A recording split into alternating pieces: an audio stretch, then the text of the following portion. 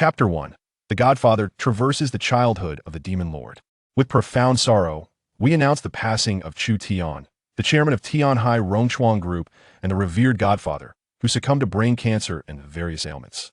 In a national emergency, top medical experts were summoned. Yet after an all-night consultation, their efforts were in vain. Chu Tian was declared brain dead at 5 o'clock in the morning on April 3rd. On April 3rd, 2018, the official announcement from the Dragon Kingdom spread across the globe like a tempest through the internet. The world was shaken to its core. In the Eagle Nation, a nationwide internet blackout was declared for 3 days of mourning. In the Iron Nation, the military's cannon fire echoed for 3 days in tribute. It is said that a well-known iron-willed man was found weeping in his room on that day. In the empire on which the sun never sets, a royal princess voluntarily leaped into the sea as a form of tribute. After his brain death, Chu Tian felt an overwhelming darkness engulfing him like a tidal wave, yet he could faintly hear the cries of those outside. With a sigh, Chu Tian contemplated the situation. If only he had 20 more years, he yearned to sit atop a rocket and explore Saturn, to see if extraterrestrial life truly existed beyond stars. After all, apart from the afflictions of illness, nothing else could torment him on this planet. Amidst the obscurity, a tender yet furious voice suddenly pierced through his consciousness. Chu Tian, I command you right now, immediately, go back and retrieve the fruit of the sacred vein flower for me. How dare a woman issue him commands? Upon hearing the voice, Chu Tian opened his eyes to find himself at the summit of a mountain, surrounded by floating white clouds that seemed almost within reach. Before him stood a young girl clad in a pale white dress, with rosy lips and pearly teeth, appearing no older than 8 or 9. Her cherubic cheeks bore the promise of unparalleled beauty. The porcelain-like visage of the girl was aflame with fury. Noticing Chu Tian's apparent confusion, her anger flared even more. Chu Tian, you fool! I have told you countless times that Yi Fan saved my life, and I must repay him with everything I have. As my fiancé, you should wholeheartedly assist me in this quest for gratitude.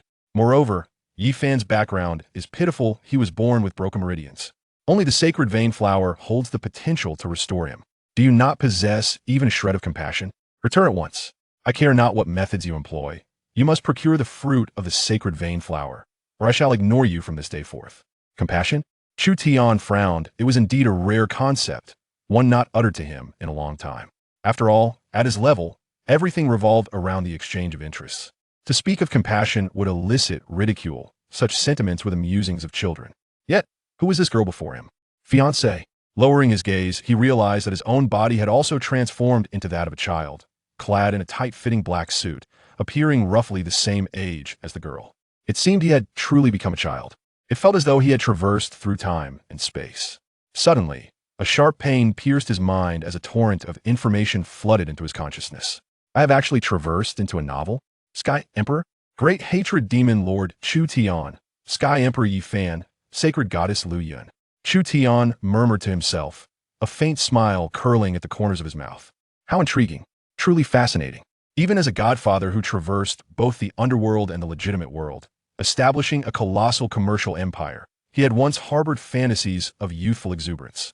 Back in high school, he had devoted 3 sleepless nights to devouring a Klitsch novel titled Sky Emperor, a distant memory now. Yet, it lingered vividly in his mind after all. Having experienced so much, he often found solace in reminiscing about those passionate days of youth, reflecting on his own moments of innocence. The character into whom he had been reborn was none other than the infamous antagonist, the great hatred demon Lord Chu Tian, during his youth, from that very unfinished novel. Is it possible I have become this tragic figure, whose family was slain, whose fiancé betrayed him, engaging with the son of destiny Yi Fan, having everything taken from him, ultimately succumbing to the path of darkness, and claiming the title of Great Hatred Demon Lord, pursued by all sects of the Hung Tian continent? Chu Tian's lips twitched slightly. In the narrative, the Great Hatred Demon Lord Chu Tian was undoubtedly the most miserable character of them all. Born with a silver spoon, his father was an emperor, one of the strongest in the Hung Tian continent, and a vice-master of the Sacred Heaven Sect. The Sacred Heaven Sect was one of the 7 premier sects of the Hung Tian continent. The Chu family had been the founding family of the Sacred Heaven Sect for over 1 million years. The current generation marked the pinnacle of the Chu family's legacy. His father, Chu Tian, had married a divine maiden from the ancient sword deity clan, achieving the pinnacle of existence as an emperor. After giving birth to 3 daughters, he finally had a son, Chu Tian, the sole male heir.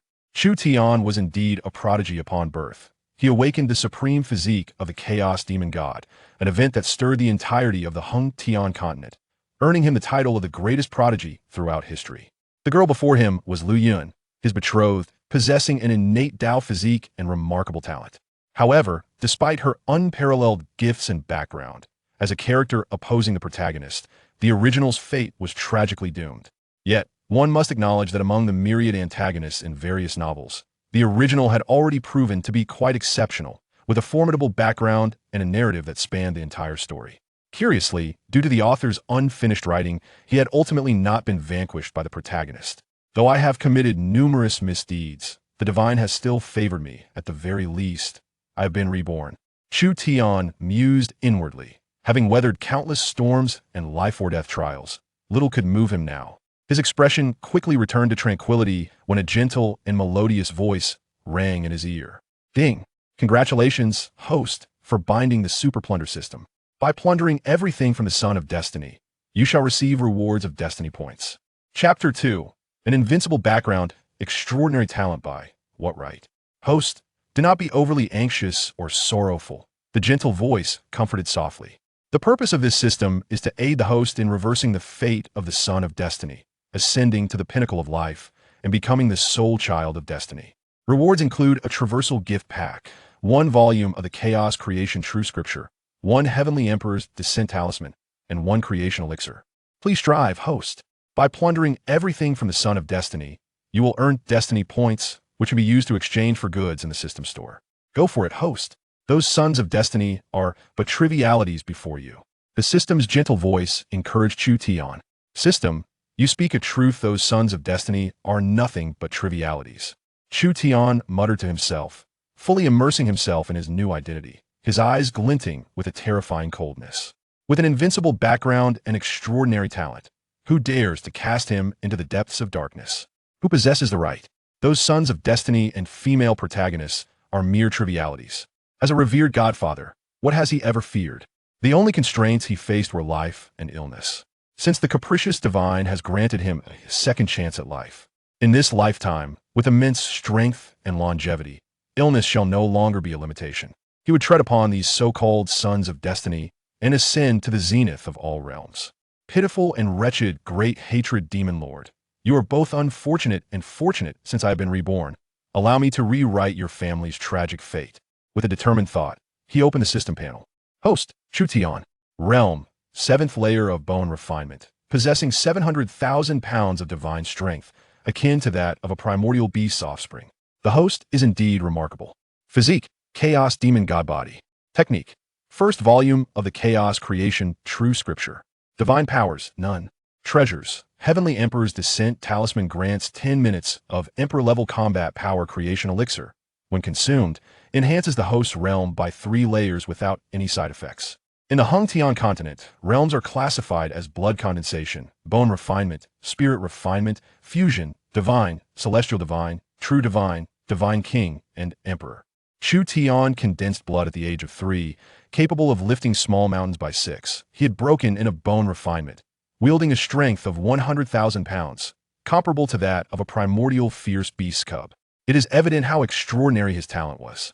Now, merely 2 years later, he had already reached the 7th layer of bone refinement, boasting 700,000 pounds of divine strength, capable of lifting a great mountain with one hand, showcasing the terrifying power of his Chaos Demon God Body.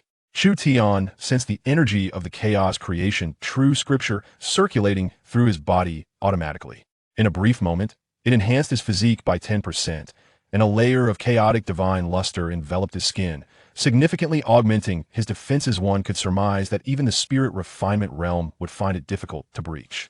Glancing at the system panel, his strength had risen to 800,000 pounds. As expected of a product from a system, it is undoubtedly exceptional. If this formidable technique, the Chaos Creation True Scripture, were to be unleashed upon the continent, it would likely incite a bloodbath among the sects of the Hung Tian continent. Chu Tian retrieved the creation elixir without hesitation, consuming it immediately. What good are precious pills? They are mere external objects. Only by enhancing his strength can he attain true substance. The elixir dissolved upon contact, and a warm current surged through his body, transforming him as if swept by a tidal wave.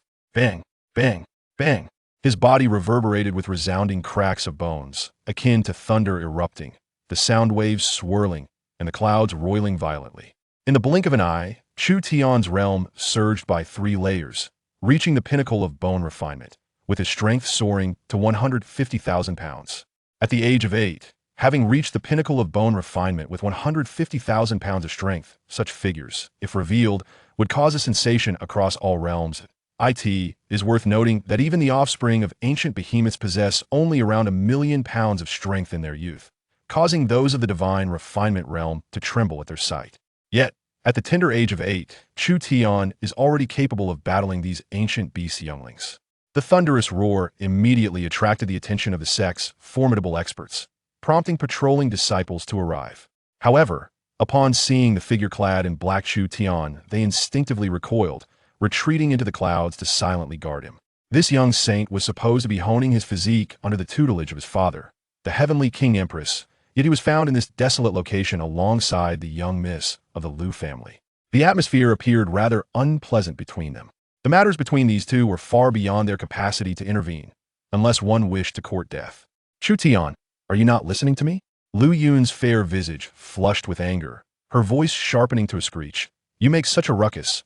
Are you deliberately trying to attract the sect's powerful members to your aid, rather than assisting me in obtaining the sacred pulse flower fruit? Very well, since you refuse to help, do not seek me out in the future. I shall have nothing to do with you. Suddenly, Lu Yun's voice ceased, her already porcelain-like face turning ashen. For just a moment, Chu Tian had come to his senses and cast a glance her way. The chill in his eyes was devoid of mercy, tyrannical, ruthless, and commanding. She found herself at a loss for words to describe it. That singular glance sent a shiver down her spine, as if she had plunged into an icy abyss, making her feel that uttering even a single word more could lead to her demise. It was reminiscent of the gaze she had encountered once before from the sect master, a look that could instill terror and compel submission. Yet the sect master seemed to possess something even less than what Chu Tian conveyed in that moment. Is this the sacred pulse flower fruit? Chu Tian's voice remained calm as he produced a black box from his chest and opened it, revealing a fiery red fruit that shimmered brilliantly within. The fruit was about the size of half of his fist, adorned with intricate, mysterious patterns, and upon its emergence, a rich aura of spiritual energy began to waft through the air. The sacred pulse flower, one of the supreme divine medicines of the Holy Heaven Sect, could only yield 3 fruits every century. Elders below the divine tier were forbidden from contact, and only those who made significant contributions to the sect would be rewarded with one upon breaking through to a higher realm. Thus, it was exceedingly precious. The divine medicine field was overseen by his father, the heavenly King Empress. Yi Fan, the son of fortune, had been poisoned and rendered incapable, and the sacred pulse flower fruit was the remedy to restore his meridians. The original protagonist was naive. Not lacking in his intention to procure the sacred pulse flower fruit, he believed it was his duty to repay a life-saving grace to a childhood companion with whom he had a betrothal. However, he felt uncomfortable seeing Lu Yun, his fiancée, so devoted to the worthless Yi Fan, repeatedly urging him to pilfer precious pills and rare treasures. Thus, he had fabricated a tale that he had not stolen it, intending merely to tease his betrothed. Little did he expect that this would only summon Lu Yun's ire, chastising the original protagonist for not understanding her desire to repay a debt of gratitude and for lacking compassion. Chu Tian found himself somewhat speechless. In his view, the original protagonist had displayed remarkable kindness and empathy, ceaselessly aiding Lu Yun in her quest for repayment, all the while witnessing his fiancée entangle herself with other men, clamoring incessantly to repay her debts in full. Was Yi Fan not her betrothed? Why should he be the one to scour for spiritual herbs to craft a persona of gratitude? The original storyline indicated that even years later, Lu Yun continued to use this pretext to remain with Yi Fan, her disdain for the betrothed demon lord intensifying, labeling him as heartless and cruel. Lu Yun, however, maintained the image of a beloved saintess, her good name echoing throughout the Hung Tian continent, celebrated as the holy heaven goddess, while countless individuals deemed the cold and unfeeling Chu Tian unworthy of her. Eventually, when her entire family was slaughtered, the wrathful Chu Tian descended into the path of darkness. Yet it was too late, as Lu Yun and Yi Fan became a couple, acquiring everything from Chu Tian. Otherwise, the demon lord would not have been affectionately referred to by countless readers as the great victim. Supreme divine medicine, the sacred pulse flower fruit.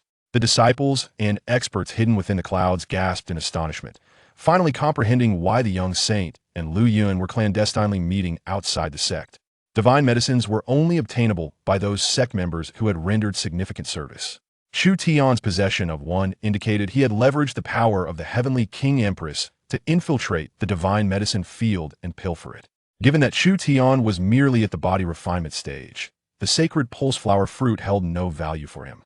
Thus, the only explanation was that he had stolen it for Lu Yun. Of course, even so, none dared to emerge and reprimand him. This matter was beyond anyone's jurisdiction, and no one had the courage to intervene. Who would dare accuse the eldest son of the Chu family for pilfering a sacred pulse flower fruit? At most, sect disciples would privately murmur discontent, deeming it unfair, which could indirectly tarnish the reputation and prestige of the heavenly King Empress. After all, the supreme divine medicine, the sacred pulse flower, belonged to the sect's collective assets, not to any single family or individual. Chu Tian, what do you mean by this? How could you deceive me? Upon witnessing Chu Tian produce the fruit, Lu Yun, having regained her composure, was not only displeased but incensed. What was this man plotting? He had clearly brought it, yet chose to deceive her, deliberately causing such a commotion. Chapter 3. Is Lu Yun's life truly so precious? You wretched girl, you are utterly laughable. Chu Tian gazed at Lu Yun, his eyes radiating an icy coldness laced with a hint of murderous intent. I, the Holy Heaven Sect, preside over countless miles of land, with over 1 million inner disciples and innumerable powerful beings. What right does a worthless individual, lacking cultivation and accomplishments, have to consume the sacred pulse flower fruit? Just because she saved your life? Is your life, Lu Yun, truly so invaluable? Do you even deserve it? Chu Tian, have you lost your mind? What nonsense are you spouting? Lu Yun's face flushed with indignation, her scream echoing with disbelief at Chu Tian's words. Chu Tian's expression remained frosty. He was neither the original protagonist nor a sycophant, and he replied indifferently, "Xing Nu, come forth." As soon as the words left his lips, the space around them distorted. A maiden, clad in a pale yellow maid's attire and veiled in snow-white fabric, appeared, gracefully kneeling before Chu Tian. "This servant is here. Please give your orders, young master." She was an orphan adopted by the heavenly King Empress, 10 years older than Chu Tian, trained since childhood as a deadly weapon of the Chu family, unwaveringly loyal, and had been his personal attendant since his infancy.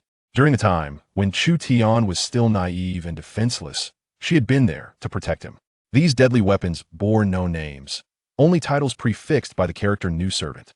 Celestial bodies, the elements of nature, were among the highest designations for the Chu family's elite operatives.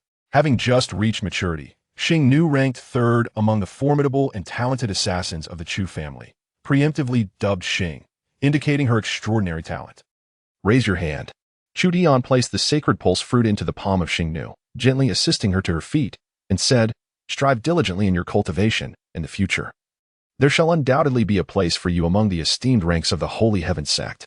In the original narrative, after his descent into the demonic path, the only one who steadfastly vowed to accompany him was Xing Nu, who had come to be known as the Ugly Slave. Approximately a decade later, Yifan found himself ensnared within the Hellfire Forbidden Zone, his fate uncertain. Undeterred by any obstacles, Lu Yun charged into the Inferno to rescue him. At that time, Chu Tian was in seclusion, on the verge of a crucial breakthrough, and thus dispatched Xing Nu for the rescue. Although she successfully extricated Lu Yun, the latter insisted on bringing Yifan along, resulting in Xing Nu being engulfed by the hellish flames of the Forbidden Zone. Her entire body was scorched to a cinder, her beauty utterly ravaged, rendering her a ghastly figure, akin to a malevolent specter. From that moment forth, she was also referred to as the Ugly Slave. After falling into the abyss of darkness, Chu Tian fled from the Holy Heaven Sect, pursued relentlessly by sects across the entire Hang Tian continent. With no escape from the heavens and no refuge in the earth, it was only through the sacrifice of her own essence that the wretched servant managed to forge a passage connecting the Hung Tian continent to the outer realms, allowing the formidable demon Lord of Hatred to escape. In the final moments of her life, having burned her essence, she was tragically pierced through the skull by the furious sword of Lu Yun, sealing her fate. "My lord, what merit or virtue do I possess to accept such a divine elixir? I would rather perish than dare to accept it." The eyes of the star servant widened in palpable fear, fearing that Chu Tian intended to dismiss her under the pretense of this opportunity. She remained steadfastly by Chu Tian's side, witnessing firsthand as Chu Tian infiltrated the sacred herb garden and plucked the divine fruit of the holy vein. This was a grave offense within the Holy Heaven Sect. How could she possibly accept it? The future mistress had always harbored discontent towards her constant presence beside the young lord, frequently whispering ill of her. Even though she had never uttered a word against the future mistress and had kept her secrets, the young lord had grown weary of her. Having been raised in the Chu family, where the master had shown her great kindness, if Chu Tian were to cast her aside, her only recourse would be to repay that kindness with her own demise. This is a gift from the young master. Take it. With remarkable insight, Chu Tian immediately discerned the concerns of the star slave.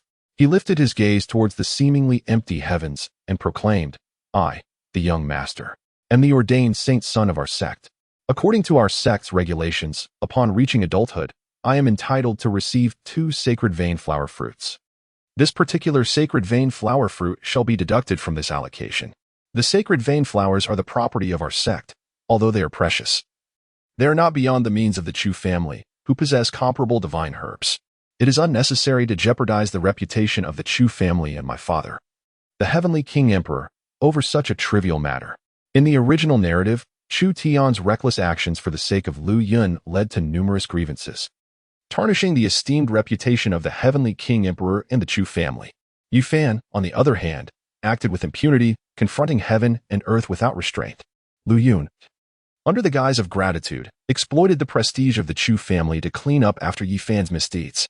Chu Tian believed that if given the chance, he too could thrive as this favored child of fortune.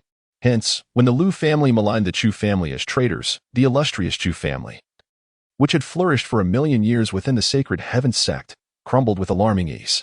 The Heavenly King Emperor was besieged and imprisoned, and scarcely any sect powerful figures came forward to speak in his defense.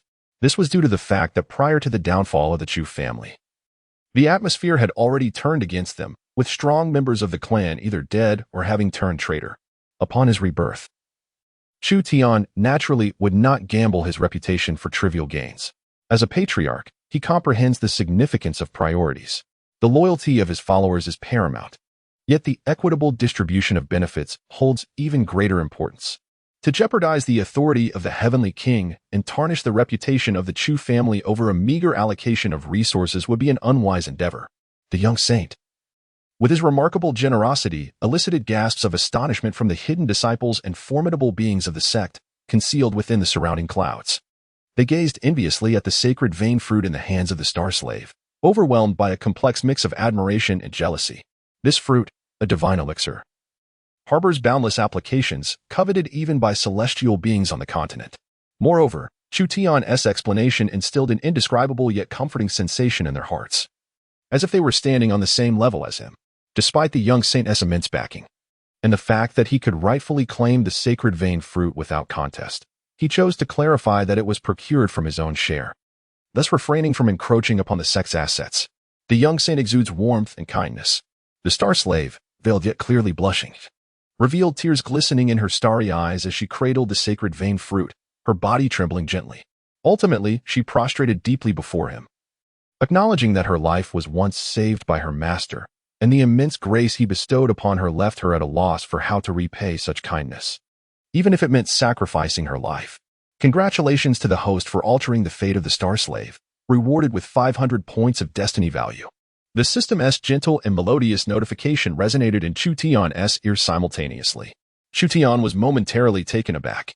It appears that gaining destiny points is not solely reliant on suppressing the child of fortune. Rather, it is simply less fruitful than directly undermining such a being. In the original narrative, although the star servant provided close protection, her demeanor towards her remained tepid, resulting in her lack of recognition from the Chu family. By bestowing the sacred vein flower's fruit, it essentially acknowledged the star servant as his confidant, a crucial development that would elevate her status within the Chu family, granting her access to various resources and ultimately altering her fate.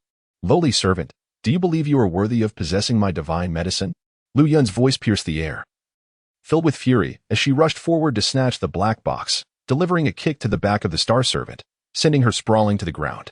Enraged, she felt as though something that belonged to her had been usurped, leaving her deeply unsettled. Moreover, this sacred vein flower's fruit was intended for Yi Fan. How could this wretched servant presume to take it? This was not due to the star servant's inability to react, despite her talents being inferior to Lu Yun's. They were not drastically different, and the disparity in age and cultivation made her hesitant to evade or retaliate, given the weight of her societal position. Lu Yun was Chu Tian's fiancée, betrothed since birth, a fact well known across the Hung Tian continent. Chapter 4. Chu Tian, I detest you, young madam. I am guilty. I am guilty. The star servant climbed to her feet, repeatedly bowing in apology. Just then, Chu Tian raised his hand and delivered a resounding slap across Lu Yun's contorted face, sending her flying over 100 meters, crashing into a 3-meter-high boulder and shattering it to pieces.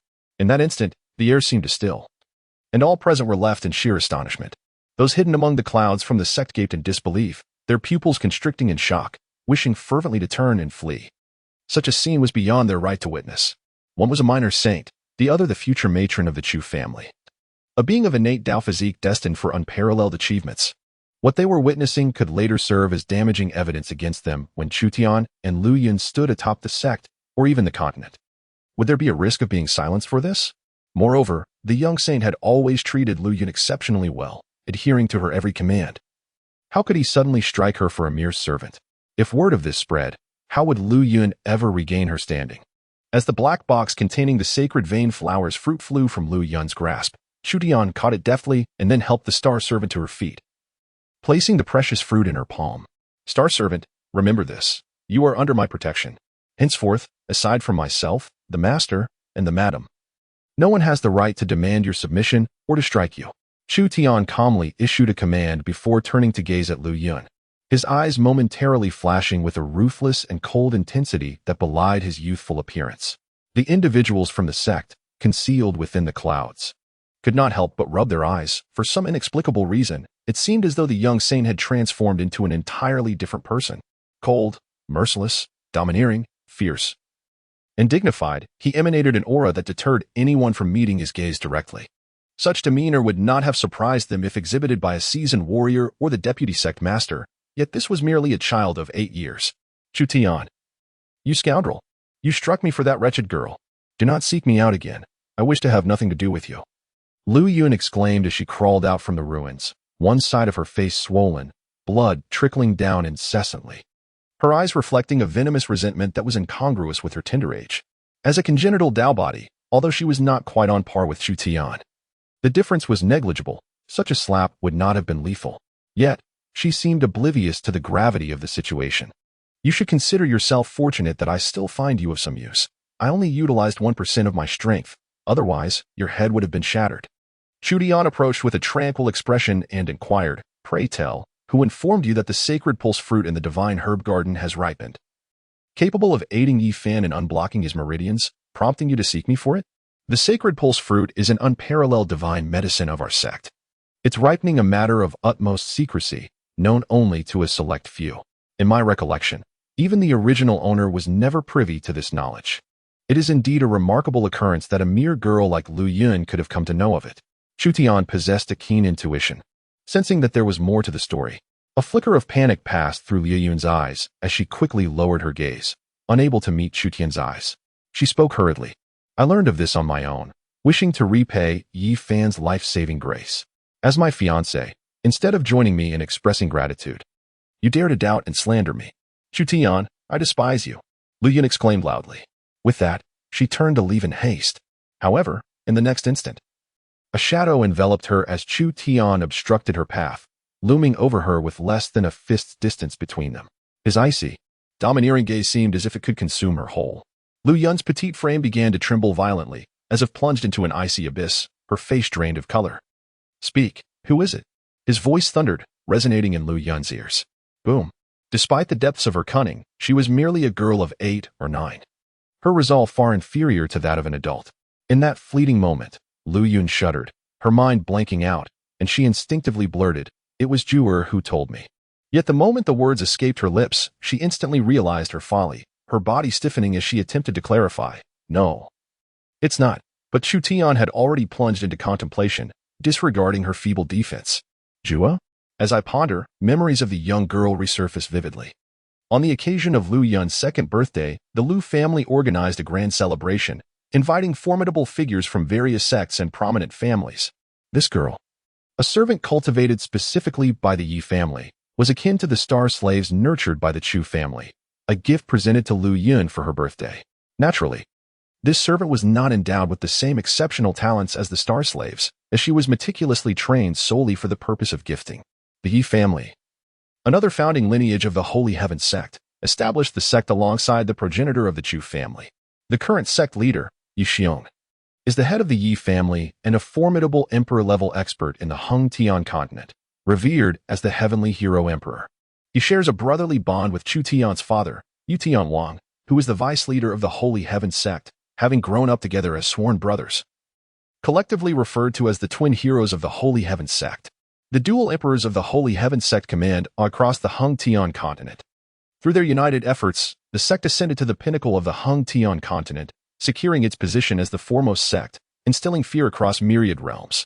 The fated child, Yi Fan, hails from this Yi family, yet he is infamously regarded as a waste within the clan, born with severed meridians and disregarded by his kin, looked down upon by all. Remarkably, Yi Fan is a direct descendant, obligated to address the sect leader as uncle, reflecting on the original narrative. Where the Chu family faced disgrace and was loathed by all, the enigmatic incident of Lu Yun, the innate Dao body and the jewel of the Lu family, falling into the water, only to be rescued by this so-called waste from the Yi family, lays the groundwork for a series of consequential events. But is it truly mere coincidence? How intriguing indeed. The depths of Chu Tian's gaze belied his outward appearance.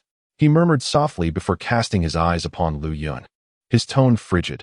In the name of so-called gratitude, you coerce your betrothed, the Holy Son, into stealing the unparalleled divine fruit of our sect. Such an act constitutes a grave transgression that could lead to the annihilation of your entire clan. Moreover, Yi Fan, relying on the favor of saving your life, threatens the fiancé of the Holy Son to aid him in this theft, a crime deserving of the most severe punishment. You, a wretched being, are unworthy to become the future matriarch of the Chu family, let alone my betrothed. Lu Yun, I present you with two choices. 1. I shall personally end your life and eradicate your entire Lu family. 2. Your family must capture Yi Fan, flay him alive, and display his remains atop the summit of our sect's main peak as a warning. I may consider leniency in my judgment. With that, he concluded, as Chu Tian turned. Accompanied by the star servant, descending the mountain peak, his icy voice resonated across the summit. Star servant, the supreme divine medicine, the sacred vein flower, is an absolute secret of our sect. It has been inexplicably leaked. You must immediately take the law enforcement team to capture the lowly maid, Jewel, and conduct a thorough interrogation to uncover any hidden truths behind this. Understood, my lord, replied the star servant, and soon they vanished from the mountaintop. Chapter 5, The Hung Tian Ranking, System Tasks, and the Villain's Discretion. It is not as you think, Chu Tian. Please, allow me to explain. Lu Yun's face turned pale. Overwhelmed with fear, she collapsed on the mountain, weakly calling out to Chu Tian's retreating figure. She could not fathom the drastic change in Chu Tian's attitude towards her and even towards Yi Fan. After all, weren't the Lu and Chu families branches of the same tree? What harm was there in assisting Yi Fan? However, her keen intuition warned her that she might have stirred a significant crisis, one that could jeopardize her family's very existence. The hidden disciples and powerful figures of the sect, concealed among the clouds, were struck with terror. The involvement of the young Holy Son, the Chu family, and the Lu family was beyond their purview. They dared not intervene, nor even assist Lu Yun, and quickly retreated. Before long, news of the incident atop the peak spread through the sect with lightning speed. The worthless Yi Fan, relying on his past act of saving Lu Yun, had coerced the young Holy Son into stealing the sect's divine medicine, the sacred vein flower. In a fit of rage, the young Holy Son struck his fiancée, ordering her to personally capture the worthless Yi Fan. He even declared that Lu Yun was unworthy to be the future matriarch of the Chu family. In less than half an hour, the star servant, empowered by the emperor's authorization, led the sect's law enforcement team to forcefully invade the Lu family, apprehending Lu Yun's close maid, Jewel. The Sacred Heaven Sect was in turmoil. Shortly thereafter, the Yi family announced that they had captured Yi Fan and were conducting a rigorous interrogation. Should his crimes be substantiated, they would show no mercy, assuring the Chu family of their diligence. Meanwhile, atop the mountain, it was not until much later that powerful members of the Lu family arrived to escort the terrified young lady, Lu Yun, back. Congratulations, host. You have suppressed the fated daughter, Lu Yun. Reward, 2,000 destiny points. Congratulations, host. You have suppressed the fated sun, ye fan. Reward, 3,000 destiny points. Congratulations, host. Leon harbors intense fear towards you. Reward, 500 destiny points. Congratulations, host. Yufan harbors immense resentment towards you. Reward, 1,000 destiny points. As Chu Tian made his way back to the sect, the system's gentle and melodious notifications echoed in his ears, and in a brief span, he had amassed over 10,000 destiny points. Chu Tian was in no haste to return to the sect. After descending from the mountain peak, he instructed Xingnu to head back to the sect and apprehend Jur. This was the territory of the Holy Heaven Sect. Anyone daring to lay a hand on him was simply courting death. Chu Tian pondered the intricate dynamics within the Holy Heaven Sect. Having been established for over 1,000,000 years, the leadership of the sect alternated between two founding families, maintaining a delicate equilibrium. However, this generation witnessed a shift, with his father, King Chu Tian, marrying a divine maiden from an otherworldly lineage. The Chu's influence surged. Although he held the position of deputy sect master, his authority now subtly overshadowed that of the Yi family. Coupled with his birth as a primordial chaotic entity in the impending union with a congenital Tao body, his power reached unprecedented heights, instilling a profound sense of crisis within the Yi family. In Chu Tian's recollections, King Chu Tian often advised him to remain low-key, to navigate with caution and patience, and to avoid seeking the limelight. It was evident that the deputy sect master sensed an unsettling shift in the situation. Thus, he urged Chu Tian to maintain a low profile to avoid provoking the already sensitive Yi family. The original host had obediently adhered to this counsel. Despite being a holy son with strength rivaling that of ancient behemoths, he had refrained from overt displays of power, gaining considerable renown while achieving little in terms of actual accomplishments. It is worth noting that the formidable immortal ancient clans and top-tier sects begin training their prodigies from a young age, honing their skills and cultivating an indomitable spirit.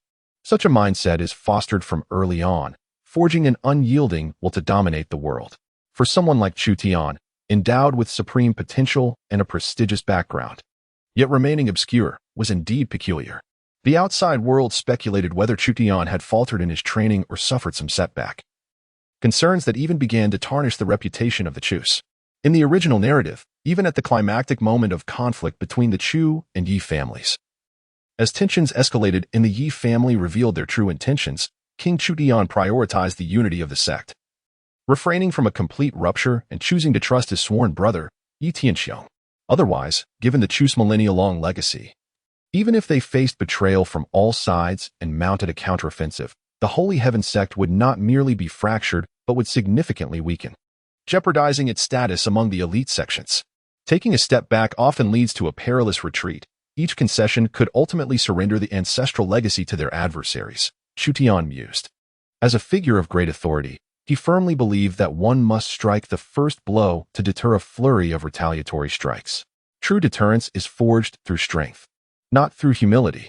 Ordinary individuals may have the luxury of remaining low profile, lacking the capital to boast, yet for the Chu family, standing at such a pivotal juncture with immense power and influence, the notion of quietly developing their strength was indeed an exceedingly strange endeavor. Although the Lord of Chu Tian is unmatched in strength and prowess, he evidently lacks an understanding of the brutal nature of familial survival struggles. This is clearly illustrated through Ju's actions, indicating that the Yi family has undoubtedly begun to strategize. It is quite possible that Yi Tianxiong has orchestrated this scheme from the shadows. Otherwise, how could a mere incompetent of the Yi family repeatedly engage with the cherished jewel of the Lu family, the future matriarch of the Chu family, thereby disrupting the cultivation of the Chu family's young master? Such occurrences defy all rational explanations. A gentle voice resonates in Chu Tian's ear, announcing the release of a system mission. As the antagonist no longer remains in the shadows, as the supreme villain and the destined child of fate, he must dazzle like the stars and instill fear across the heavens. This mission comprises a continuous narrative quest. In the first phase, he must secure the top position on the Hengtian ranking for body refinement, subduing all other prodigies of the same realm, to receive substantial rewards from the system. Even the system comprehends that as a prodigious talent, he should command respect throughout the cosmos and make waves in the world. Yet my father, in his misguided humility and retreat, only invites outsiders to perceive the Chu family as fallen, eager to pounce and trample upon us. Upon hearing the task announced by the system, Chu Tian smiled faintly, a glimmer of cold light flashing in his eyes as he raised his gaze toward the horizon. At the entrance of the sect, a colossal golden stone, towering over 100 meters, stood majestically. The words Hung Tian Bang, rendered in golden characters, shone brilliantly atop the monolith. The Hung Tian Bang, a collaborative creation of numerous top sects across the Hung Tian continent, has endured through countless ages, predating even the history of the Sheng Tian sect. Each prominent sect and noble family within the Hung Tian continent erects a monument to it. The Hung Tian Bang is categorized into the Tian Bang, Di Bang, and Jingjia Bang. The Tian Bang ranks the most formidable beings within the Hung Tian continent. The Di Bang compiles the prodigious talents under 30, ranking them based on their potential. The Jingjia Bang recognizes those who excel in their respective realms, serving as a crucial criterion for evaluations on both the Tian Bang and Di Bang. Achieving a place on the list signifies eternal renown, embodying the pinnacle of honor within the Hung Tian continent. Inscribed upon the massive stone are numerous golden characters, each representing individuals who have etched their names in the annals of history over countless epochs. The first on the Tian Bang is the Hung Tian Divine Sovereign, the most powerful figure in the Hung Tian continent throughout history, who thwarted the invasions of the extraterritorial demon race and safeguarded billions of lives. The 96th rank belongs to the Heavenly Emperor, the Vice Master of the Sheng Tian sect, who held a position within the top 3 of the Di Bang for 27 years, excelling in the bone refinement realm and ranking second in the spirit refinement realm, while securing third in the integration realm and first in the celestial realm. The 97th position is occupied by the Heavenly Hero, the Master of the Sheng Tian sect, who also reigned within the top 3 of the Di Bang for 27 years, leading in the bone refinement realm and ranking second in the spirit refinement realm. It must be said that the Hung Tian Bang vividly illustrates the fierce rivalry between the sworn brothers, Chu Tian Wang and Yi Tian Xiong, who have engaged in a love-hate relationship for decades, vying against one another with alternating victories and defeats. This contention reflects the brutal struggle between the two founding families of the Sheng Tian sect. However, this equilibrium was abruptly shattered following the marriage of Chu Tian Wang to the Sword God Clan's sword goddess, Jian Kongzhu, and the birth of their 3 daughters and 1 son. Looking up at the sky, Chu Tian beheld the 28th position on the heavenly rankings, held by the wife of the Supreme Lord of the Holy Heaven Sect, who had effortlessly slain the demon monarch of the Forbidden Land with a single stroke of her sword. Indeed, Jian Kongzhu not only outshone the 2 leaders of the Holy Heaven Sect by a considerable margin, but her brief introduction bore no record of past achievements. She ascended to the 28th rank solely on the merit of vanquishing the demon monarch. The heavenly rankings document only the mightiest of the Hung Tian continent, and it was after marrying Chu Tian Wang that Jian Kongzhu began her ascent, firmly establishing the Holy Heaven Sect as the paramount sect of the Hung Tian continent. Her swift rise into the top 30 of the rankings speaks volumes of the formidable prowess of the great hate demon lord. Under such advantageous circumstances, the Chu family's influence soared to unprecedented heights, yet within a mere 30 years, they faced a catastrophic decline and annihilation. From the perspective of Chu Tian, a man of vision, such anomalies must surely harbor sinister undercurrents. The most pronounced of these anomalies were his father, Chu Tian Wang, and his 3 sisters. After all, it is not the opponents resembling gods that instill fear, but rather those teammates akin to swine. The fated son, Yi Fan, and the so-called divine maiden, Lu Yun, are mere external adversaries in Chu Tian's eyes. They are not the crux of the matter. Fortresses invariably crumble from within. Chapter 6. With such an invincible mother, how can one remain low-key? To remain unassuming is a futile endeavor when one possesses an unparalleled matriarch endowed with the supreme physique of the chaos demon god. Chu Tian inwardly lamented the shortcomings of his father, Lord Chu Tian, in the original narrative. Much of the blame for the impotence and wrath of the great hate demon lord rests heavily upon him. Yet the ultimate responsibility for the downfall of the Chu family lies squarely with this patriarch. He squandered a hand of exceptional cards, rendering them utterly useless, while simultaneously stifling the potential of his wife, Jian Kongzhu, and his son, Chu Tian. A genius, when subdued for too long, can indeed devolve into mediocrity, which prodigy does not begin to reveal their extraordinary talents from a tender age. Chu Tian gazed downward at the ranking list of the earth. At the pinnacle was the Tsihong Holy Sect, represented by the illustrious Saintess Hualian, whose very existence radiated celestial grace. Born with the essence of immortality, she condensed her blood at the tender age of 1, refined her bones by 2, and cultivated her spirit by 4. She had once held the esteemed titles of first in the blood condensation realm, second in the bone forging realm, first in the spirit refinement realm, and first in the harmonization realm. As he continued to peruse the list, he encountered a series of astounding achievements. He briefly overlooked one individual. Despite her formidable prowess and striking beauty, for she was indeed a significant female character. However, this Saintess Hualien was destined to be the nemesis of the protagonist, Yi Fan, who at this moment was likely still an underachiever, far from her time of emergence. That matter could be addressed later. Next in line was Yi Feng, the son of the Tianqing Emperor, who had once ranked 3rd in the blood condensation realm, 5th in the bone forging realm, and had made his mark in the spirit refinement realm. Yi Feng. A glimmer of cold light flickered in Chu Tian's eyes. This individual was none other than the betrothed of his elder sister, Chu Yunshang, who was born with a sacred bone. He epitomized cruelty and indifference. Later, Chu Yunshang would be dubbed the Heartless Witch, reviled by the Hung Tian continent and hunted by various sects, all for the sake of this man. Tragically, she ultimately perished at his hands, sacrificing her own kin for the sake of his reputation. In this lifetime, I shall not allow such a tragedy to befall my family. Chu Tian gazed at the name Yi Feng, his eyes glinting with a terrifying murderous intent, ultimately settling upon the 5th position on the bone forging rankings. A name that bore the weight of Yi Chang, the elder brother of Yi Fan. Yi Fan, so utterly inept, managed to remain within the Yi family, shielded solely by the support of this elder brother. Following the tragic demise of Tian Wang and the obliteration of the Chu family, it was Yu Chang, known for his honest demeanor and unyielding spirit, who delivered the most ruthless blows, sparing not even the infants of the Chu clan. He had advised Yi Fan that if one does not eliminate the roots, the weeds will sprout anew come spring. Such grim tasks were entrusted to him.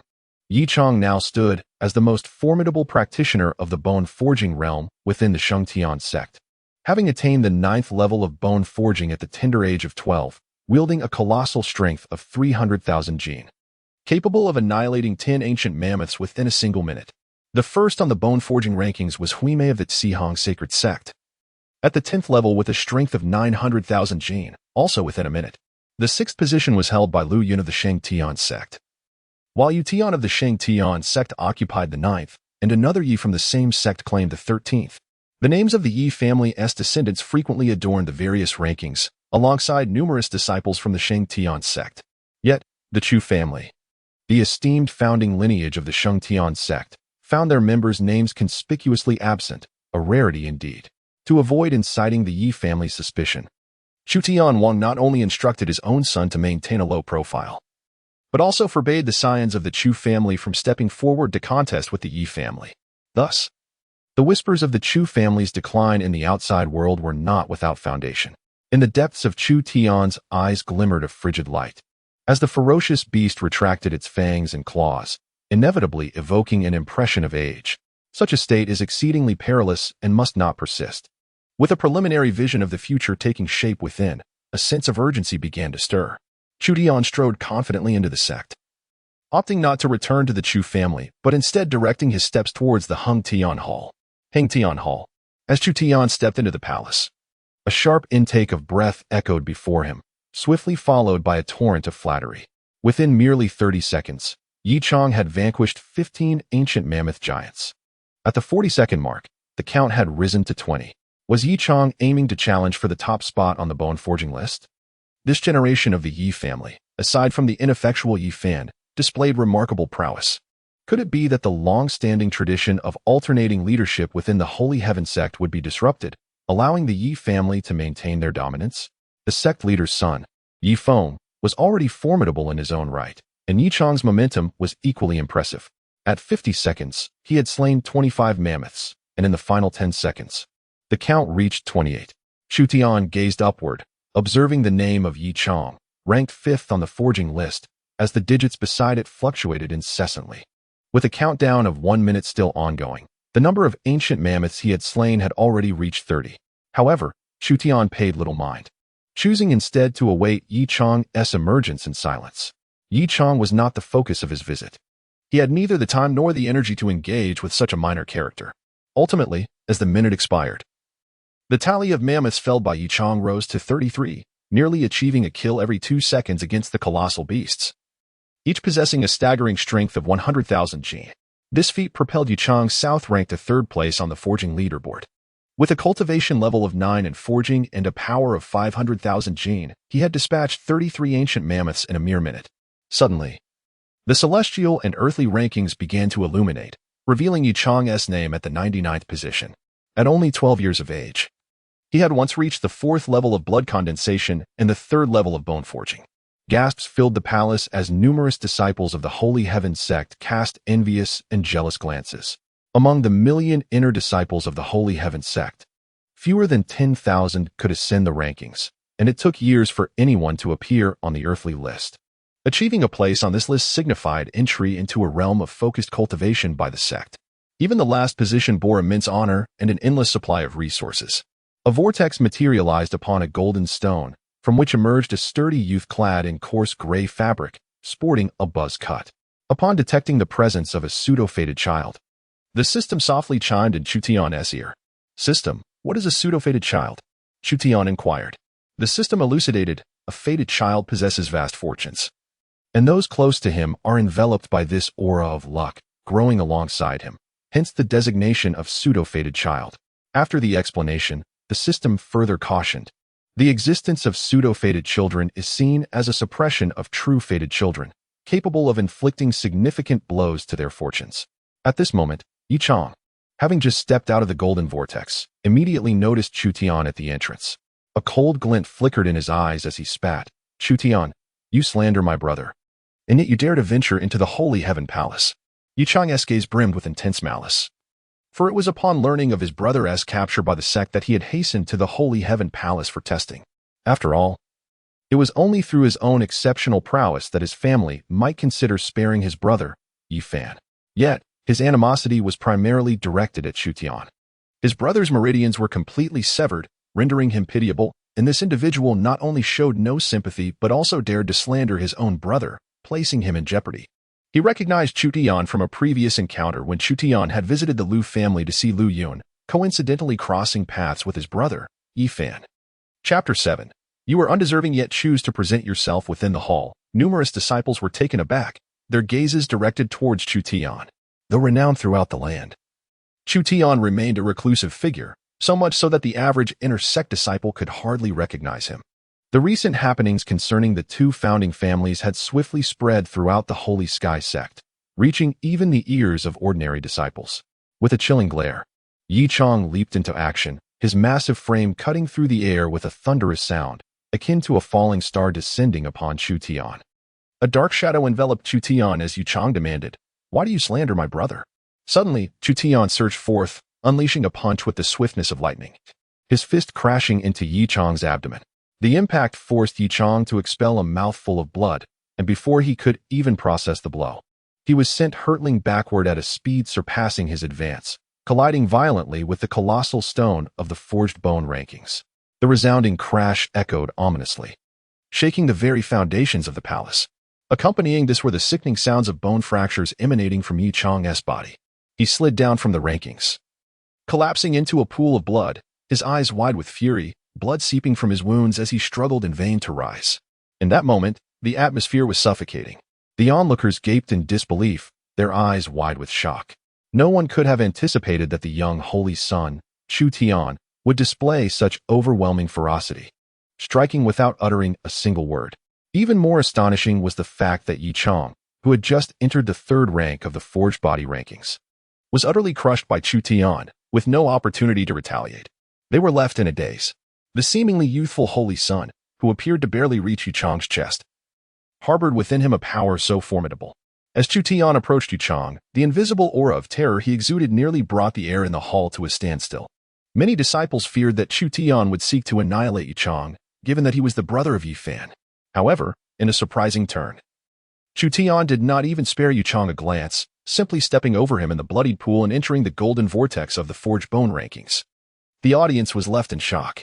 Throughout the entire encounter, Chu Tian had not exchanged a single word with Yichang, delivering merely a solitary punch without even acknowledging him. It was an experience beyond description, conveying the impression that striking Yichang was a mere afterthought. Had Yichang not approached him, Chu Tian likely would not have felt compelled to act, for Yichang was far too weak to be deemed his opponent. It seemed as though Chu Tian's purpose in coming to the Holy Sky Palace was solely to challenge the Forged Bone rankings, with Yichang foolishly seeking a confrontation. To think that one could annihilate the third rank of the Forged Bone rankings, Yichang, who possessed a strength of 500,000 pounds. In a single blow, was this not a dream? Even the offspring of the ancient beast, the golden-winged roc, could not be expected to so effortlessly vanquish a peer. In the realm of the heavenly ranking, I am undeniably the most extraordinary prodigy of the Hung Tian continent. Could it be that there has been an error in the censing of the Hung Tian list? Is there any merit in Yichang's ascension to the ranks? The disciples present were left in utter astonishment, engaging in fervent discussions, momentarily oblivious to Yichang, who lay struggling in a pool of blood. Seemingly on the brink of death, his entire skeletal structure had been shattered by a single blow from Chu Tian, leaving him not only on the verge of death, but also destined to live a life of permanent disability. At that moment, a name suddenly materialized on the golden stone of the bone-forging list. In an instant, the count surged to 10 colossal mammoths. The numbers flickered rapidly once more. Within 2 seconds, it escalated to 30 magnificent mammoths. At that moment, the entire audience was rendered speechless, their minds in a state of bewilderment. What on earth was happening? Within the testing arena, thousands of ancient mammoths trumpeted with a piercing and thunderous resonance, their ivory tusks gleaming with a sharp radiance, resembling miniature mountains as they charged towards Chu Tian. Bang, bang, bang. Chu Tian's countenance remained serene, akin to a bolt of lightning, weaving through the throngs of mammoths. With each gesture, colossal ancient beasts were obliterated. Wherever he tread, a crimson mist ascended to the heavens. He had once led a mercenary legion, charging into the fray against an army of 100,000, traversing mountains of corpses and seas of blood. Though the spectacle was grand, it was insufficient to stir his emotions. The current might of Chu Tian is truly formidable. With the chaos demon body and the chaos creation true scripture, he possesses a staggering strength of 1,500,000 pounds at the 10th level of bone refinement. Even a young, true dragon, at the bone refinement stage, could not possibly wield such terrifying power. With this extraordinary force, a single punch from Chu Tian could even shatter a small mountain. The mighty mammoth, with its mere 100,000 pounds of strength, becomes as fragile as tofu in his grasp. Chu Tian surged with an indomitable spirit, akin to a lightning tank, ruthlessly charging through the herd of elephants. Wherever he passed, blood spurted forth, leaving no trace of the fallen. With each gesture, colossal mammoths were obliterated. At this moment, the atmosphere outside was so eerie that the Hall of Eternal Heaven felt utterly deserted. Not even the sound of breathing remained. On the bone-forging rankings, the final digit representing Chu Tian was wildly fluctuating. In the vast expanse of the arena, the numbers unfolded. In 10 seconds, 365 ancient mammoth beasts. In 15 seconds, 500. In 20 seconds, 675. And in 30 seconds, 1,000. A sudden tremor coursed through the bone-forging rankings as Chu Tian's time calculation halted at 30 seconds, with a count of 1,000 ancient mammoths. The atmosphere thickened with an eerie silence, as every gaze in the crowd was bloodshot, fixated on the sequence of figures. Amidst a pool of blood, Yichang trembled violently, his eyes wide with fury, continuously coughing blood. 1 second, 2 seconds, 3 seconds. The heavy breaths of wild beasts began to resonate. As all present in the palace seemed to succumb to madness, their eyes ablaze with crimson. It was inconceivable, absolutely implausible. There had to be foul play. Even slaying ordinary ferocious beasts in the wild was not so trivial. These were ancient mammoths, possessing colossal force of 100,000 pounds, not mere chicks. The crowd was left in a state of bewilderment. Was the bone-forging rankings of such caliber? In the testing realm, Chu Tian murmured to himself, frowning as he gazed at the barren expanse ahead, devoid of any beasts. He had held his breath, intending to unleash a grand display, to deliver a minor shock to the Holy Sky Sect, and indeed, the sects of the Hung Tian continent. Yet, to his astonishment, he had taken his task so seriously that before the time elapsed, all the appearing mammoths had been vanquished. Suddenly, a series of thunderous dragon roars and piercing cries reverberated through the boundless space. 10 youthful 9-clawed golden dragons, 10 fledgling golden-winged roc, and 10 true howlers manifested simultaneously, their beastly eyes cold as they charged towards Chu Tian. The dragon roars shook the heavens, and as their tails whipped through the air, the very fabric of space trembled. The golden-winged roc moved with lightning speed, its wings fluttering as if teleporting, dark golden claws tearing towards Chu Tian's visage. The roars of the true howlers were palpable, akin to a sonic wave, causing Chu Tian's eardrums to throb, his mind spiraling into dizziness. 30 juvenile ancient ferocious beasts in unimaginable terror. Each possessed the capability to slaughter the most elite of human prodigies, and now 30 of them emerged at once. Chapter 8. Battling the true dragon is as essential as sustenance. Are you human? This is precisely the effect desired. Chu Tian, undaunted, let out a low growl as his hand, shimmering with a chaotic black radiance, rose to seize the sharp claw of the young rock. With a forceful rip, the creature was torn asunder, and golden blood of the rock splattered in all directions. With a thunderous roar, Chu Tian surged with vigor, his body radiating a chaotic hue of light. The tail of the young dragon struck against his back, leaving behind but a faint mark, unable to breach even his defenses. As Chu Tian turned, he unleashed a powerful punch, shattering the skull of the dragon cub. With a swift kick, the true roar cub erupted in a burst of force. Meanwhile, outside on the bone forging ranking, time resumed its flow. Chu Tian, at the pinnacle of the 10th layer of bone forging, annihilated 1,000 ancient mammoth giants in a mere 30 seconds. In just 3 seconds, he dispatched a fledgling golden-winged rock and a dragon hatchling. Within 10 seconds, he vanquished 2 dragon hatchlings, 3 fledgling golden-winged rocks, and a young true roar.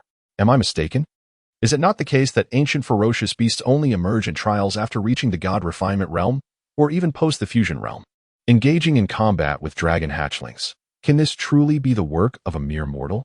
Is it not the utmost limit of humanity to confront the offspring of ancient giants in the realm of corporeal combat?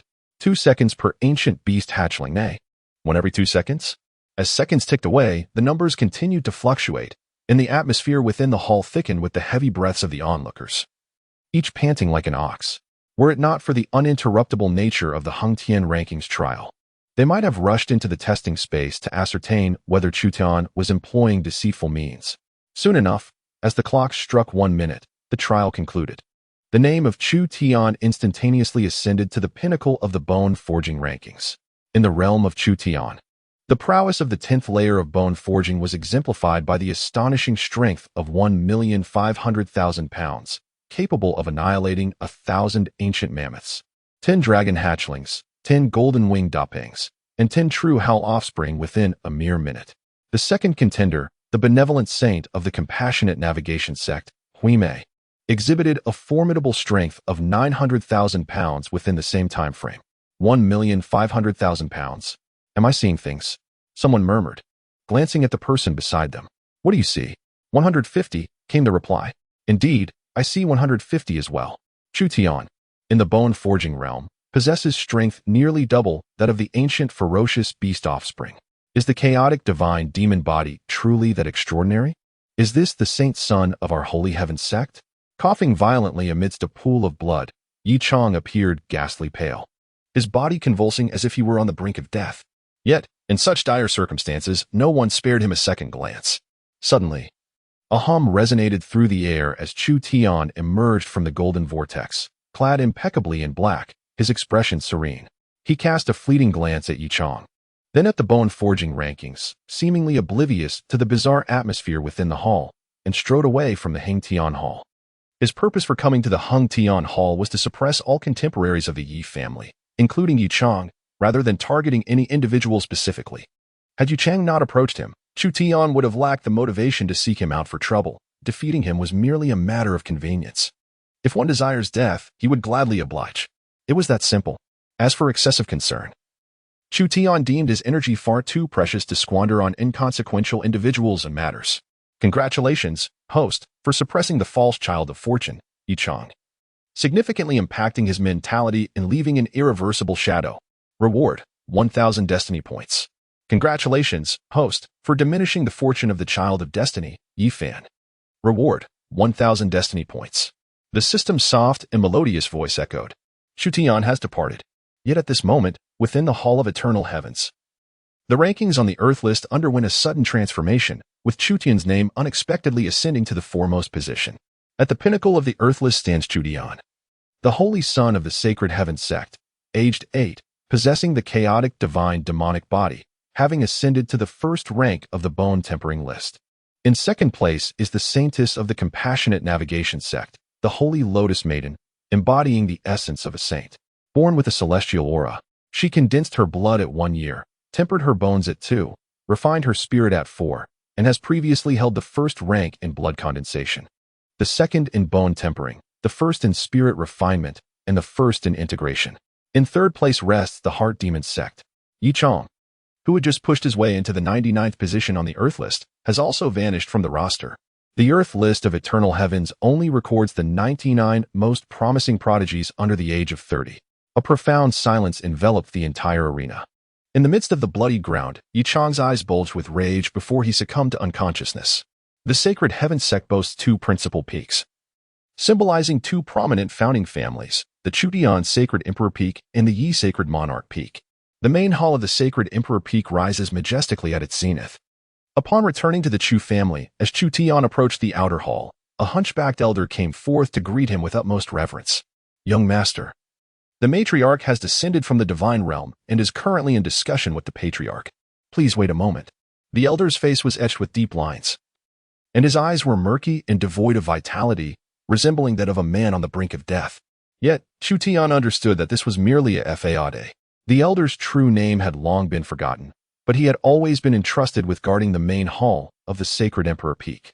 Even the illustrious Chu Tian Wang would address him as Elder Tuesday atop the Sacred Emperor Peak, where countless formidable beings resided. This elder ranked at least second in stature. After the demise of King Chu Tian, the fallen Chu Tian was able to escape encirclement solely due to the elder sacrificing his life to protect Yi Tianxiu. Although not a member of the Chu family, he had spent his entire life within their fold, embodying their essence even more than some direct descendants of the clan, proving to be far more reliable. Very well, Master Tua. Upon sensing his mother, Jian Kongzu, manifesting her spirit, Chu Tian felt a subtle stir in his heart. He graciously returned the greeting and then stood at the entrance alongside Master Tua, awaiting her arrival. It appeared that his actions had initiated a ripple effect. In the original narrative, Jian Kongzu had been in seclusion within the ancient Sword Divine clan, occupied with unknown matters, ultimately perishing amidst internal strife. Her death had severely diminished the deterrence against the Chu family, granting the Yi family the audacity to strike the final blow. However, Yi Tianxiu had previously engaged in a conversation with Yi Fan, subtly hinting that Jian Kongzu had been embroiled in a fierce dispute with the clan's elders. Attempting to secure something significant for Chu Tian, Yi Tianxiu had orchestrated events from the shadows, leading to her downfall. Now that Jian Kongzu could manifest her spirit, it signified her continued freedom and her ability to return to the Holy Heaven Sect at any moment. At that moment, a chilling female voice echoed within the hall. King Chu Tian, I care not for your grand plans or unity within the Holy Heaven Sect. All I know is that if such an incident occurs again, I shall return immediately and cleave the Yi family's Sacred Emperor Peak. How dare they bully my precious son? What kind of deputy sect master are you? You might as well rename yourself Ye Coward. Ahem, madam, please lower your voice. There are people outside, King Chu Tian replied, his tone laced with embarrassment. Lower my voice? I speak only for my son to hear. My son, with his unparalleled physique, the chaotic divine demon body, possesses a rare innate talent. Being the offspring of the sword goddess Jian Kongzu, he is destined to stand atop the starry sky, radiating brilliance throughout the heavens. Yet in your Holy Heaven Sect, he must tread lightly and cautiously. On what grounds? Jian Kongzu's voice remained cold, leaving no shred of dignity for King Chu Tian. Even in her spiritual manifestation, Jian Kongzu could keenly perceive everything occurring within Sacred Emperor Peak. Chapter 9. A single blow to avert 100 strikes. Well done, Tianer. A mere waste from the Yi family and a trifling innate Dao body wretch dare to conspire against my Tuner. I hope this is merely a childish farce and does not involve the Lu family or even the Yi family. Otherwise, I shall level them all. And King Chu Tian, let me make myself clear. If you dare to interfere and preach about mercy, urging Tianer to let go of his pursuit, I shall return with my first strike aimed at you, followed by the destruction of that Sacred Emperor Peak and the incapacitation of Yi Tianxiu. The King of Chu, with a bitter smile, found himself compelled to nod in acquiescence before his furious wife. My lady, I did not agree to let the Star Servants lead the sect's enforcement team into the Lu family to apprehend Jur. Surely, the Yi family should understand our resolute stance by now. He chuckled. Had it not been for my fortunate distraction, you, the King of Chu, might have resorted to simply eliminating Jur without further inquiry. Little Tian has acted wisely. Jur must be interrogated, and the truth must be unveiled. I am eager to discover whether it is indeed Yi Tianxiu who is scheming against my son from the shadows, Jian Kongzu declared with unwavering determination. My lady, That is not the case. It is likely some old-timers from the Yi family are stirring trouble. Tianxiong is my sworn brother. We have traversed the continent and explored the cosmos together, facing life and death side by side. I know his character well. He would never resort to such underhanded tactics against me. If there were any issues, he would communicate directly with me. Tianxiong is also a witness to our friendship. Why delve deeper and disrupt the delicate balance, creating such an unpleasant situation? Look at Tianer. He is thriving under my personal guidance. Now possessing the formidable strength of 700,000 pounds, nearing the prowess of a young true dragon.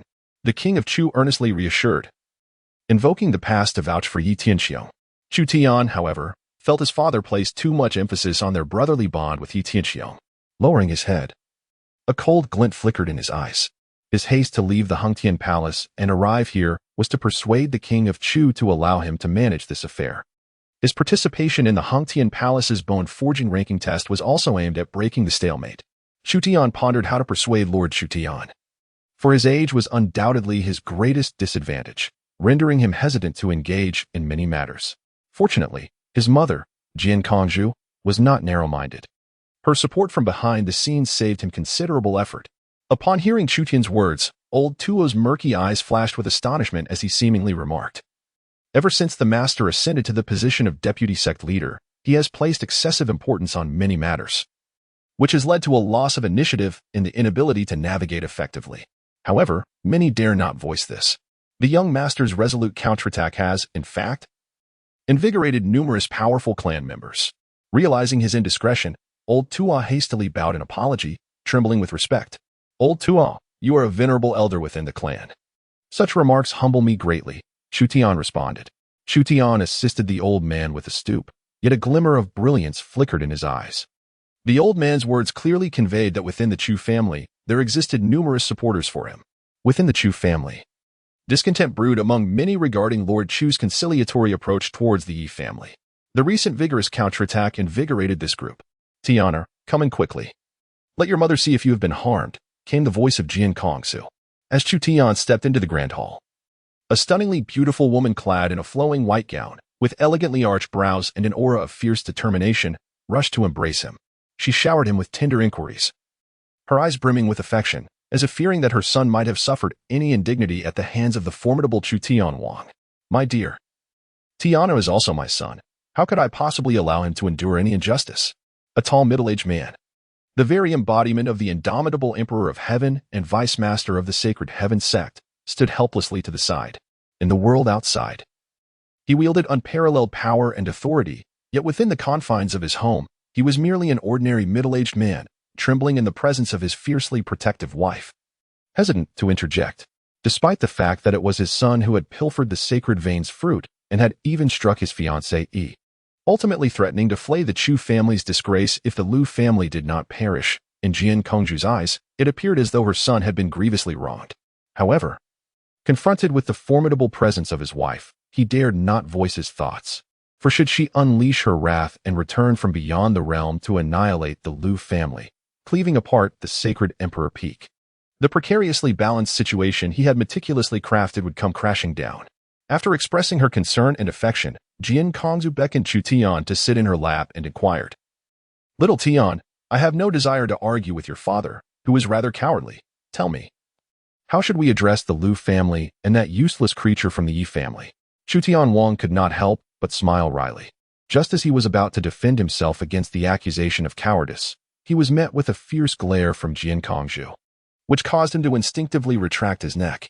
He could only cast a pleading glance towards his beloved son, hoping that Chu Tian would exercise mercy and refrain from escalating the situation further. Chu Tian felt somewhat uncomfortable with Jian Kongzhu's affectionate demeanor. After all, he possessed the soul of an adult.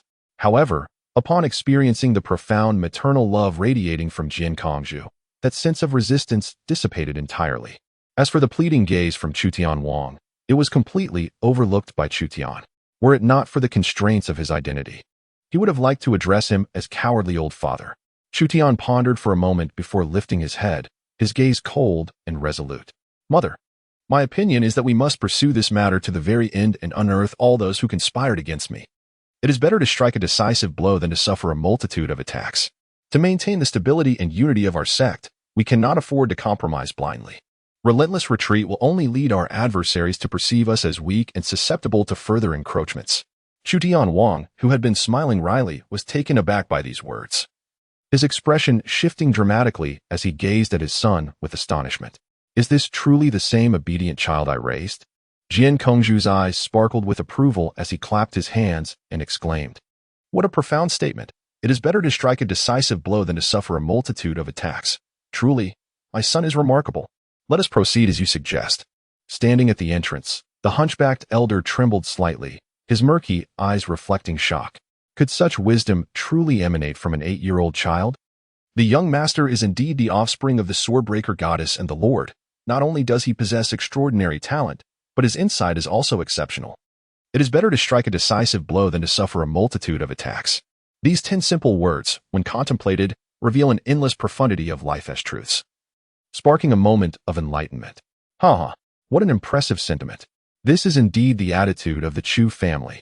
The third uncle chimed in, expressing his full support for Chu Tian's relentless pursuit of the truth and the identification of the true culprits. A middle-aged man entered the grand hall, laughing heartily as he applauded. Elder brother, you have a remarkable son. I truly envy you. Third brother.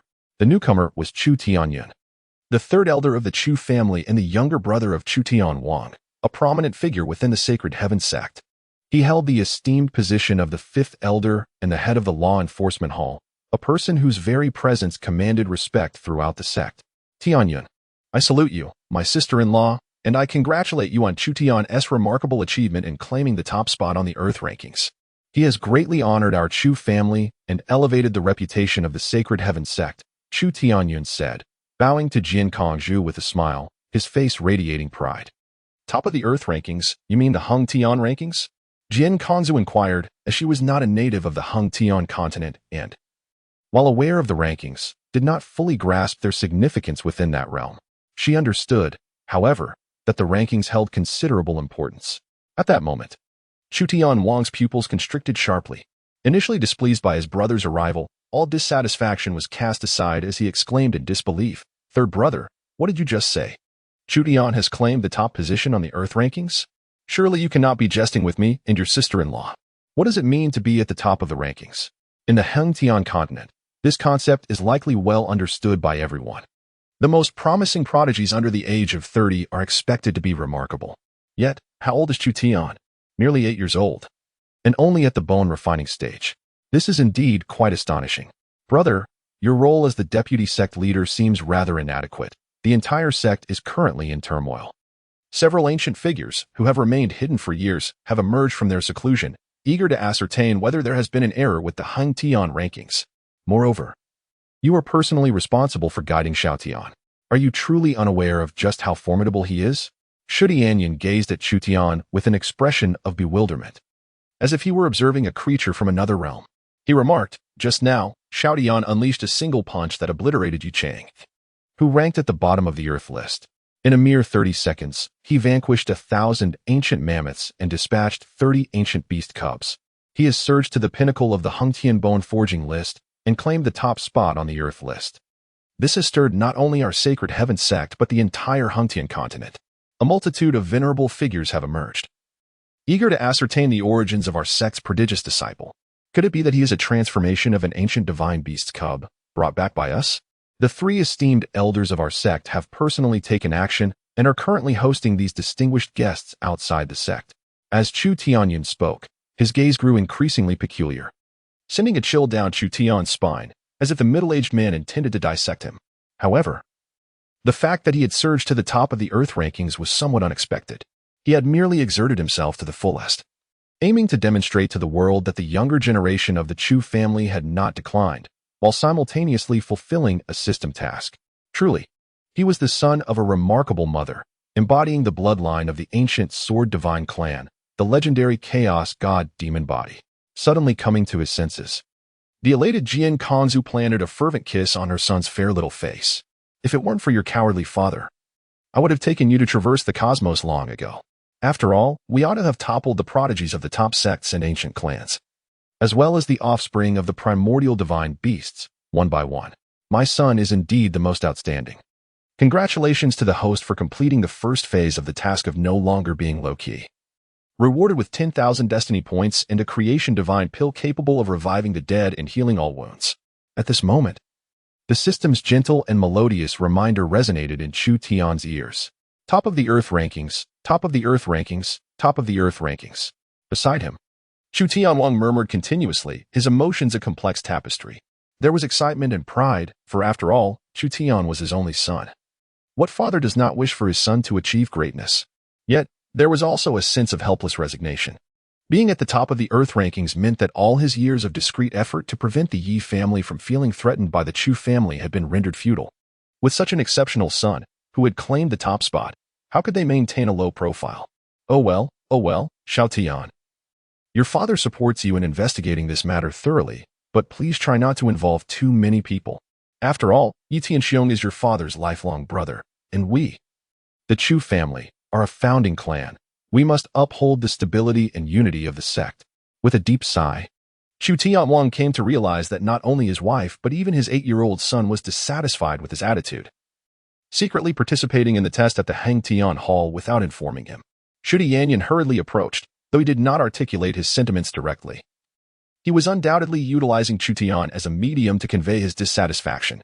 Chu Tian, you possess extraordinary talent. From the moment of your birth, you were designated as the Holy Son. The future of the Holy Sky Sect shall undoubtedly belong to you. Your father, with utmost caution, safeguards the greater interests of the sect, all for your benefit, admonished Shushan Wang. Do not worry, father. I possess a clear understanding of my responsibilities. Chu Tian replied with a faint smile, offering a respectful fist salute to Shushan Wang. At last, he had resolved this significant internal dilemma. After all, his greatest concern did not lie with Yi Fan, the child of destiny, but rather with his father, who he feared might be antiquated in his thinking, potentially hindering him from behind, which would indeed pose a considerable challenge. Well, at least you have a semblance of conscience, recognizing who truly stands by your side, Jian Kongzhu remarked, casting a sidelong glance at Shushan Wang.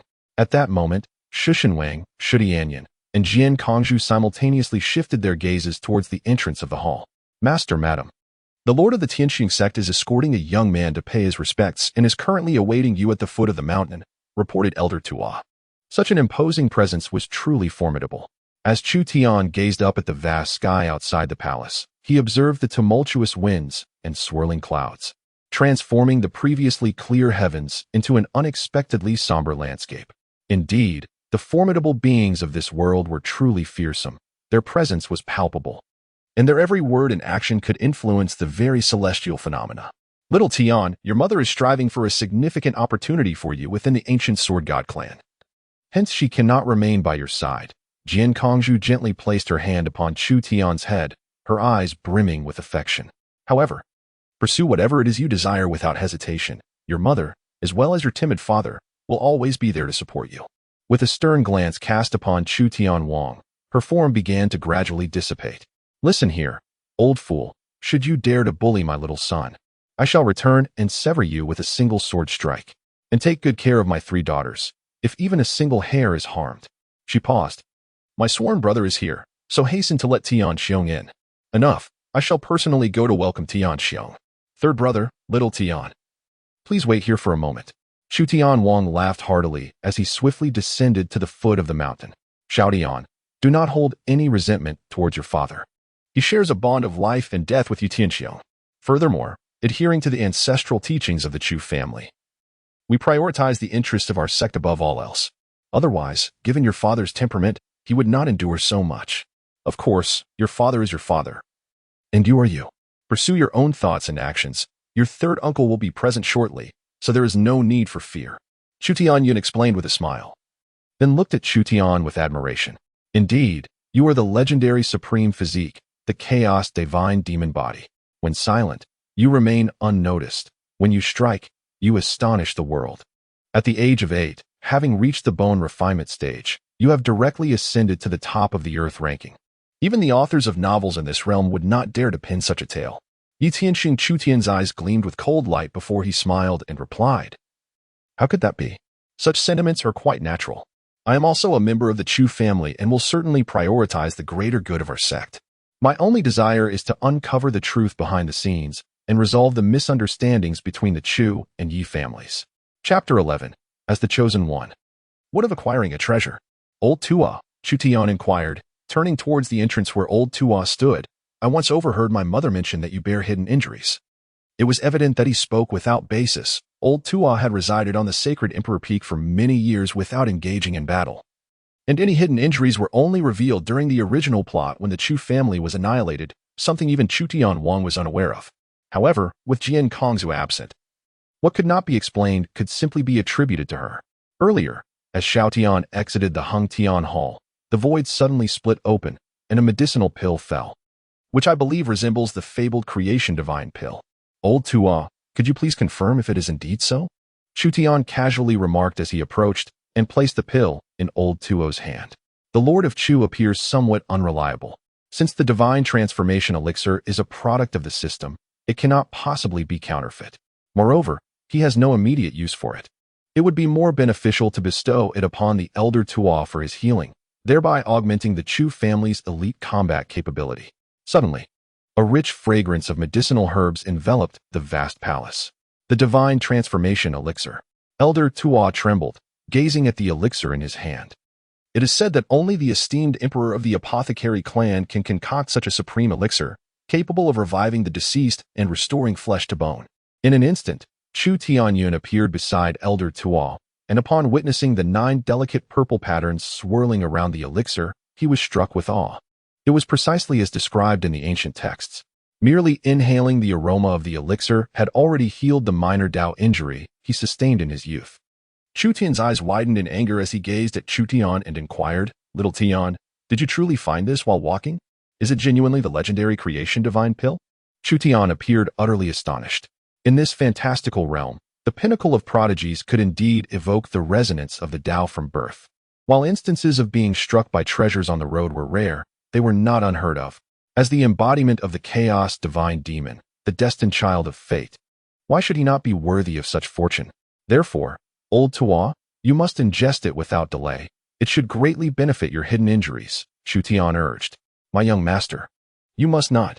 This creation divine pill is exceedingly precious, capable of reviving the dead and almost akin to granting a second life. I am merely a servant of the Chu family. How could I dare accept such a grand gift from you? Old Tua replied. The mistress possesses a discerning eye, indeed, to have perceived my concealed injuries, but they are merely minor afflictions and do not pose any significant concern. After enduring the torment of hidden injuries for countless years, Old Tua could not help but feel tempted. Yet, he still returned the divine pill to Chu Tian. Old Tua, it is merely a pill. In comparison to your contributions to the Chu family, it is of little consequence. Little Tian is merely expressing his gratitude to his parents, Chu Tian humbly remarked. After all, with the system in place and numerous fated children around, acquiring destiny points for exchange was feasible. Although the creation divine pill was deemed precious, it truly held little significance for him. No matter how valuable external possessions may be, they could not compare to the comfort of having a top-tier powerhouse by one's side. Old Tua, you truly have hidden injuries. After all these years, we never realized. Chu Tianyun was taken aback and promptly remarked, Xiao Tian is absolutely right, Master Tua. You have made tremendous contributions to the Chu family. This is precisely what we, the younger generation, ought to do. This celestial transformation elixir shall be regarded as a gift from the family to you. Within the clan, please exchange it for other items with Xiao Tian. After a moment of contemplation, Chu Tianyun solemnly remarked, Xiao Tian, in 3 days, the sacred pool of the Holy Land within our sect shall be opened. At present, our family wishes to exchange this opportunity to enter the Holy Pool with you. The Holy Pool is the embodiment of the revered ancestor Duanmu, and it is immensely beneficial for forging the divine soul of those who have attained the rank of celestial deities. You have already reached the 10th level of bone refinement, signifying that you are ready to commence the cultivation of the divine spirit. The advantages that the Holy Pool offers you in this endeavor are undoubtedly on par with the miraculous creation elixirs.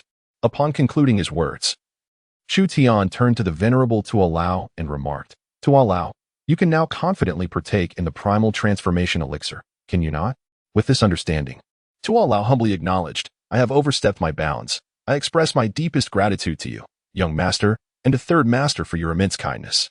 All that I possess, including this life of mine, is bestowed by the Chu family, and I am utterly unworthy of such favor. Tualao, however, did not linger on formalities. He recognized the significance of the elixir and promptly consumed it. A resonance echoed.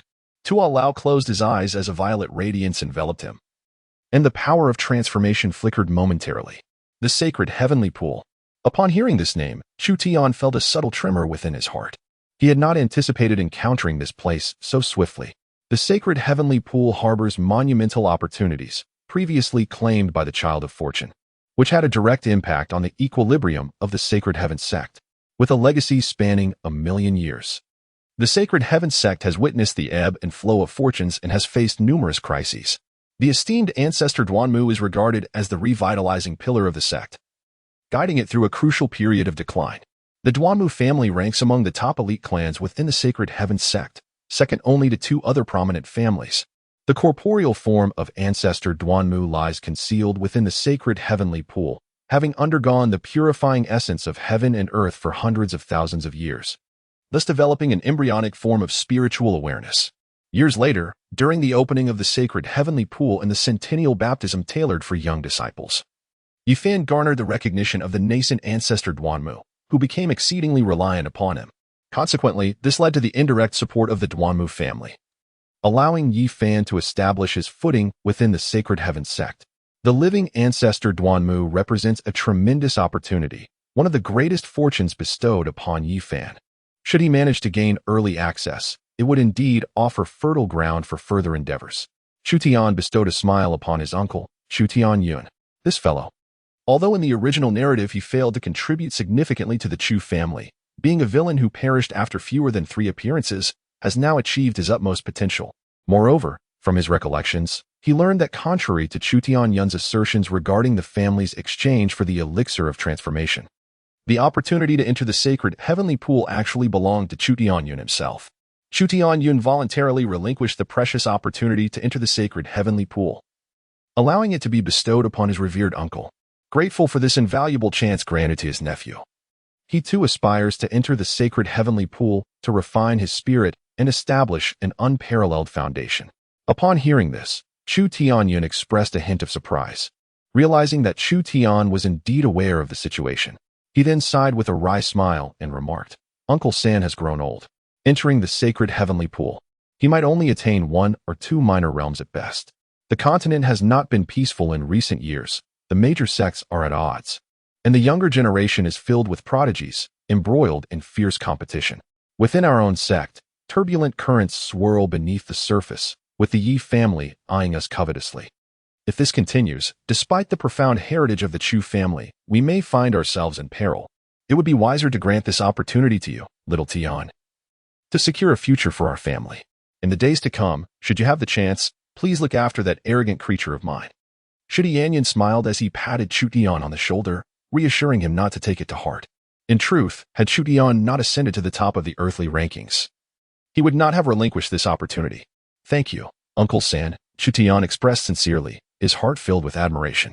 Indeed, it was evident that this venerable family, which had endured for 1,000,000 years, exemplified unity and foresight. Chu Tian spoke with simplicity, remarking that merely ascending 1 or 2 minor realms was a task for which countless formidable warriors had risked their very lives, yet achieved not. "Oh, cowardly old man! How could you squander such a promising hand, leading to the utter annihilation of your family, with your offspring dead or succumbing to madness?" At this moment, the snow-veiled Xing Nu appeared at the hall's entrance, kneeling on one knee, and declared, "Xing Nu pays respects to the young master and third master." "Rise," Chu Tian said nonchalantly. "Has the interrogation of Ju Er yielded any results?" Xing Nu cast a glance at Chu Tian, a flicker of hesitation passing through her eyes. "Ah ha ha ha. Even I find it hard to believe, little Tian, you have a devoted and loyal maid." Chu Tian chuckled lightly, unperturbed, and turned a step aside. "No need for hesitation. Xing Nu, please speak candidly. Third uncle is family," Chu Tian replied with calmness.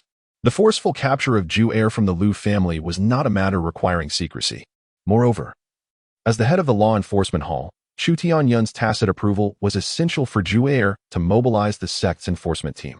"Young master, my subordinates and numerous disciples from the law enforcement hall employed various severe tortures, yet even on the brink of mental collapse, Ju Er resolutely refused to betray any information." Xing Nu gritted her teeth and continued, "In desperation, I resorted to the soul-searching technique, uncovering the entire truth. I utilized forbidden methods of the demonic path, and I implore the third master and young master to punish me. Eons ago, the celestial demon nearly obliterated the Hang Tian continent, rendering the demonic arts intolerable within its realm. This was also the reason the great hate demon lord fell into the demonic path, pursued relentlessly by the sects of the Hang Tian continent. Proceed, Chu Tian said impassively. He was already aware of this, yet in his heart, there was no distinction between righteousness and evil. There is no inherent goodness or malice in secret techniques. They are merely tools employed to achieve one's aims. Chapter 12. Kneel and apologize to the young master of the Chu family. It is inconsequential, merely a trivial matter, Chu Tian Yun replied with an expressionless countenance. The Holy Tian sect governs vast territories spanning thousands of miles and billions of inhabitants, with the law enforcement hall tasked with maintaining order, occasionally employing some demonic arts in secrecy. This is merely a customary practice. Almost every major sect has indulged in such methods to varying degrees. Yet it remains unspoken and cloaked in secrecy. Zhu was a loyal assassin trained by the esteemed elder Yi Hongwu, entrusted with ingraining the merits of the Yi family into Miss Lu Yun while sabotaging her relationship with the young master. The revelation regarding the ripening of the sacred pulse fruit, which could aid Yi Fan in cultivation, was a piece of information disclosed to Miss Lu Yun by Yi Hongwu. Upon finishing her account, Xing Nu immediately prostrated on the ground, presenting a jade slip with both hands. Within it lay a record of Zhu memories, detailing the myriad of tasks assigned to her by Yi Hongwu to disrupt Miss Lu Yun, and she beseeched the young master and third master to review it. Given the involvement of the esteemed elder of the Yi family, the gravity of this matter was monumental. Chu Tian's countenance remained serene. He had anticipated the actions of the Yi family, viewing it merely as a procedural formality. In contrast, Chu Tian's expression was as frigid as ice, his face emanating a palpable aura of menace. At that moment, Shu Shenwang approached alongside a stern-faced middle-aged man, whose presence exuded authority. He jovially exclaimed, "Xiao Tian, come forth and pay your respects to Uncle Tianxiong, who dotes on you immensely. You once relieved yourself upon his face shortly after your birth." The young master Chu Tian respectfully acknowledged the sect leader, addressing him as sect leader rather than Uncle Yi Tianxiong, adhering to the formalities of their sect and leaving no room for criticism. His gaze then shifted to the youth accompanying Yi Tianxiong, a boy of perhaps a little over 10 years. Despite his tender years, the boy's demeanor was marked by an unsettling coldness. As Chu Tian regarded him, the boy too scrutinized Chu Tian, his eyes betraying a depth of malice incongruent with his age, suggesting a childhood steeped in the harsh realities of life, revealing a maturity beyond his years. To bear the burden of guilt and seek atonement, how intriguing, Chu Tian mused with a slight smirk. His recollections of this boy were scant yet vivid, particularly with Lu Yun present during those encounters. The destined child of fortune, Yi Fan. The Chu family has been annihilated, and he stands as a pivotal figure, deserving of great credit. At this moment, Yi Fan is bare-chested, his arms bound by iron chains, while several thorny iron vines snake behind him, their sharp barbs piercing into his back, drawing forth flesh and blood, with crimson droplets continuously cascading down. Yet, within Yi Fan's eyes, there is no trace of anguish. Instead, he grits his teeth and fixes his gaze upon Chu Tian, suddenly unleashing a furious roar. "Chu Tian, you scoundrel! If you wish to kill or torture me, then come at me directly. There is no need to involve Lu Yun and the Lu family, nor is there any justification for venting your wrath upon my brother." In a fit of unparalleled rage, Yi Fan lunges at Chu Tian like a wild beast. Chu Tian stood silently, his expression impassive, yet a glimmer of lethal intent flickered across his youthful visage. This scene bore a striking resemblance to the moment in the Hengtian Hall when Yi Chong had boldly provoked him. Although Yi Fan was the child of fortune, having experienced the caprices of human emotions since childhood, he ultimately lacked the sophistication that comes with age. If Yi Fan sought his own demise, Chu Tian was more than willing to oblige him. At that moment, however, Yi Tianxiong's authoritative and indifferent voice suddenly rang out. "You lack propriety. The fault lies with you first. Chu Tian is the holy son of our sect, and you, a mere waste, have no right to roar at him. Kneel." With a stoic demeanor, Yi Tianxiong yanked the iron chain in his grasp, causing Yi Fan to collapse to the ground, kneeling before Chu Tian. "Little Tian, I have come personally this time. First, to congratulate you on attaining the top position on the Hengtian Earth ranking and to extend my regards to your father. Secondly, it is to clarify some misunderstandings you may have regarding the Yi family, to prevent any harm to the brotherly bond between your uncle and your father, which could jeopardize the unity of our sect." Yi Tianxing turned his gaze towards Chu Tian, a benevolent smile gracing his face. Seemingly oblivious to the fact that Chu Tian had addressed him merely as the sect leader, "Your uncle has brought this waste here. Do with him as you please, be it execution or dismemberment. Though he is the child of my third brother, I shall not show any favoritism. Should this incident tarnish the bond between your father and me, or adversely affect the relationship between our families, this waste would not be able to atone, even with 1,000 lives." Chu Tian's gaze turned slightly cold. This cunning old fox proved to be far more formidable than the fated child, Yi Fan. It was evident that Yi Tianxiong was fully aware that Chu Tian regarded him as a brother in life and death, willing to uphold his dignity. Which is why he resorted to such emotional manipulation, adopting a facade of impartiality. Otherwise, as a scion of the sect, he would surely annihilate a mere waste like Yi Fan without hesitation. After all, had he not witnessed Yi Chang's provocative attempt, which resulted in a near obliteration from a single blow? Since then, no one dared to confront him. Rules hold significance, yet strength reigns supreme. This is a world where the powerful and the exceptional are revered. Should a waste dare to provoke an outstanding figure, their demise would elicit no defense, and the upper echelons of the sect would side with Chu Tian. When Yi Fan rushed forth moments ago, Chu Tian had intended to incapacitate him entirely. But Yi Tianxiong's intervention spared Yi Fan's life. The fated child indeed possesses a formidable destiny, as Yi Tianxiong emerged to safeguard him.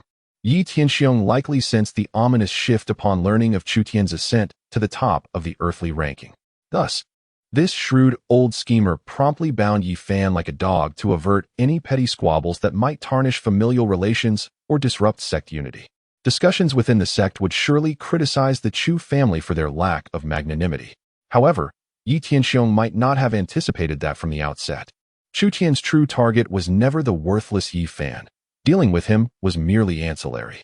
Through Yi Fan's affair, he aimed to awaken the Chu family and simultaneously strike at the Yi family, a plan of strategic depth. Little Tian, the Chu and Yi families are brother clans. Should we not let this matter rest? Have Xing Nu bring that fellow here and eliminate him directly? Chu Tian could hardly contain his urge to speak. For had it not been for Jian Kongzhu's earlier arrival, instructing him to take charge, he would have swiftly dealt with Yi Fan himself. Chu Tian furrowed his brow, a glimmer of cold light flashing in his eyes. Before he could utter a word, Chu Tian Yun's icy voice, laced with malice, suddenly resonated. "It cannot be allowed to pass. Brother, I understand your sentiment towards our bond with the sect leader, but this matter transcends the fate of a mere wastrel. There are forces scheming against your legitimate son, the heir of the Chu family, and the future hope of our sect. We cannot allow this to be resolved so easily." Chu Tian Yun strode forth, a jade slip clutched firmly in his hand, his gaze unwaveringly fixed upon Yi Tianxiong. "Sect master," he proclaimed, as the head of the law enforcement hall. "Do I not possess the authority to interrogate a mere maid? The law enforcement hall is tasked with upholding the order of the sect, endowed with responsibilities including apprehension and interrogation. Thus, such authority is indeed within my purview." Yi Tianxiong responded with calmness, yet a flicker of perilous coldness danced within the depths of his eyes. "May I inquire, sect master, regarding the actions of the esteemed elder of our sect, your own blood relative, Yi Hongwu? He has cultivated assassins and placed them beside the fiancée of the heir to the Chu Tian family, instigating various forms of sabotage, while also divulging the sect's highest secrets. He has incited our sacred son, Chu Tian, to pilfer the sacred fruit of the pulse for Yi Fan's consumption. What punishment should he receive for such transgressions?" Chu Tian Yun's voice resonated with a heavy aura of menace, his gaze frigid. "At present, I harbor grave suspicions that within your Yi family, there exists a substantial faction deliberately scheming against the prodigy of the Chu Tian lineage." The atmosphere crackled with tension. As Chu Tianyun's words resonated, the heavens above transformed dramatically, with swirling clouds and a distorted cosmos. Thick, ominous clouds enveloped the summit of the sacred Emperor Peak. The atmosphere between heaven and earth seemed to solidify into an eerie stillness. Chu Tianyun's words are suffocating, as he directly directs his ire towards the Yi family. Chu Tian's gaze remained tranquil as he scanned his surroundings, acutely sensing that the moment Chu Tianyun uttered those words, a formidable wave of energy emerged. Despite the apparent emptiness of the vicinity, Yi Tianxiong had personally arrived, and it was likely that the powerful figures of the Chu clan, as well as the higher echelons of various sects and noble families, were attentively observing this setting. Nonetheless, Chu Tian had no intention of halting the unfolding events. The Chu family has languished in silence for far too long, It is time for a resounding confrontation to assert their formidable presence to the world. Even the affronts from the Yi family must come at a steep cost. Chu Tian, do you intend to disrupt the unity and stability of our sect? Yi Tianxiong's gaze darkened instantly as he regarded the jade tablet presented by Chu Tianyun without accepting it. Instead, he cast a severe accusation. His voice cold and commanding. Do you comprehend the gravity of your words? To slander the elder is a grave offense. As the head of the law enforcement hall, it is your duty to uphold the order of our sect.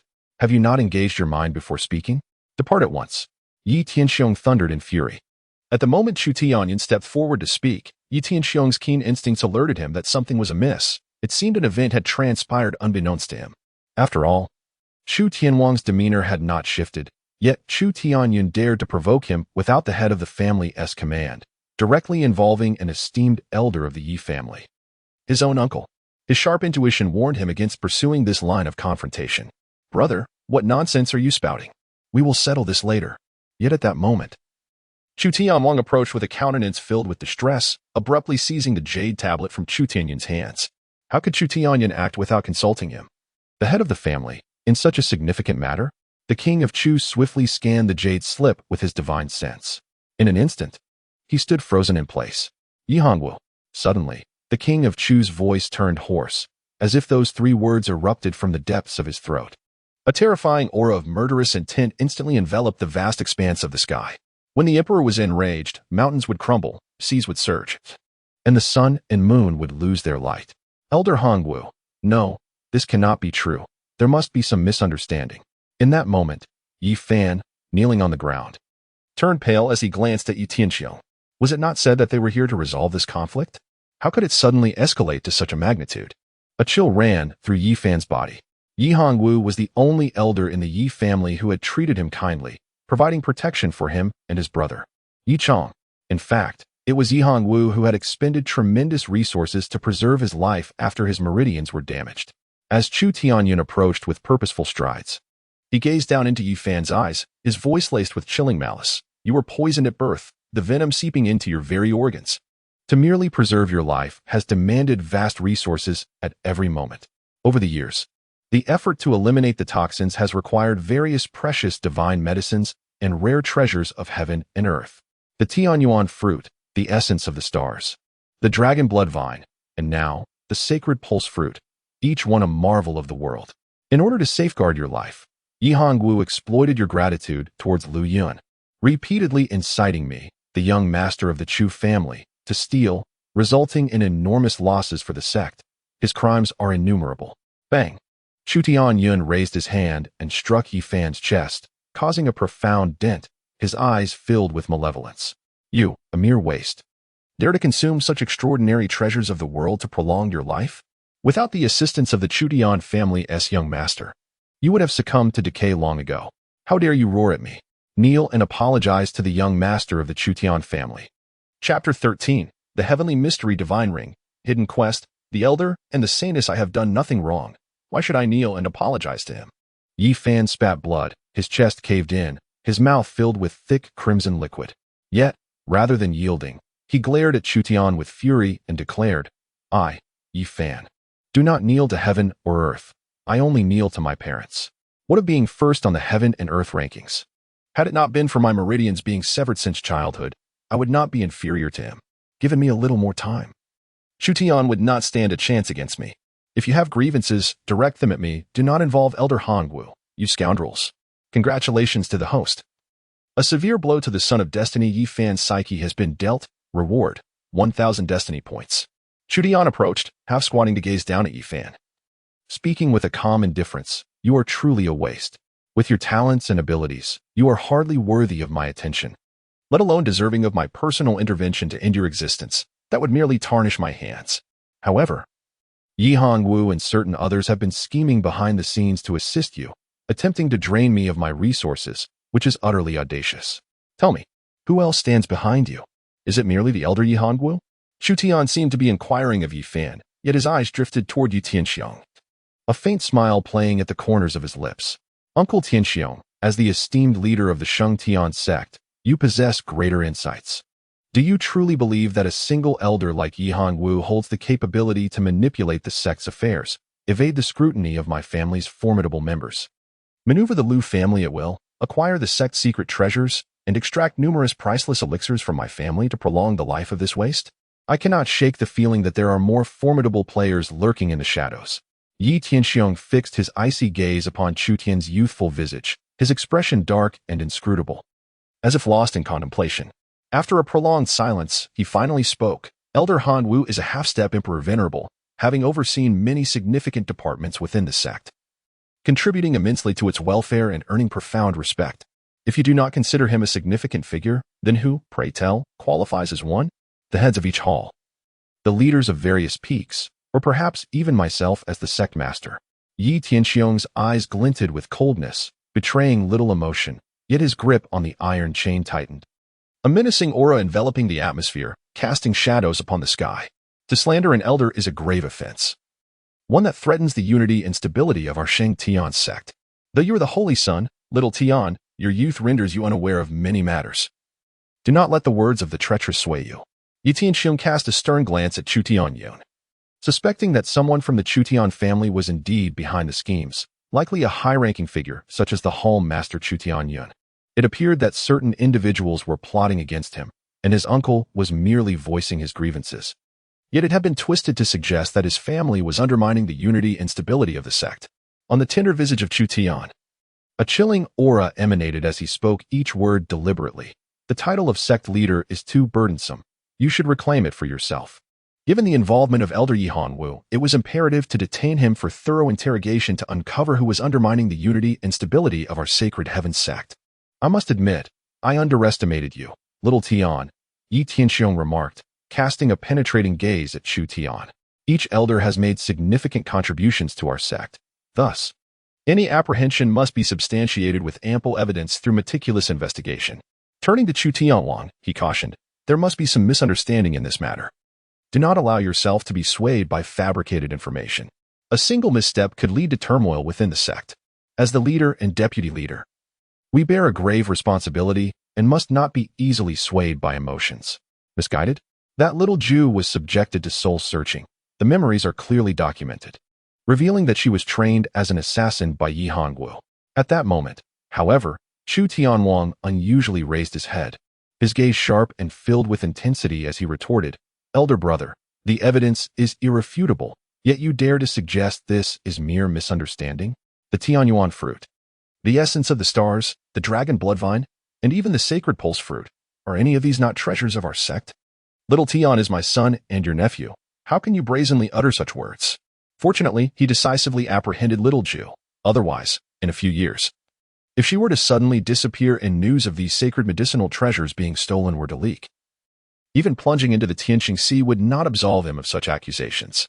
What will the other families, the strong, and the hundreds of thousands of disciples within the sect think of young Tian? Do not be agitated, Tianwang. Perhaps there is indeed a misunderstanding. Allow me to consult Uncle Hanwu. Yi Tianxiong replied solemnly, fully aware of the implications involving the elder of the Yi family and the wrath of Chu Tianwang. The Lord of Chu Tian suddenly lifted his head, his eyes bloodshot. Brother, while I am willing to make some concessions for the greater good of our sect, this does not imply that I will permit others to conspire against my son from the shadows. I initially thought it was merely childish play. Yet, your Yi family's actions this time have exceeded all bounds. Yi Hongwu must pay a heavy price.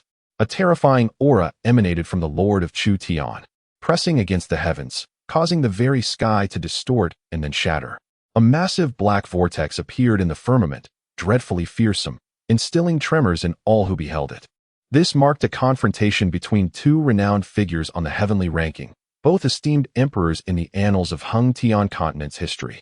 The Lord, in the interest of sect stability, particularly concerning Uncle Hanwu, could not allow his brother to return without a thorough investigation. Yi Tianxiong's gaze was dignified and frigid, unwilling to yield an inch. The atmosphere was suffocating. Within the Holy Sky sect, countless strong individuals were left trembling in fear. It had been far too long since such a grave crisis had befallen the Holy Sky sect. The confrontation between the primary and secondary sect leaders represented two founding families. A single misstep could lead to a cataclysmic internal conflict, potentially fracturing the Holy Sky sect. If you wish to kill or harm, direct it at me. Do not lay a finger on Grandfather Hongwu. Beside him, Yi Fan trembled in terror, unable to move an inch despite his struggles and roars. Even a mere breath escaping from the Lord of Chu Tian caused blood to seep from every pore of his body. At that moment, a faint ethereal presence suddenly enveloped him, shielding him from much of the oppressive aura. While everyone's attention was focused on the two emperors, Chu Tian's gaze remained fixed on Yi Fan, immediately noticing the black ring on his left hand's middle finger. It was this ring that had just emitted a flicker of dark radiance. It seemed the Tianxian divine ring had begun to awaken. One could only wonder if the Tianxian saintess had also stirred from her slumber. In a moment of icy resolve, Chu Tian advanced and ruthlessly placed his foot upon Yi Fan's arm, coldly asserting, "My father and the sect leader are in discussion regarding the Supreme Elder. What right do you, a mere waste, have to speak out of turn?" With a forceful press, he crushed Yi Fan's arm to a pulp. Yet in a swift motion akin to lightning, he deftly removed the black ring from Yi Fan's finger and secured it within his possession. This ring, known as the Heavenly Xian Divine Ring, was the very source of the original narrative's Heavenly Xian Emperor's power. It was through this ancient divine artifact and the Heavenly Xian Saintess contained within it that Yi Fan began his ascent.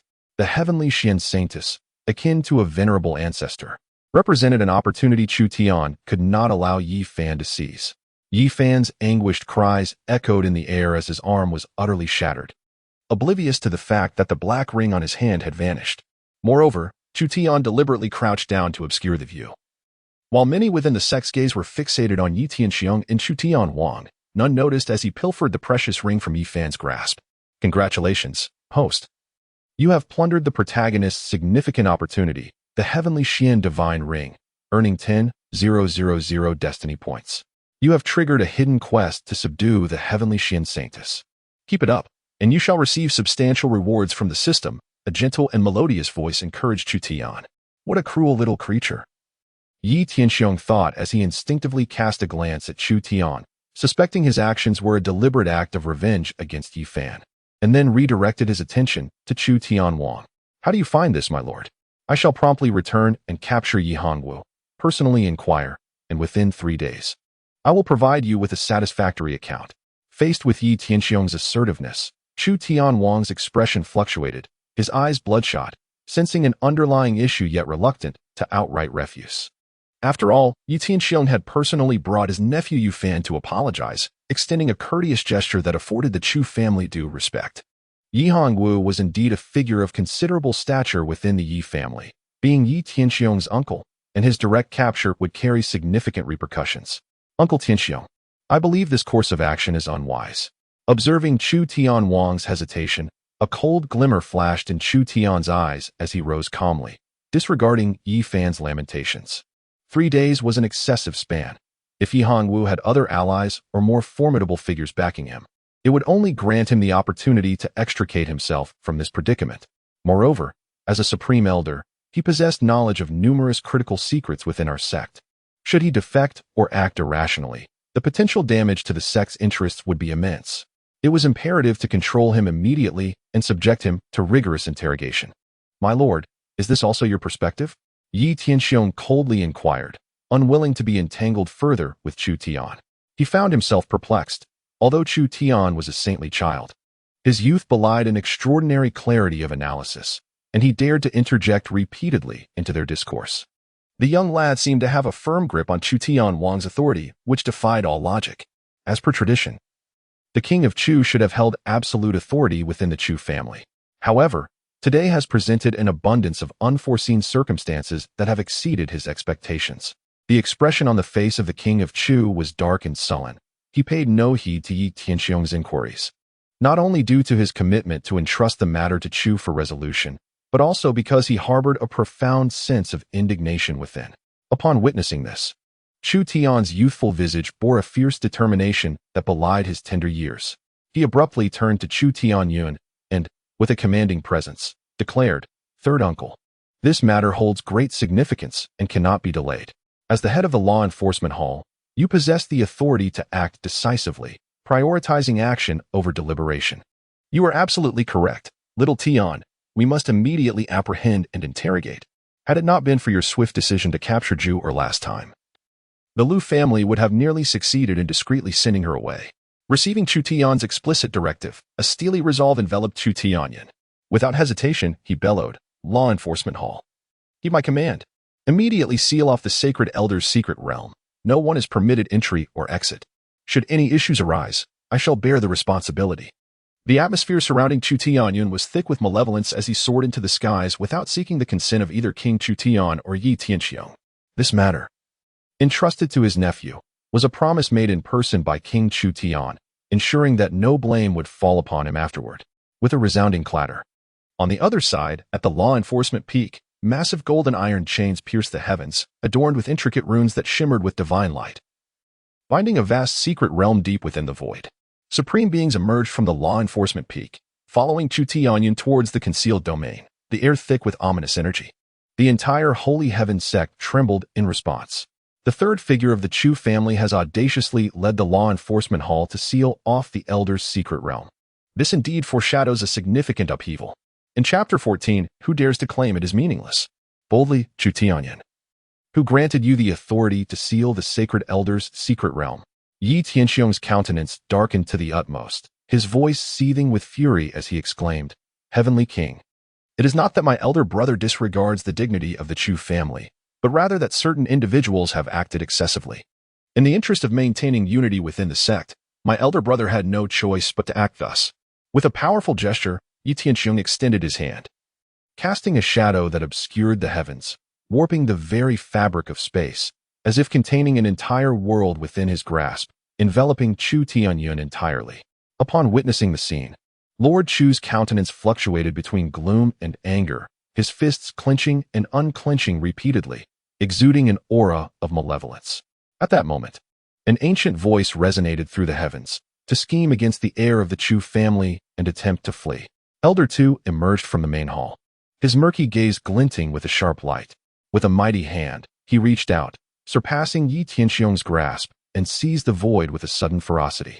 Boom! The vast emptiness crumbled, shrouded in darkness, as the terrifying might of the imperial power rampaged, threatening to obliterate heaven and earth. In the void, an elderly man with white hair and a robust physique coughed blood, his hair disheveled as he plummeted violently onto the Sacred Emperor Peak.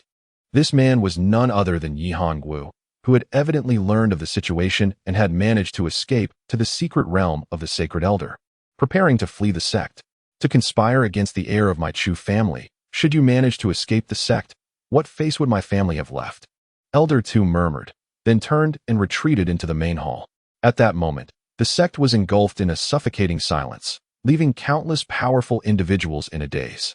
Besides Lord Chu and Yi Tianxiong, it turned out there was yet another imperial figure concealed within the Sacred Emperor Peak.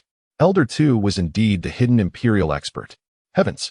I have visited the Chu family and encountered Elder Tu countless times, yet I was utterly oblivious to his true identity as an imperial figure. With an imperial guardian at the gate, the Chu family must possess a multitude of formidable forces, leaving many strong individuals within the sect trembling, their shock beyond description. Now, the Chu family's publicly acknowledged imperial experts had reached 3. Among them was the extraordinary Sword Emperor Jin Kongzhu, the most powerful being in the current Hung Tian continent. At this moment, within the Yi family on Sacred Emperor Peak, silence reigned, an eerie stillness permeating the air. The elder of the Yi family had been grievously injured and cast down, with terrifying energies swirling within the family. Within the sect, countless individuals were filled with dread, fearing that the 2 founding families might truly engage in conflict. Lord, does your Chu family truly disregard the sect's rules and my authority as the sect leader? Yi Tianxiong's face darkened as he withdrew his hand and shouted at Lord Chu. Without my consent and the approval of the Elder Council, what right does your Chu family have to directly suppress a supreme elder and encircle the Sacred Elder's secret realm? Although Yi Tianxiong continued to question, his momentum had visibly diminished, refraining from further attacking Chu Tian. It was evident that Elder Tu's intervention and the emergence of yet another imperial figure from the Chu family had instilled in him a profound sense of trepidation. Grandfather Hongwu, are you all right? Yi Fan's eyes turned crimson as he gazed at the white-haired elder collapsing on the ground, blood spilling from his mouth, his body trembling uncontrollably. The cowardly old bag indeed proved unreliable, but thankfully Elder Tu's injuries had begun to mend. Chu Tian's gaze was as cold as ice, the corners of his mouth curving slightly, poised to stand and respond to Yi Tianxiong. However, at that moment, Chu Tian did not answer his elder brother Yi Tianxiong's inquiry, but instead approached Yi Hongwu, gripping his neck and lifting him effortlessly with one hand. His eyes brimmed with a fierce malevolence as he demanded, "Uncle Hongwu, enlighten me. Why have you plotted against my son? Is there someone orchestrating this from the shadows?" This statement was laden with implication, clearly indicating that Chu Tian had begun to harbor suspicions. Upon hearing this, Yi Tianxiong's body trembled imperceptibly, his countenance darkening, as if it could drip with malice. He had truly not anticipated that matters would escalate to this extent, spiraling beyond his control. This was not the Chu Tian he had come to understand. His actions were unexpectedly swift and resolute. Having stormed into the Lu family to seize Juer for an immediate soul search, the Chu family has exhibited an audacious display of power, directly suppressing Elder Yi Hongwu without seeking the consent of King Chu. What unforeseen circumstances have transpired? Deputy Sect Master, one must bear the consequences of one's actions alone. It is out of compassion for our Yi family prodigy that I took such a perilous risk. Yi Fan is a rare talent that appears once in a millennium. Please, do not hold him accountable. Yi Hongwu's murky eyes shifted with great difficulty, casting a glance at Yi Tianxiong, as a sudden flame ignited within his old gaze. Elder brother. He is igniting the fire of self-immolation, seeking to end his own life. Quickly stop him. The voice of Chu Tian echoed from beyond the peak, hastening towards them. But it was already too late. Bang! Suddenly, the flame in Yi Hongwu's eyes extinguished, his vitality waned, and the laws of spiritual energy around him unraveled. His head tilted, and thus he perished in the grasp of King Chu. Scoundrel! As Chu Tian, filled with uncontainable fury, exclaimed, "Elder brother." His act of self-destruction was undoubtedly an attempt to conceal the mastermind behind the scenes, to acquire the sect's various confidential information, and to scheme against the holy son of our sect. The prodigy of the Chu family cannot be outmaneuvered by a mere elder who has withdrawn from the core of our sect's power and retreated into the sacred heavens for seclusion. We must pursue this matter to the very end. Chu Tian stood forth, his voice icy, harboring an undeniable sense of regret within. They were so close. Just a step away from unraveling the thread and exposing the true mastermind lurking in the shadows. Although Chu Tian has erupted with intensity, it is evident that he still harbors certain illusions. However, it is clear that Yi Hongwu had long since prepared for his own demise. A being of such formidable caliber is not akin to Juer, who yearns for death. The prospect of soul-searching is simply out of the question. Congratulations to the host. Yi Hongwu's death has inflicted a significant blow to the fortune of the Child of Destiny, Yi Fan, awarding 2,000 destiny points. Naturally, an investigation must ensue. This matter will be pursued to the end by this sect leader. Yi Tianxiong's countenance darkened as he spoke, yet one could discern that with Yi Hongwu's passing, he appeared somewhat more at ease. Addressing Chu Tian, he remarked, "Heavenly King, my elder brother will not let this matter rest easily. Should it come to light that someone has conspired against Uncle Hongwu, I too shall not let it slide. Elder brother, I shall pursue this to the very end." Chu Tian raised his head defiantly, locking eyes with Yi Tianxiong, and articulated each word with gravitas. "Shao Tian is my bottom line. It would be wise for my elder brother to counsel certain individuals within the clan to know their limits." Yi Tianxiong regained his composure, smiling faintly as he replied, "Very well.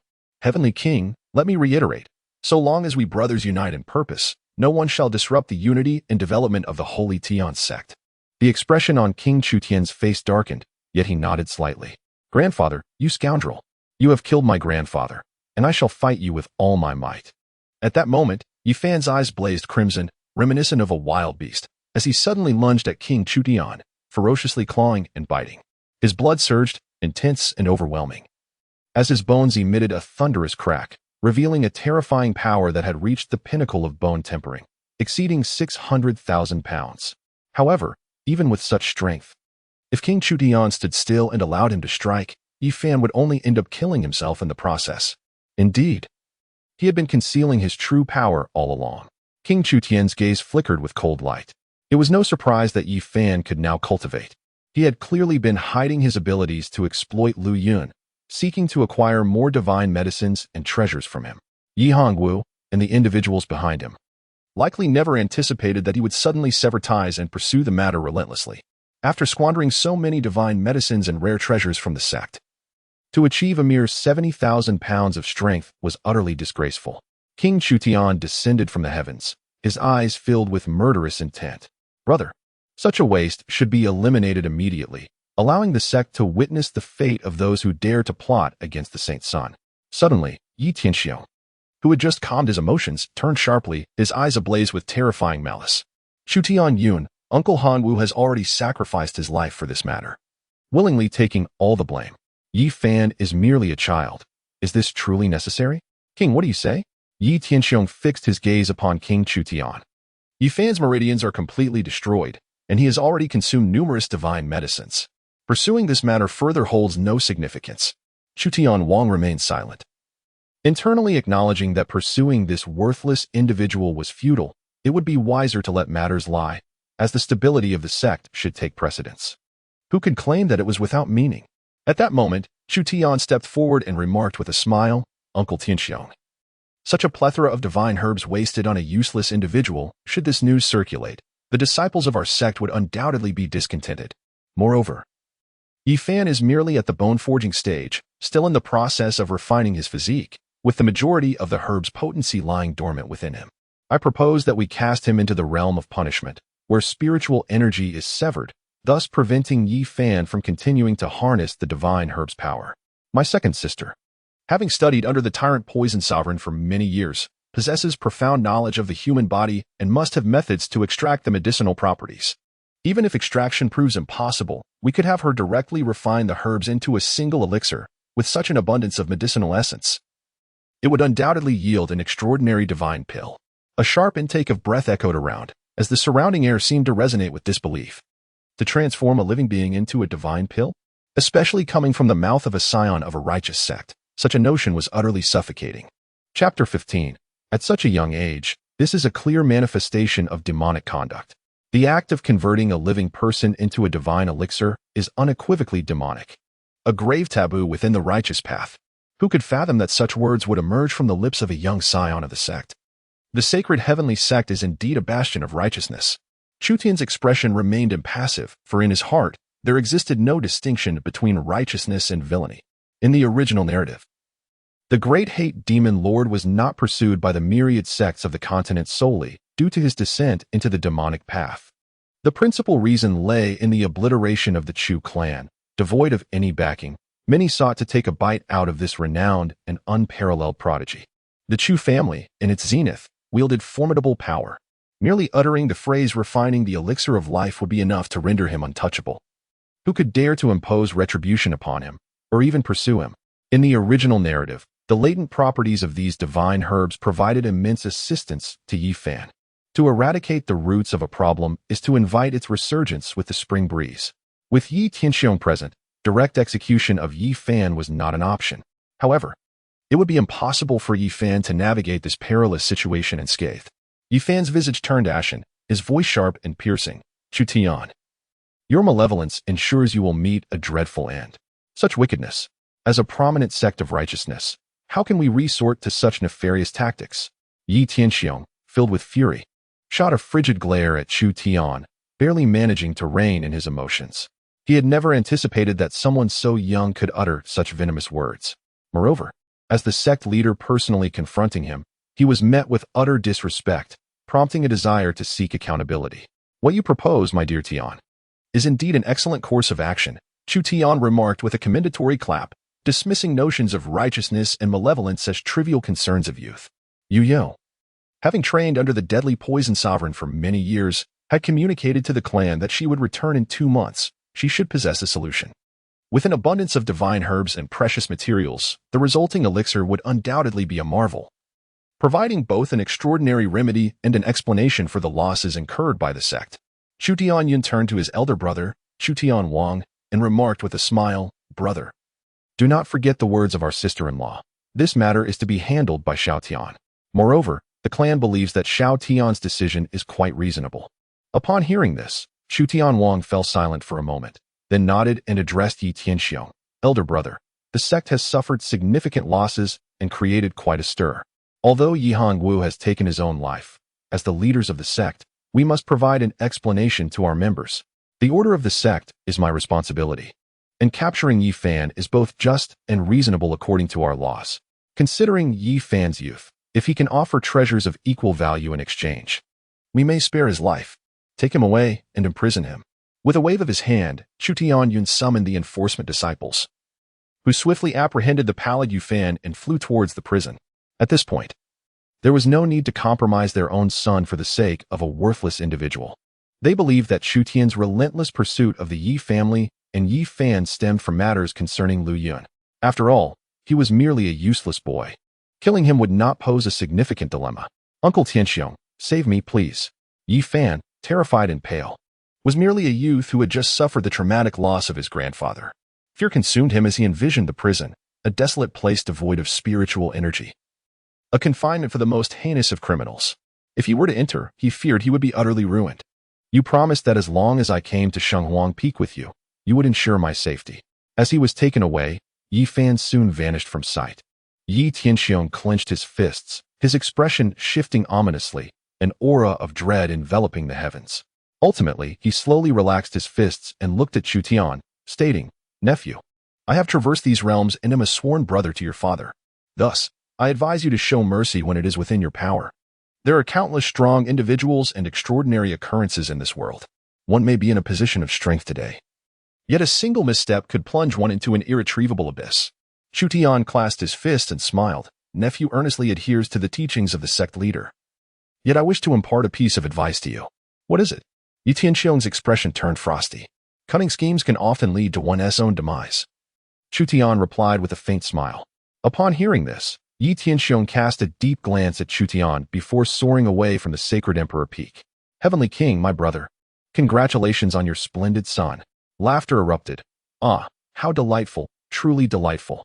As Chu Tian witnessed Yi Tianxiong's humiliation and departure, he erupted into hearty laughter, exuding unrestrained joy. On the summit of Shenghuang Peak, numerous esteemed members of the Chu family revealed their unrestrained smiles. Though it was a moment of sheer exhilaration, the repercussions would be far-reaching. Chu Tian let out a slight sigh, yet he felt no regret.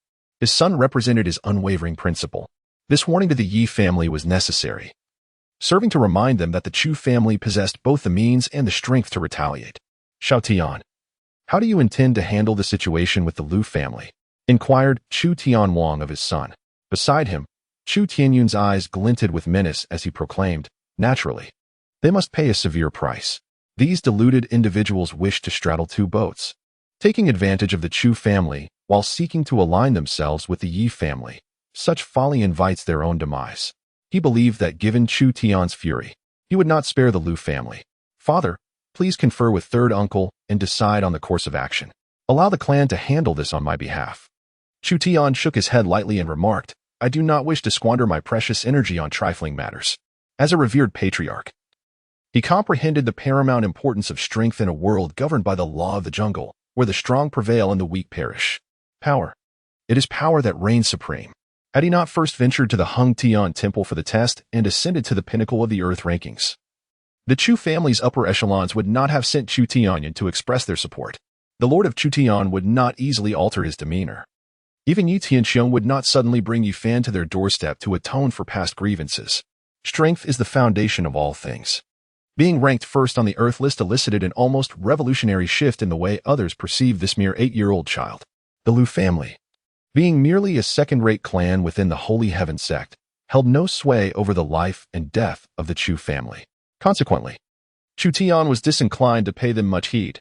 This visit was merely to convey a message through the Lu family and to diminish the arrogance of the Yi family.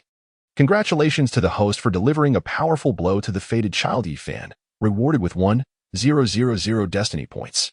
Congratulations to the host for delivering a powerful blow to the fated child Yi Fan, accompanied by a melodious voice that continually echoed in Chu Tian's ears. "Father, third uncle, I have gained some new insights from the Hongtian ranking test. I shall return to seclude myself and digest these revelations in hopes of swiftly breaking through to the refining spirit realm." Chu Tian clasped his fists in salute, then turned and stepped into the main hall. Both Chu Tian and Chu Tianyun were momentarily taken aback, questioning whether they had misheard. Gazing in astonishment at Chu Tian's departing figure, this young man appeared utterly indifferent to the Lu family's intentions, a stark contrast to his relentless pursuit of the Yi family moments ago. They found it incomprehensible. Was he not vehemently opposed to Lu Yun's betrayal? Chu Tianyun silently lamented. After all, Chu Tian's earlier proposal to transform Yi Fan into an unparalleled divine elixir had startled them. They had assumed his fury stemmed from Yi Fan's entanglement with Lu Yun. Yet, the sudden shift in his demeanor, dismissing the Lu family entirely, was perplexing. The child had grown, and his father could no longer fathom his thoughts. Chu Tianwang shook his head in resignation. Tianyun, with Yi Hongwu's recent suicide. There are numerous matters I must address. You will handle the Lu family. Merely issue a warning and impart some lessons. Lu Yun, being a young girl, lacks understanding and ultimately will be Xiao Tian's legitimate wife. There is no need to dwell on it excessively. Understood, brother. Rest assured, I shall manage it appropriately. A flicker of cold determination crossed Chu Tianyun's eyes. The Lu family's entanglements with the Yi family had long been a source of their discontent. But since this was a family affair for his elder brother, neither Chu Tianwang nor Chu Tian had intervened. Now, however, it had even tarnished the Chu family's reputation, nearly jeopardizing Chu Tian's safety. The words of Chu Tian have spread far and wide. The two options presented to Lu Yun have become widely known within the Sacred Sky Sect, with almost no one remaining unaware. It is inconceivable that this matter could simply be dismissed. As the young master of the Chu family, how could I allow outsiders to bully me with such ease? As the king of Chu departed, Chu Tianyun murmured to himself, then soared from the sacred Emperor Peak, accompanied by over 1,000 formidable enforcers, heading straight for the residence of the Lu family outside the sect. Little Tian presented you with two choices, to personally flay and skin Yi Fan, which you failed to accomplish. This implies that you opted for the first choice, to annihilate the family. Chapter 16. If you are dissatisfied, you must endure. Even in your resentment, you must suppress it. On the law enforcement peak, in the Sin Domain prison, grandfather died unjustly. I refuse to accept it, even unto death. Within the prison, Yi Fan roared hoarsely, his body drenched in blood, kneeling heavily before Yi Tianxiang, repeatedly bowing his head. The supreme divine medicine and the treasured relics of the sect were all stolen by Chu Tian himself. Even if grandfather Hongwu leaked information from the shadows, he cannot bear full responsibility.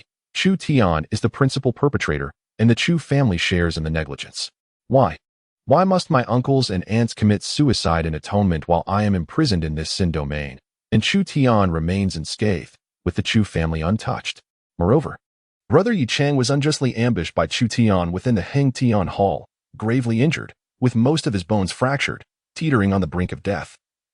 Yet Chu Tian bears no consequences whatsoever. Yi Fan could not accept this. I implore my uncles and aunts, considering my father's sake, to assist your nephew. Yi Fan's eyes brimmed with bloodshot fervor as he fervently prostrated before Yi Tianxiang. Please, give the command to release me. I must care for my brother. And for Lu Yun. She has endured immense pressure from the Lu family for aiding me. I have too many matters to attend to. I cannot perish within this Sin domain. I beseech you, I implore you, save me. Bang, bang, bang. Yi Fan desperately knocked his head against the pitch-black stone floor. Blood gushing forth, the heavy sound echoing across the desolate, shadowy ground. After all these years, you finally wish to speak, to plead with your uncle. Yi Tianxiang's voice, solemn yet resonant, emerged as he turned his back to Yi Fan, hands clasped behind him. I understand that you feel wronged, that you are discontented and resentful. Yet, even in your discontent, you must endure and suppress it. Your life was exchanged for your uncle's, were it not for this. No one within the Sacred Heaven Sect could save you, not even I. Moreover, you still fail to comprehend the significance of Chu Tian's ascent to the top of the Earth rankings. Yi Tianxiang's voice grew increasingly grave. Our Sacred Heaven Sect has endured for 1,000,000 years, rising and falling countless times throughout the ages. We have faced decline repeatedly, yet we have managed to rise again. Why is this so? It is precisely because of the principles upheld by our Sacred Heaven Sect that we hold strength and innate talent in the highest regard. As long as one possesses sufficient strength, even our two founding families must yield to them. The ancestors of the three premier sects, Ancestor Duanmu, Ancestor Gu, and Ancestor Su, were once rising stars within the sect, not belonging to our founding families. Yet, should they possess adequate strength, our two founding families must concede the position of sect master to them. These three illustrious figures have all once claimed the top spot on the eternal heaven rankings. Do you comprehend? Bang.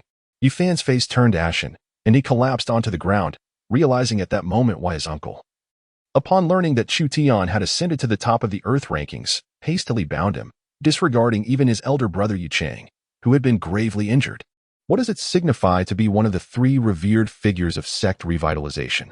Without them, it is likely that the Sacred Heaven Sect would no longer exist. For they have braved the storm, rescuing the sect from the brink of annihilation and leading it to resurgence. In their youth, they too had once ascended to the pinnacle of the Earth rankings. Now, the three premier families rank just below the Yi and Chu families within the Sacred Heaven Sect, holding the right to possess their own exclusive peaks within the sect. And Chu Tian, though merely 8 years old, has already claimed the top position on the Earth rankings, comparable to these three revered figures of revitalization. Such a prodigy, even without the backing of the Chu family and having pilfered some supreme divine herbs or treasures, would hardly be deemed remarkable. Yet, I, a mere waste, nearly impeded the cultivation of such a prodigy, which is indeed a grievous sin, utterly unforgivable. In the realm of Chu Tian, silence enveloped the air. Yi Hongwu bore the weight of the gravest sins with his very life. It was I who brought ruin upon my uncles. I am but a worthless being. Yi Fan's eyes, drenched in crimson, echoed with his anguished cries.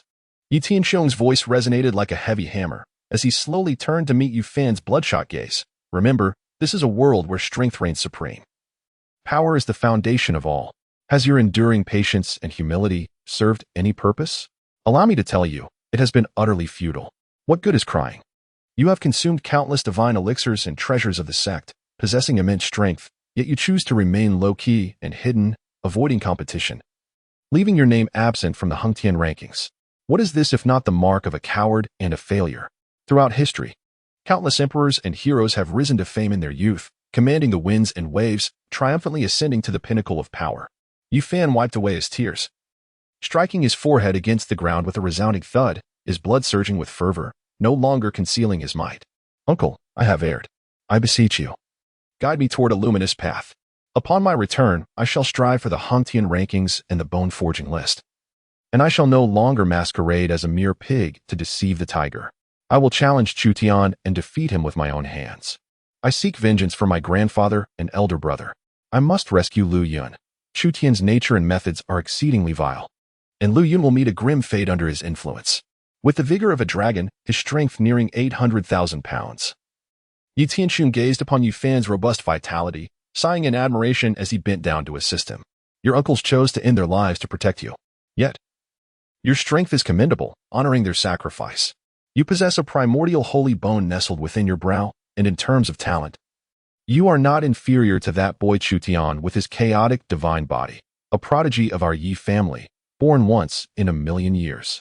However, during your mother's pregnancy, a treacherous individual unleashed their malevolent powers against you, and after your birth, you were poisoned, leaving your meridians utterly ruined. Your parents perished in search of supreme elixirs to save you. For over a decade, I have secretly pursued this matter. We have scrutinized the strong within the Yi family and the prominent clans, including the Chu family, yet the traitor remains elusive. For years, your uncles refrained from caring for you, fearing that you would attract the attention of that treacherous individual once again, putting you in peril. They entrusted your care to Uncle Hongwu in secrecy. Uncle, Yi Fan replied, trembling, his eyes aflame with emotion. Time is fleeting. Do not speak. Allow me to listen to your words.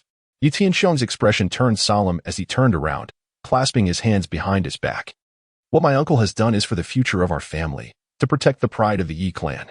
However, despite my uncle's position as the clan leader, the law enforcement hall is under the control of the Chu family, and I cannot overstep my authority to release you directly.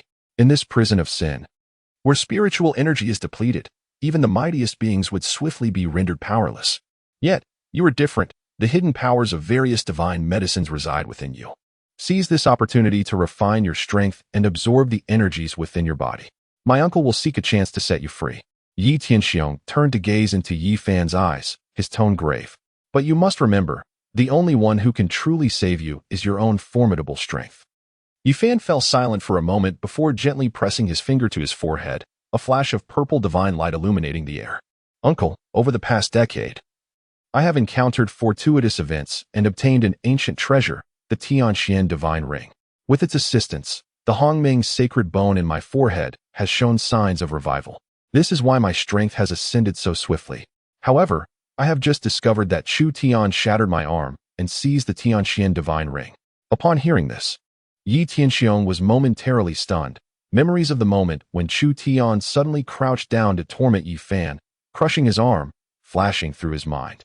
He had initially thought that Chu Tian was merely seeking revenge and did not regard it with much concern.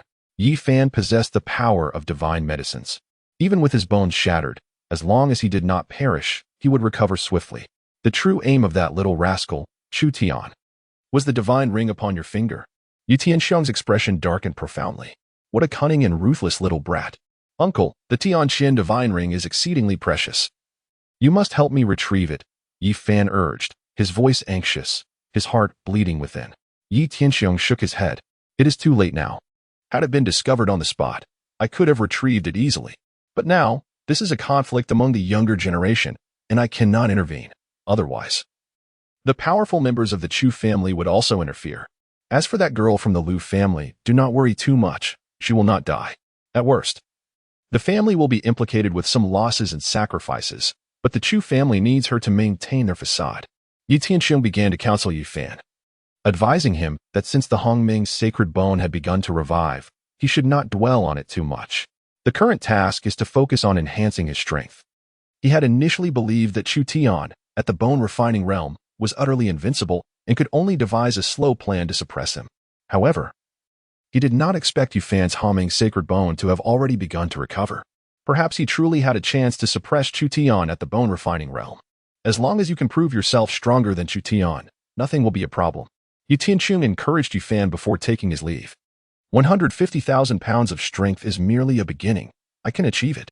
Uncle, believe in me. I will take vengeance with my own hands. Yi Fan's hysterical roar echoed through the prison of sin. Chapter 17. Assessing gains, enhancing strength. As night fell, the moonlight bathed the sacred emperor peak, adorning the summit with a silken silver veil. Chu Tian leaned bare against the medicinal barrel, a thick mist shrouding his visage. With eyes closed, he felt the faint essence of spiritual energy recently drawn from the chaotic creation scripture circulate within him. His body radiated a divine glow of chaos, akin to a piece of primordial iron being relentlessly forged as impurities were continuously expelled. The essence of the medicinal liquid was absorbed, while the discarded impurities rendered the water murky. The atmosphere in the Chu region is profoundly resonant, exhaling with the might of a dragon, transforming momentarily into a fierce and formidable divine dragon, which lingers before dissipating. This breath of draconic essence possesses the potential to vanquish an ancient and colossal mammoth. Were an outsider to witness this spectacle, they would likely be paralyzed with terror. What an astonishingly powerful physique is required to wield such immense strength with a mere breath. Weighing in at 1,700,000 gene, I am now capable of delivering a single blow that could slay a young dragon. Upon awakening, Chu Tian felt the surging power within his body, particularly the intricate and profound pathways of the chaotic spiritual energy. The chaotic creation true scripture, a product of the system, indeed proved to be remarkably esoteric. Its operational trajectories surpassed those of the Chu family's ancestral texts, particularly the Supreme Emperor scripture, by an astonishing tenfold. It resembled the twinkling of stars in the cosmos, mapping out a grand and majestic tapestry within Chu Tian's being. Even the Holy Heaven Scripture, a legacy he had received from the Holy Heaven Sect, which was exclusively cultivated by the current Holy Son and the Sect Master, paled in comparison to the chaotic creation true scripture. Having completed his cultivation, Chu Tian felt a shift within him, and the system interface materialized before his eyes. Host, Chu Tian Realm, 10th level of bone forging, possessing a staggering 1.7 million gene of divine power, capable of annihilating the offspring of true dragons, indeed, the destined son of heaven. Physique, chaos demon god body cultivation method, 1st level of the chaotic creation true scripture divine abilities, none treasures, heavenly emperor arrival talisman, granting 10 minutes of emperor level combat prowess, heavenly profound divine ring, requiring 1,000 destiny points for refinement, containing the remnant soul of an ancient powerhouse. Posing a certain threat, proceed with caution. Destiny points, 36,500 occasionally, the system's prompt resonated in his ears, rewarding him with a few hundred destiny points. Often concerning Lu Yun or Yi Fan. System, please recommend the most suitable items for exchange in the shop at this stage. Chu Tian pondered inwardly. He had already perused the system shop, which boasted an overwhelming array of goods encompassing divine artifacts, treasures, divine herbs, runes, formations, and more, meticulously categorized into dozens of major categories and thousands of subcategories. To examine every item, and select the most fitting ones would require an excessive expenditure of time and energy. As a prominent figure, Chu Tian preferred not to squander his valuable time on trivial matters. He would never waste an ounce of effort on tasks that could be accomplished through mere words or a financial exchange. Currently, as a perfected bone-forging realm practitioner, he stood at a critical juncture of breaking into the spirit refinement realm. The system's melodious and pleasant voice soon echoed. The spirit refinement realm serves as the foundation for the birth of the divine soul and the ignition of divine fire, hence its designation. This stage focuses on honing and refining the spirit within the mind, gradually solidifying the ethereal consciousness into tangible essence. During this phase, comprehension, spirit, and physique are of utmost importance. I recommend that the host exchange for the supreme spirit refinement pill, the comprehension halo, the spirit halo, and the physique halo. The supreme spirit refinement pill, when consumed daily, will continuously temper the spirit. The three halos will ensure that the host's comprehension, spirit, and physique remain in an optimal state at all times. The supreme spirit refinement pill costs 400 destiny points each, while the three halos will require a daily expenditure of 600 destiny points, totaling 1,000 points. It is anticipated that within a month, the host will achieve the most perfect state, solidifying the spirit into reality and breaking through to the spirit refinement realm. Exchange. Chu Tian did not hesitate and calmly stated that according to the logic of time travel novels, a system's production must be of exquisite quality and beyond reproach. After all, with his current prowess, there was no need to exchange for supreme divine elixirs, treasured artifacts, or weapons. Such pursuits were unnecessary. Elevating his strength was of paramount importance. The exchange was successful, costing a total of 1,000 destiny points, leaving him with a remaining balance of 35,500 destiny points. The system's voice resonated. In Chu Tian's hand appeared a pale blue elixir, which, upon ingestion, revitalized his previously languid spirit, imbuing him with a sense of vigor and completeness. The torrent of power surged within him, and he observed with greater precision the intricate pathways of the chaotic transformation scripture coursing through his being. He understood that this was the manifestation of the three great auras at work. After consuming the God-forging pill, Chu Tian felt as though a needle were pricking at the back of his head, a persistent yet mild sensation of discomfort. However, his formidable spirit effortlessly countered this sensation, leaving him wholly unaffected. Chu Tian comprehended the profound effects of the supreme spirit refinement pill, which incessantly hammered at his psyche. Based on his understanding of this world, the crafting of such a high-caliber elixir was akin to scaling the heavens. The myriad of required herbs was of secondary importance. The true challenge lay in the domain of the spirit and soul, rendering it nearly impossible for ordinary alchemists to concoct. Only those esteemed alchemists of the emperor rank, possessing a profound understanding of the soul, would dare to undertake its creation. However, such emperor-level alchemists were immensely powerful and noble. Producing pills for the spirit refinement realm was, in essence, a squandering of their invaluable time and energy. Thus, despite being merely a potion for the spirit refinement realm, the supreme spirit refinement pill commanded a price surpassing that of divine medicines. Even the Chus could scarcely procure a few, and those they could obtain were of merely average quality, not reaching the pinnacle, and potentially detrimental to the spirit. The foremost powers of the Hung Tian continent saw their young disciples honing their spirits solely through willpower and innate talent, with few external aids available. This underscores the critical importance of innate cultivation talent.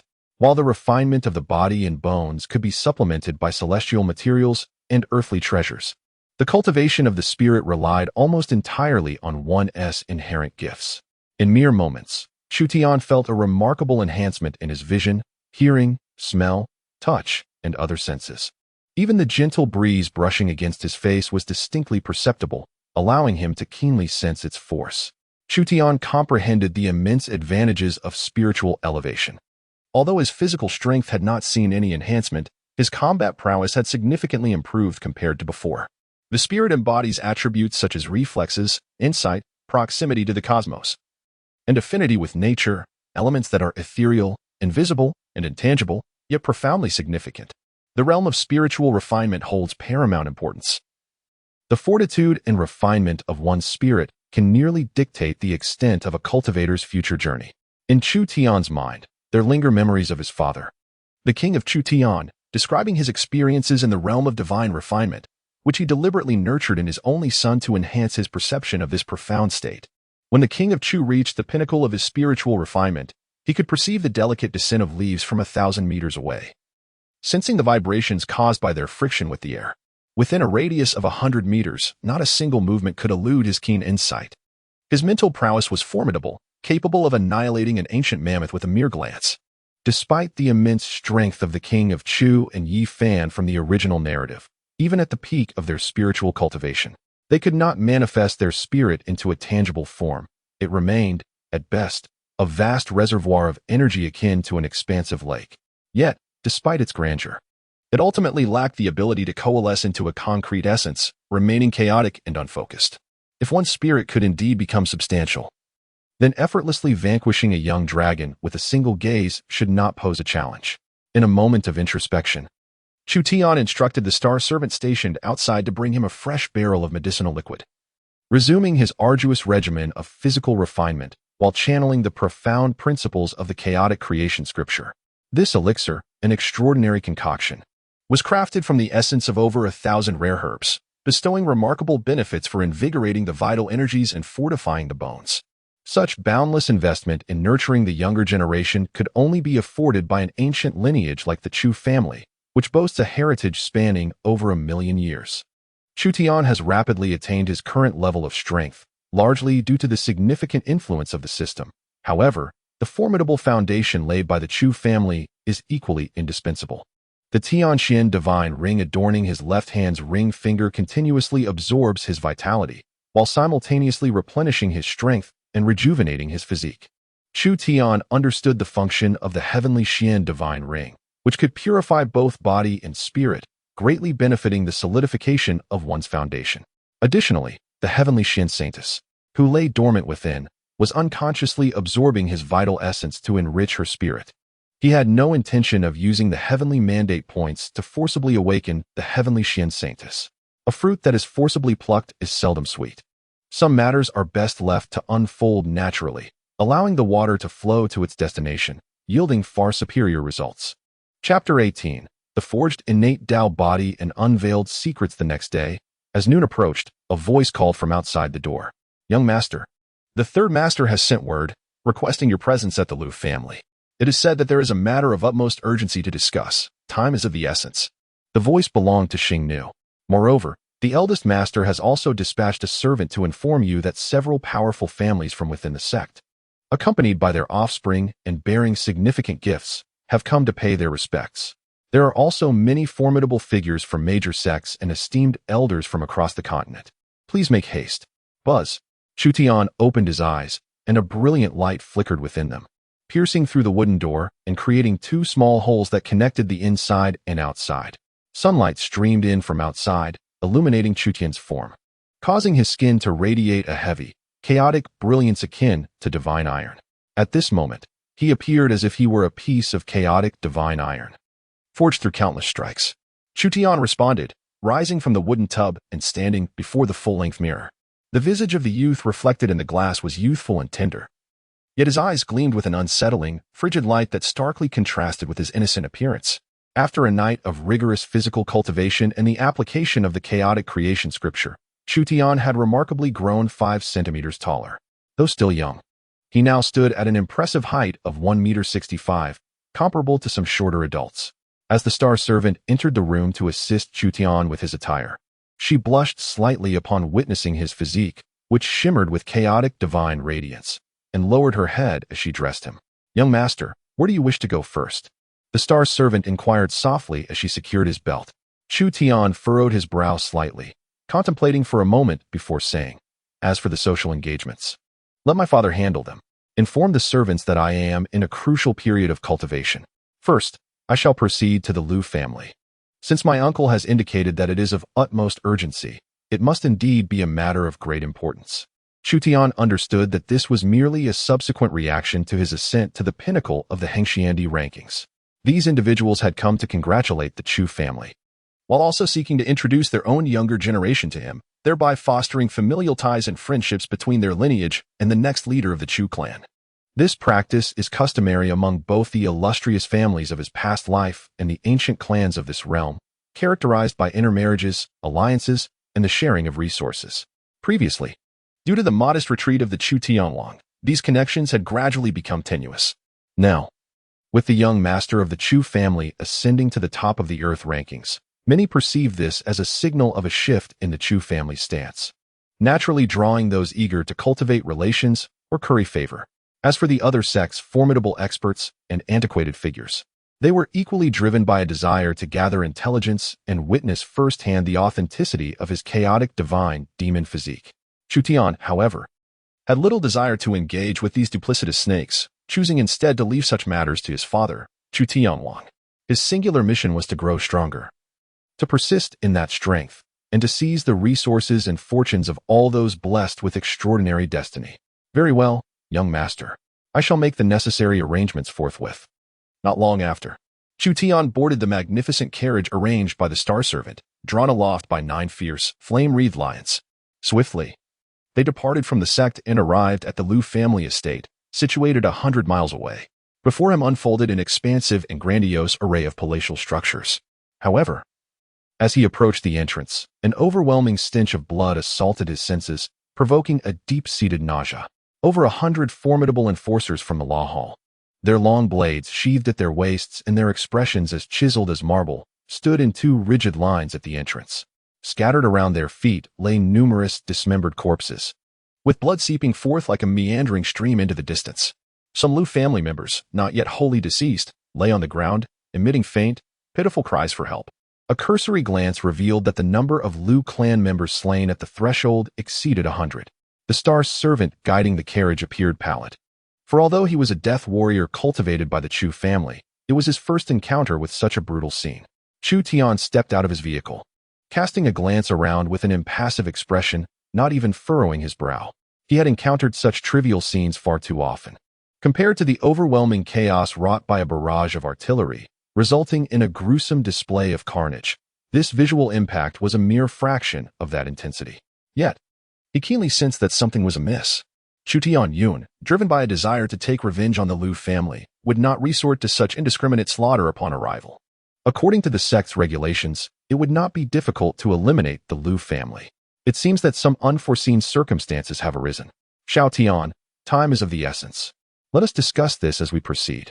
With a grave expression, Chu Tian strode out of the manor, blood splattering beneath his feet. His eyes filled with a dreadful ferocity and intent to kill, as he swiftly led Chu Tian deep into the heart of the Lu family. Without further ado, given the gravity of the situation, this matter has yet to be reported to your father and the sect by your third uncle. He wishes to hear your thoughts first. Chu Tian spoke with a grave expression. Third uncle has led a group to invade the Lu family and discovered that your fiancé, Lu Yun's innate Dao body, is, in fact, a fabrication. Our Chu family has been deceived by the Lu family. In an instant, Chu Tian felt a jolt of shock. This was something entirely foreign to the narrative he was familiar with. Following the clues, he unexpectedly unearthed such hidden truths. As the words lingered in the air, they descended upon the innermost depths of the Lu residence, standing before a palace soaring 1,000 meters high. The ground surrounding the palace was stained a dark crimson, permeated by a pungent scent of blood. One could easily envision that a massacre of a magnitude far more horrific than that at the entrance had transpired here, with the Lu family putting up a fierce resistance. A terrifying pressure loomed in the heavens, mingled with the aura of Chu Tian, indicating that it was indeed Chu Tian himself who had taken action, annihilating the Lu family's most formidable warriors. Xiao Tian, you have arrived. At that moment, a middle-aged beauty clad in a low-cut, ornate palace gown wailed loudly at the entrance, shouting at the 2 law enforcement disciples restraining her. Let me go, let me go. My son-in-law is here. You are finished. She was none other than Luo Yushan, the mother of Lu Yun. From a young age, Chu Tian held great respect for Luo Yushan, addressing her as aunt upon arriving at the Lu family. Is it a mere facade of an innate Dao body? Chu Tian furrowed his brow, following Chu Tian into the palace. Upon hearing the clamor, he instinctively glanced upward and beheld the enchanting figure of Lu Yun standing beside Luo Yushan. The others around them were disheveled, some bearing wounds and traces of blood, yet her pristine white gown remained spotless and intact, as a prodigy of innate Dao physique. The Chus did not propose any annulment of the engagement. With such a title, naturally, no one dared lay a finger on her. Upon noticing Chu Tian's arrival, Lu Yun appeared momentarily taken aback, her eyes flashing with a hint of anger. Pouting slightly in a display of grievance, she turned her head away with a delicate huff, seemingly awaiting Chu Tian to approach her. Traditionally, even amidst their occasional disagreements, Chu Tian would seek her out the following morning to reconcile. However, this time, he took an unusually long time to apologize, and her family had suffered significant losses in the meantime, too late for amends. Lu Yun resolved to give Chu Tian the cold shoulder. Perhaps young girls mature faster, possessing a deeper understanding than their male counterparts. Yet, she remained oblivious to the gravity of the situation. Third uncle, she mused. Can the innate Tao physique, birthed from the very essence of heaven and earth, truly be fabricated? Chu Tian inquired, merely casting a fleeting glance at the mother and daughter before averting his gaze. Even as he passed by them, he refrained from looking their way again, his expression solemn as he entered the palace alongside Chu Tian. The fabrication of an innate Tao body was an element absent from the original narrative, suggesting that profound secrets lay beneath. Lu Yun's delicate visage turned pale. In a daze, she raised her hand as if to grasp Chu Tian's retreating figure, seemingly yearning to voice her thoughts. Yet, Chu Tian's silhouette had already vanished within the palace, the grand entrance subsequently sealed by the enforcers. Lu Yun felt a profound sense of grievance.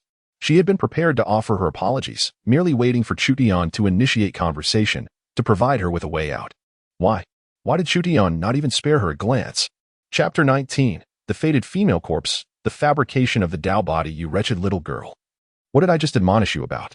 Why didn't you stop shouting on? Luo Yushan shouted in a panic, akin to someone on the verge of drowning.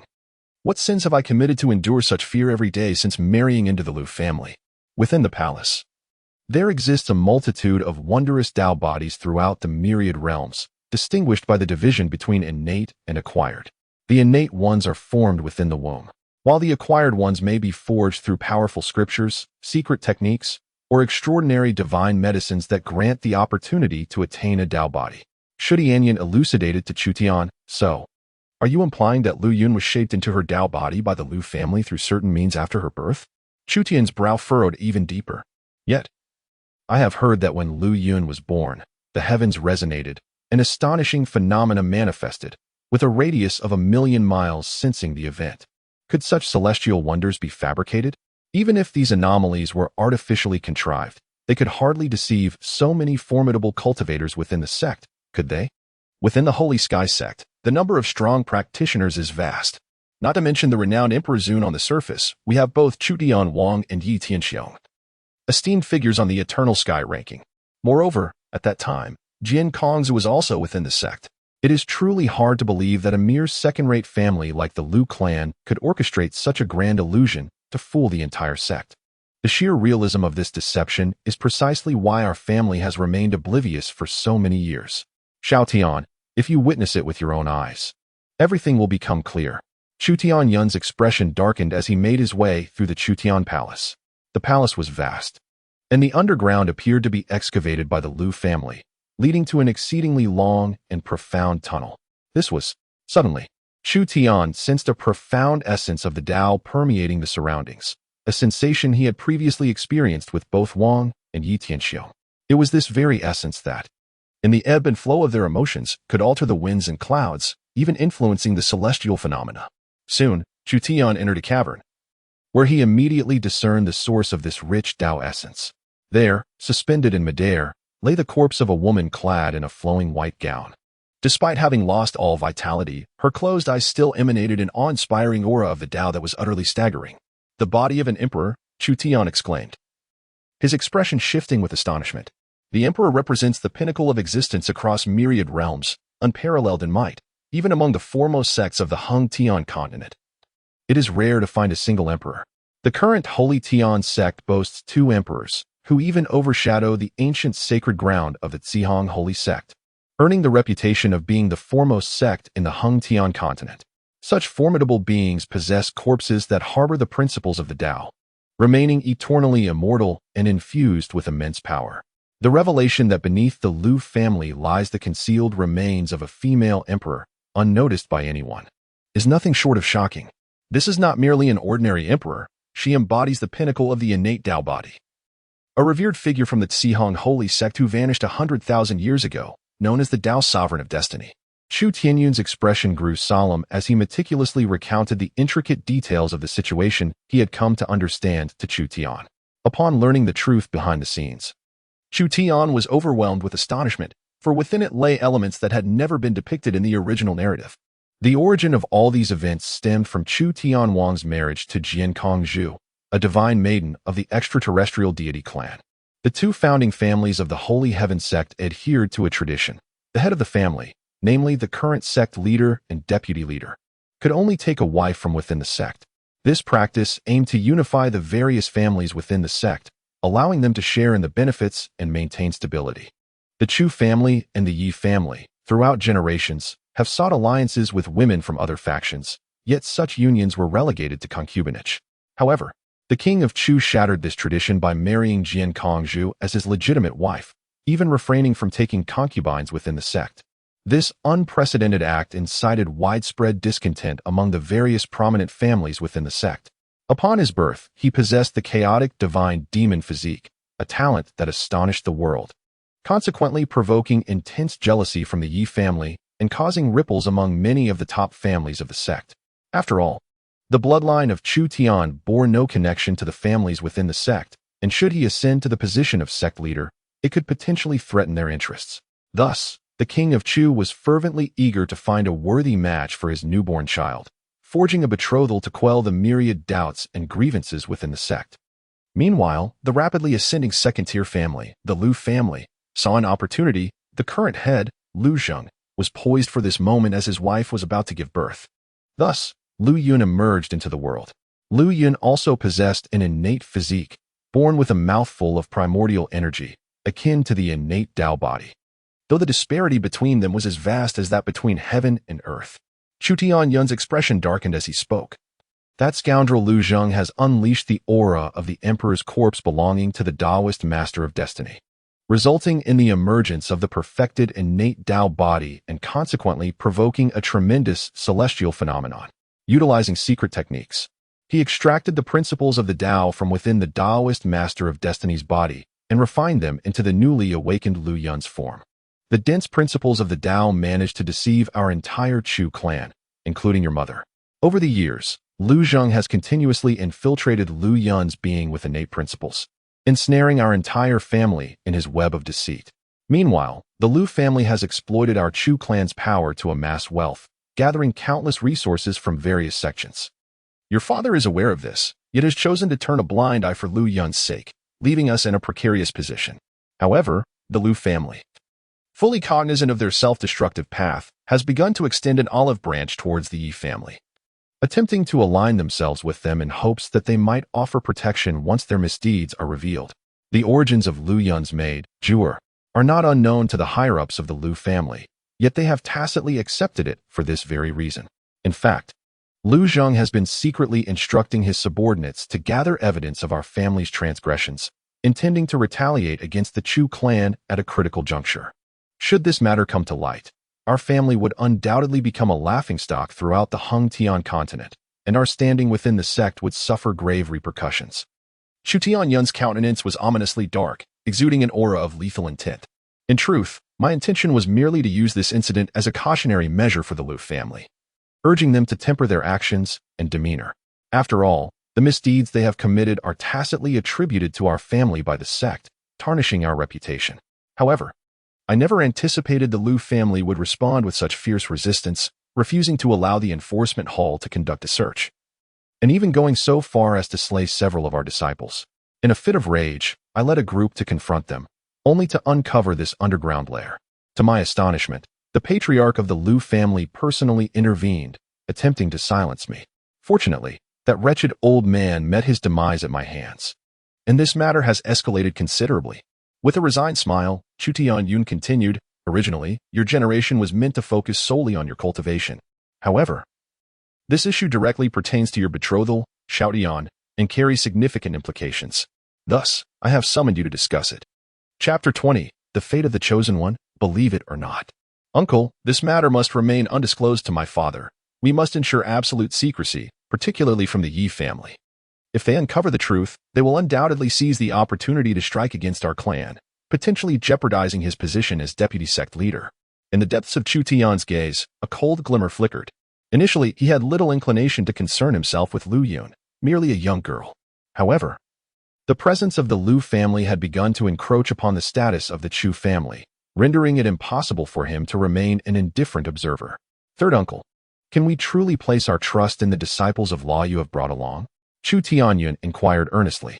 Our family has presided over the enforcement hall of the sect for nearly 1,000,000 years, deeply entrenched in its foundations. I possess a modicum of confidence in these law enforcers being unequivocally our own. He immediately expressed his agreement with Chu Tianyun's sentiments. Should this matter reach the ears of the king of Chu, it would essentially be equivalent to it reaching his sworn brother, Yi Tianxiang, in a fit of rage. The king of Chu might even resort to making irrational decisions. Within the sect, was it not widely accepted that the actions of the Lu family were instigated by our Chu family, implicitly acknowledging the Lu family as one of our own? Chu Tian spoke coldly. In light of the current circumstances, let us perform a grand act of unwavering justice, a resolute purge of corruption within our sect. Third uncle, immediately seal off all activities of the Lu family and impose strict control over Lu Zhang. He must be interrogated thoroughly, ensuring he has no contact with the outside world. We shall investigate all resources and wealth that the Lu family has amassed over the years and submit our findings to the sect. Additionally, discreetly dispatch enforcement disciples to apprehend all individuals from the Lu family who hold significant positions within the sect and its various departments. They must be brought back clandestinely, and any evidence they have gathered against our family must be destroyed. For those cases of severe confidentiality breaches, they shall be executed on the spot. Chu Tian frowned, hesitating slightly as he spoke. Xiao Tian, might this course of action create too much of a stir? The Lu family is a second-rate clan, and over the years, they have amassed considerable influence. If we act suddenly, the Yi family and the other 3 premier families, who have already harbored some dissatisfaction towards us, might complicate matters. Especially considering that your father is the head of the family. Is it truly wise to keep him in the dark?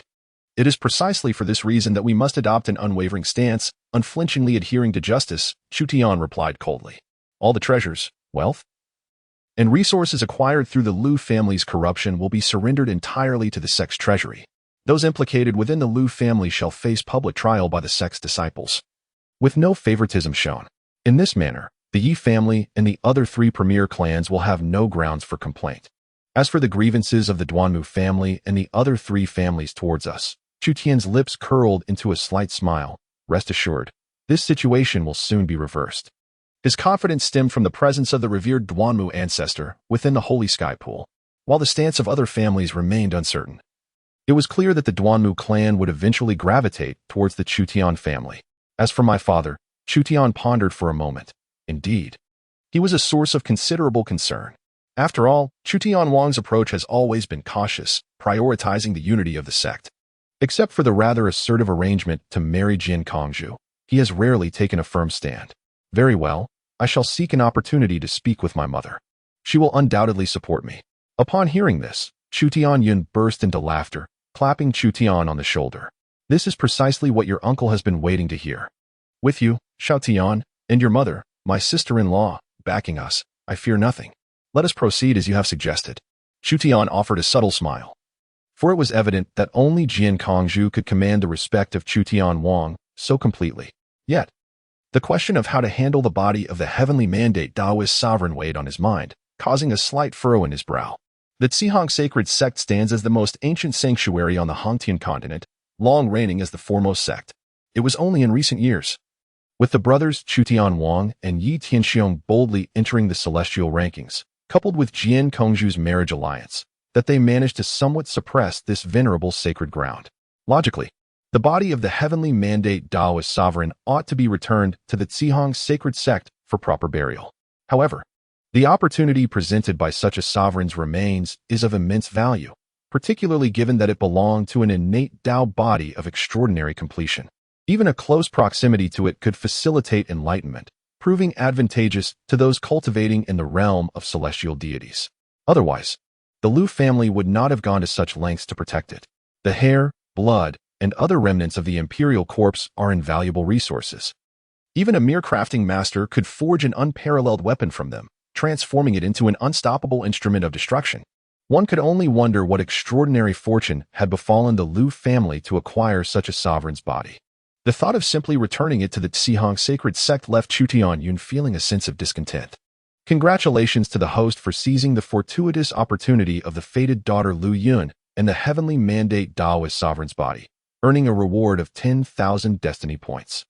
The system prompts indicate that the host may spend 5,000 destiny points to seize the opportunity associated with the imperial corpse. The gentle and melodious notification from the system resonated. Chu Tian was elated. Such fortuitous events were rare. Not only had he acquired a plethora of destiny points as rewards, but he could also seize opportunities by expending just half of them. It appeared that the imperial corpse of the Destiny Dao sovereign was indeed a significant boon destined for Lu Yun, although she remained oblivious to this fact at that moment. Seize, Chu Tian mused inwardly. Suddenly, an overwhelming essence of the Dao erupted from the imperial corpse, radiating divine light.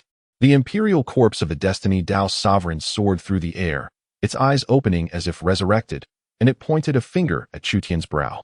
Is this the inheritance of the imperial sovereign across generations? Chu Tian was astounded.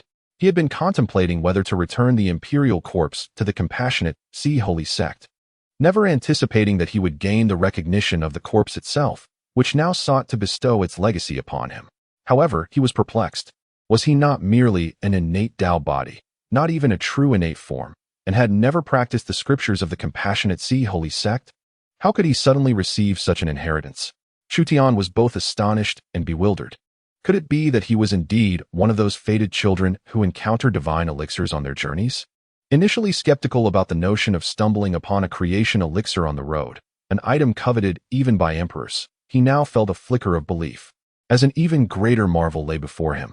The principles of the Tao transformed into a divine chain, enveloping every corner of the vast cavern.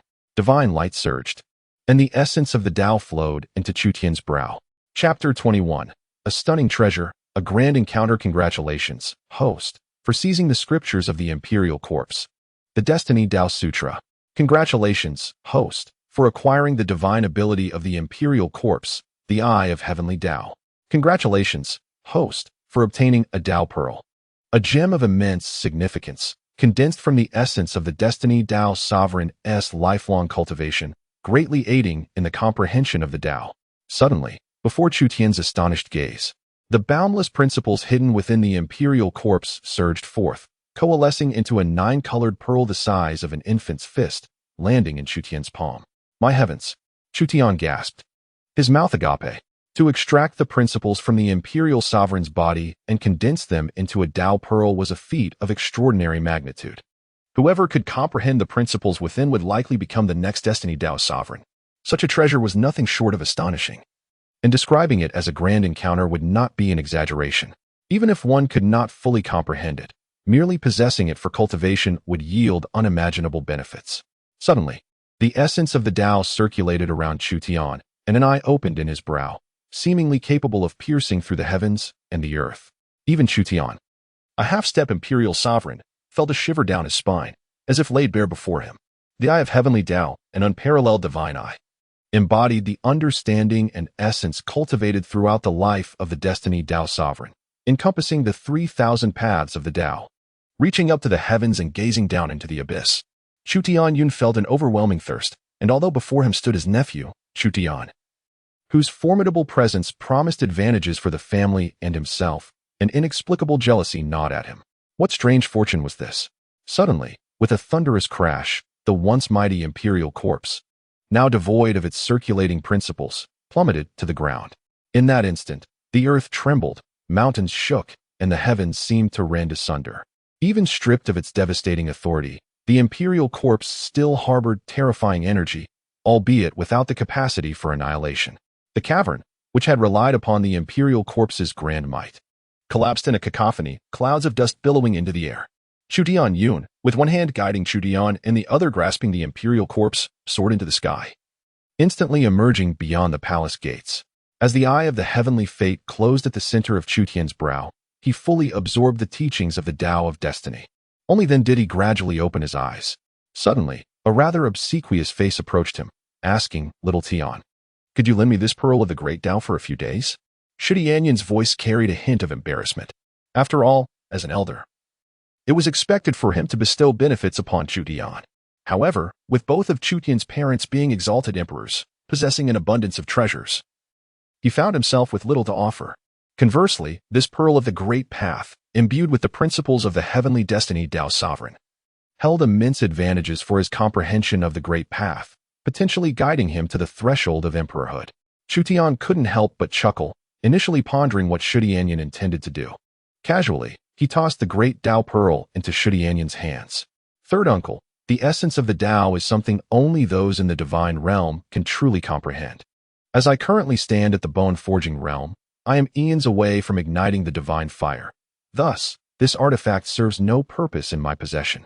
Given your significant contributions to the family, it is only fitting that it be bestowed upon you.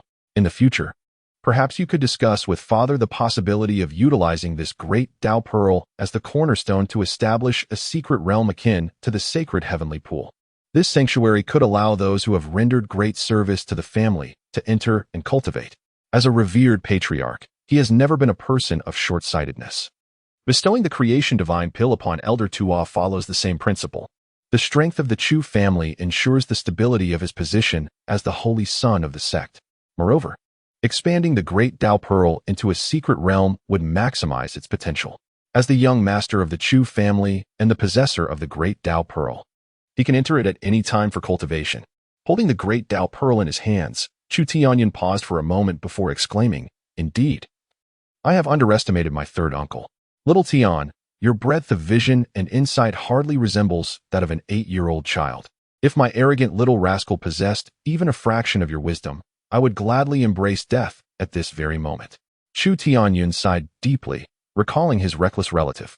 In stark contrast to Chu Tian, he felt a surge of anger bubbling within him, vowing to give him a good thrashing upon returning home to relieve his frustration. Third uncle, in truth, cousin Chu Xiangtong isn't all that bad, Chu Tian replied with a wry smile, fully aware of whom Chu Tianyun was referring to. Xiao Tian, Auntie is here, quickly tell them to let me go." At that moment, Luo Yushan's piercing scream echoed as she turned to glare at Lu Yun. "Xiao Tian has come out. Don't you remember how I instructed you to apologize to him?" Luo Yushan was pinned down by 2 disciples of the law, kneeling on the ground, repeatedly emitting desperate cries akin to a slaughtered pig, attempting to capture his attention. Lu Yun's eyes glistened with unshed tears, her pristine white dress remaining unblemished, her face etched with a sense of grievance. However, under her mother Luo Yushan's urging, she slowly approached Chu Tian step by step. It must be said, though still young, she possessed the innate beauty that could captivate nations, her sorrowful expression reminiscent of a weeping pear blossom, evoking deep sympathy at first glance. Hearing the commotion, Chu Tian instinctively cast a glance, their eyes meeting for a fleeting moment. The gaze of Chu Tian became dull and frigid, quickly turning away as he walked alongside Chu Tianyun towards the estate.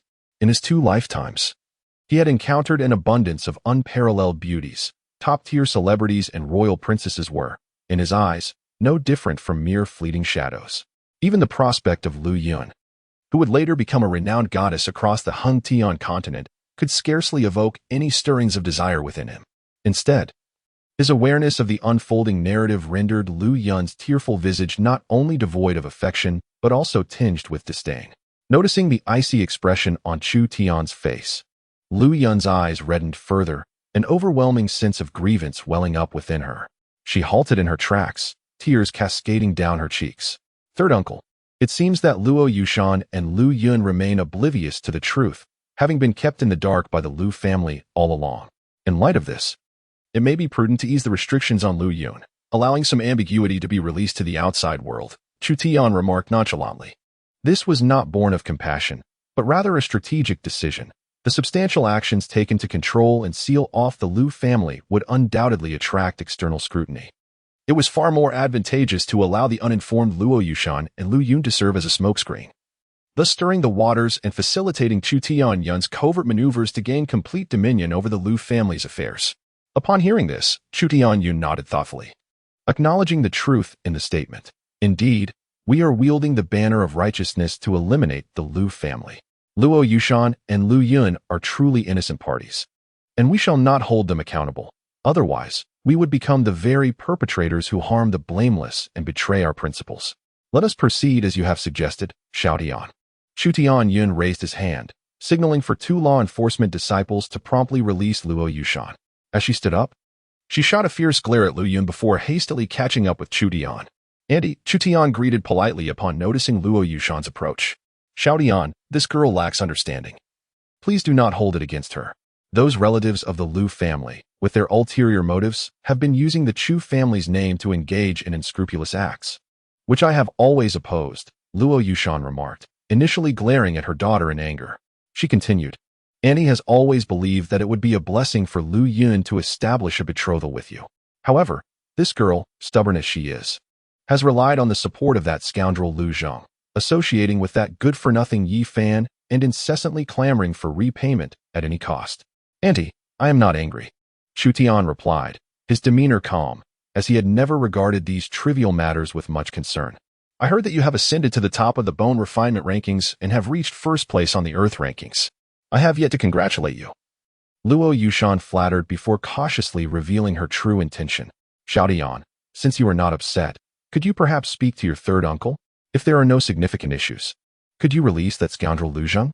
Although he has indeed erred, he is nonetheless Xiaoyun's biological father, your father-in-law." As she spoke, Luo Yushan cast a fearful glance at the imposing Chu Tian, still shaken by his previous display of power. N.S. A new author seeks all forms of support.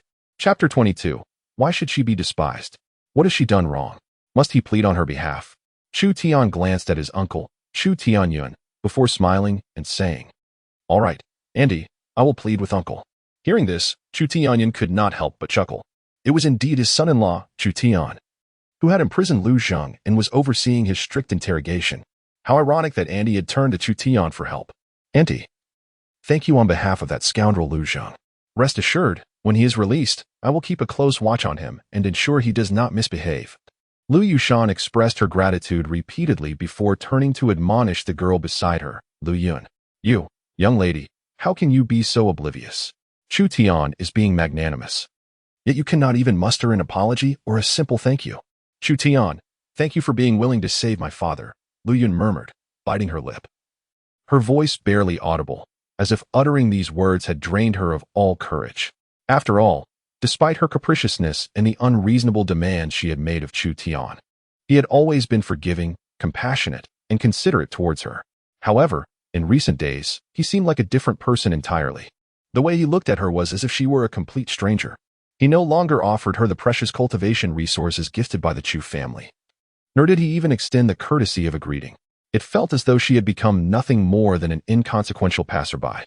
Especially after the news broke of Chu Tian ascending to the top of the earth ranking, Lu Yun felt increasingly aggrieved, sensing that she had fallen out of favor with him. But why should Chu Tian disdain her? What wrong had she committed? It was the Chu family that had sought an alliance with the Lu family, establishing a betrothal, and it was Chu Tian who had willingly come to her aid. What fault did she have? Earlier, upon seeing Chu Tian arrive at the Lu residence, she had thought that if he would only speak to her first, she would graciously forgive him and overlook the fact that his uncle had taken the lives of many from her family. Yet, he had chosen to ignore her entirely. What was so remarkable about merely achieving the top of the bone refinement ranking and fortuitously claiming the title of #1 on the earth ranking? Who could say how long he would remain there? Why did Chu Tian suddenly treat her indifferently? Just yesterday, he had been so harsh, even resorting to violence over a despicable maid. Lu Yun was filled with grievances, still believing she had done nothing wrong. Pouting and lowering her head, she stubbornly refused to apologize. Seeing her daughter in such a state, Luo Yushan was furious and anxious, hastily defending, "Chu Tian, please don't be angry. Xiaoan knows she has made a mistake. She is just a young girl with a thin skin. Please try to understand. Although you are both still young, you have already been betrothed, and you will be family in the future. Don't take it to heart." Family. Upon hearing those words, a cold glimmer flashed in Chu Tian's eyes as he recalled the repugnant events from the original storyline, and a surge of murderous intent welled up within him. He no longer cared to maintain the facade, and coldly remarked, "It's not a trivial matter. It is indeed worth my concern. As for being family, let's forget it. I cannot bear such a burden." Luo Yushan's face instantly turned pale, for the meaning behind his words was profoundly significant. "Chu Tian, please allow me to explain," she pleaded. Chu Tian paid no heed to the mother and daughter, continuing his forward stride. At that moment, Lu Yun's eyes were rimmed in red, tears cascading down her cheeks like pearls. Suddenly, she dashed in front of Chu Tian, arms outstretched to obstruct his path. Chu Tian, you must clarify this for me. Do you perceive my affairs as trifles? Yi Fan saved my life, and I wish to dedicate everything to repay that debt. Is there any fault in that? By what right do you treat me this way? Speak plainly, or you shall not depart. Chu Tian's gaze was icy and indifferent as he said, What you do is of no concern to me. Step aside. I will not. You must clarify everything today, Lu Yun shouted, with a sharp crack. The sound of wind rushing violently was accompanied by the crisp sound of a slap, sending Lu Yun flying backward. Chu Tian retracted his hand, exchanged a brief greeting with Chu Tianyan, and departed from the Lu family estate, returning to his chariot within the palace. The 9 majestic fiery lions let out a resounding snort and soared into the sky, heading towards the sect. He was never one to embody the ideals of a saint. Having been reborn, his purpose was to witness the wonders of this world, to ascend to its pinnacle, and to behold the vistas that lay beyond. The antics of that clever girl and her trivial schemes were utterly transparent to him. Were it not for the deep entanglement between the Chu and Lu families due to their marital alliance over the years, he would scarcely have bestowed a second glance upon Lu Yun. You scoundrel, you hit me again. Lu Yun's face reddened and swelled as she lay on the ground, weeping profusely in heartache. She could not fathom why Chu Tian's attitude towards her had shifted so drastically. It felt akin to a beloved little dog that would bound towards her with a wagging tail, only to suddenly ignore her and speak to others, even snapping at her. Why must you be so stubborn? Luo Yu rushed over to help her daughter, exclaiming in frustration, You have been led astray by your father's folly. The notion of repaying a drop of kindness with a fountain of gratitude, of giving everything in return, is sheer nonsense. The benefits you have bestowed upon that worthless man are worth 100 of his lives. Now, look where that has led you. Consequences have arrived. Yet, despite her reprimands, she recognized that Lu Yun was still her daughter, and the fate of the Lu family depended on Chu Tian. In a softer tone, Luo Yu urged, as a mother, I can see that Xiao Tian still cares for you. If you lower your head, admit your mistakes, and promise to cease all relations with that good-for-nothing and the Yi family, he will forgive you. Mother, I simply wish to repay my debt of gratitude. What is wrong with that? Lu Yun gritted her teeth, clinging to the last vestige of her stubbornness. Yet, an unexpected flicker of regret surged within her. Had she, in her quest to repay her debt, acted too recklessly and disregarded Chu Tian's feelings? Perhaps she should seek an opportunity to apologize to him in person. Your desire to repay your debt has nothing to do with my Chu family. Suddenly, the voice of Chu Tianyun, filled with palpable fury, pierced the air. The mother and daughter turned to see him glaring at them, causing them both to shudder involuntarily, their faces paling in an instant. It has been determined that the Lu family has violated the sect's laws, and this matter does not concern you. You may return to your residence within the estate and travel to and from the sect. However, you are forbidden from roaming freely about the estate or engaging in conversations with others at will. Otherwise, you shall bear the consequences. Chu Tianyun paid little attention to the 2 women, for there remained numerous matters requiring his resolution within the Lu family. It appeared that retaining the betrothal status of Lu Yun was merely a temporary measure. Without the divine essence bestowed by the heavenly mandate Taoist, Lu Yun's true talents would soon become evident. At that juncture, after the Chu family had justly severed ties, it would be entirely reasonable to annul the engagement without raising any suspicions within the sect. How could an ordinary girl, merely possessing a rudimentary innate physique and burdened by her family's original sins, be deemed worthy of the Chu family's young master? Chapter 23. Whether to forgive is a matter for the divine congratulations, host. The fated woman, Lu Yun, has developed a trace of regret towards you, rewarding you with 1,000 destiny points. Congratulations, host. The fated woman, Lu Yun, has suffered a significant blow to her fate, leading to a decline in her fortune, rewarding you with 5,000 destiny points. Just as he returned to the foot of the Sacred Emperor Peak, the system's gentle notification suddenly resonated in Chu Tian's ears. Lu Yun regretted her actions? Chu Tian's gaze remained calm, with a flicker of coldness beneath the surface, revealing a lack of concern. Regret held no significance for him. The demon lord, consumed by hatred, had sacrificed everything for Lu Yun, only to face ruin, the death of his entire family, and ultimately, the betrayal that culminated in Lu Yun leading formidable foes to hunt him down, culminating in that fateful strike that pierced through the head of the Star Slave. As the saying goes, a river may change its course, but one's nature is immutable. if there were any connection to be acknowledged, it would be that forgiving Lu Yun is a task befitting the divine. His duty, however, is to send Lu Yun to meet her maker. Yet, there remains much for him to accomplish. As long as Lu Yun does not provoke him, he lacks the inclination to seek her out for trouble. The decline of the Lu family is merely a matter of time. Without the protection of the Lu family, Lu Yun, a mere innate body, will see her fortunes steadily diminish. Within the Holy Heaven Sect, she will be nothing more than a slightly distinguished prodigy, and their paths will diverge completely, akin to two parallel lines. For the moment, he lacks the energy to actively pursue any conflict with Lu Yun. Engaging in disputes with such a young girl would be an exercise in futility. As Chu Tian regained his composure, he suddenly let out a soft, amused laugh. Casting aside the trivial thought, with a flicker of inspiration, the system panel materialized before him, allowing him to assess the numerous benefits acquired from the remains of the Destiny Dao Sovereign. Host, Chu Tian Realm, 10th level of bone forging. Possessing an astonishing strength of 180,000 gene, capable of vanquishing a true dragon hatchling in an instant. The host is undoubtedly the destined child of fate. Physique, Chaos Demon Body Cultivation Method. First volume of the Chaos Creation True Scripture. This scripture is deemed unsuitable for the host.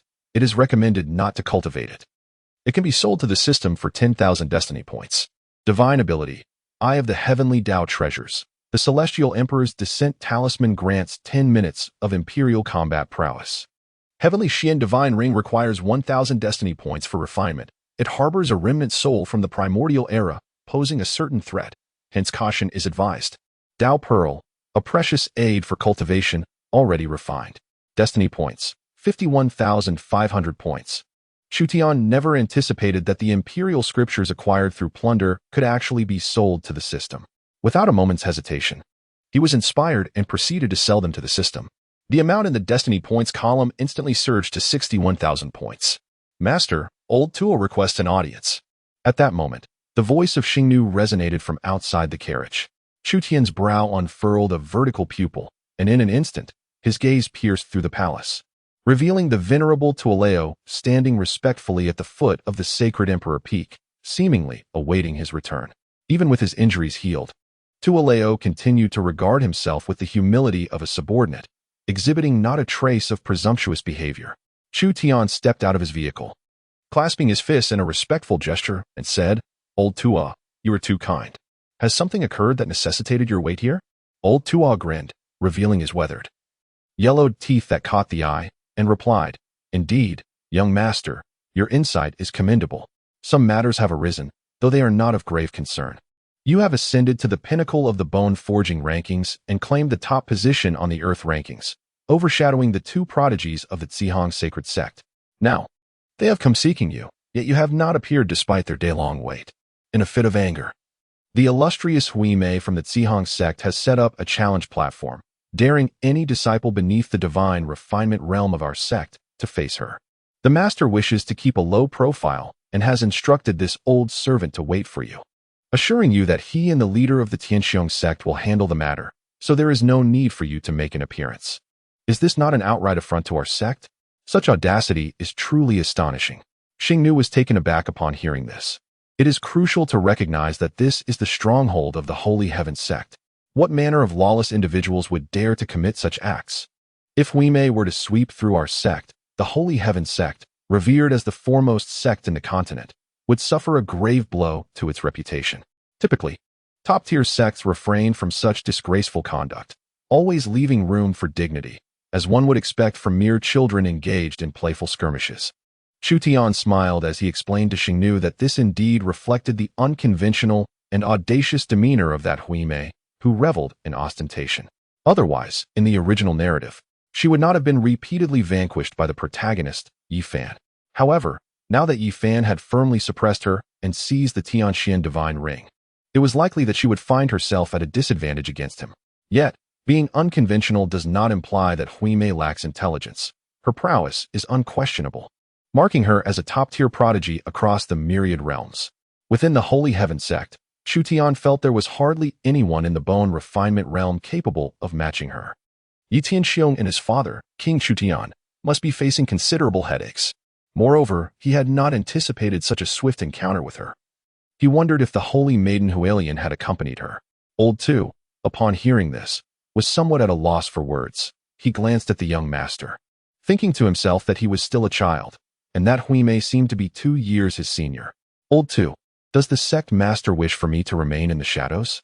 Chu Tian inquired, his smile laden with intrigue. Indeed, young master, Old Tu replied. The sect master believes that, given the circumstances, the Chu family should refrain from engaging with the Zhihong sacred sect to avoid jeopardizing our relationship with them. He will handle this matter. His words sounded more melodious than they were sincere. It was merely an attempt to prevent the young master from gaining merits while allowing the Yi family to bask in the limelight. Xingnu quietly voiced his discontent on behalf of Chu Tian, expressing disbelief that Huime would dare to challenge those below the divine refinement realm within the sect. Surely, she could not be under the illusion that it was akin to the bone refinement tests of the Hengtian Hall, where only physical prowess could be employed. Chu Tian naturally understood the meaning behind Xingnu's words, for he too had begun to refine his spirit the previous night. Those who had commenced the refinement of their spirit at the bone-forging realm could indeed amplify their strength exponentially. It was not uncommon for the prodigies of the bone-forging rankings to exhibit power exceeding £1,000,000 after refining their spirit. Thus, even the foremost individual on the bone-forging list merely represented unparalleled physical strength and did not signify invincibility below the spirit refinement realm. Hui Lian, on the list, possessed only 900,000 pounds of strength. Yi Tianxiong likely seized upon this flaw, which is why he dared to allow Chu Tian, the top of the bone-forging rankings, to remain uninvolved, as he would handle the matter himself. Xingnu, since both the sect leader and my father share this sentiment, I shall refrain from meddling in this affair. Especially as the situation is not easily navigated, Chu Tian remarked thoughtfully. He did not believe that Huime would be oblivious to these nuances, even if she were. Her associates would certainly be aware. Yet, Huime still set up a challenge, indicating that there was clearly an underlying issue. However, Chu Tian was disinclined to dwell on it further. He clasped his fists in respect towards Elder Tuo and said, Elder Tuo, since my involvement is unnecessary, I shall take my leave to focus on my cultivation. Please do. Young master, Elder Tuo replied with deference. As night fell, once the effects of the premium spirit refinement pill and the 3 great auras concluded, Chu Tian immediately exchanged for continuance in the marketplace, resuming his spiritual forging. With the premium spirit refinement pill, Chu Tian was able to conserve his own energy, redirecting it entirely towards enhancing his physical form and practicing the chaotic creation true sutra. In truth, under normal circumstances, even those at the spirit refinement realm, or even higher echelons of power, could not engage in continuous cultivation without the need for sleep and recuperation. However, after being endowed with the 3 great auras, Chu Tian's energy remained perpetually abundant, regardless of consumption, completely negating the necessity for rest or respite. For him, as long as the auras were active, he could cultivate for billions of years without feeling wearied. Chu Tian first activated the chaotic creation true scripture, channeling spiritual energy to circulate through 9 major cycles within his body, refining his physique and absorbing the medicinal liquid. In the latter half of the night, he began to study the newly acquired Eye of the Heavenly Tao. As the Eye of the Heavenly Path opened at the center of Chu Tian's brow, he immediately sensed an instantaneous expansion of his spirit. Allowing him to perceive the star slave meditating outside the door, her eyes closed in deep concentration. He even penetrated the veil that obscured her face, unveiling her flawless and captivating beauty. However, Chu Tian did not linger on her visage for long and swiftly withdrew his consciousness. Star Slave, seemingly aware of the intrusion, opened her star-like eyes, a flicker of confusion crossing her features. It felt as though someone had been gazing at her, caressing her face with a gentle touch, reminiscent of the hand of a master. Surely, it must have been an illusion, for they were within the sacred Emperor Peak, a place teeming with formidable beings. Who would dare to probe into the residence of the young master of the Chu family with their divine sense, unless they were courting death? Yi Hongwu, as the Supreme Elder, scheming against the young master from the shadows, would undoubtedly meet his demise. The lessons of the past served as a cautionary tale. She scolded herself internally, a blush blooming on her cheeks. Oh, Star Slave, what are you contemplating? The young master is still so young, and yet you entertain such improper thoughts, imagining him caressing your face. How shameless. Star Slave severed her wandering thoughts and closed her eyes once more, returning to a state of cultivation. Chapter 24, the sect in turmoil. Little Tian, it is your time to emerge. Star Slave was surprisingly oblivious to my scrutiny. Chu Tian had been attentively observing the reactions of the Star Slave, his mind swirling with contemplation. The Star Slave, endowed with remarkable talent, had been assigned to accompany him and was now of age, possessing strength that far exceeded the mere realm of spirit refinement. His spirit had been honed over the years, culminating in the birth of a divine soul. Yet, despite these extraordinary attributes, the Star Slave could only perceive a faint trace of the probing presence. Unable to discern its origin, the marvel of the Eye of Heavenly Tao surpassed even Chu Tian's imagination. Truly, it was a testament to the pinnacle of innate Taoist bodies. A supreme divine ability forged through a lifetime of enlightenment by a master of destiny. With the enhancement of the Eye of Heavenly Tao, although he had yet to enter the spirit refinement realm, he could already achieve a separation of spirit from body, amplifying his spiritual refinement to an extent that was tenfold. It was likely that few who had broken through to the spirit refinement realm could rival him, although he had not yet transcended into the spirit refinement realm. His spirit already eclipsed that of practitioners in that domain, and his physical form had yet to reach the limits of the bone-tempering realm, leaving ample room for significant advancement. At that moment, a spirit insect resembling a mosquito suddenly flitted past the window screen. Suddenly, a slender silver needle, as fine as a hair, appeared in Chu Tian's hand.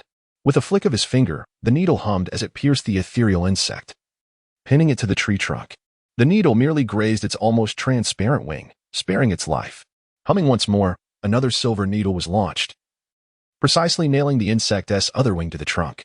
With his enhanced spirit, his control over power became increasingly meticulous, and his mastery over his physical form grew ever more adept. No wonder the realm of spirit refinement is regarded as the next stage beyond bone tempering, Chu Tian mused. He now possessed a strength of 170,000 pounds, but under the tenfold enhancement of the Eye of Heavenly Tao, his might rivaled that of the spirit refinement realm. His insight far surpassed the ordinary, and the strength he could potentially wield was likely above 350,000 pounds.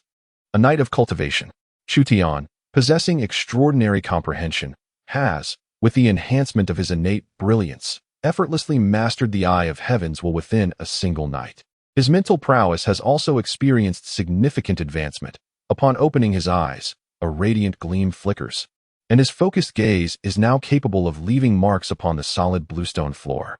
The physical strength of Chu Tian has risen by an astonishing 100,000 gene, reaching an impressive total of 1,800,000 gene.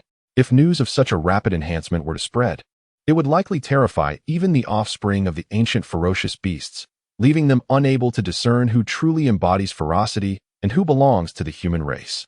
Even the ancient ferocious beasts, endowed with remarkable talents and inherently robust physiques, bolstered by powerful bloodlines, could not possibly achieve such a pace of growth.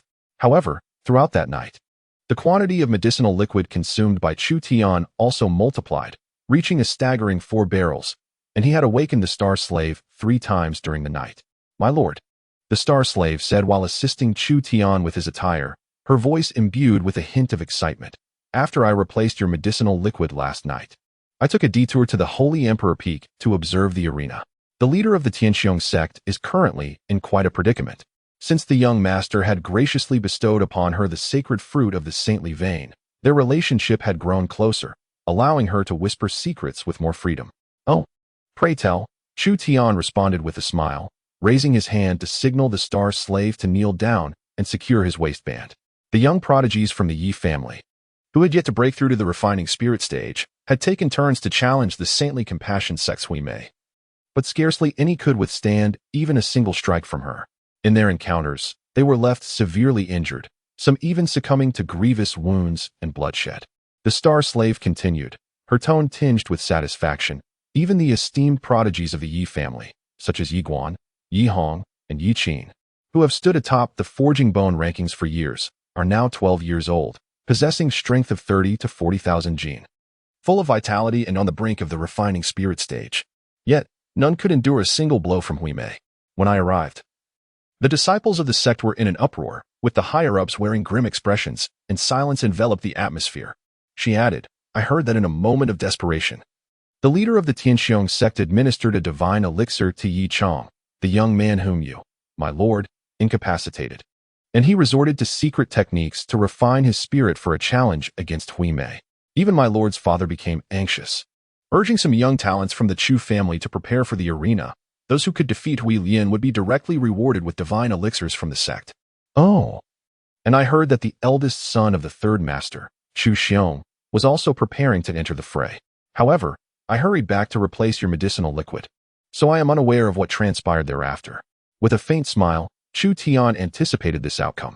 In the original narrative, this Hui Mei was renowned throughout the realms as a prodigious talent. Within the Holy Heaven Sect, those who could rival Hui Mei were either languishing in the prison of sin or had surpassed the bone refinement stage, thus unable to compete. The notion that Yi Tianxiong believed other disciples of the same realm could vanquish Hui Mei was a gross underestimation of her prowess. One can easily imagine the agitation and weightiness felt by the higher-ups of the sect at this moment.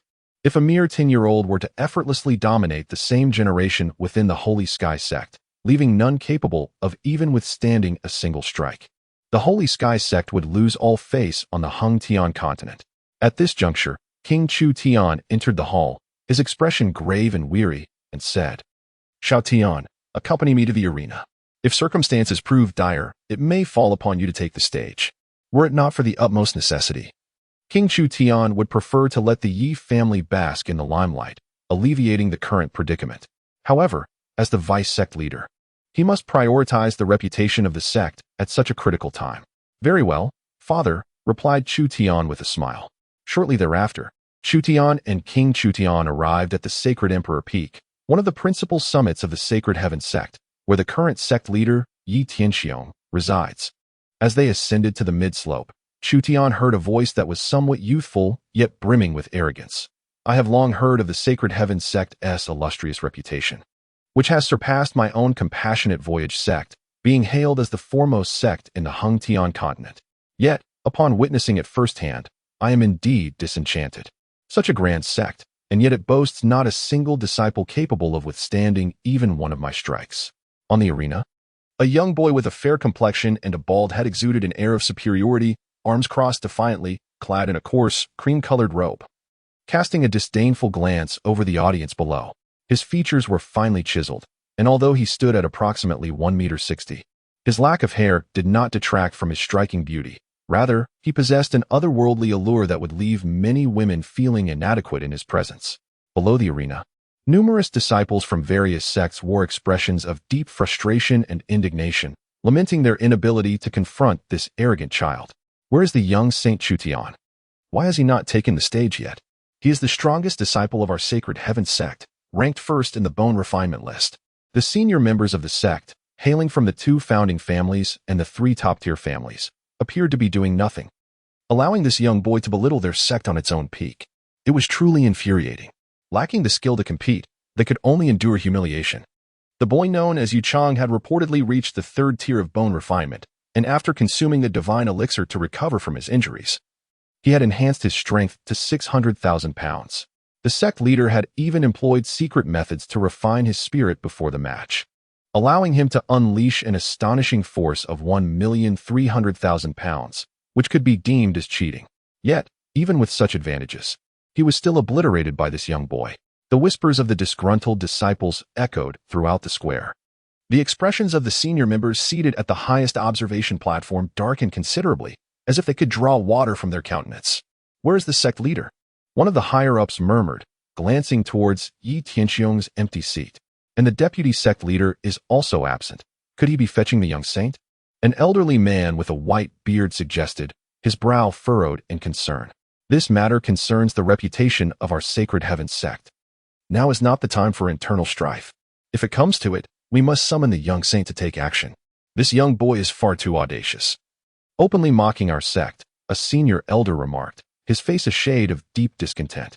As the discussions among the higher-ups continued, a sudden notification interrupted the atmosphere. King Chu, accompanied by Chu Tian, ascended to the high platform and, pointing at the bald figure in the arena, spoke in a grave tone. "This young bald fellow, as indicated on the bone forging list, possesses a strength of merely 900,000 pounds. Thus, your father and your uncle Tianxiong were somewhat careless.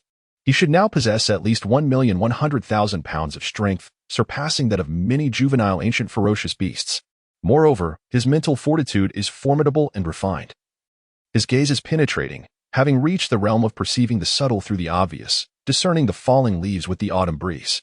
He stands merely half a step away from the realm of spirit refinement, capable of unleashing a force exceeding 2 million pounds. Little Tian, do you have the confidence to defeat this young bald adversary?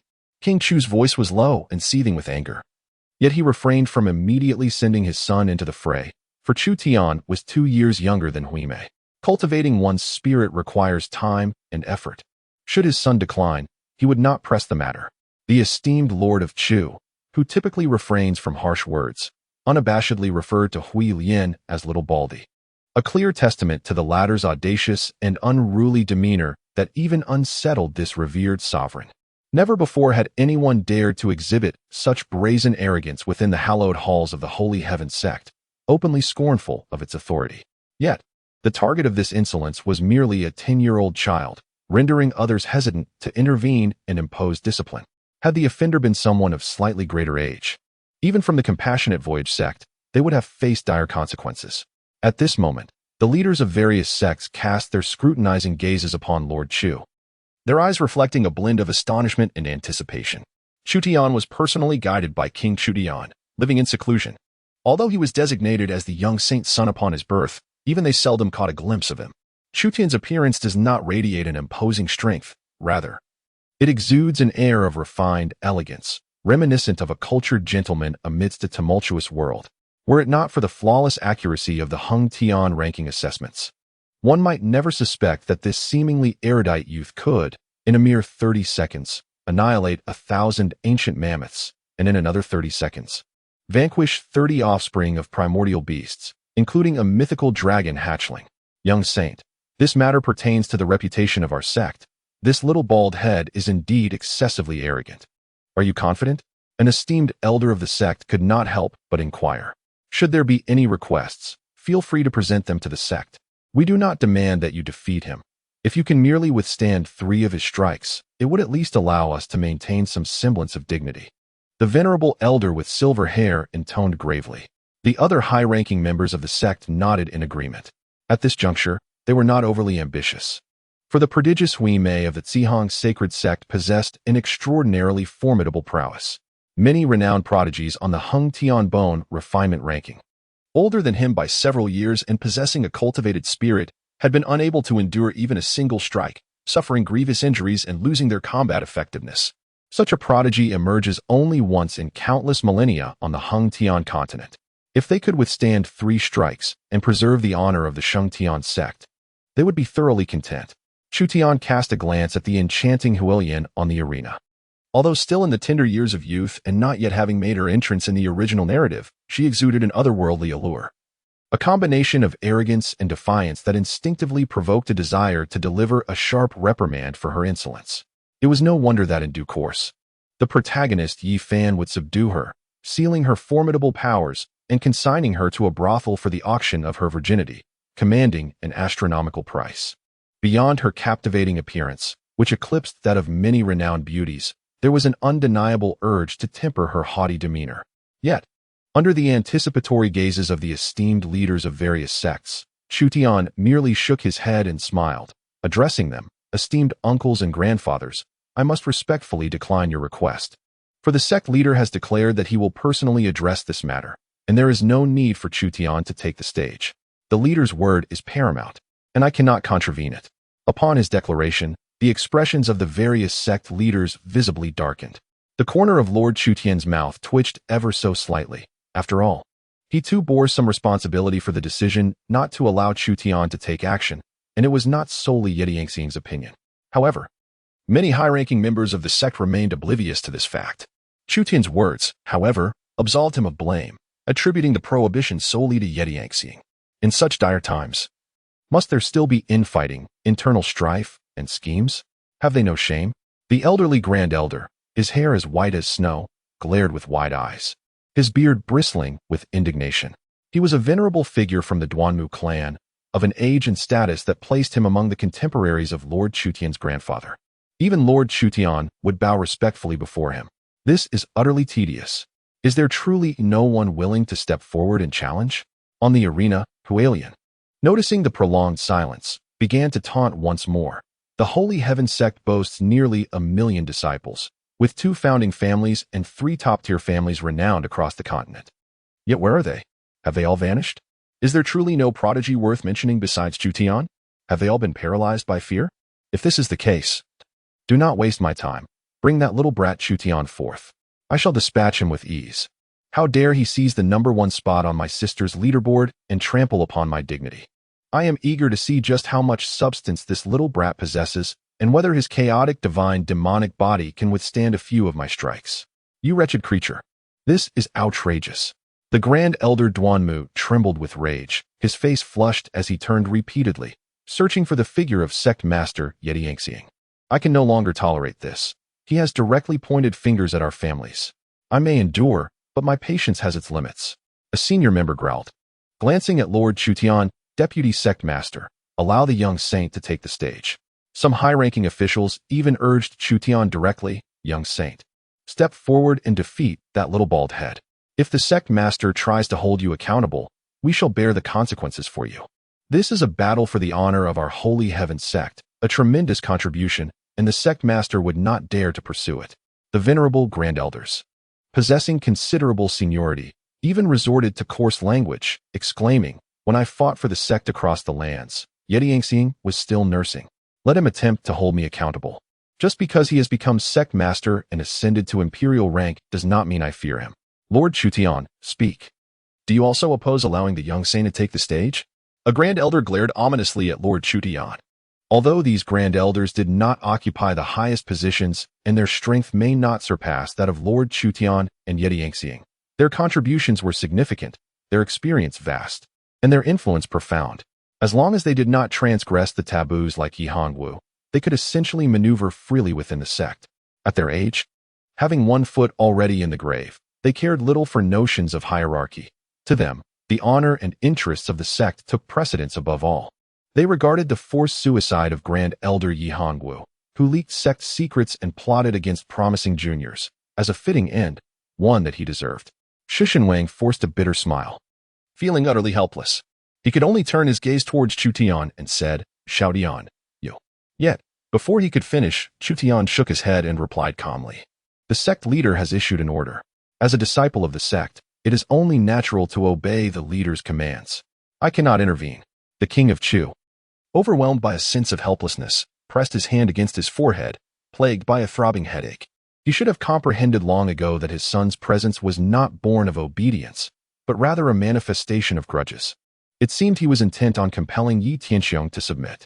Had he truly been compliant, he would not have ventured to the Hung Tian Hall for a trial, thus avoiding the current predicament. At that moment, a youth clad in tattered garments, stained with blood, ascended the arena. His gaze was resolute as he addressed Hui Mei. His voice low and hoarse. I am Yi Fan of the Yi family, here to challenge you to a duel. Chapter 26. Was this truly a figure of significance? Only to reveal such folly? Upon hearing these words, many disciples from various sects below the stage were momentarily taken aback.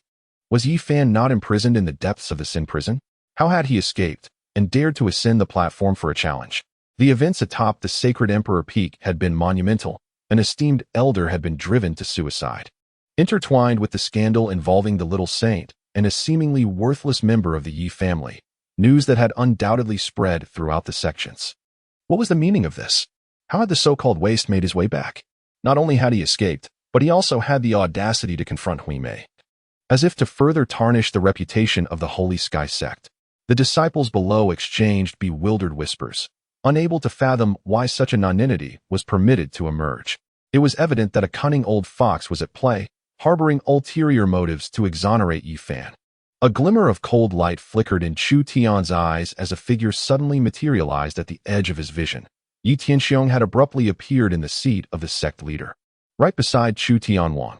Esteemed elders, I appreciate your patience, Yi Tianxiong intoned with an imposing demeanor. Yi Fan is the son of my third brother, Yi Tianying. While his consumption of numerous revered medicinal treasures from our sect is indeed a transgression, he is but a child, and his sins do not warrant the ultimate punishment. Furthermore, Elder Hongwu has already paid the price with his life, shouldering the burden of responsibility. I implore you, In light of the substantial contributions that Tianying made to our sect during his lifetime, to grant Yi Fan an opportunity to atone through merit. Yi Tianxing then turned his gaze toward Chu Tianwang and said solemnly, "Second brother, what is your perspective on this matter?" Chu Tianwang nodded, intending to ease the tension between the two factions, and thus consented, as long as it could serve the interests of the sect. The merits and demerits would perfectly balance each other. The senior members of various sects fell into silence, for now that Yi Tianxiong had spoken. They found it difficult to counter. "Master, do you believe this young man can withstand 3 strikes from Huimei?" inquired the elder of the Duanmu clan. For the honor of the sect, Yi Fan would exert every ounce of his strength. Yi Tianxiong gazed at Yi Fan on the arena, a sudden smirk spreading across his lips as he remarked, "You may not yet be aware, but the primordial sacred bone in Yi Fan's brow has shown signs of revival, and his strength has reached an impressive 700,000 pounds. While his prowess may not yet rival Huimei's, it is not an insurmountable task for him to endure a few moments under her assault." Upon hearing this, the assembled elders were taken aback. The revival of Yi Fan's primordial sacred bones signified that the Yi clan might soon produce a prodigious talent capable of standing alongside Chu Tian. Yet, doubts lingered. Hadn't Yi Fan's primordial sacred bone been tainted to such an extent that even the emperor was powerless to intervene? The elders nodded in agreement. Since the sect leader had personally interceded, they would allow Yi Fan the opportunity to prove himself. Should he withstand the 3 strikes, redeeming his past transgressions, it would not only spare him but also preserve a prodigy for our sect. Chu Tian maintained an expressionless demeanor, yet beneath his calm exterior, a glimmer of cold brilliance flickered, revealing him to be a person of destiny, a protagonist of unparalleled caliber. In his endeavor to safeguard Yi Fan, Yi Tianxiong cast aside all pretense and directly intervened to ensure his protection. Remarkably, the primordial sacred bone had begun to awaken.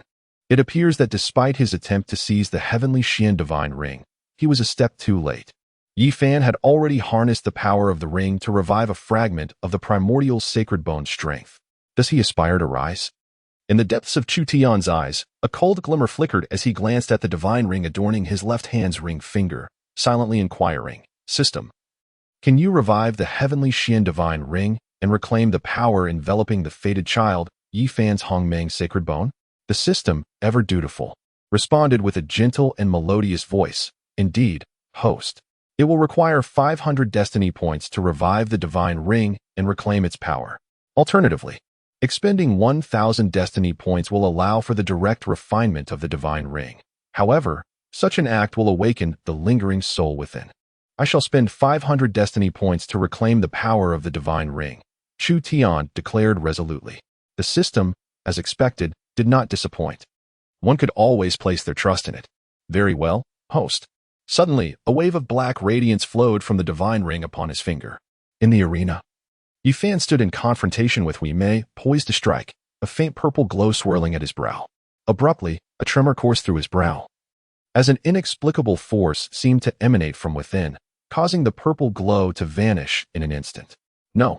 Yi Fan's resolute gaze widened, his pupils constricting sharply in a moment of utter shock as he instinctively exclaimed, "Do not." Just as the battle was about to commence, he felt an overwhelming sense of dread. It appeared he could no longer wield the power of the Hongmeng sacred bone. He had yet to solidify his spirit. Without the support of the sacred bone's strength, he was merely an ordinary individual, possessing a mere 700,000 pounds of strength in the bone-forging realm. The disparity was immense. Without the enhancement of his spirit, he could easily be vanquished. Yi Fan, born with the Hongmeng sacred bone, had been tainted and corrupted, his meridians rendered useless. At that moment, Huimei, with a captivating smile, raised her hand to caress her gleaming head, seemingly aware of all of Yi Fan's circumstances. "Now this is intriguing. You dare to challenge me. Has your Hongmeng sacred bone's power been restored? Let me test your true capabilities." Upon hearing her words, Yi Fan felt a chill run down his spine, his complexion paling slightly, though he had yet to voice a response. Boom! Huimei let out a low cry, her foot striking the ground with ferocity, propelling her body forward like an arrow released from a bow, generating a deafening sound as she charged ahead, akin to an ancient demonic bull crashing through the air. The force was so immense that it caused the vast arena to tremble. Aware of Yi Fan's identity as the possessor of the Hongmeng sacred bone, she held nothing back in her assault. A powerful spirit surged forth, causing the surrounding air to swirl violently, creating a vortex that maximized the utilization of her strength. Yi Fan's eyes reflected profound fear, his blood surging. An intense surge of energy erupting within him, yet his feet instinctively began to retreat.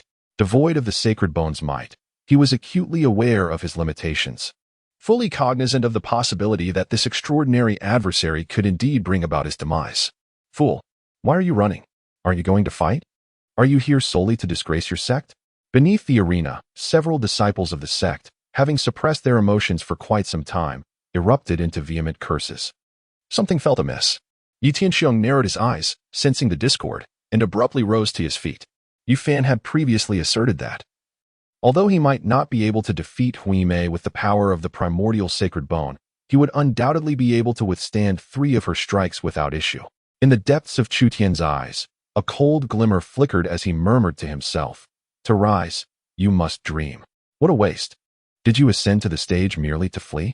Hui Mei's enchanting visage contorted with anger. She had anticipated a worthy rival to engage in battle, yet this was the outcome? "Stand your ground," she commanded fiercely. With a sudden burst of speed, Hui Mei bent low like a drawn bow, and in an instant, she shot forth like a razor-sharp sword, her luminous head colliding violently with Yi Fan's chest. A spurt of blood erupted from Yi Fan's mouth, his eyes bulging with shock, yet he did not fall back. For Hui Mei's head had pierced straight into his chest, creating a deep indentation. The bulge on his back was visibly aligned with the size of her head. The sound of shattering bones echoed ferociously as blood gushed forth, instantly staining his entire body, the stone platform beneath him soaked in crimson. Dark, viscous blood poured violently from Yi Fan's mouth. Chapter 27. This is an unexpected turn. I did not foresee this. What audacity, to challenge me on the stage. However, Hui Mei's fury seemed to intensify. Her otherworldly face twisted in exasperation as she rose again to deliver a fierce punch, striking Yi Fan squarely in the center of his face. Blood erupted, splattering across Hui Mei's enchanting cheeks. It seems the Holy Tian sect has truly run out of capable fighters. To send such a waste to face me, one even weaker than the mere dregs listed on the bone-tempering rankings from the Yi family. Are they attempting to humiliate me with this rubbish? Begone! Hui Mei bellowed, launching a kick that sent Yi Fan flying hundreds of meters, a shower of blood cascading around him, crashing down violently onto the plaza from a height of several dozen meters. At this moment, Yi Fan's face was obscured by the filthy blood, rendering his original appearance unrecognizable. His bones were undoubtedly shattered, lying on the ground, inhaling more than exhaling, a pitiful sight. Yet the surrounding disciples of the sect looked upon him with a profound sense of revulsion and disdain, as if they longed to trample him in their fury. Having pilfered and consumed so many sacred medicines and treasures, he had ascended the stage with such bravado, only to prove utterly useless, not even managing to withstand a single blow. What does it mean to receive one strike? He was outright defeated without even a chance to engage. Those who had previously faced him might not have fared well, but at least they confronted their adversaries directly. Even a pig, having consumed such divine medicines and treasures, could muster strength in the hundreds of thousands of pounds. The sect's reputation has been utterly tarnished. It is incomprehensible why the sect would expend such resources to nurture this waste, were it not for his lineage as a scion of the founding family. This worthless individual would not even qualify as an initiate, let alone remain atop the main peak. The relentless cacophony of insults resonated throughout the arena. Under ordinary circumstances, the disciples would be preoccupied with their cultivation, and even upon learning that Yi Fan had squandered a significant number of divine herbs, they would merely express mild discontent, murmuring a few words, and would not bother to dwell upon it further. However, now that Hui Mei had come forth, the matter pertained to the dignity of the sect. At such a pivotal moment, Yi Fan chose to emerge and, like a fool, allowed himself to be mocked and beaten, inciting the wrath of the crowd and igniting their fury. In times past, as a scion of a prominent family, his antics had been tolerated, for everyone had grown accustomed to them. Yet, at such a critical juncture, what compelled him to indulge in such folly? Did he wish to exacerbate the collective humiliation? Rather than garnering sympathy, disciples openly called for Yi Fan's execution, demanding that his corpse be displayed for all to see. Meanwhile, on the elevated platform, the senior members of the sect wore expressions that transcended mere gloom. They felt as though they had been subjected to a farcical charade. Were it not for the fact that their adversary was the founder and the sect leader, they might have already erupted in outrage. To describe the atmosphere as foreboding, akin to an impending tempest, would not be an exaggeration. This was unforeseen. I had not anticipated it, Yi Tianxiong muttered, veins throbbing at the corners of his eyes as he attempted to clarify the situation. His words rang true. Yet, the assembly clearly harbored doubts regarding his sincerity. Sect leader, we understand your affection for your nephew, but in such a serious context that concerns the sect's reputation, it is unnecessary for him to take the stage. A senior elder remarked gravely, ultimately preserving the leader's dignity by refraining from directly accusing him of bringing shame. Enough. At this juncture, infighting merely provides amusement for outsiders. The elder from the Duanmu clan spoke with an ominous expression, stating, Sect leader, it has come to our attention that you ordered the young saint not to intervene, believing you could resolve the issue. However, given the current state of affairs, with the Yi family's prodigy defeated and some disgracefully exposed in the ancient Western Forbidden Zone, our own talented disciples have suffered enough humiliation. Might we implore you to rescind your order and permit the young saint to act? Otherwise, today's events will prove difficult to resolve. The ancestral teachings of the sect dictate that the interests of the sect must take precedence. At such a time, it is imperative to halt internal strife. Sect leader, please reconsider your command. If news of today's event spreads, our Shang Tian sect will find it impossible to maintain our dignity. Please, prioritize the reputation of the sect. Numerous high-ranking members of various sects began to voice their opinions, while King Chu quietly lowered his head, refraining from uttering a word. After all, he was complicit in this matter. Yet, who could have anticipated that the situation would escalate to this extent? To reveal oneself at such a moment would only invite scorn, and he possessed no masochistic inclinations. Furthermore, it was Yi Tianxiong's reckless actions that had led to this predicament. Had he not brought Yi Fan into the fray, the criticisms would not have been so pointed. Yi Tianxiong's countenance was twisted with rage, the veins on his neck bulging as he faced the relentless accusations, feeling utterly incapable of defending himself. It suddenly dawned on him that something must have transpired during his brief absence. Yet, why was the ire solely directed at him, without any mention of King Chu? After all, he had deliberately included King Chu to avert any unforeseen consequences. However, Yi Tianxiong understood that in such a scenario, any attempt at justification would be futile and would only serve to further incite the crowd. With bloodshot eyes, Yi Tianxiong almost choked on the words that erupted from his throat. I request the young Saint Chu to take the stage. He recognized that regardless of whether the sect's reputation would be tarnished, his own dignity had already been irrevocably compromised, and his authority would undoubtedly be affected, potentially altering everyone's perception of the Yi family.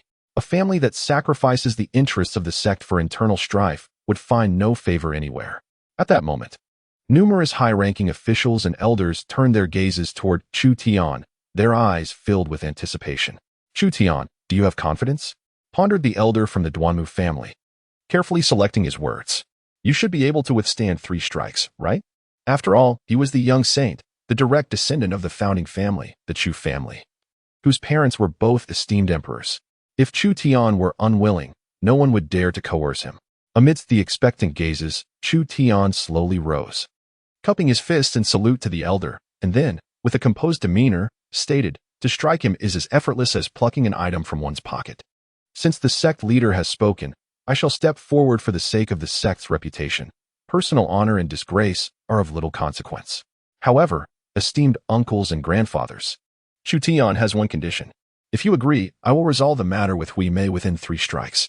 The assembly of high-ranking sect officials looked on in astonishment, instinctively thinking that this young man might be overly arrogant. After all, while this little bald fellow was indeed intolerably brash and detestable, his strength was undeniably formidable. Yet, Chu Tian's demeanor and tone imbued them with an inexplicable sense of confidence, as if his intervention would surely lead to Hui Mei's swift defeat. What is your condition? Inquired the elder from the Duanmu family. A glimmer of cold light flashed in Chu Tian's eyes as he gazed at Yi Tianxiong and declared, from this moment forth, for any reason whatsoever, Yi Fan must not be released from the realm of punishment. I have stated my intention to ensure he pays for his actions, and I will extract all the divine medicines and treasures he has consumed, even refining them directly into elixirs. Chapter 28. This is the first and the last time. Preposterous.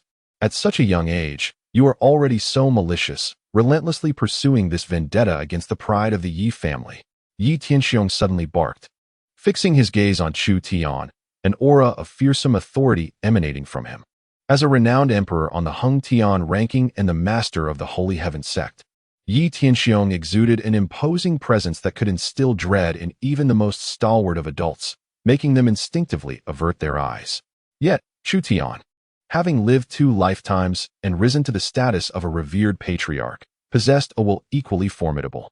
A cold smirk graced his lips as he met Yi Tianxiong's gaze. Sect Master, as the holy son of the sect, I am upholding the rules of our order. Strength commands respect, and only the exceptional may lay claim to our resources. Your nephew Yufan lacks talent, strength, and has made no contribution to the sect. His reckless consumption of vast resources in the form of divine medicines is a grave offense. Were it not for Yi Hongwu's suicide to take the blame and the Yi family returning a portion of the resources, he would have already met his demise. Moreover, he, a mere waste, dares to approach my fiancée, Lu Yun, under the pretense of having saved her, sowing discord between us. For this alone, I would have 1,000 reasons to eliminate him. A worthless individual like him has no right to trample upon my dignity. I am merely honoring my own convictions. Undeterred by Yi Tianxiong's oppressive presence, Chu Tian's gaze remained icy and indifferent. He took a step forward, positioning himself a short distance in front of his father. Chu Tian Wang, and stated coldly, Sect Master, there is no room for negotiation in this matter. Yufan must die. I hope this will be the first and the last time. Esteemed uncles and grandfathers, let it be known that if the Yi family dares to release Yi Fan from the realm of punishment again under any pretext, I shall act upon my convictions and, according to the sect's rules, strike him down on the spot. A terrifying aura of murderous intent surged forth from Chu Tian's cold eyes, his youthful face betraying a ferocity beyond his years. In that moment, the senior members of the sect and the elders were left in a state of profound shock. Unable to fathom that someone so young could possess such audacity and defiance in confronting Yi Tianxiong. It was remarkable resilience, a spirit unyielded by external forces.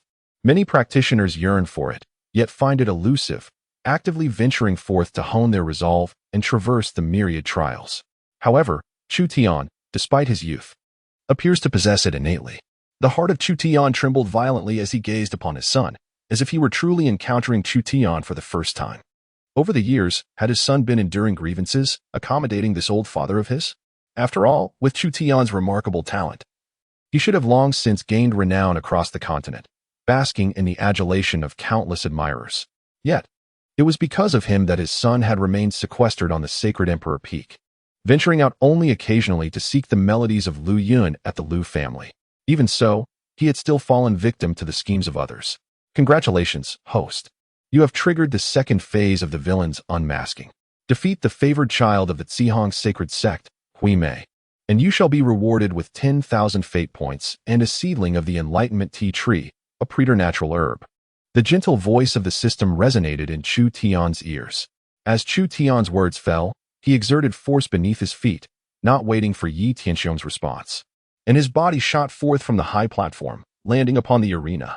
Chu Tian, the saint child of the Holy Heaven Sect, wore a frigid smirk at the corner of his lips, beckoning towards Hui Mei with a flick of his fingers. Let us not squander time with idle chatter. I shall defeat you in 3 moves. Boom. Upon utterance of these words, the venue fell into a profound silence. Subsequently, an eruption of fervent cheers filled the square, as the suppressed emotions of the disciples below, who had long been stifled, burst forth.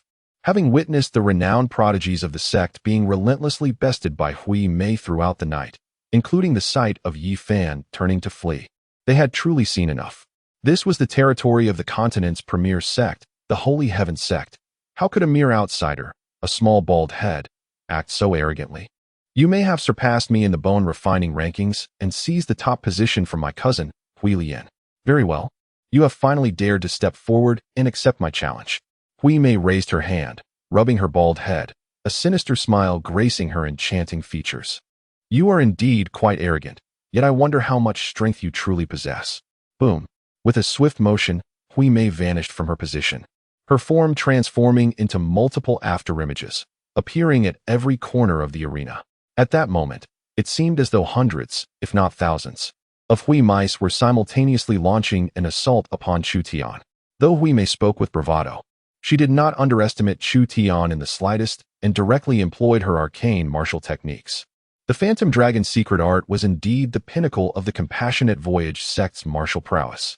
Inspired by their 18th generation Saint Lord's observations of the ancient divine dragon's soaring trajectory, it ranked among the top 10 martial techniques across the myriad realms. And its cultivation was exceedingly arduous. The Compassionate Voyage sect had not produced anyone capable of mastering it for many years. The elder, Indumu, exclaimed in astonishment, his eyes reflecting shock. Other high-ranking members of various sects also displayed expressions of disbelief. To think that at such a stage in bone refining, one could comprehend such a supreme technique and even achieve initial success, this small bald head's talent was indeed astonishing. It was no wonder that the Compassionate Voyage sect, fully aware that their saint child possessed a strength of 150,000 pounds, still tacitly allowed his actions. A voice from a sect leader resonated solemnly. With sheer mental prowess, he can unleash power exceeding 200,000 pounds. Combined with this top-tier technique, he is virtually invincible at the bone-refining level.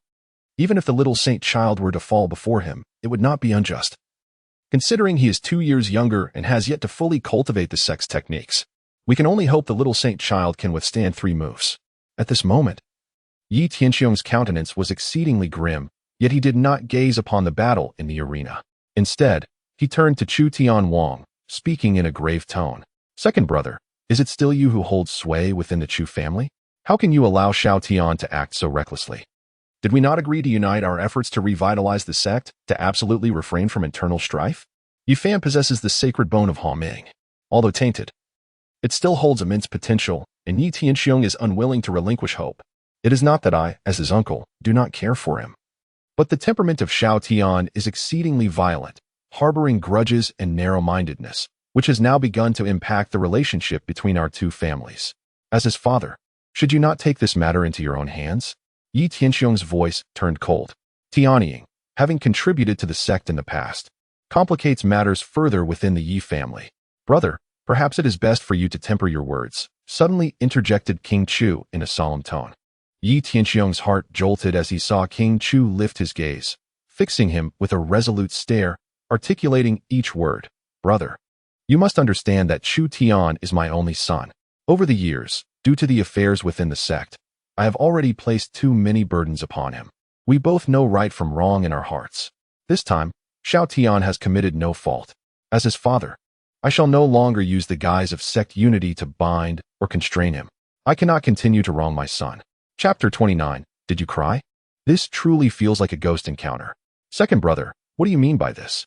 Are you to condone Xiao Tian's reckless behavior, thereby disrupting the unity of the sect? Yi Tianxiong's eyes gleamed with menace, his voice trembling with fury. Boom. At that moment, a terrifying aura suddenly enveloped the space, causing both Yi Tianxiong and King Chu to shudder and turn their gazes toward the arena. There, amidst the throng of bald-headed Hui Mei, Chu Tian's forehead unveiled a vertical eye, from which purple light erupted. In an instant, the majority of the afterimages dissipated as if the snow had melted in spring. The Eye of Heaven. Yi Tianxiong's pupils constricted sharply. By the heavens! The Eye of Heaven! Elder Duanmu exclaimed, his eyes wide in disbelief. The essence of the Tao permeated. Purple light overflowing, resonating with the rules, resembling the celestial vision created by the Taoist of destiny. The form and characteristics were identical. The Eye of Heaven, how? How could this be? Hui Mei's voice trembled in horror as she found herself exposed, devoid of the cover of numerous afterimages, standing alone behind Chu Tian. Boom.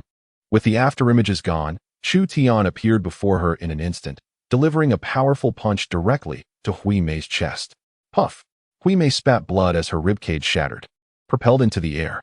However, at that very moment, Chu Tian ascended above her, delivering a crushing kick, sending Hui Mei crashing down onto the arena. The impact was catastrophic, akin to a meteor's fall, causing the arena to quake and fissures to emerge. At that moment, on the opposite side of the elevated platform, an elderly man clad in white, who had previously worn a smile, suddenly stood up with a shout.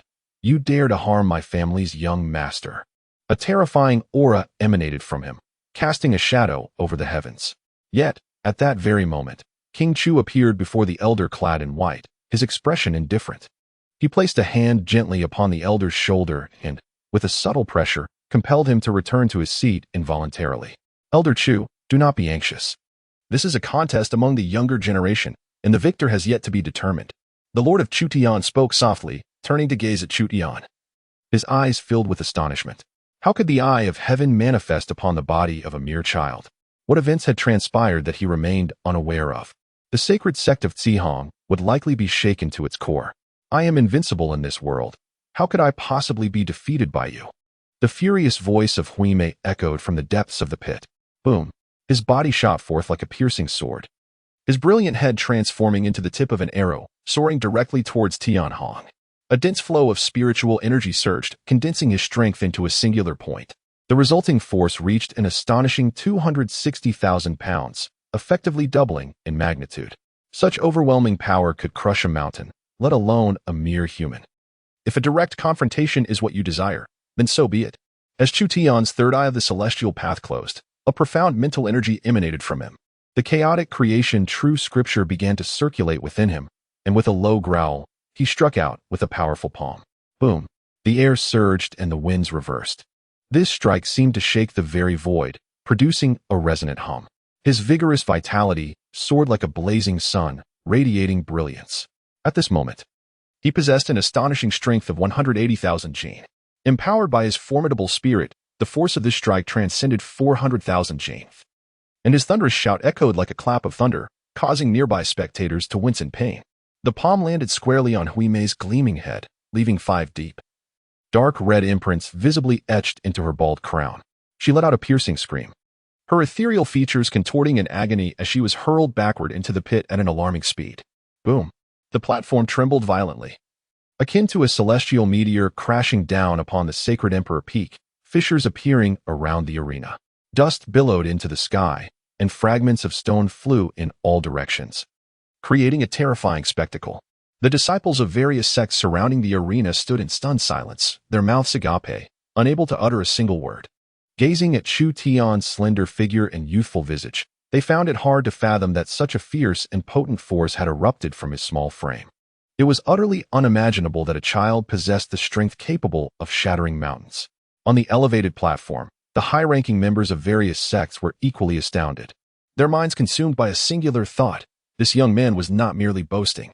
He truly possessed extraordinary ability. This was the prodigious talent of the Sacred Heaven Sect. Suddenly, Elder Duanmu erupted into raucous laughter, liberating all the pent-up frustration he had felt moments before. What of the prodigy from the Compassionate Voyage sect? He had promised to defeat them in 3 moves, and indeed, he had done just that. It was satisfying to see this little bald-headed boy, who had been so arrogant, brought low. On the territory of the Sacred Heaven Sect, he had been shown mercy. Had it been up to him, he would have struck him down completely. The high-ranking members of the sect began to vent their frustrations, cursing and releasing the tension of years past. For far too long, no one had dared to act so arrogantly on the Sacred Heaven Sect's grounds, proclaiming their dominance and belittling the sect. It was only due to the formidable background of the Compassionate Voyage sect's prodigy that they had not faced complete annihilation. After a prolonged silence, no movement came from the pit.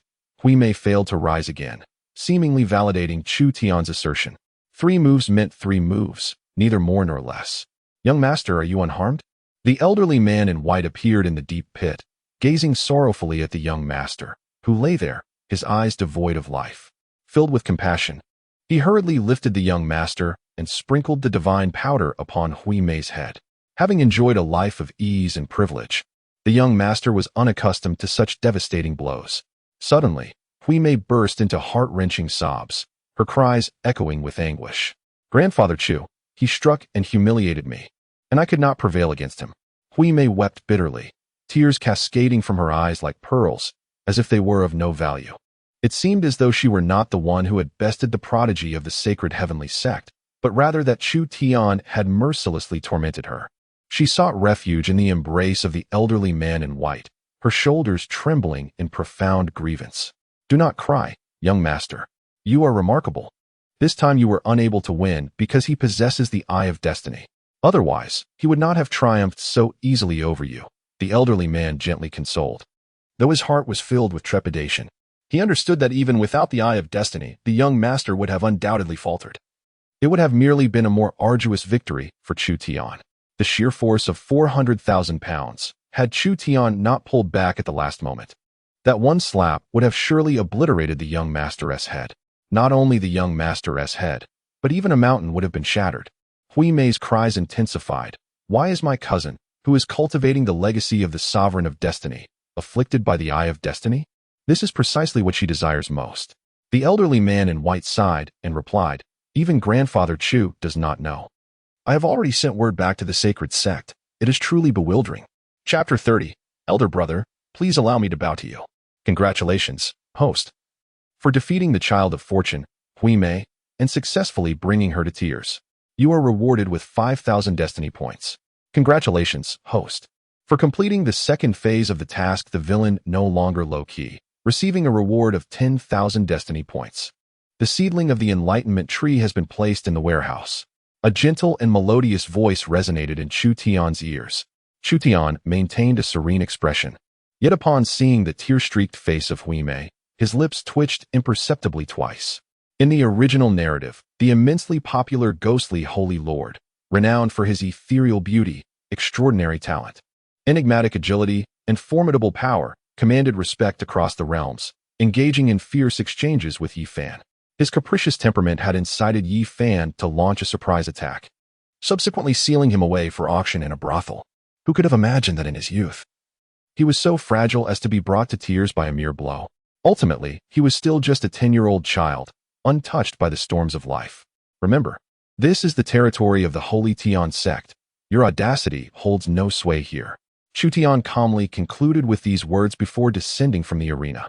The disciples gathered below, filled with reverence, instinctively parted to create a path for him, even though many among them possessed realms far superior to his own.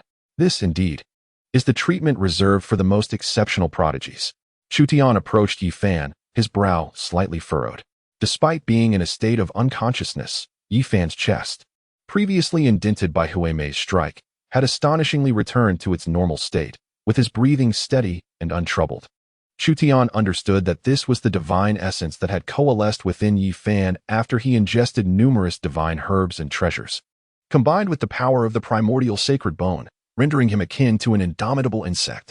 In the original narrative, he had been grievously wounded countless times, faced innumerable crises, and engaged in reckless behavior. Yet he remained vivacious and rose anew, and this was precisely the reason. System. Is there any method to extract the power of the divine herbs from within him? Chu Tian inquired inwardly. He initially intended to confine Yi Fan within the Sin Domain prison, monitoring him closely while seeking an opportune moment to strike. However, the hidden Yi Tianxiong suddenly abandoned his guise and directly extricated Yi Fan, intending to assist him in evading culpability. As the sect leader, Yi Tianxiong's emergence from the shadows posed a significant threat. Chu Tian wished not to prolong the presence of this potential calamity, as the child of destiny embodied countless possibilities, which only served to complicate matters. A fierce intent to kill surged within him, prompting thoughts of crushing Yi Fan's skull. Yet, he sensed a faint, chilling gaze fixated upon him from above. Observing his every move, Yi Tianxiong was vigilantly monitoring him. Given Yi Tianxiong's prowess, the likelihood of executing Yi Fan beneath his watchful eyes approached zero. However, Chu Tian was unwilling to allow Yi Fan, this child of fortune, to roam freely, although the Sin Domain prison could not entirely confine him. Every action he took would remain under Chu Tian's scrutiny. This was one reason why Chu Tian was prepared to confront Yi Tianxiong head-on. The host may transition to the cultivation of alchemy, practicing the supreme scripture of the alchemist King Heart and mastering the fate extraction technique. Upon reaching the harmonization stage, extracting the divine herb's power from Yi Fan would be effortless. A gentle and melodious voice soon resumed. Notice to the host. The power of the divine herbs is fundamental to Yi Fan's survival. Should he lose the divine herb's governance, the potent toxicity within him poses a significant risk to his life. This could indeed be a path to annihilate the child of destiny entirely. To eradicate the child of fortune, the host would be rewarded with a substantial amount of destiny points. How many destiny points are required to exchange for the alchemist King Heart and the fate extraction technique? Chu Tian pondered. He certainly did not wish to delve into the art of alchemy himself, understanding well that one cannot overreach their capabilities. A person's energy is finite, and specialized tasks ought to be left to those skilled in them. His foolish sister, Chu Yueyao, having been schemed against by Yi Tianxiong since childhood, had followed the deadly poison sovereign to learn poison techniques and alchemy. Despite her extraordinary talent for cultivation, she was suppressed by her expertise in poison, veering down the path of alchemy. However, now that she had embarked on this journey, it would be most fitting for her to cultivate the alchemist king heart and the fate extraction technique, potentially liberating her from the deadly poison sovereign's control. The host requires a total of 11,000 destiny points, the system replied. It was not an excessive amount. Chu Tian nodded thoughtfully, having inquired with Chu Tian about his second sister, Chu Yao, who would be returning home shortly to retrieve some precious divine herbs for the formidable poison sovereign. Alchemy, despite being an esteemed discipline, remains somewhat niche. And while it is founded upon top-tier scriptures, its market value is not exorbitant. At that moment, two disciples from the enforcement hall appeared, addressing Chu Tian with respect. Young saint, we have come upon the orders of the hall master to apprehend the escaped convict, Yi Fan. Chu Tian nodded, understanding that Chu Tian had learned of the situation and sent someone to pursue. He waved his hand and commanded, take him away, increase the guard, and relay my message to my third uncle. Instruct that no one is permitted to remove Yi Fan from the Sin Domain prison without my explicit consent. Remember, this applies to everyone. Yi Fan had been taken away directly by Yi Tianxiong, without receiving permission from Chu Tian, the hall master. It could hardly be considered anything less than a prison break. However, should Yi Fan truly withstand the 3 strikes from Hui Mei and achieve merit for the sect, coupled with the Yi family providing a portion of divine medicine, he might indeed have his name cleared with the approval of the higher-ups. Yi Tianxiong's countenance darkened to an extreme, as he was labeled a fugitive by Yi Fan, which was evidently Chu Tian's way of reprimanding him for not adhering to the sect's rules and procedures, bypassing him as the law enforcement hall master to privately remove a serious offender from the Sin Domain prison.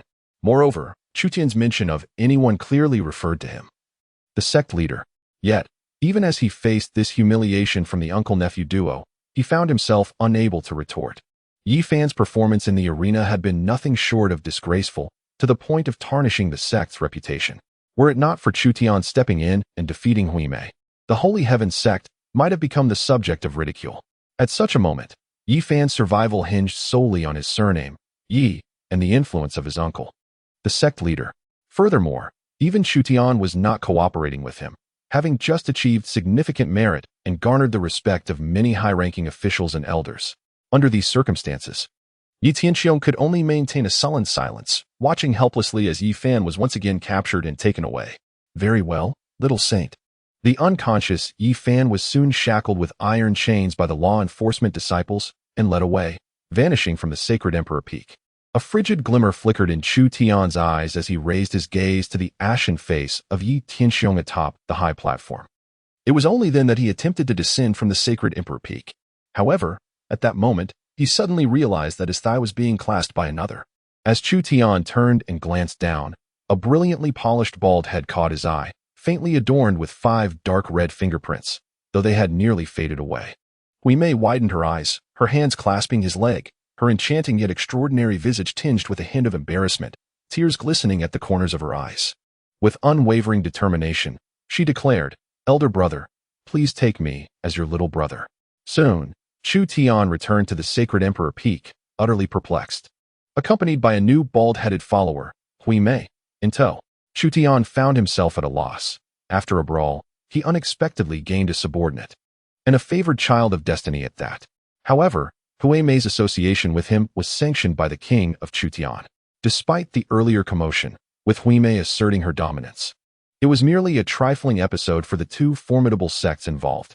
The Compassionate Voyage Sacred Sect, which Hui Mei represented, had long been the preeminent sect on the Hung Tian continent, a venerable sanctuary steeped in antiquity. Naturally, the king of Chu Tian wished to maintain amicable relations with them, leaving Chu Tian reluctant to dismiss anyone. Yet, the notion of a favored child of destiny, having endured a beating, shamelessly insisting on acknowledging him as an elder brother struck Chu Tian as profoundly peculiar. After all, he was a man bound to a villainous system. Elder brother, this is a token of respect from your younger brother. I hope it pleases you. Upon returning to the main hall, Hui Mei produced a purple box and opened it, releasing a rich aura of vitality, accompanied by a profound essence of Tao that enveloped the air. Nestled within the box was a divine fruit, crimson purple and resembling an apple. about the size of a fist, adorned with intricate violet patterns. It shimmered with divine brilliance, radiating an irresistible allure. The compassionate voyage sacred fruit? Upon a glance from Chu Tian, his countenance regained tranquility. He raised his hand to close the box and, with a serene expression, remarked, "One does not receive rewards without merit, and moreover, I have just administered a beating upon you.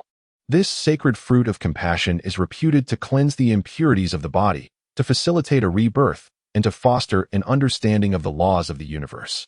It is immensely beneficial for those seeking to transcend to the status of emperor. To bestow upon me such a significant gift, could it be that you are imploring me to bestow another thrashing upon you? If that is indeed the case, I am more than willing to oblige." Chu Tian spoke with a semblance of a smile, raising his hand as intense waves of spiritual energy resonated.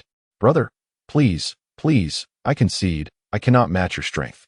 Hui Mei scratched her gleaming bald head, feeling a touch of embarrassment as she continued, "I must confide in you, but you must promise that this remains a secret. Could you possibly teach me the ways of the Eye of Heaven? I wish to pursue my cousin, the one who was momentarily subdued by you, the illustrious Hualian." Chapter 31. This is rather unfortunate. You aspire to win the favor of the Saintess Hualian? Chu Tian's expression grew increasingly peculiar. The Saintess Hualian is, after all, the principal female character in the original narrative, at least as it stands in the author's unfinished tale. In the current context of the Hung Tian continent, Hualian is regarded as one of the most exceptional prodigies. However, in the original storyline, there is no mention of Hui Mei's affection for Hualian. The most notable events involve Yifan taking advantage of Hualian, resulting in her misfortunes, which incited Hui Mei's wrath as she embarked on a relentless pursuit of Yifan. Could it be that Hui Mei's fury and her relentless chase of Yifan stem not solely from Hualian being her senior sister, but rather from her long-held, unspoken affection for Hualian? As Chu Tian pondered, he increasingly felt that it was indeed quite plausible. The flamboyant and unruly ghostly saint, who had harbored secret affections for his senior sister, Saintess Huilian, for decades, could only watch helplessly as she succumbed to Yifan, yet never dared to reveal his true feelings? That seemed rather tragic. Hui Mei lowered her head and chuckled shyly, her hands vigorously scratching her shiny scalp, as if it were quite itchy. However, Chu Tian thought it unlikely that such a polished dome would harbor any dandruff. "Brother, this is something I can only share with you, so please, do not let it slip, lest others mock me," she said, her expression fraught with distress. "The primary reason I have come to the Saint Sky Sect to challenge you is not merely because you have usurped my position atop the Forging Bones ranking, but rather because you wish to draw the attention of Saintess Huilian, since I have taken the top spot on the Earth ranking." Chu Tian, with a calm demeanor, articulated the continuation of her thoughts. "Brother, you are truly astute. How could you possibly guess that?" Hui Mei gazed at Chu Tian with astonishment, as if he were a celestial being. Indeed, those who harbor secret affections often behave in such a manner. Chu Tian mused silently. It was rare for someone to remain so reticent about their feelings for decades, even in a past life.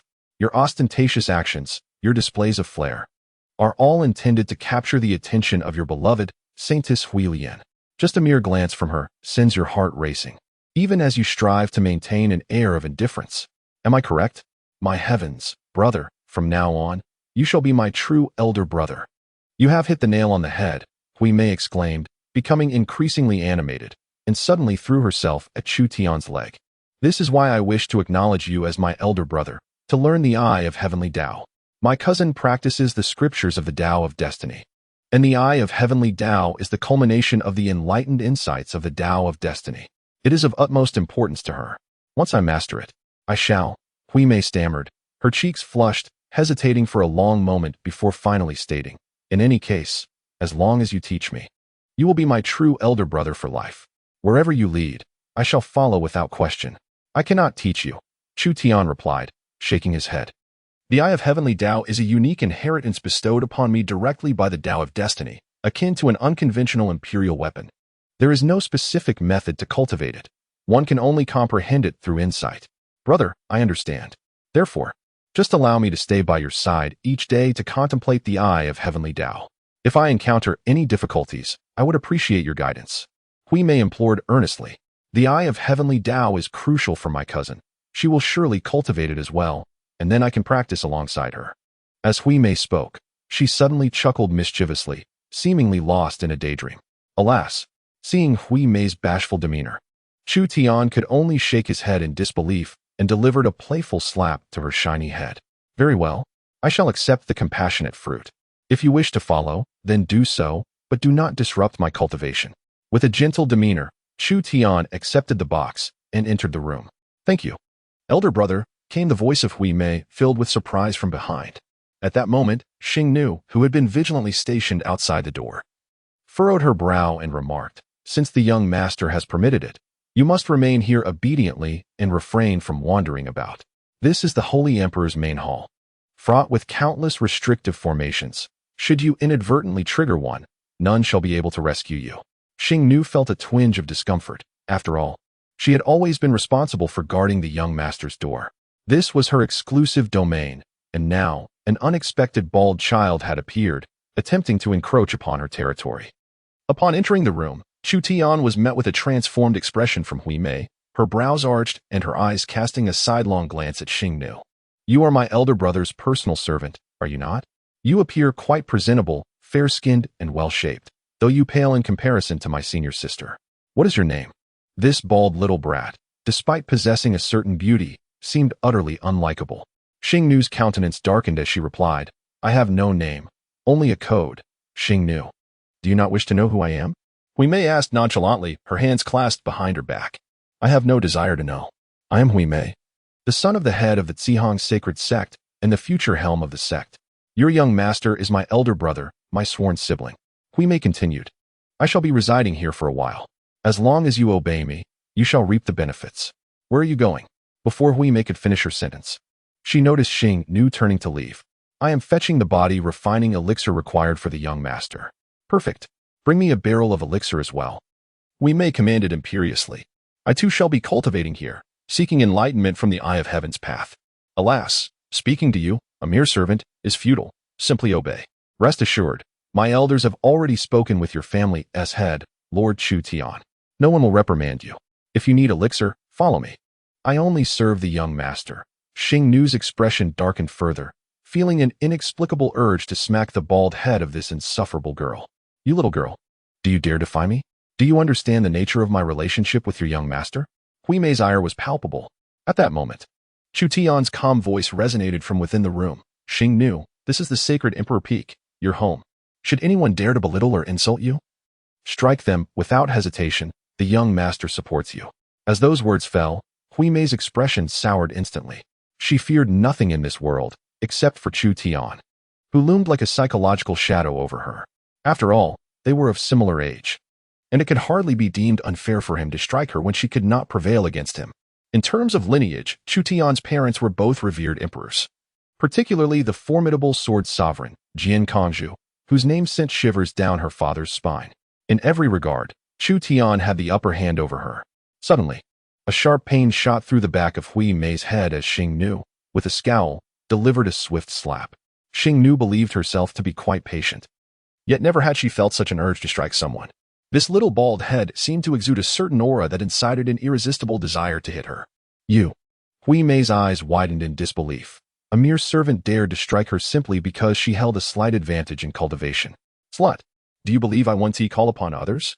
My father is an emperor. You are finished, utterly finished. Do you realize you have struck the future of the Zihong Sacred Sect? Very well, dear sister. I will fetch the elixir myself. Just stop hitting me. Chapter 32. The Eye of the Forehead? The return of Jian Kongzhu. Congratulations, esteemed host, for seizing the fortune of the child of destiny and obtaining the sacred fruit of compassion, along with a reward of 3,000 destiny points. Congratulations, esteemed host, for successfully suppressing the child of destiny, earning an additional 1,000 destiny points.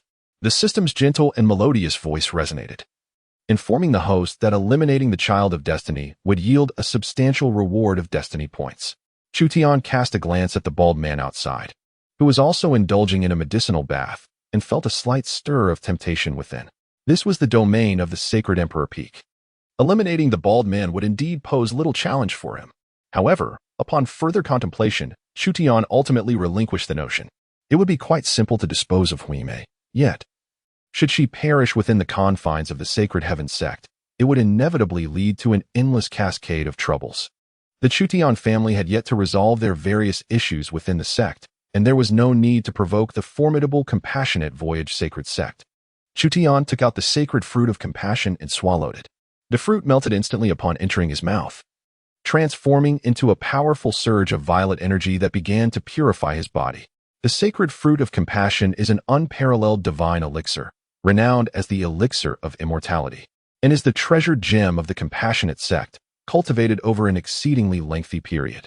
Its rarity surpasses that of the sacred vein flower by a considerable margin. This supreme medicinal herb holds immense significance for practitioners at various realms, aiding in body refinement, spirit tempering, and even breakthroughs to the status of emperor, as well as the comprehension of the Tao. It is likely that the compassionate sect possesses very few of these fruits, which were specifically intended for Huimei's body refinement, spiritual cultivation, and foundation strengthening. Yet Chu Tian had utilized it for frivolous pursuits like impressing his elder brother and courting women. Suddenly, he felt a chill. At that moment, Huimei, soaking in the medicinal vat, shivered and opened her eyes, glancing around before finally resting her gaze upon Xingnu. Could it be that this maid has become addicted to striking his mate? It appears he must find an opportunity to curry favor with this lady. Otherwise, her incessant visits to strike his head would become unbearable. Little did he know, he had just traversed the gates of the underworld.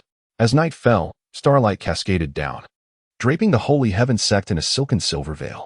In the main hall of the Holy Emperor Peak, numerous high-ranking officials of the sect gathered. Chu Tian and Yi Tianxiong occupied the central seats, with the senior members of the Holy Heaven Sect seated to their left. On the right, an elderly man in white robes from the compassionate sect sat at the forefront, accompanied by a group of elegantly dressed individuals in matching white attire, exuding an air of nobility. Above the main hall hovered a projection of a divine soul, whose visage remained obscured, clad in a voluminous white robe, emanating a terrifying majesty and divinity that rivaled that of Chu Tian and Yi Tianxiong seated on the main throne. Suddenly, Chu Tian's deep, wrathful voice resonated throughout the hall. Who dares to covet the eye of the Tao nestled in my son's brow?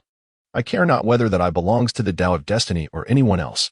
What I do know is that the eye of the Tao has recognized my son as its master. Whoever dares to lay a hand on my son shall pay with their life.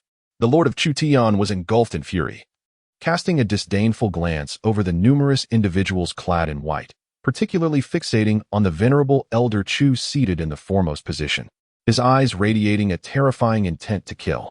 He then directed his gaze towards the ethereal projection suspended in midair, heavenly fate Taoist. Should the compassionate voyage Sacred Sect desire to engage in warfare with my Holy Heaven Sect, I am more than willing to oblige. However, I wish to hear no more of such utterances. Please take your leave. The Lord of Chu Tian erupted with an extraordinary strength, emanating a terrifying aura that caused the faces of numerous formidable men and women from the Tsihong Holy Sect to pale slightly.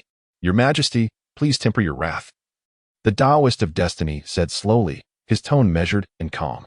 He is the current leader of the Tsihong Holy Sect, ranked 85th on the Hung Tian list, even surpassing both the Lord of Chu Tian and Yi Tianxiong. I have not come to coerce your Sacred Heaven Sect. Rather, I approach with immense sincerity, seeking a discussion with you. You both must understand the significance of the Eye of Heavenly Tao to our Tsihong Holy Sect. The Taoist of Destiny is one of the most powerful figures in our sect's history. The Eye of Heavenly Tao she has refined offers tremendous benefits to the cultivation of our members. Our sect's current saintess, Hui Lian, practices the Heavenly Tao Sutra.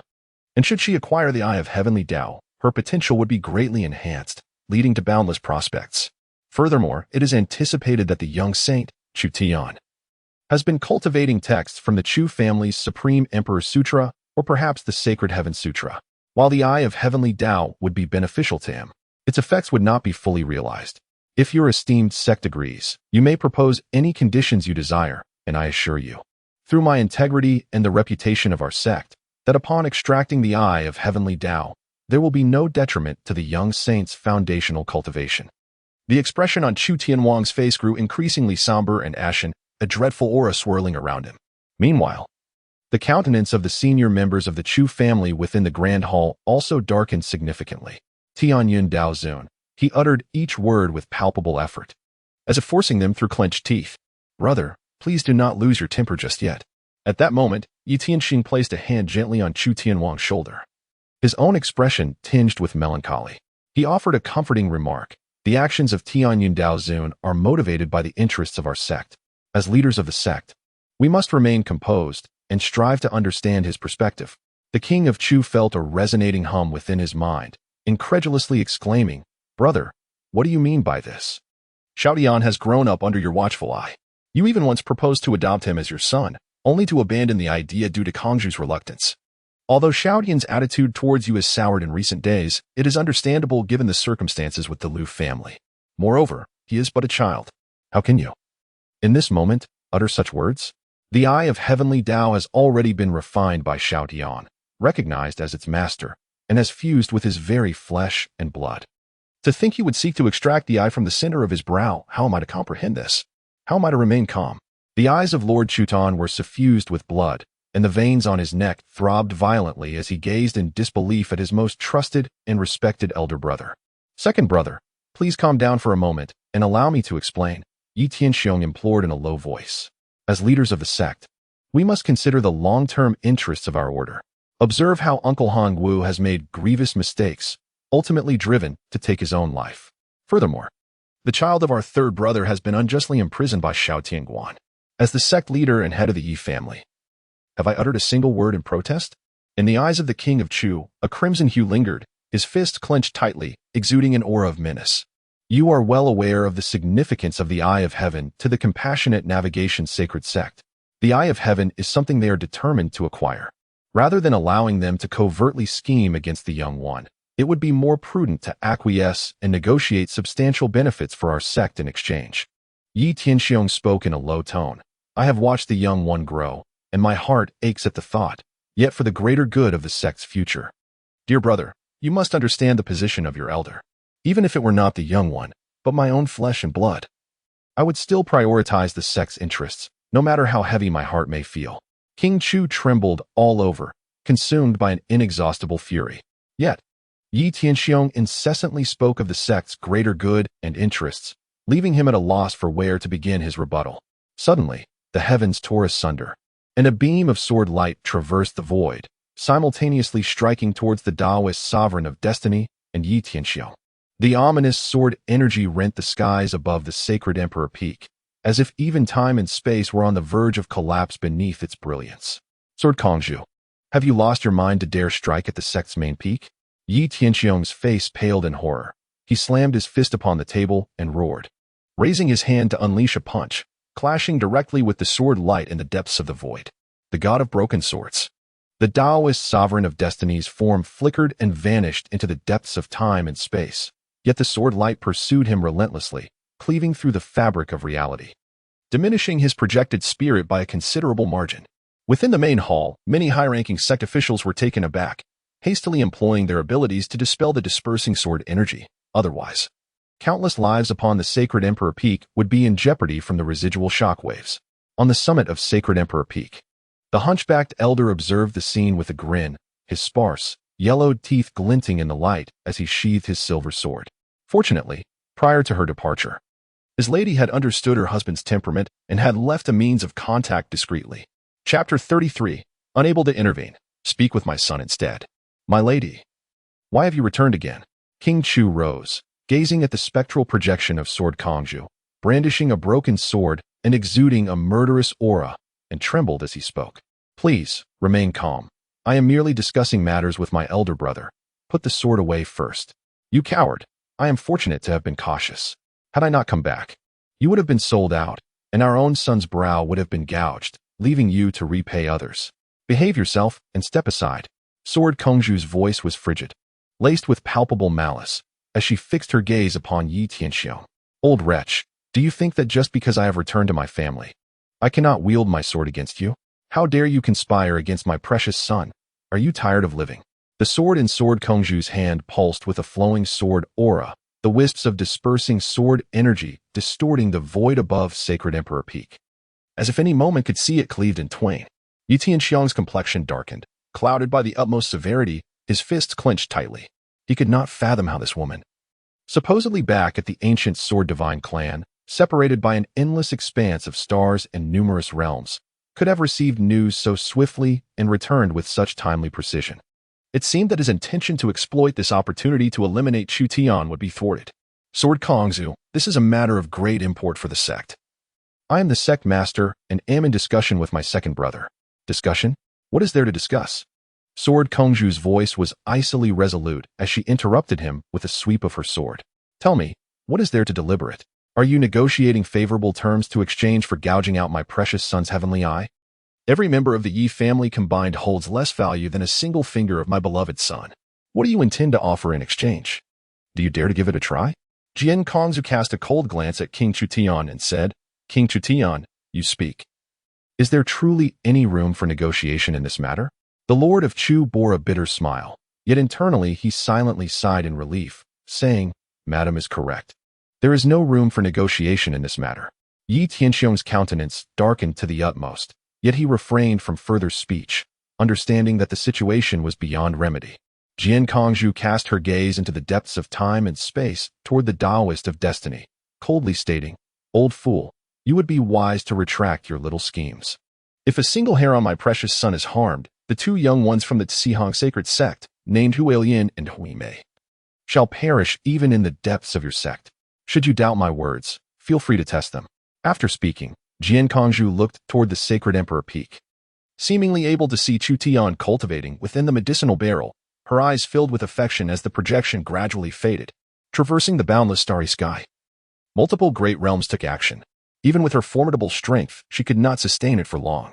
The elderly figure in white, Elder Chu, along with numerous men and women from the Sihong Sacred Sect, wore expressions of profound astonishment, as if witnessing a myth come to life. To traverse the endless cosmos and simultaneously strike down the Emperor Tianxiong and the Holy Master, was this not the essence of legend? They began to comprehend that the Eye of Heavenly Tao was originally meant to belong to the Sihong Sacred Sect, reclaiming it was only reasonable.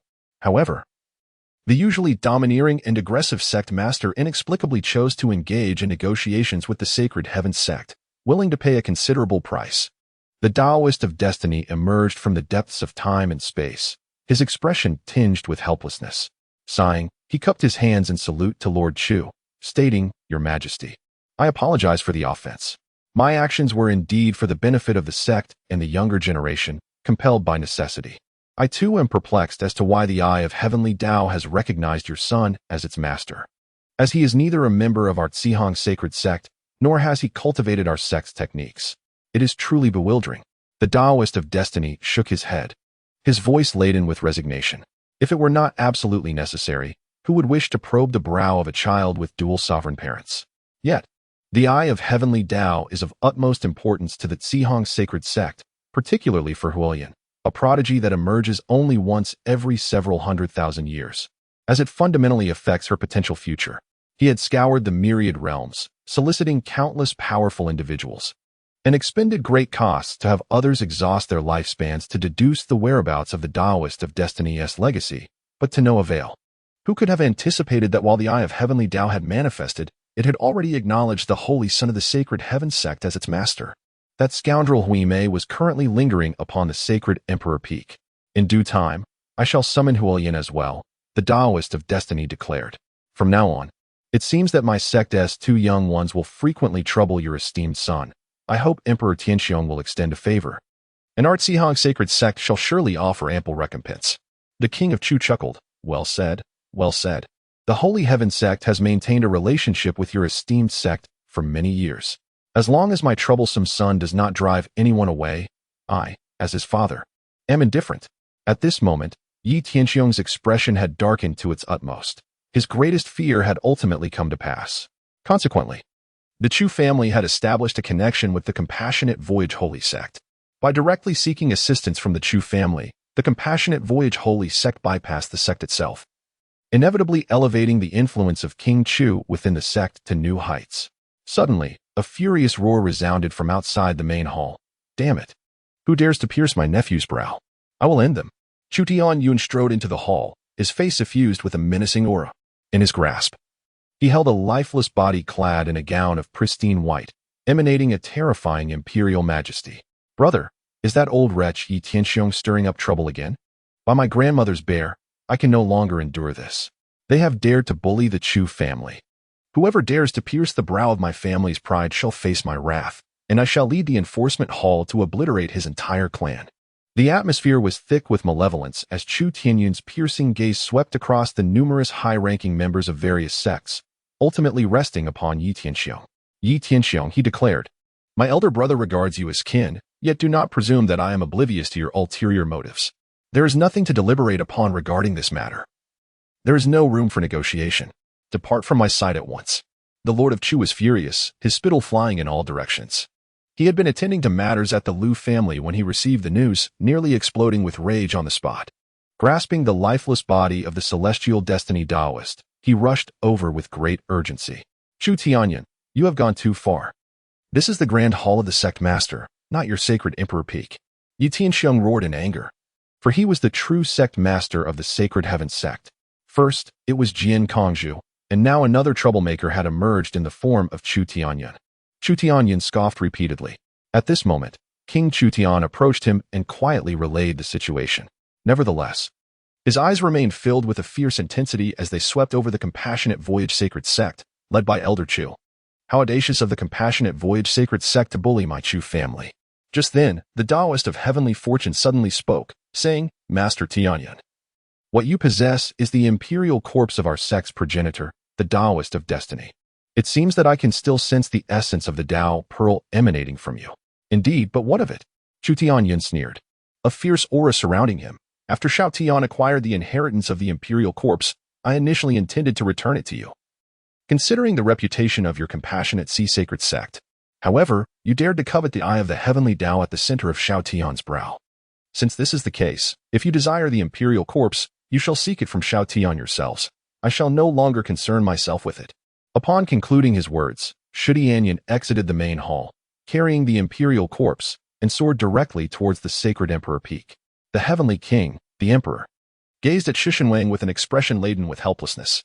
He had never anticipated that the young saint's son, Chu Tian, had acquired not merely the eye of the heavenly Tao, but indeed the entirety of the inheritance from the Lord of Destiny, including the corpse itself. This was truly an encounter beyond the realm of the ordinary. Chu Tian Wang, with a wry smile, remarked, "As you can see, I am unable to intervene in this matter. You may send someone to speak with my son." Chapter 34. This middle-aged man truly wishes to end his life on Saint Emperor Peak. The stars scattered their light, enveloping the night in sleeplessness. Throughout this night, Huimei endured profound suffering and torment. He had never felt such relentless anguish before, a dual assault on both his mind and body. However, what truly gnawed at him was the realization that, by dawn, he had barely managed to absorb the essence of a barrel of medicinal liquid. In stark contrast, Chu Tian had summoned the Star Servant and replaced his medicinal liquid 5 times in the same span of time. This meant that, within the same duration, Chu Tian's efficiency in absorbing the liquid was 5-fold compared to his own. This disparity was unfathomable.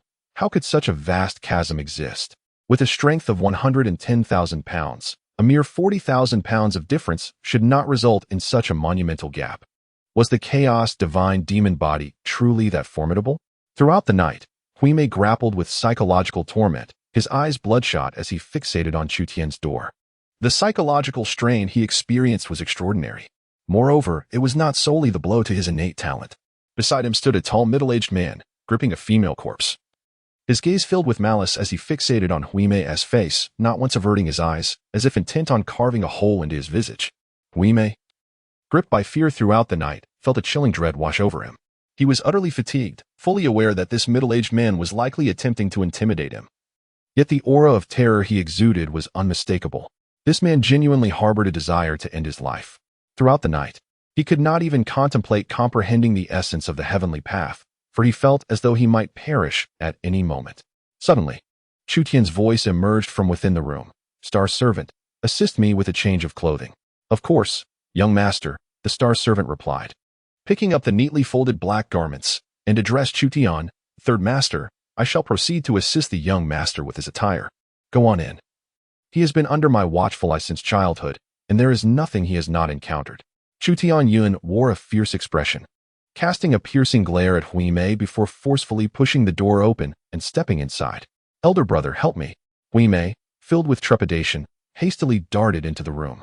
Chu Tian stood calmly before the mirror, raising his hands to allow the Star Servant to assist him with his attire. Meanwhile, Chu Tian stood nearby, his expression somber.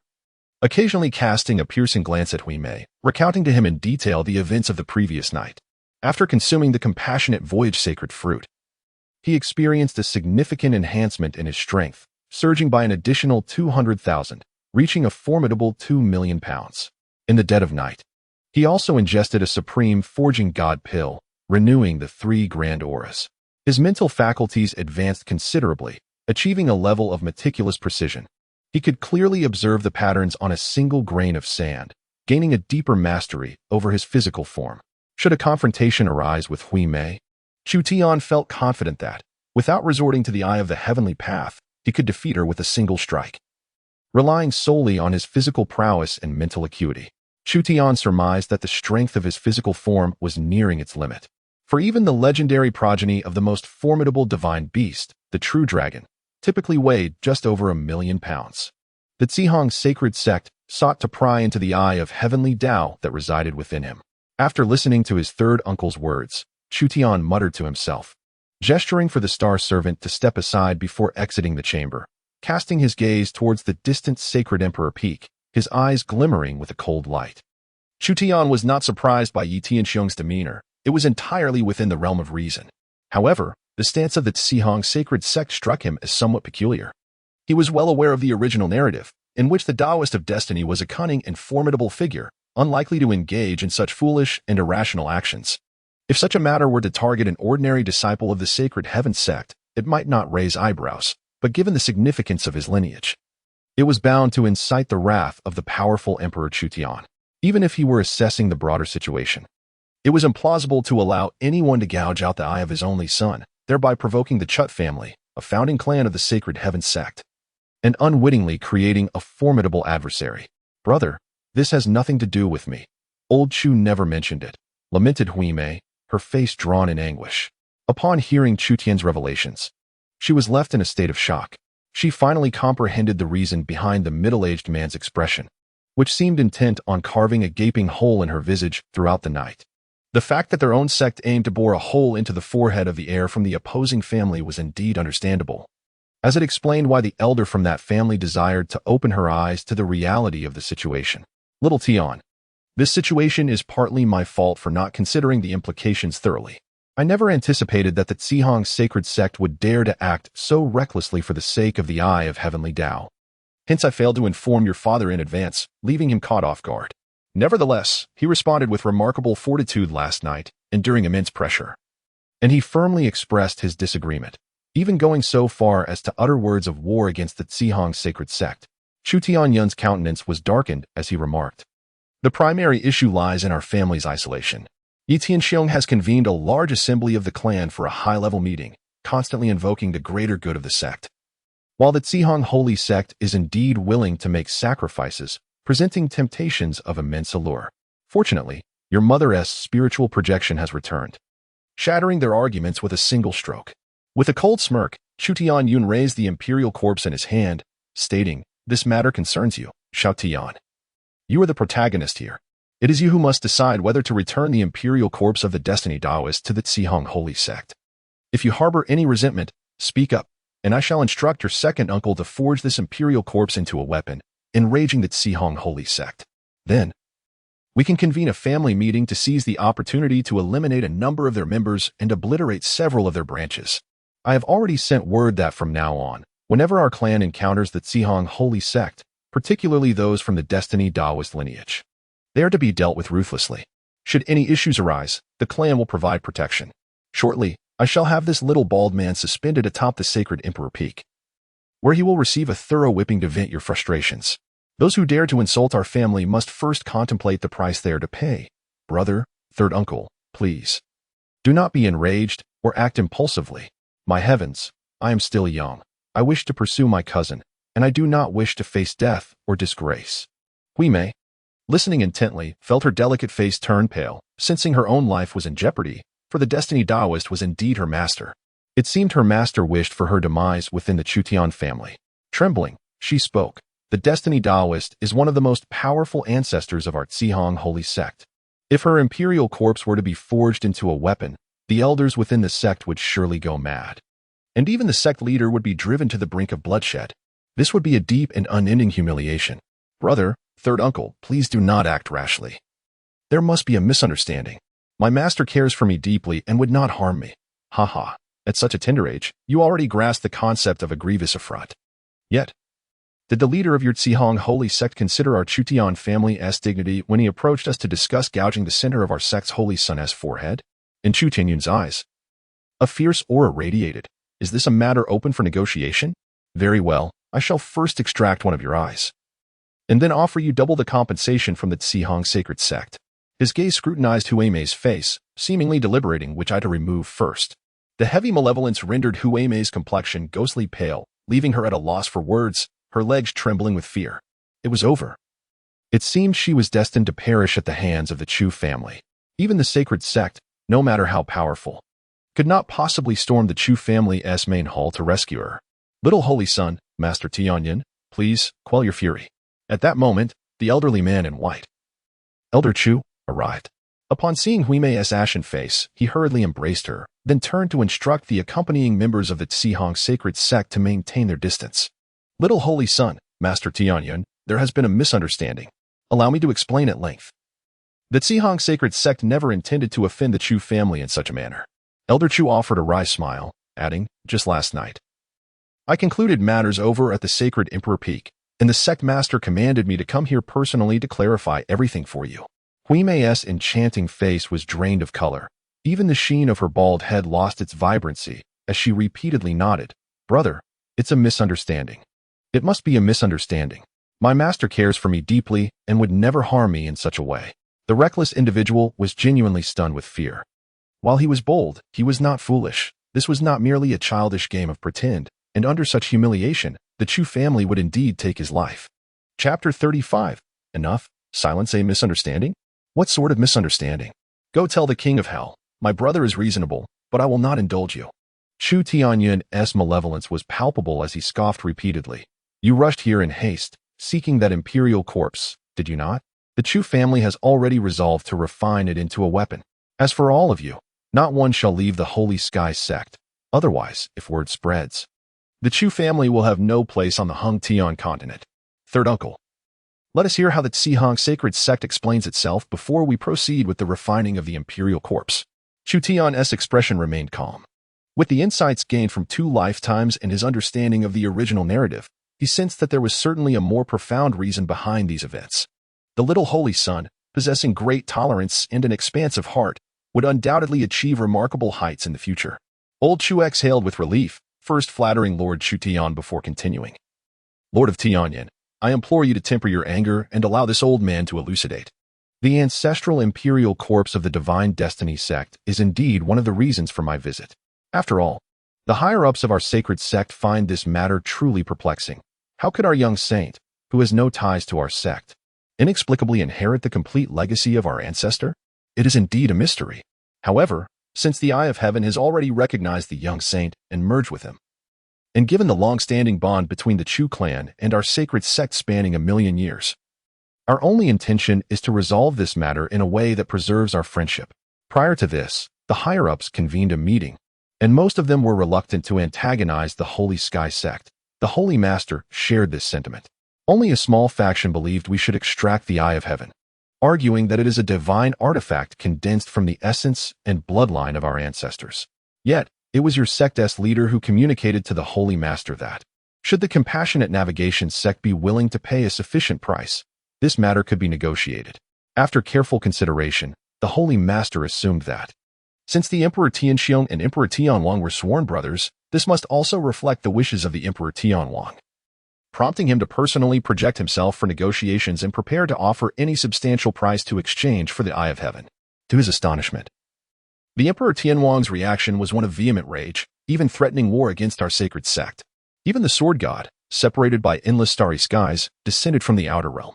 Thus, the Holy Master immediately sensed something amiss and abandoned the notion of extracting the eye, subsequently apologizing to the Emperor Tianwang. Old Chu, holding Huimei, glanced at Chu Tian with a wry smile and said, Young saint, Lord of Tianyun, the Holy Master felt something was awry after the fact, which is why he urged me to explain to you promptly.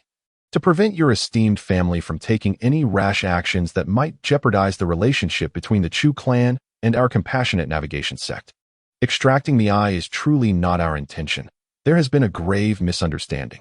Huime's shoulders trembled slightly, still shaken from the fright. Tears the size of beads welled in her eyes, yet she raised her head defiantly and gritted her teeth, exclaiming, "Old Chu, that scoundrel Yi Tianxiong wants to trap me. When I grow up, I will surely cleave him in two." She reasoned. He claims that since my master cares for him so deeply, it is impossible for him to suddenly approach the Chu clan about extracting Chu Tian's hard eye without reason. Isn't that tantamount to wanting him dead? Boom. Yi Tianxiong. I knew that this fellow, despite his grandstanding, harbors ill intentions and is full of schemes. Only my elder brother, in his naivety, treats him as a life-and-death brother. Chu Tian seethed with fury, his rage akin to a volcano on the verge of eruption. If it were to come to light that our sect's leader had suggested extracting the hard eye of the sect's holy son, the Holy Sky Sect would become the laughingstock of the entire continent. After all the commotion of the night, the true source of the chaos lay within the Holy Sky Sect, stemming from none other than our own leader. Chu Tian maintained a calm demeanor, as he had anticipated the peculiarities of the situation from the very beginning. Despite his parents' exalted status as dual emperors and the profound heritage of the compassionate navigation Holy Sect, their arrogance did not extend to the ludicrous level of attempting to extract the eye of the Tao from his forehead. In the original narrative, the Tao Sovereign of Destiny was capable of nurturing prodigies like Huime and Hualian, who could command the elements with a mere gesture. It seemed implausible for such an astute figure to act so foolishly. This was precisely why he sensed ulterior motives at play.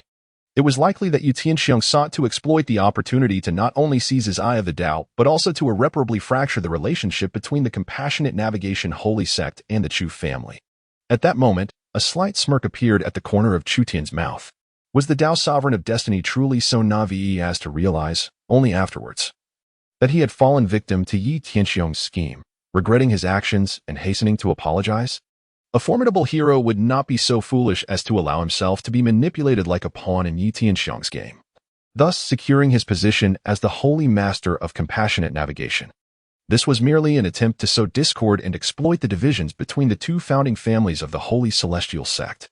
From this perspective, Chu Tian's various compromises and concessions, aimed at upholding the authority of his elder brother Yi Tianxiong, indeed bolstered the prestige of the Holy Celestial Sect and instilled considerable trepidation in the Tao Sovereign of Tianyan, who sought to incite discord. However, Chu Tian's persistent concessions came at the expense of the Chu family's interests, ultimately leading them to a perilous juncture. I, too, can play the game of manipulation and counter-manipulation, Chu Tian thought, his eyes gleaming with a cold light. Yi Tianxiong would likely never suspect that the Tao Sovereign of Destiny would turn the tables on him, laying bare the entire scheme. The collusion of the Holy Master with outsiders to extract the eye of the Tao from his own holy son would undoubtedly cause an uproar within the sect. However, it was imperative to substantiate this matter thoroughly. The Holy Master lamented the fortunate return of the Sword God at the last moment, which interrupted the negotiations. Had they proceeded to violence, the consequences would have been unimaginable. At this juncture, Elder Chu gravely remarked that the relationship between the Holy Sect and the Chu family would irrevocably sour, leaving no room for reconciliation. This is merely your assertion. Do you possess any evidence? Chu Tian spoke up coolly. Uncle Tianxiong is a sworn brother of my father and has watched me grow. How could he possibly commit such an act? I have reason to suspect that your compassionate navigation Holy Sect seeks to incite discord between the two founding families of our Holy Celestial Sect. Exploiting conflicts and wielding power through strategic means was a game Chu Tian had mastered. If Yi Tianxiong desired to instigate animosity between the Chu family and the compassionate navigation Holy Sect, then he would ensure that Yi Tianxiong harbored resentment towards the Holy Sect. Injustice. What do you mean by that, young holy son? Even with the greatest audacity, I would not dare to speak falsely on such matters, Elder Chu said. Forcing a bitter smile, the sovereign Yi Tianxiong communicates through mystical means. Where is the evidence? However, young holy son, you may summon the Emperor Tianwang to the Holy Sect to consult the Holy Master, who possesses the ability to manipulate time and space, thereby recreating the dialogue that transpired. Shi Tianyan scoffed repeatedly and said, Xiaotian, why bother with evidence? The facts are clear. Have you not targeted him twice, leading to the demise of Yi Hongwu and the imprisonment of Yi Fan? Furthermore, with your ascent to the pinnacle of the leaderboard, he perceives you as a significant threat and wishes to take advantage of the situation to eliminate you. What facts, third brother? Do not speak recklessly in front of outsiders. At that moment, the voice of Shishinwang resonated from outside the door. Having just returned from the Sacred Emperor Peak, he appeared slightly fatigued, exuding an air of exhaustion. Chu Tian, you are already aware, are you not? The king of Chu revealed a gentle smile to his son, assuring him, do not worry, everything is fine. It has all passed. With your father and mother by your side, no one shall harm even a single hair on your head. However, do not hold it against Uncle Tianxiong. Like your father, is solely devoted to the future of our sect. But brother, look at the circumstances. He is intent on gouging out your own son's eyes. And you still speak in his defense. Yet, at that very moment, Chu Tianyun raised his voice in anger, abruptly interrupting Chu Tianwang. Chu Tianyun pointed at Elder Chu. His voice laced with menace. For heaven's sake, you old man of the compassionate path, recite verbatim what you just said to my elder brother, so he may comprehend the misdeeds that his sworn brothers have been clandestinely engaged in. Elder Chu, with a bitter smile, recognized that the Holy Lord had entrusted him with a thankless task. However, given that the ancestors' imperial corpse was in their possession and acknowledging their own prior transgressions, he proceeded to relay the matter once more to Lord Chu Tian. The sect master has also mentioned that he is currently in seclusion and cannot emerge at this moment. If you doubt this, you may visit the Sacred Sect, where he will grant you the divine ability to traverse time and space, and the truth will reveal itself. Enough. Suddenly, Lord Chu Tian bellowed, his terrifying imperial aura causing Elder Chu to spit blood and be violently thrown back, staggering several steps upon landing, his complexion ashen. The eyes of the Lord of Chu Tian were veined with a deep crimson hue as he fixed his gaze upon Elder Chu. Ah, you esteemed Zihong's Sacred Sect. First attempting to pluck out my son's eyes, and now seeking to sow discord within my sect, instigating a feud between our two founding families that would lead to mutual destruction, all to allow your Zihong's Sacred Sect to reap the benefits and reclaim its position as the paramount sect of the continent. Is that not so? Chapter 36. 200 million pounds? The king of Chu, with a furious roar, sent his hair swirling wildly as the terrifying aura of the emperor erupted forth. The entire room was instantly shattered, and the heavens themselves darkened. In an instant, ominous clouds gathered overhead, leaving Chu Tianyun with a suffocating sensation. Chu Tian's gaze remained tranquil as he observed the hands of King Chu Tian, along with his entire body, trembling violently. The Lord of Chu Tian is not devoid of faith.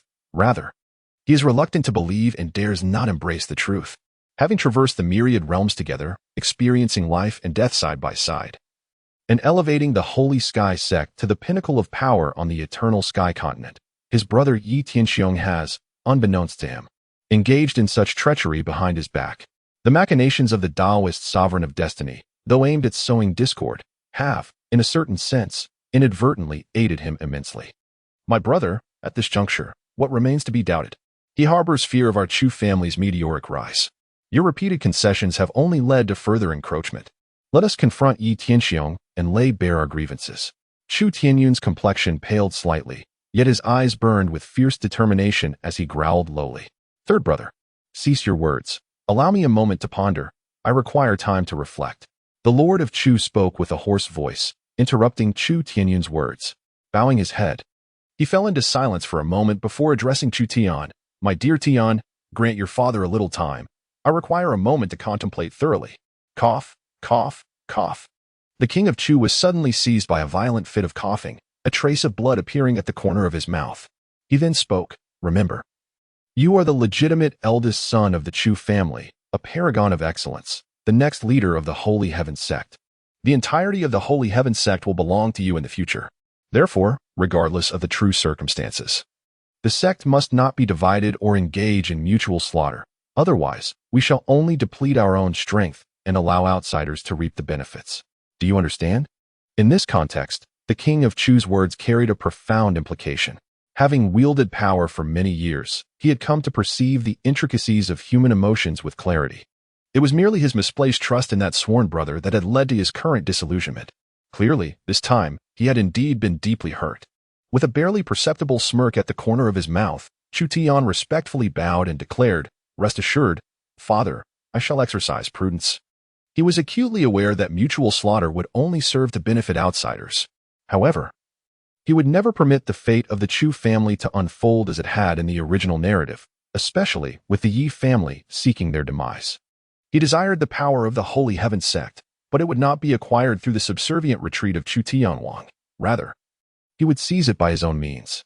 Today's events must remain confidential. Any breach of this directive would invoke the family's disciplinary measures. The Lord of Chu Tian appeared pallid, his form vanishing instantaneously from the spot, leaving only his voice resonating. Tian Yun, I shall retreat for several days. You shall temporarily manage the affairs of the clan. Should any significant matters arise, report back to me. Understood, elder brother. Chu Tian clenched his teeth, still feeling a sense of resentment, but ultimately sighed. Damn it, that Yi Tianxiang is merely taking advantage of our isolation, which emboldens him to be so arrogant. If it were up to me, I would turn the tables and let our 3 emperors show him just how many lives he has to spare. Uncle, there is ample time ahead. The current situation is quite favorable, Chu Tian remarked with a subtle smile. As long as the Chu Tian monarch refrains from folly and no longer places blind faith in his sworn brother, we stand to gain immensely from this. Although the Cihong Holy Sect may have its own schemes and calculations, inadvertently, they have rendered us a significant service. Moreover, with father in seclusion, you, dear uncle, can deftly handle the matters concerning the Liu family, making it all the more manageable. Wouldn't you agree, uncle? Chu Tian chuckled. Shu Tianyun's eyes sparkled with realization as he clapped his hands together and exclaimed, Indeed, how could my third uncle have overlooked this? This truly is an unexpected delight. And it is you, little Tian, who possesses such quick wit. In silence, Chu Tian pondered. Was it his quick wit or merely his uncle's obstinacy that led to such a dilemma? Xiao Tian, his uncle began. I have dispatched all those capable from the law enforcement hall, effectively securing the key figures of the Liu family. However, the old man Liu Zheng has been clamoring in his cell for a meeting with you. He refuses to respond to any inquiries unless he is granted this audience. Would you care to see him? Chu Tianyun remarked. As for that girl Liu Yun, when I returned last night, I noticed her wandering outside the main hall, insisting that she must see you, claiming she had something of great importance to discuss. She even asked me to convey that she realizes her mistakes and wishes to apologize to you in person. This father and daughter duo is quite bothersome.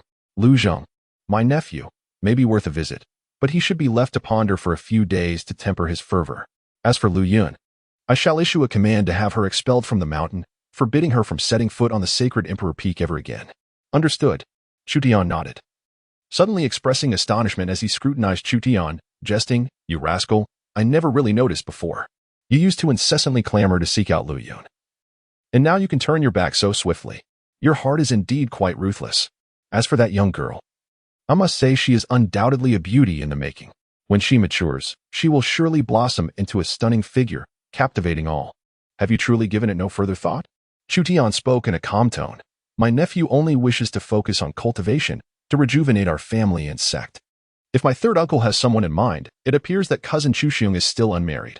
Perhaps he could be paired with Liu Yun. Enough, Xiao Tian, please stop. Chu Tianyun was taken aback and repeatedly gestured with his hands, exclaiming, Even you nearly fell into her trap. That foolish fellow, with his nose held high. If Liu Yun were truly to marry into our family, she would surely drive him to his demise. My family's resources cannot withstand such turmoil. With a slight smirk at the corner of his mouth, Chu Tian chose to remain silent. At that moment, Elder Chu approached, accompanied by the gleaming Huimei. His face still somewhat pale, yet unable to contain his curiosity, inquired, Young saint, Master Tianyun, since the misunderstandings have been clarified, may I take the imperial corpse of the Taoist of Destiny back to the Holy Sect for proper burial? In due time, I shall ensure generous recompense. Clarified, indeed? With a cold smile, Chu Tian remarked, When was it agreed upon that I should be informed? You intend to pry into my celestial eye at the center of my brow while simultaneously sowing discord within the sacred sect. The very fact that I have not ordered your immediate capture is a testament to the long-standing friendship between our two sections. Yet you wish to reclaim the imperial corpse. Such opportunities are rarely given without cost. Initially, he had no desire to involve the compassionate navigation sacred sect, and the imperial corpse of the Destiny Taoist should rightfully be returned. However, now that the compassionate navigation sacred sect has come forth, presenting a ready excuse to resolve this matter too easily would only lead the world to perceive the Chu family as timid, fearful of the compassionate navigation sacred sect. To not seize the opportunity for a substantial extortion would be an affront to the great deed accomplished by Yi Tianxiang. The small bald man may remain, but the rest, I regret to say, cannot be entertained by the Chu family. Chu Tian's expression remained calm as he indifferently waved his hand. See them out.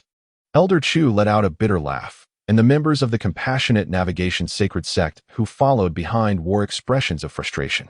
They had suffered a mute loss, losing both their lady and their men, yet found themselves with no avenue to voice their grievances.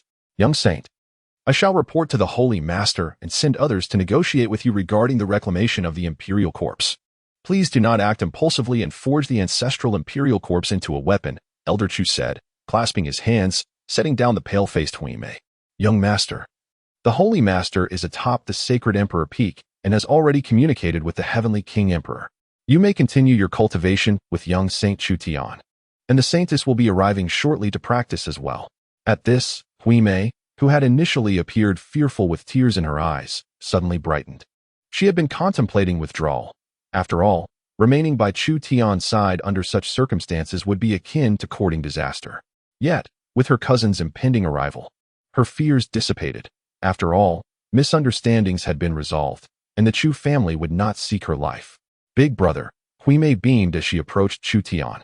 Last night, I sensed the residual echoes of the celestial eye and gained some insights. I hope you might offer your guidance.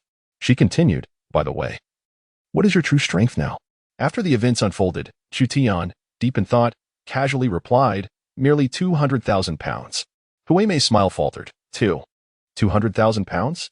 Elder Chu and the members of the compassionate navigation Sacred Sect, poised to depart, were momentarily stunned, their minds blank. Chu Tianyan, standing nearby, was equally bewildered. Wasn't it 150,000 pounds?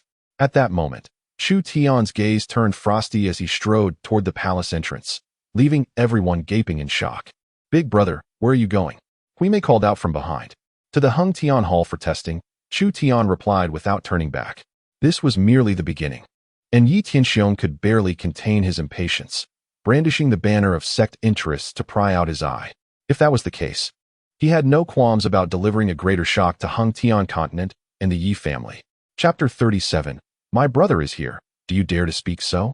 As dusk approached, Chu Tian arrived at the Hung Tian Hall, accompanied by Huime, who appeared rather languid. The rays of the setting sun cast a warm glow upon his polished head, the rosy hue of his scalp accentuating his strikingly peculiar visage. The Hung Tian Hall bustled with its usual vibrancy. However, the small annex dedicated to the bone-forging rankings was sparsely populated, with only a handful of figures present. After all, Huime had spent the entire night challenging and incapacitating nearly all the disciples of the Holy Heaven Sect who had the potential to contest the bone-forging rankings, and it was likely that they had yet to recover. At that moment, a series of gasps echoed from the nearby harmonious body hall.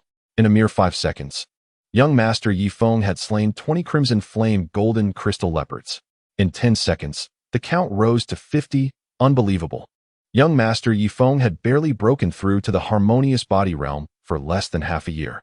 Could he possibly ascend from 95 to the top 10 of the harmonious body rankings in one fell swoop? Upon hearing the name Yi Feng, a glint of cold light flashed in Chu Tian's eyes as he gazed at the harmonious body rankings. There, in the 95th position, was indeed the name Yi Feng. Ranked 4th on the Hung Tian rankings, Yi Feng was the son of the celestial hero emperor, having previously held the 3rd position in the blood condensation realm, 5th in the bone forging realm, and 1st in the spirit refinement realm, now standing at 95 in the harmonious body realm. He was also the fiancé of Chu Yanshang, Chu Tian's elder sister, and one of the culprits behind the downfall of the Chu family, having deceived his sister, blessed with innate sacred bones, into a state of despair. Chu Tian had inquired with his uncle, Chu Tianyun, and learned that his sister had gone out to train alongside Yi Feng. It seemed that Chu Yanshang had indeed returned as well. The coldness in Chu Tian's eyes was palpable. He would not permit the tragedy of the original narrative to unfold once more. At that moment, he suddenly noticed that his ranking on the Hung Tian D list had unexpectedly plummeted to 2nd place. Meanwhile, the ranking of the Holy Maiden Hui Lian had ascended to 1st place once again. Although her position in the initial realm remained unchanged, her subsequent achievements had dramatically improved. This tenacious woman evoked a slight smirk from Chu Tian.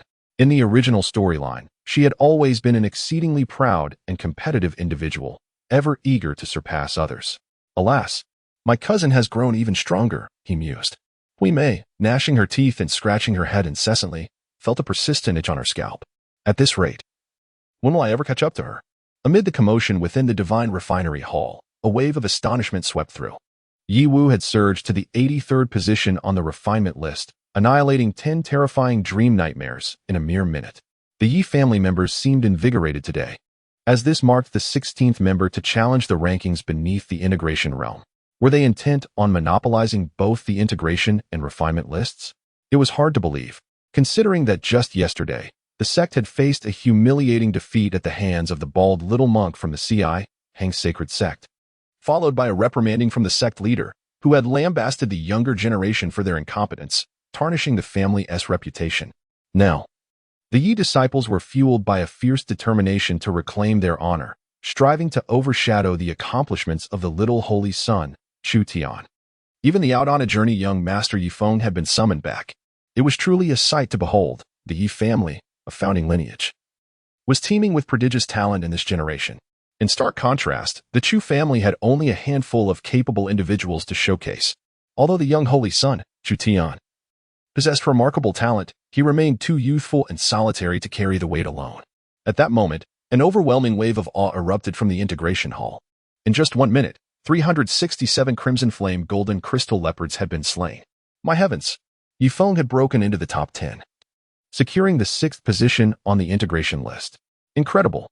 Young Master Yifeng is only 17 this year. Look at the rankings on the Earth list. They exclaimed as Yifeng ascended to 2nd place, surpassing the little holy son. Upon hearing this, Chu Tian raised his gaze and beheld his ranking on the Earth list, which had fallen from 2nd to 3rd place, while Yifeng's position surged ahead, now occupying the spot before him. At merely 17 years of age, holding the 2nd rank on the Earth list and the 6th on the integration list, such talent is indeed formidable. It is likely that he could be compared to his cousin without any significant disparity. Huimei scratched her head vigorously, grinning widely, exclaiming, "Why does it seem that this generation of the Holy Heaven Sect is exceptionally formidable, only slightly inferior to our sacred sect? Brother Feng." That little bald head is Huimei, and Chu Tian is also present. A familiar voice resonated from within the integration hall.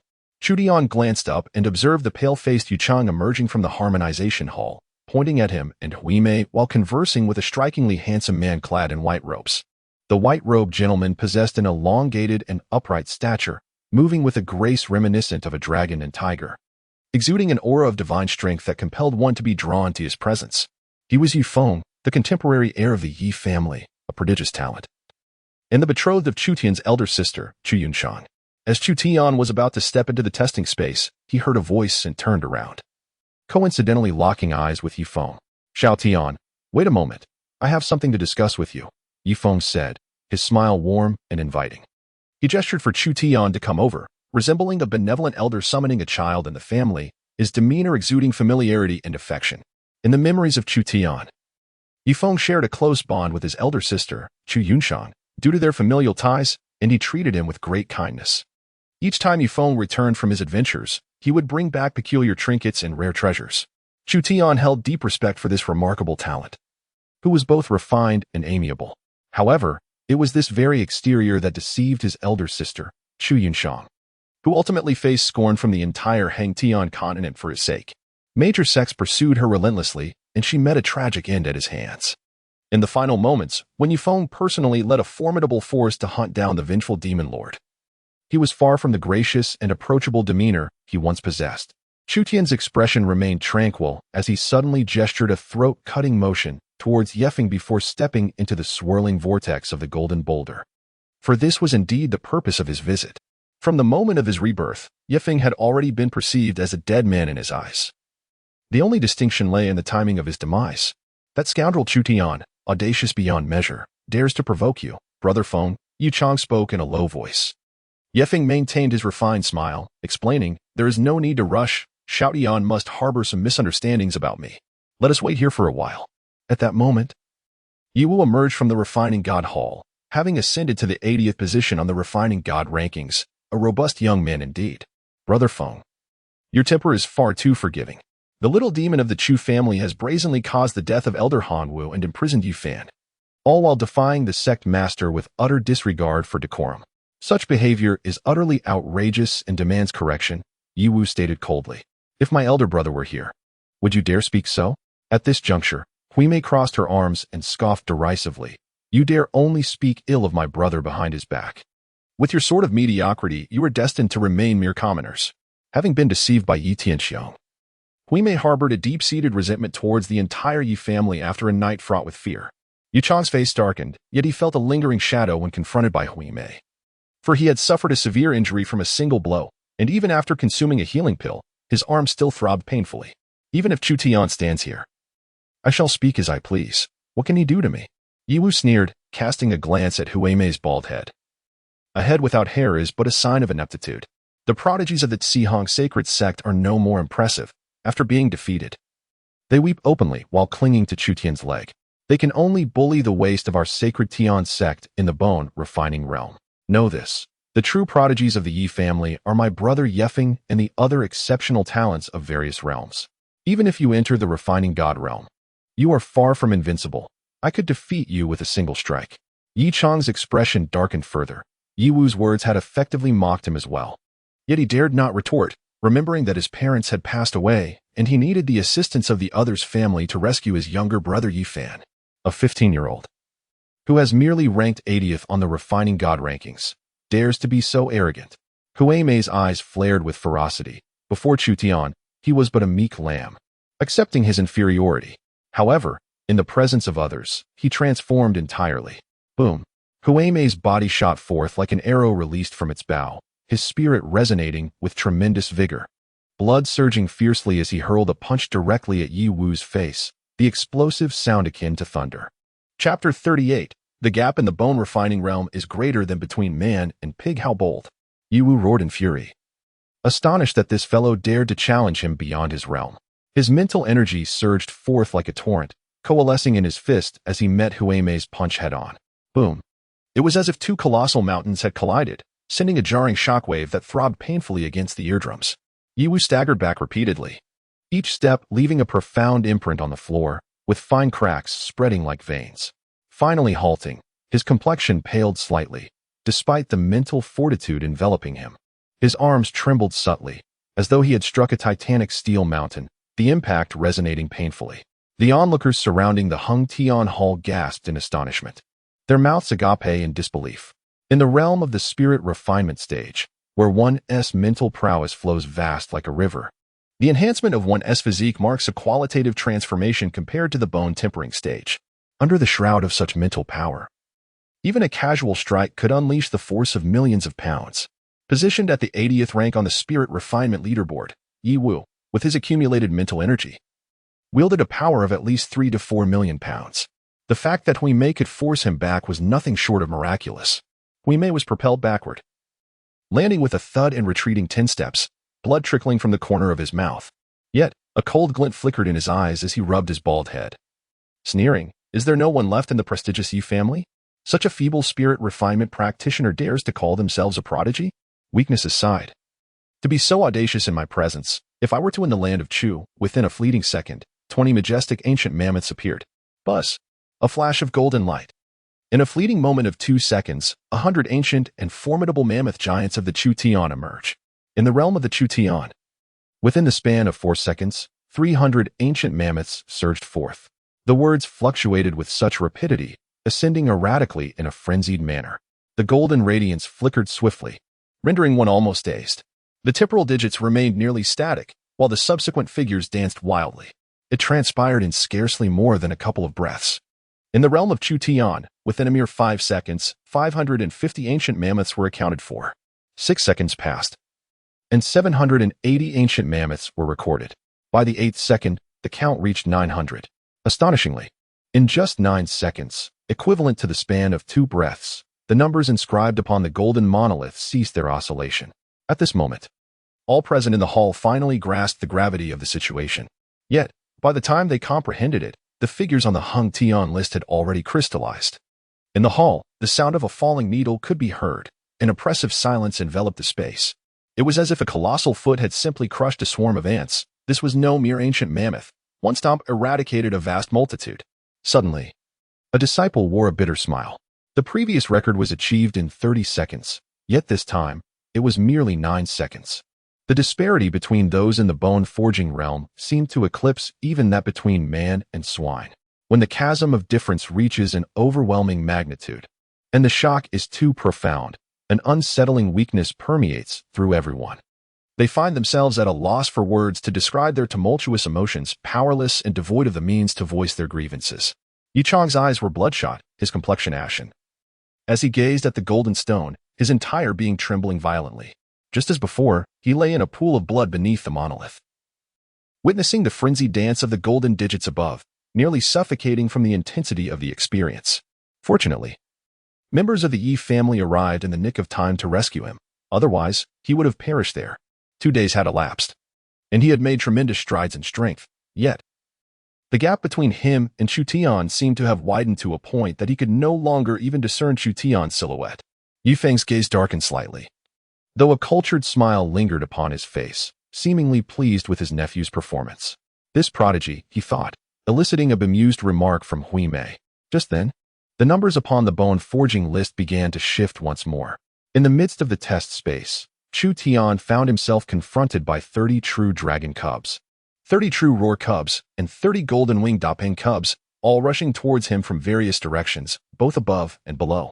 These creatures, simulated by the Hung Tian ranking, seemed to possess a semblance of sentience, demonstrating an understanding of coordinated attacks, seeking to exploit Chu Tian's vulnerabilities. With a cold glint in his eyes, Chu Tian felt his strength surge, as the number of fierce beast cubs he faced tripled to 90. His majestic vitality soared, and his body radiated a chaotic brilliance, resembling a sharp sword weaving through the throngs of beasts, causing blood to splatter in all directions. Yi Tianxiang, determined to suppress his rising prestige, rallied the members of the Yi family to act in concert, exerting all their might in an attempt to undermine him. Yet, this time, Chu Tian was resolute in demonstrating what it truly meant to be a prodigy. The roar of dragons echoed through the air, and the golden-winged dapeng struck like lightning. While the true roars engaged in close combat, their cooperation seamless and flawless.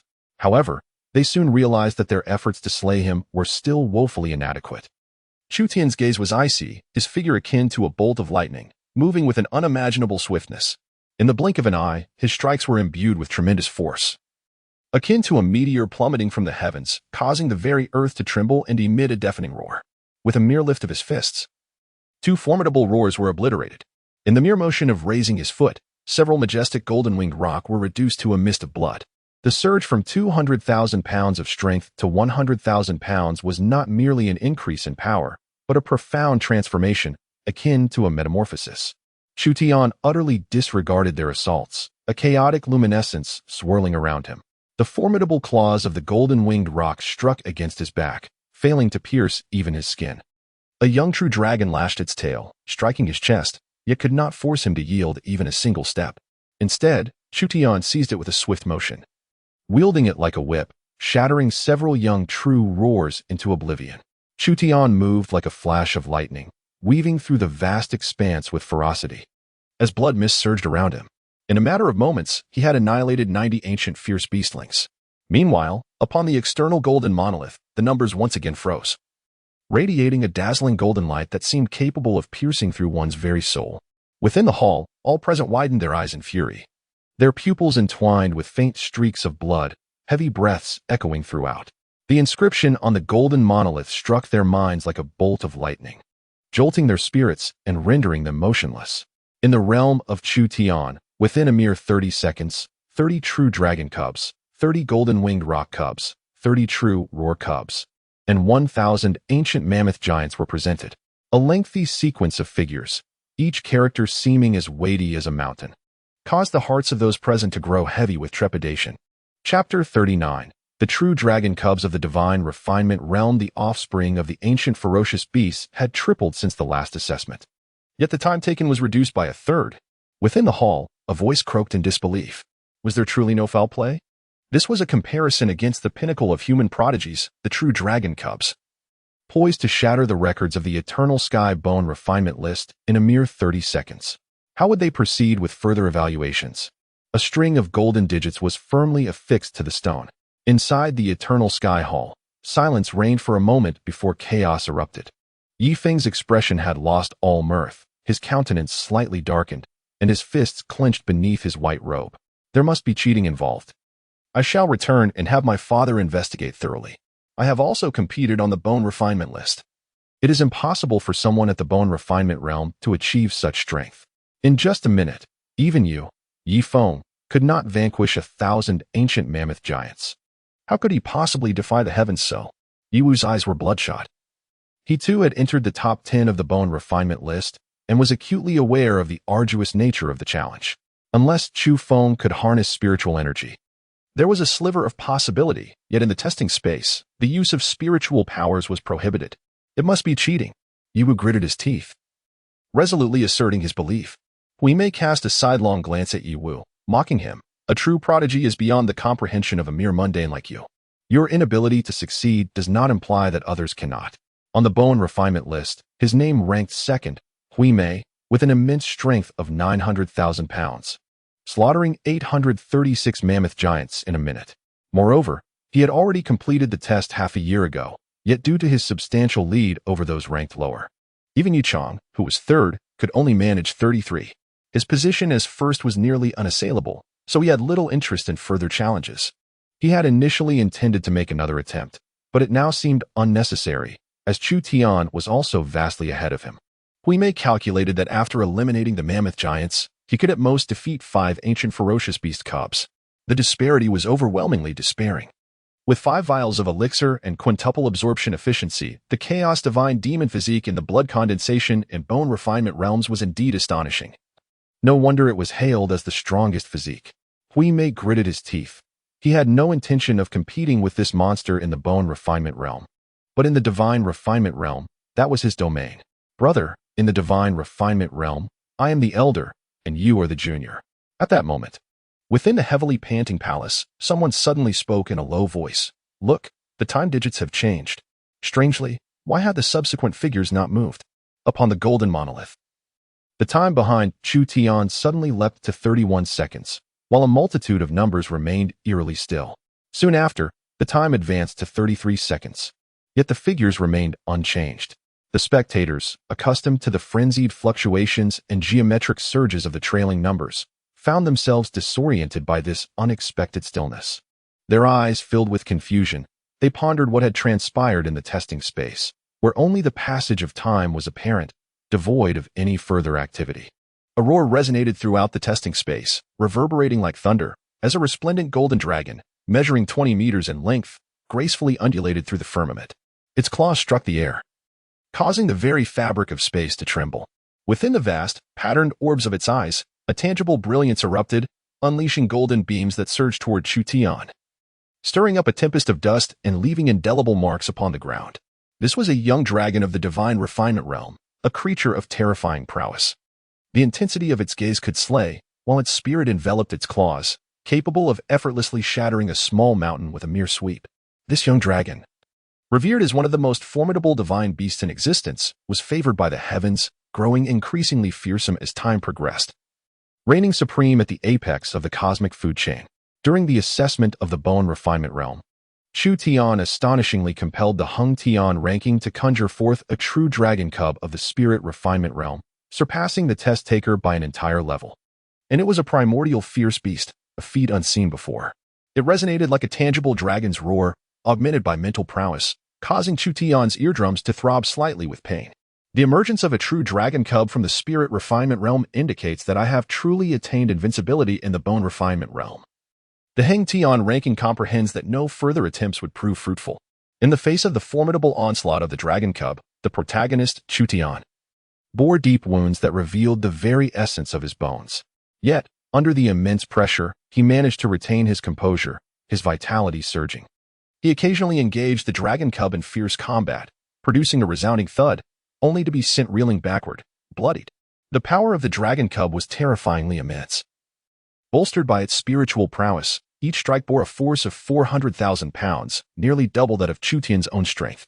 Were it not for the formidable nature of his chaos divine demon body and the operation of the chaos creation true scripture, which enveloped him in a flowing aura of chaos, rendering his physique as resilient as divine iron, he might have already succumbed.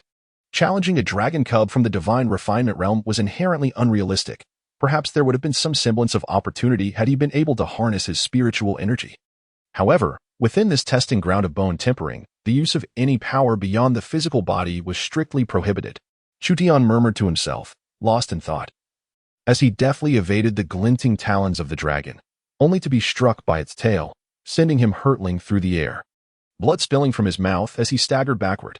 In that moment, a flicker of realization washed over him, and a vertical eye suddenly opened in the center of his brow, radiating a violet glow as the essence of the Tao flowed through him. A thin veil of spiritual power enveloping his entire being. Indeed, the Eye of the Heavenly Tao was a remarkable artifact, fused with flesh and blood. An innate divine ability akin to the wings of the golden-winged roc, an integral part of his corporeal form. With a mere gesture, Chu Tian wielded 2 million pounds of strength, augmented by the Eye of the Heavenly Tao, causing the very air to resonate with a thunderous hum. In the external realm, the Eye could amplify his spiritual power tenfold, rivaling that of the refining spirit realm. However, within this testing space, he found his own spiritual power unavailable, replaced by the innate spiritual force that accompanied the Eye. At that moment, the dragon's tail lashed out, golden light flashing, a sonic boom echoing like thunder. Chu Tian's gaze hardened, and with hands clawed like talons, he seized the dragon's tail, gripping it tightly, and with a swift motion, he swung the true dragon as one would a whip. Boom! Mountains shattered under the force, the young dragon letting out a deafening roar, seemingly imbued with a nascent consciousness and filled with fury. As Chu Tian flung the young dragon away, it crashed violently into a peak, sending dust billowing into the sky. Roar! The young dragon's roar reverberated, its scales fracturing, blood gushing forth. Yet it charged at Chu Tian with reckless abandon. Although lacking the augmentation of spiritual power, even with the Eye of the Heavenly Tao, it could unleash only 4 million pounds of force, yet that was quite sufficient. As the Eye of the Heavenly Tao erupted with a radiant violet glow upon Chu Tian's forehead, it enveloped his entire being. In an instant, he comprehended the myriad trajectories and flaws of the dragon's cup. The Eye of the Heavenly Tao gazes upward to the 9 heavens and delves downward to the 9 underworlds.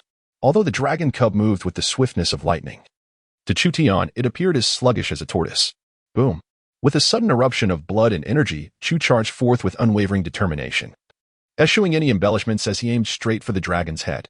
His gaze shimmered with a cold intensity, disregarding the onslaught of the true dragon's offspring, and delivered a powerful punch to the center of the dragon's brow. Each second within the testing space was of utmost value. He had no time to squander in entanglements. With a thunderous impact, an overwhelming force surged forth, shattering the dragon's head and sending a mist of crimson into the heavens.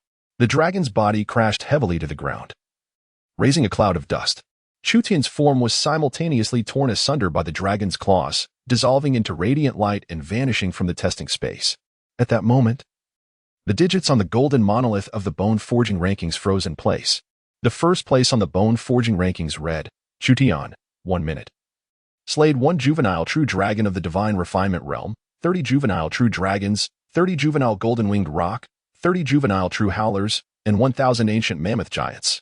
What? A juvenile true dragon of the divine refinement realm? The Heng Tian rankings must be mistaken. Hue Mei's eyes widened in fury, nearly succumbing to shock. The arena fell silent. At that juncture, Chu Tian, who had plummeted to 3rd place on the Heng Tian rankings, swiftly overshadowed Yifeng in the 1st place Sainus Hualian, reclaiming the top position. Chapter 40. Yiwu confirms, no cheating, it's genuine. In the realm of corporeal existence, to combat ancient ferocious beasts' offspring is not the pinnacle of human capability? Are you now suggesting that the young Saint Chu Tian transcended boundaries to battle a juvenile true dragon of the divine refinement realm? This is an outrageous jest. An overt act of cheating? The atmosphere erupted with fervor as numerous disciples turned crimson with disbelief. The disciples of the Heng Tian Palace began to fervently discuss, even attracting the attention of formidable beings who had already ignited divine flames within the higher echelons of the palace. Gazing upon the line of text displayed on the bone forging rankings, they shook their heads in utter confusion. The top of the bone forging rankings read, Chu Tian, age 8, possessing 2 million pounds of strength, slaying 1 juvenile true dragon of the divine refinement realm. The subsequent entries were somewhat acceptable, but this line surpassed their comprehension entirely.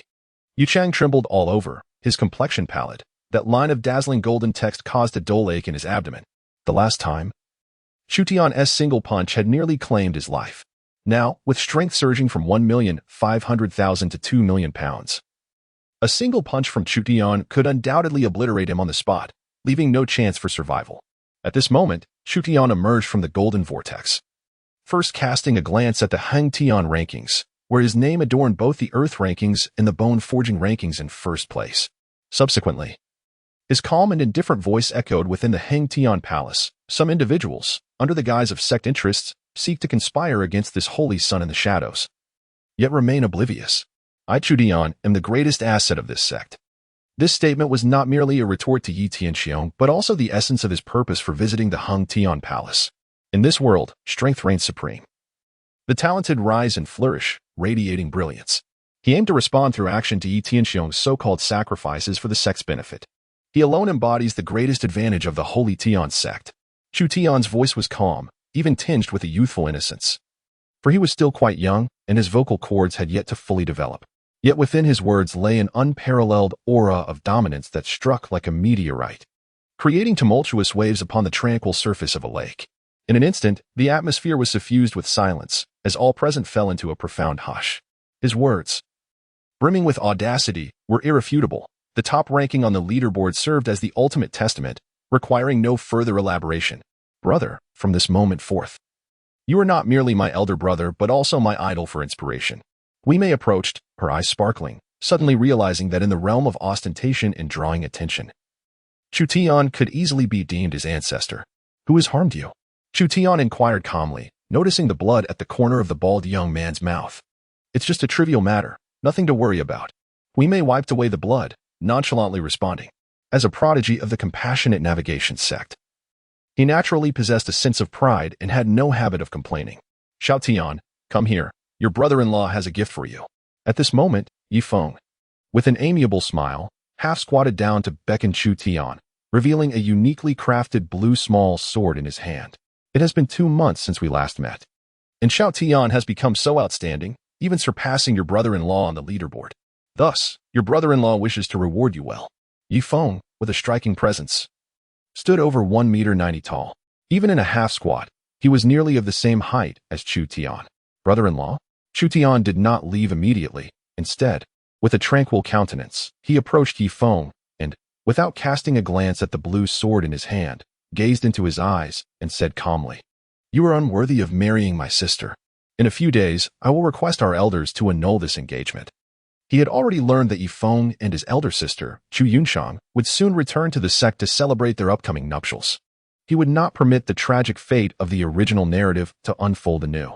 As the wedding approached, he opted for a straightforward approach rather than indulging in frivolities. The moment his words escaped his lips, the assembled crowd, just recovering from their astonishment, was engulfed by a resounding buzz in their minds. What had they just heard? The young saint, Chu Tian, opposed the union of Chu Yunshang and Yi Feng? Unworthy? What nonsense was this? Yi Feng was endowed with extraordinary talents. While Chu Yunshang possessed innate sacred bones, they had been betrothed since childhood, celebrated as a match made in heaven, a perfect pair, envied by countless within the sect. Much like the engagement between Chu Tian and Lu Yun, it was rumored that the sect leader and the deputy leader had already conferred and were preparing to host a grand wedding soon, showcasing the enduring friendship between their families over millennia. Yet, the young saint, Chu Tian, suddenly proclaimed his intention to annul the marriage. If true, it would be tantamount to a resounding slap to the Yi family's face, sending shockwaves through the sect itself. Everyone was bewildered. What did you just say? Could you repeat that? Even Yi Feng, despite his usual composure, felt his smile vanish abruptly, his expression darkening, as he clenched his fists tightly around the blue sword in his grasp. What is the identity of Chu Tian, the legitimate eldest son of the Chu family? A young prodigy of the sect, and the future leader of the next generation. Though his years are few, every utterance he makes is scrutinized by countless eyes under the spotlight, wielding significant influence. While children may speak candidly, discernment regarding the occasion and audience is paramount. This statement is nothing short of a blatant affront to the Yi family, a flagrant trampling on their dignity. Chu Tian, your audacity knows no bounds. Yi Wu, already displeased with Chu Tian, erupted in fury, bellowing with indignation. Chu Tian did not respond to Yi Feng, for he abhorred superfluous chatter. A single sentence sufficed. Instead, he turned his attention towards Yi Wu, a glimmer of chilling coldness flashing in his eyes. No one has ever dared to lay a hand on my younger brother. Who bestowed upon you such audacity? Chu Tian's voice, though unassuming, was imbued with a fierce and domineering undertone. Although Wei Mei remained silent, his spirit had reached a level of meticulous awareness, allowing him to perceive everything within 100 meters under the gaze of the heavenly eye. Noticing the slight tremor in Yi Wu's arm, a clear indication of having just endured a violent physical clash, he was already able to deduce the sequence of events. Suddenly, A vertical pupil appeared at the center of Chu Tian's brow, and the heavenly eye erupted with a violet radiance, amplifying his mental prowess tenfold. Chu Tian, dare to make a move and see what happens, Yi Wu seethed, his eyes nearly bursting with rage. In a single day, he had been belittled by two young practitioners of the bone refinement stage and openly threatened. With a thunderous force that surged like the ocean, Chu Tian unleashed a punch. And in that fleeting moment, it was as if a dragon's roar echoed, accompanied by the sound of mountains collapsing and oceans roaring. As his fist struck, a vortex of air exploded forth, hurtling directly toward Yi Wu's chest. You're dead. In a fit of fury, Yi Wu's spirit surged, clashing fiercely with Chu Tian's punch. His eyes glinted with malice. Since Chu Tian had initiated the attack, he would not hold back. Yi Wu, don't! Yi Feng shouted in a sudden outburst. But it was already too late. He had not anticipated that Chu Tian would act so decisively. Crack! Suddenly, Yi Wu's arm shattered, flesh and blood flying. As the spirit enveloping it was instantly dispelled, with a single strike, Chu Tian unleashed a force of 6 million pounds, capable of obliterating a mountain peak. Boom, boom, boom.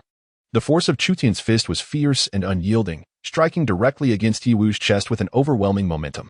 A gasp escaped Yi Wu as his chest caved in. His eyes wide with fury, blood gushing forth as his body shot like an arrow into the divine refinement hall, colliding with a massive golden stone. The earth seemed to tremble violently in response. In an instant, blood flowed freely, and Yi Wu collapsed into a pool of crimson, teetering on the brink of death. The arena fell into a suffocating silence. Numerous disciples stared in disbelief. Was he eliminated in an instant? Yi Wu, ranked 80 on the divine refinement list, could hardly be considered inferior to a true dragon cub, yet he had been dispatched with such ease.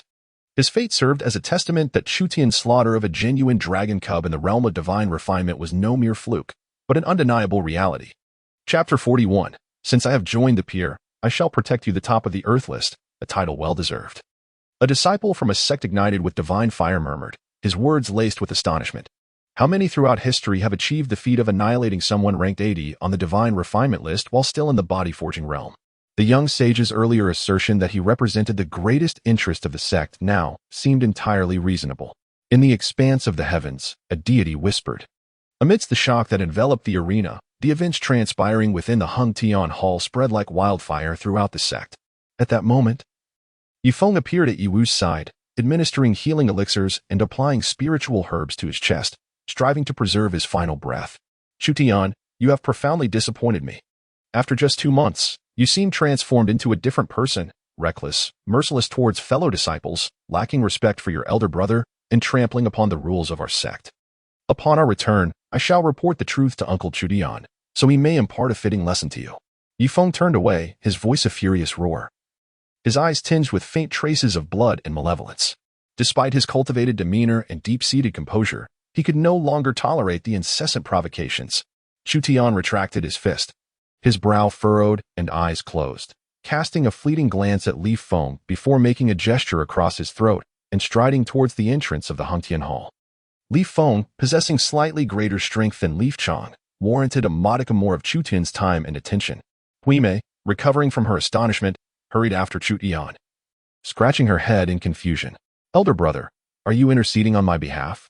Since you have pledged allegiance to my faction and addressed me as elder brother, I shall protect you within the Sacred Heaven Sect.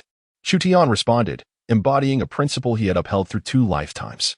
In his previous existence, he never neglected his subordinates. He always led the charge in retaliating against those who bullied his followers. Even after ascending to the status of a patriarch, this principle remained unchanged. What does it mean to pledge allegiance? Hui Mei felt a greater itch on her scalp, scratching vigorously. However, this time, Chu Tian offered no further reply, his gaze directed ahead. Before the Hung Tian Hall, a middle-aged man descended from the sky and landed not far from Chu Tian. The young saint should not recognize me, he mused. Clad in a green robe, the man wore a friendly smile. Allow me to introduce myself.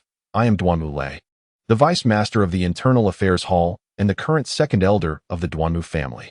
Duanmu Lei exuded a gentle charisma that made him seem approachable, akin to a neighborly uncle. Yet, upon hearing this name, Chu Tian harbored a different perspective. In the original narrative, this individual was one of the foremost powers of the Duanmu clan, a half-step emperor with strength comparable to that of Chu Tian's third uncle, Chu Tianyun. The Internal Affairs Hall was tasked with managing sect affairs, overseeing rewards and punishments, setting rituals, and attending to the needs and ceremonies of the disciples, making it a formidable department within the Sacred Heaven Sect. As the vice master, Duan Mulei was a significant figure within the sect. However, Chu Tian understood that.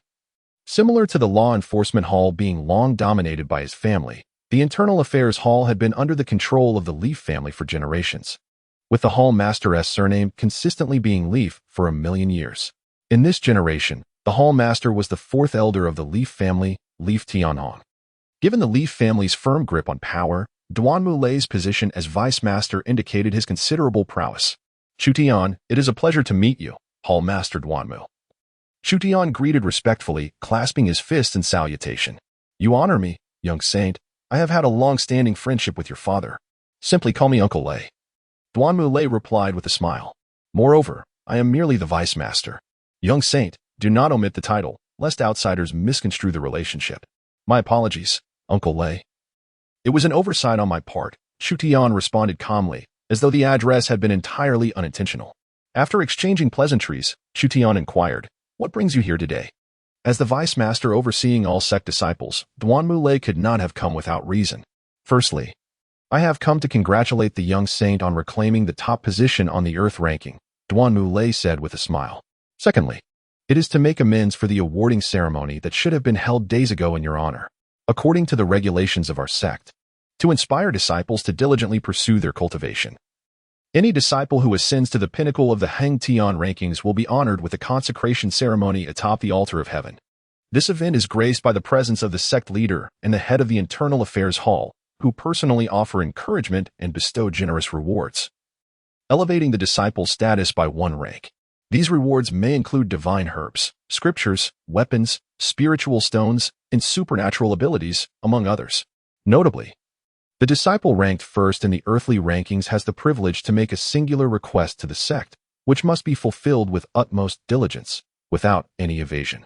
Of course, the young holy son may not find these rewards particularly appealing. Nevertheless, adherence to the sect's protocols is imperative. And this ceremony also brings immense honor to the vice sect leader and the Chu family. Enduring the moment with a smile, Duan Mulei remarked that although the young holy son was designated as the sect's heir from birth, his current rank in the Internal Affairs Hall remains at level 1, categorizing him among the outer disciples, with the potential promotion of 2 levels now. Achieving a 3rd rank at the tender age of 8 would equate him to an inner disciple, a feat unprecedented in the annals of our sect's history. Given that this is a matter of sect protocol, I must inquire why the consecration ceremony is only being held today, especially since my nephew ascended to the top of both rankings 2 days prior. Chu Tian did not display any surprise. Rather, he shifted the conversation to ask. He was well aware of the significance of the consecration ceremony, recalling that in the original narrative, Yi Fan also reached the pinnacle of the earthly rankings and made a request to the sect to marry Lu Yun, seeking to dissolve the betrothal with the great hate demon lord, thus delivering a resounding blow to the Chu family. Chu Tian Wang, filled with indignation, coughed up blood. Yet, bound by the sect's rules, he had no choice but to acquiesce. The malevolent demon lord Chu Tian embarked upon the path of darkness at that time. He sacrificed everything, only to have his fiancée embrace Yi Fan. Duan Mulei's gaze fell, seemingly inadvertent as he cast a glance at the gravely injured Yu Wu within the alchemy hall. Before remarking, it has been delayed due to certain circumstances. Chu Tian instinctively understood that it was the inner court's master, Yu Tianhong, or rather the sect leader, Yi Tianxiong, who had suppressed him. They did not wish for Chu Tian to bask in the limelight or gain renown. Yet now, he had once again ascended to the pinnacle of the earth ranking, and on the bone refinement list, he had slain a fledgling true dragon of divine refinement, causing a stir within the sect once more. Despite their reluctance, they had no choice but to hold a ceremonial conferral, for countless eyes within the sect were watching. The injured Yu Wu was none other than the second son of Yi Tianhong, which is why Duan Mulei seemed to cast an inadvertent glance at Yu Wu. The uncle had been dispatched by Yi Tianhong himself to personally invite the young saint to the altar of heaven. Duan Mulei stated, the sect leader is occupied with affairs and, as such, the master will personally bestow rewards upon the young saint and fulfill any request he wishes to make to the sect. Chu Tian's expression remained composed as he abruptly clasped his fists towards Uncle Duan Mulei, saying, Uncle Lei, I beseech you to personally make this journey, for I am unable to attend the ceremony to receive my accolades. Chapter 42. The sect faces turmoil. Why? Duan Mulei inquired, his brow furrowing slightly. Yu Tianhong, as the head of the Internal Affairs Hall, is the guardian of the sect's ceremonial regulations. Yet he has disregarded the established protocols of the sect by unilaterally suppressing the award ceremony. This is a matter of great concern. Chu Tian raised his gaze, meeting the eyes of Duanmu Lei, and spoke. In years past, the revered ancestor Duanmu left behind a guiding principle, mandating that the higher echelons of our sect must wholeheartedly support the cultivation of younger disciples, forbidding the abuse of power to suppress them. Only by allowing the gifted to shine can our sect thrive across generations, enduring through the ages. Yet, the sect leader, under the pretext of the greater good, seeks to extract the eye of the heavenly path from my brow, in an attempt to curry favor with the Zhihong sacred sect. This is, in truth, a violation of our sect's interests, a disregard for ancestral teachings, and a detriment to internal unity, which is the second issue. The ancestor Duanmu himself faced suppression in his youth, and upon becoming the sect leader, he led us out of adversity. Thus he specifically bequeathed this principle, which no one is permitted to contravene. As the holy son of the sect, I, though still young, refuse to conspire with those lacking the spirit of true strength and who defy our ancestral edicts. These accolades and honors, I find beneath me. I shall have none of them. Although Chu Tian's voice was not loud, enduring with Lei, a senior figure within the sect, personally arrived. The Hall of Eternal Heaven had long been shrouded in silence, and at this moment, Chu Tian's words resonated like thunder, piercing the ears of numerous disciples. At this juncture, the disciples within the Hall of Eternal Heaven were utterly bewildered. The wealth of information embedded within Chu Tian's words left them momentarily unable to digest it all. The notion that the sect leader aimed to extract the divine eye from the small saint's brow to ingratiate himself with the Zhihong sacred sect was nothing short of a thunderclap for those who had grown up within the Sacred Heaven Sect's domain and had taken vows to the sect. Chu Tian, how dare you humiliate my father and mock the sect leader? Do you not realize this is a grievous transgression? Yifeng's fury erupted as he could no longer endure the slander against his father. With a thunderous shout, he instantly appeared before Chu Tian, unleashing a slap towards his face. As your elder brother, I shall impart to you the values of respect, propriety, and filial piety. Impudent. The smile faded from Duanmu Lei's face, replaced by a somber expression. With a casual wave of his hand, a streak of azure light flickered, and the rules of the realm resonated, causing Yifeng to spout blood and be hurled backward. Yifeng, how audacious of you to strike the sect's saint before my very eyes. Do you presume that I, the vice leader of the Internal Affairs Hall, cannot discipline you, the heir of the Yi family? Duanmu Lei's words were frigid. The Internal Affairs Hall was tasked with rewards and punishments, as well as the establishment of the sect's ceremonial order. For Yifeng to dare to assault Chu Tian in the presence of so many, it was not merely an affront to Chu Tian, but a slap to the sect's dignity. Blood stained Yifeng's white robe as his hair fell in disarray, rendering him a pitiable sight, utterly devoid of his former formidable presence. Upon hearing Duanmu Lei's cold remarks, his complexion turned ashen, and he clasped his fist in submission. Uncle Lei, I beg your pardon. In a moment of rage, I acted irrationally. However, Chu Tian has defamed the sect leader and disobeyed the Internal Affairs Hall's orders, which is indeed a grave offense. Furthermore, he previously inflicted unwarranted harm upon my cousin, Yi Wu, which constitutes a serious crime. I implore you, Uncle Lei, to apprehend Chu Tian first to uphold the sect leader's dignity. Otherwise, should word of this incident spread, the consequences would be dire. Chu Tian smiled faintly and calmly stated, every word I utter is rooted in truth and can withstand scrutiny. Should any part of my statement be deemed defamatory, I shall willingly resign from my position as Saint's son, since the number one on the earth ranking has the privilege to make any request to the sect. I hereby implore Uncle Lei to present a request to the Elder Council. I urge the Law Enforcement Hall, the Internal Affairs Hall, and the Judicial Hall to convene jointly to investigate this matter thoroughly and bring it to light. Let us see if I, Chu Tian, have defamed Master Yi Tianhong or our esteemed sect leader. Yifeng's complexion grew increasingly pale. He had just received an urgent summons from his father, Yi Tianxiong, compelling him to return to the sect. With limited knowledge of the recent events within the sect, he was reluctant to respond to Chu Tian's aggressive words. Duanmu Lei remained silent for a moment before replying, I shall report the young saint's request to the Elder Council in accordance with sect regulations. The events of last night were classified as top secret within the sect. However, as a senior member, Duanmu Lei was present and thus informed of what transpired. The three foremost families maintained a largely neutral stance on the issue, with a slight inclination toward the Yi family, as this was a topic that should not have been brought to discussion. Their attendance at the meeting, neither supporting nor opposing, represented a certain attitude, albeit a subtly biased one. The information was restricted to the upper echelons of the sect and marked as confidential, and they believed the matter would end there. However, no one anticipated that Chu Tian would be so resolute, not only storming into the #1 position on the Earth ranking the following day, shaking the entire sect, but also compelling Yu Tianhong to hold a commendation ceremony. He openly brought the matter to light in front of so many, prompting discussions throughout the sect. Duanmu Lei could already foresee the immense upheaval that would arise from the dissemination of this information among the sect's hundreds of thousands of disciples.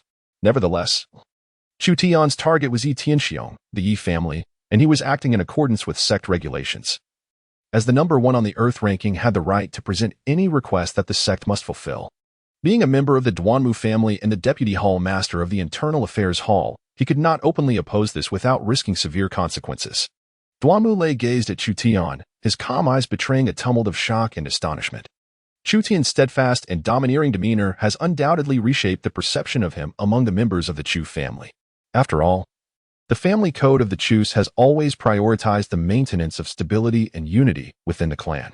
The demeanor of Chu Tian stands in stark contrast to that of King Chu Tian, as he ruthlessly dismantles the facade that conceals the discord between the two founding families, laying bare the enmity between the Chu and Yi clans for all within the sect to witness. "Uncle Lei, my nephew has matters to attend to. I shall take my leave." Chu Tian maintained a calm demeanor, as if merely uttering trivial remarks. He clasped his fists in a gesture of respect before turning to depart. Wei Mei gasped in astonishment. After all, given his noble lineage and sharp intellect, he comprehended the profound implications of Chu Tian's words. He considered himself quite audacious, yet dared not act recklessly within the Zhihong Sacred Sect. In comparison to Chu Tian, his own conduct appeared as childishly naive as a game of make-believe. Thus, throughout the encounter, he dutifully stood behind Chu Tian, refraining from interjecting. As Chu Tian exited, he hurriedly followed, scratching his head and sighing, "Brother, why is it that Zhihong Sacred Sect lacks such customs? Otherwise, I would have charged to the top of the Earth rankings and proposed marriage conditions to my cousin." The sect was on the brink of upheaval. "The sect is going to tremble," Duanmu Lei murmured to himself, then swiftly made his way to the administrative hall. In the sky, the dusk sun bled crimson, casting its radiant glow like a scarlet silk across the peaks of the mountain gate, as if to forewarn all of the impending tempest. Chapter 43. Sister, what do you make of this? As night fell, a furious roar suddenly erupted from the administrative hall, filled with a chilling malevolence that altered the very atmosphere. Shortly thereafter, an even more terrifying aura reverberated atop the Holy Emperor Peak, shrouding the sky for miles and transforming the heavens hue under the oppressive weight of the Emperor's formidable presence, which rendered the air nearly unbreathable, accompanied by the sound of thunderous claps. Within the sect, the three foremost families remained silent, watching the unfolding events with bated breath. Outside the sect, various families held their breath in anticipation. The significant occurrences at the entrance of the Hung Tian Hall had not escaped their notice. The sect's higher-ups wore grave expressions as they soon received a communique from the Elder Council, calling for an urgent meeting that very night, prompting them to hastily convene. At that very moment, a colossal golden hand emerged from the Holy Emperor Peak, spanning 100 miles, and came crashing down upon the administrative office. In the distance, a pained roar could be heard, faintly echoing the name Chu Tian, accompanied by the sound of blood being coughed up. The plaque that had hung in the administrative office for 1,000,000 years was reduced to powder under the onslaught of the golden hand. Subsequently, the hand delved into the Holy Emperor Peak, encircling it, before ultimately descending upon the summit, obliterating several palaces belonging to the Yi family, leaving behind a massive imprint of 5 fingers, before retracting and vanishing into the darkness. In the main hall of the Holy Emperor Peak, Yi Tianxiong sat prominently, his eyes bloodshot as he gazed into the pitch-black sky outside. After a prolonged silence, he finally turned and spoke in a somber tone, "Fenger, that little demon truly stated his intention to annul the engagement with our Yi family. Indeed, Father, Chu Tian claims that I am unworthy of his sister. Do you think he has uncovered something?" Yi Feng, standing below, appeared as pale as a ghost, suddenly inquiring, "Father, was that golden hand just now? Was it Uncle Chu Tian?" Yi Tianxiong, with faint traces of blood in his eyes, nodded gravely, saying, "This matter does not concern you. He was merely issuing a warning to your father not to overstep. This time, your father miscalculated. Do not be anxious, my child. Even the boldest of souls would not dare to come forth and withdraw from the engagement. That matter shall remain undiscovered. As for Yunshan, How have you fared in her company? Does she harbor any doubts regarding you? None, father, Yifeng replied respectfully. Yunxiang is entirely obedient to me, always consulting me first on every matter. She is eagerly anticipating our grand wedding, longing to join the Yi family. Uncle Chu has shown great trust and affection towards me as well. That is good to hear. You may take your leave now. Yi Tianxiong waved his hand and rose. I must meet with King Chu to reassure him, and then attend the Elder Council.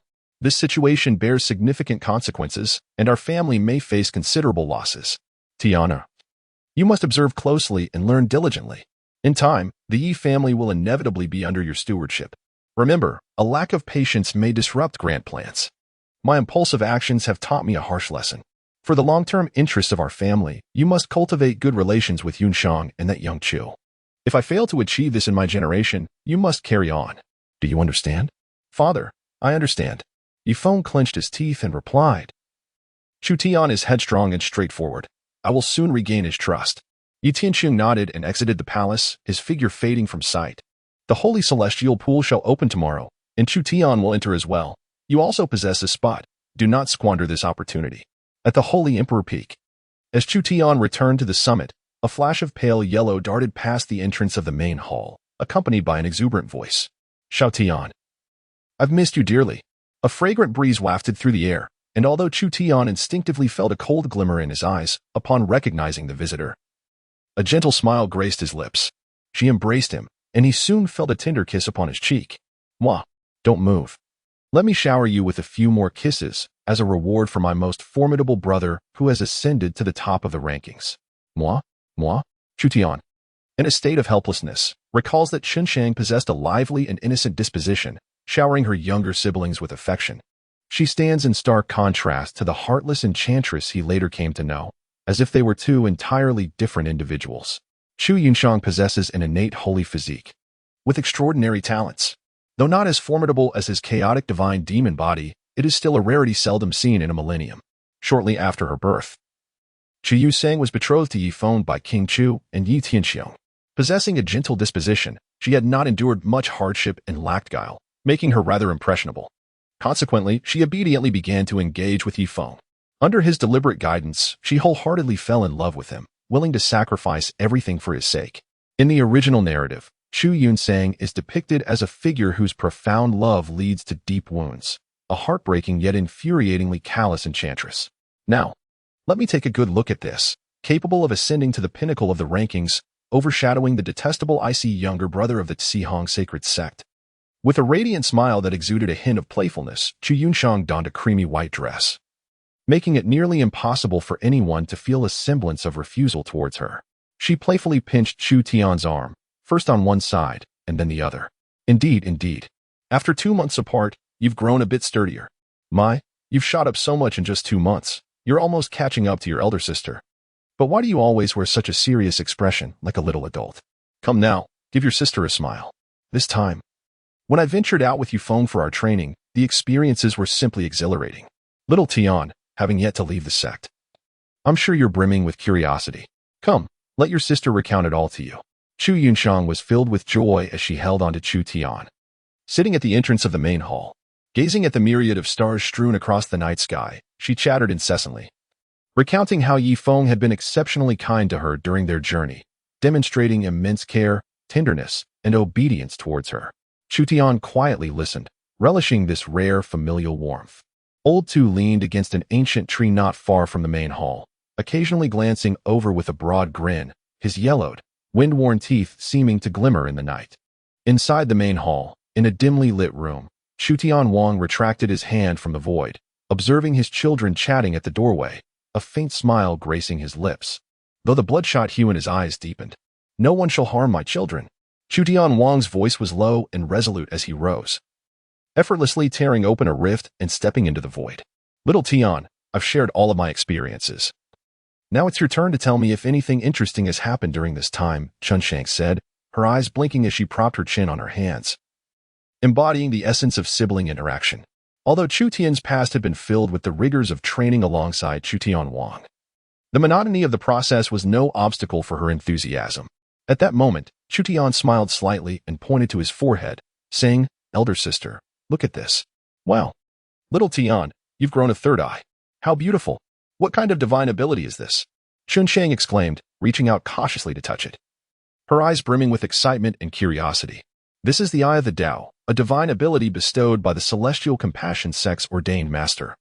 Capable of observing the heavens above and the underworld below, there is nothing that can escape my gaze, such as the cultivation techniques of others or the bodily transformations resulting from their divine powers. Chu Tian gazed at his elder sister, Chunsheng, his voice gradually sinking. Yet Chunsheng remained blissfully unaware of his emotional shift, excitedly caressing the space between his brows. For instance, dear sister, can you discern whether Yifeng has imparted upon you an extraordinary secret technique? Chu Tian's tone grew increasingly somber, laced with a hint of coldness and menace.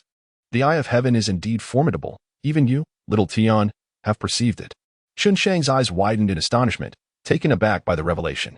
She had kept Yifeng's instruction to cultivate the secret technique a secret, insisting it was between the two of them alone.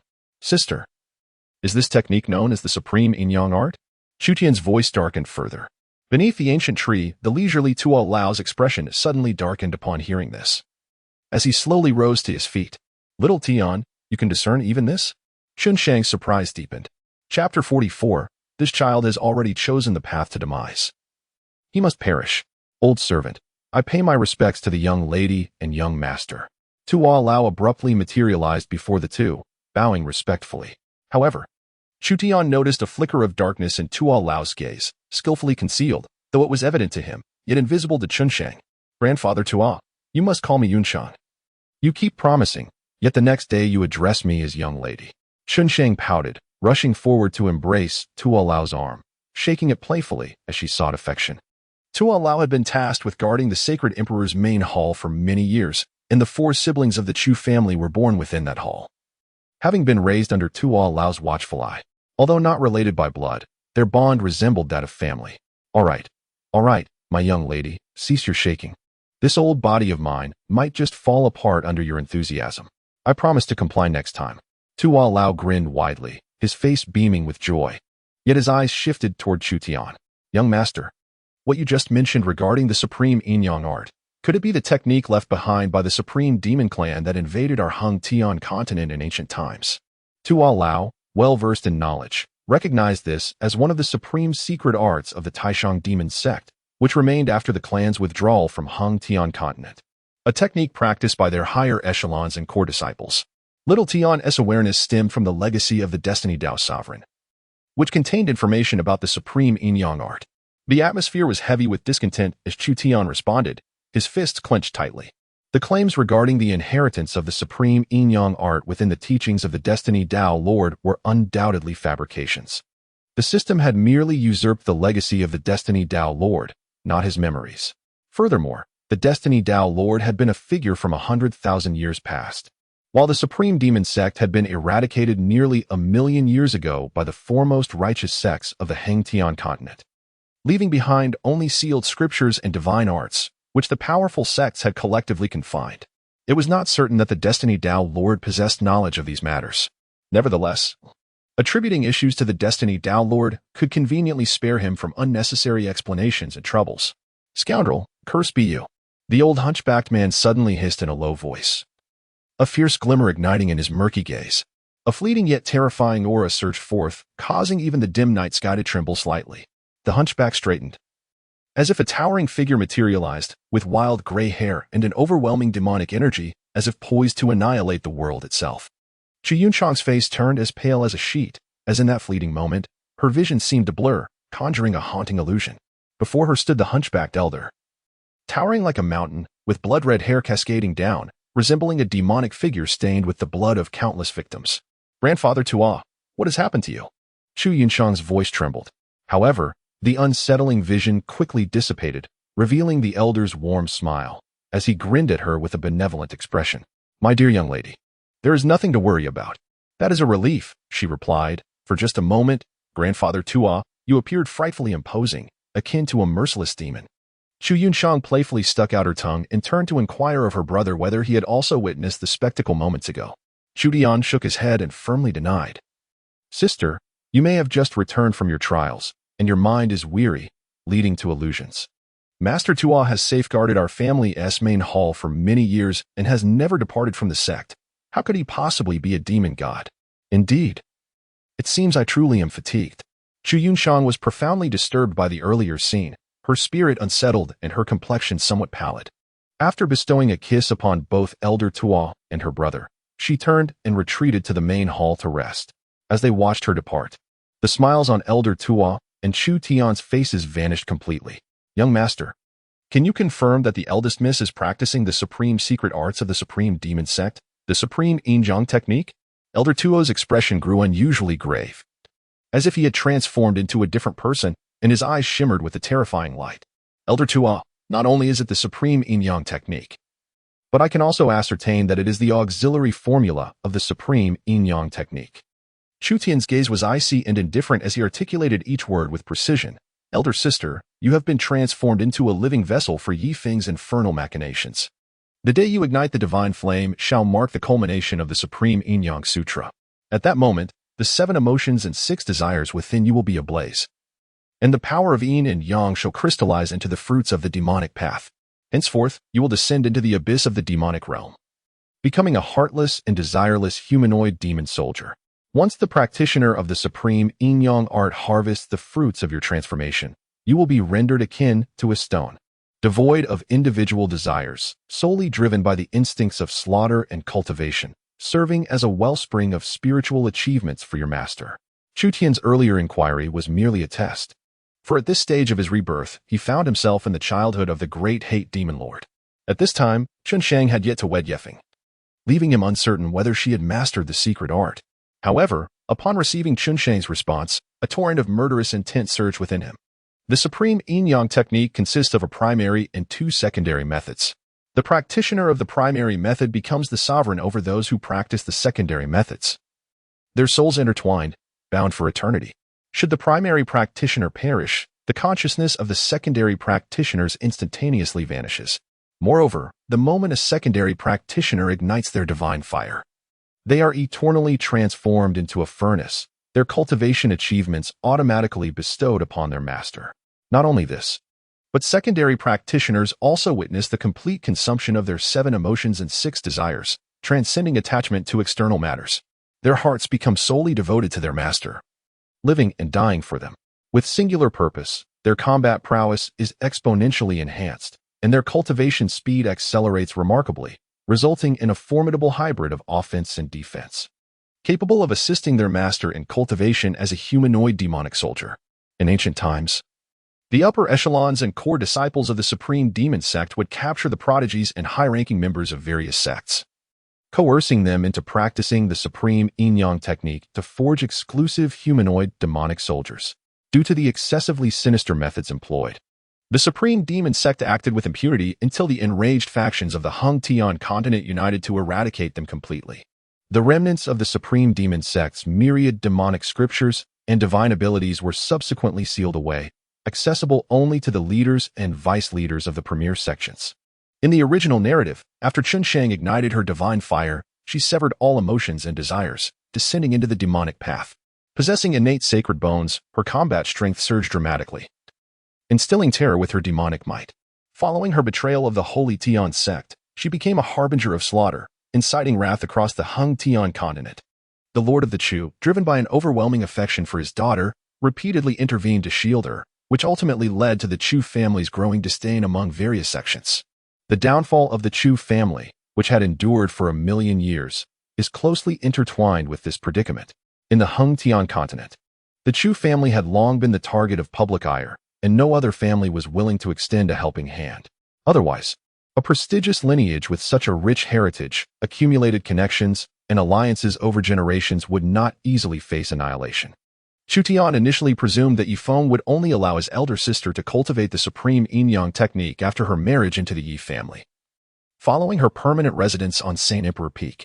Little did he anticipate that Yifeng would audaciously exploit Chu Yunshang's innocence to initiate her into the supreme Injiang technique far earlier than expected. The earlier one commences cultivation of this technique, the more profound the transformation upon igniting the divine flame, amplifying the intensity of the resultant demonic fruits born from the conflagration of emotions and desires. Such reckless audacity, this child has already charted his path to demise. He must be punished. Old Tua trembled as if profoundly aware of the sinister arts of the Supreme Demon Sect. "Young master," he declared, "Yifeng must be eliminated. He dares to cultivate the Supreme Yin-Yang demonic technique, using the young lady as a vessel for crafting puppets. What shall we do now? Should the primary practitioner perish? The consciousness of those who cultivate the secondary techniques will collapse instantaneously." A faint crimson hue clouded old Tuo's murky gaze, his voice quaking with trepidation. Moreover, as the cultivation progresses, the dependency of the secondary practitioners on the primary practitioner will escalate continuously, and this process cannot be interrupted.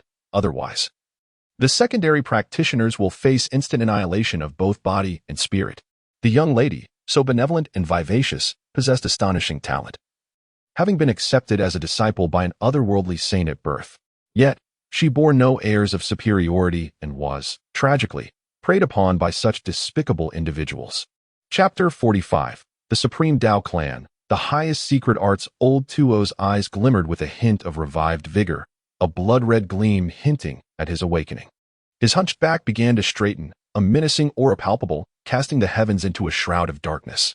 The terrible intent caused the surrounding space to contort, an ominous scent of blood permeating the atmosphere.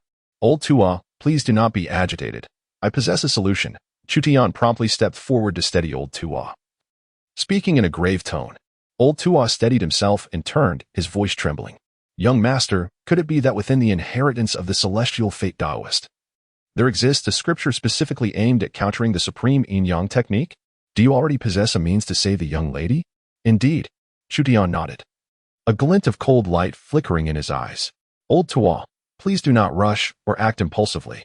It is imperative that this matter remains undisclosed to any third party, lest we provoke unforeseen dangers. Should Yifeng be driven to desperation, my sister could find herself in grave peril." Old Tuo's eyes were bloodshot. Yet he ultimately acquiesced with a nod, realizing that even if he were to report to the master and mistress, or even inform the esteemed mentor of the young lady beyond the realm, it would serve no purpose and could indeed exacerbate the situation. The Taoist of destiny, an erudite master of celestial knowledge, possesses the ability to perceive both the heavens and the underworld. Given that he can discern the young lady's cultivation of the supreme yin-yang technique, there must surely be a solution within the lineage's teachings. "Young master, the safety of the young lady now rests in your hands. Should you require anything, please do not hesitate to inform this old servant. I would willingly risk my very life to ensure her rescue." Chu Tian understood that Tua Lao, having lived a life devoid of offspring, had long regarded the four siblings as his own children. After offering a few words of consolation to soothe Tua Lao's spirit, he turned and returned to the main hall. Xing Nu had prepared the medicinal concoction well in advance. Once she assisted Chu Tian in disrobing and entering the bath, she cautiously closed the door, standing outside with her eyes closed in meditation. With her delicate sensibilities, she could discern that the young master seemed to be experiencing a slight agitation and melancholy upon his return. Chu Tian did not hasten his actions. Instead, he first consumed a supreme forging god elixir to enhance his physical constitution, comprehension, and mental acuity. He then calmed his mind, guiding the chaotic energies from the true scripture of chaos into a harmonious flow throughout his three major circulatory systems, allowing his slightly agitated spirit to find tranquility. When there is a path to paradise and you choose not to tread upon it, you boldly venture into the gates of hell. In the depths of Chu Tian's eyes flickered a cold glint, and after a moment of contemplation, he inquired, "System, are there any secret arts in the marketplace capable of resolving the supreme yin-yang technique? Ideally, it should allow my elder sister, Chu Yinshang, to turn Yifeng into a corporeal demon soldier, thereby enhancing her cultivation. As the adage goes, the system never disappoints." A soft and melodious voice soon resonated in Chu Tian's ears. "Host, the scan is complete. You can cultivate the supreme yin-yang grand Tao. Once you surpass the divine refinement realm, you will be able to condense the supreme yin-yang Tao seed, implanting the primary seed into Chu Yunshang and the secondary seed into Yifeng, thus reversing their positions. The fruits of Yifeng's cultivation will be partially devoured by the Tao seed and returned to Chu Yunshang, transforming him into a corporeal demon soldier upon the ignition of his divine fire. The Supreme Demon Clan and the Supreme Tao Clan both hail from the exalted realm of the Supreme World, having been adversaries for many years. The Supreme Yin-Yang Grand Tao, created by the ancestor of the Supreme Tao Clan, serves as a secret art to counter the Supreme Yin-Yang technique. To exchange for the Supreme Yin-Yang Grand Tao will require 20,000 destiny points, while acquiring the true comprehension of the Yin-Yang Grand Tao will cost 2,000 destiny points. When combined with the Insight Halo, it can assist the host in grasping the Supreme Yin-Yang Grand Tao in the shortest possible time. With a flicker of determination, Chu Tian opened the system panel.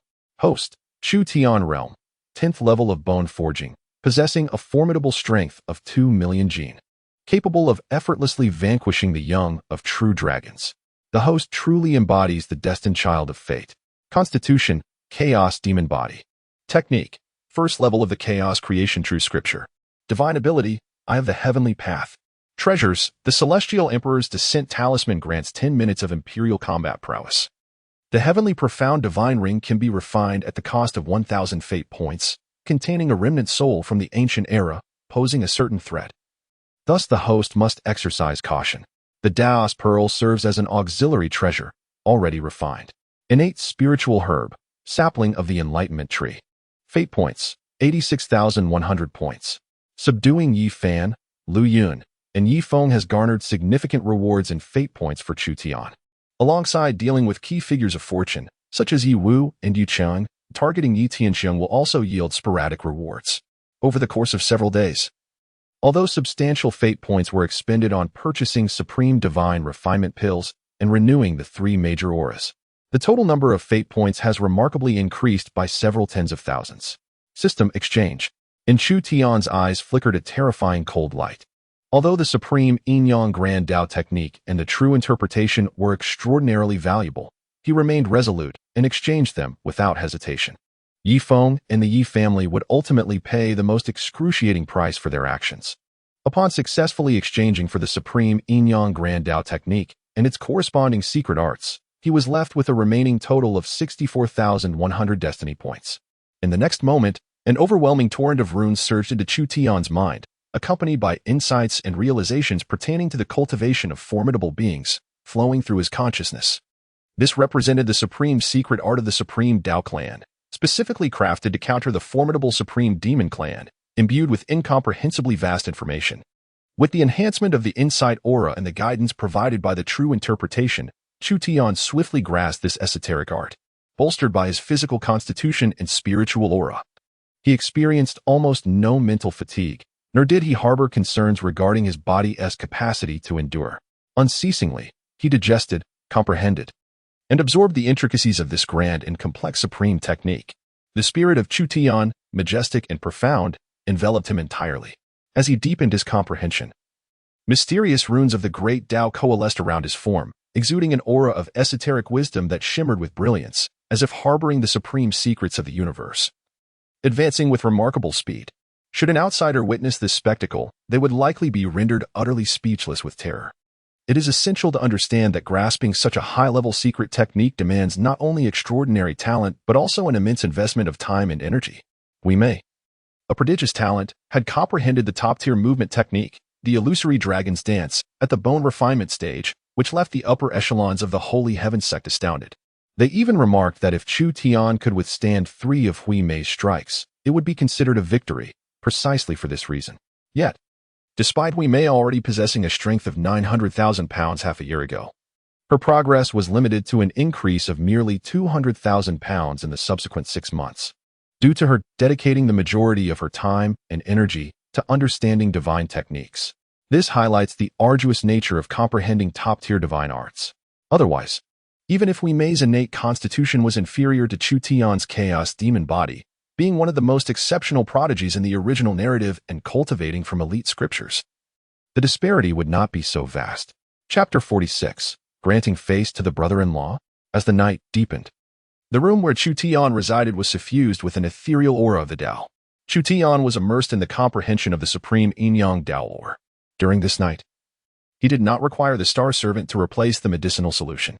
However, his spirit, honed through the rigorous practice of the exalted secret art, had undergone significant enhancement over the course of the night. After this evening of cultivation, Chu Tian realized that the supreme Yin-Yang Tao lore was far more than a mere technique aimed at countering the supreme demon clan. The focus on the Yin-Yang art was merely a secondary effect. As a pinnacle secret art of the supreme Tao clan, it contained a multitude of offensive techniques, with its methods transforming in myriad ways. The Holy Heaven Sect likely possessed few, if any, mystical arts that could rival it. As the night passed, Chu Tian opened his eyes, two dark and profound glimmers piercing through the sturdy, thick bluestone floor, extending downwards to a depth of over 2 meters. While the surrounding surface remained unblemished, devoid of any cracks, his penetrating gaze possessed an overwhelming intensity that was almost terrifying. At this moment, if he were to confront Yu Chang, there would be no need for physical confrontation, nor even the utilization of the Eye of the Heavenly Tao. A mere glance could puncture Yu Chang's chest, or even annihilate his head in an instant. The exquisite divine refinement pill relentlessly hammered at his consciousness. And coupled with a night of intense comprehension of the supreme secret art, the supreme yin-yang path, Chu Tian's mental fortitude had reached an unprecedented zenith. Although his physical strength had not augmented during this night, should he activate the Eye of the Heavenly Tao, unleashing a tenfold surge of mental power. The instantaneous force he could unleash might even exceed 10 million pounds, capable of obliterating Yi Wu with a single blow. If he were to employ the supreme yin-yang path, he could easily eliminate those ranked within the top 50 of the divine refinement list. His mental prowess had also reached the maximum capacity permissible within the bone refinement realm, indicating that it was time to break through to the divine refinement realm within the holy heavenly pool.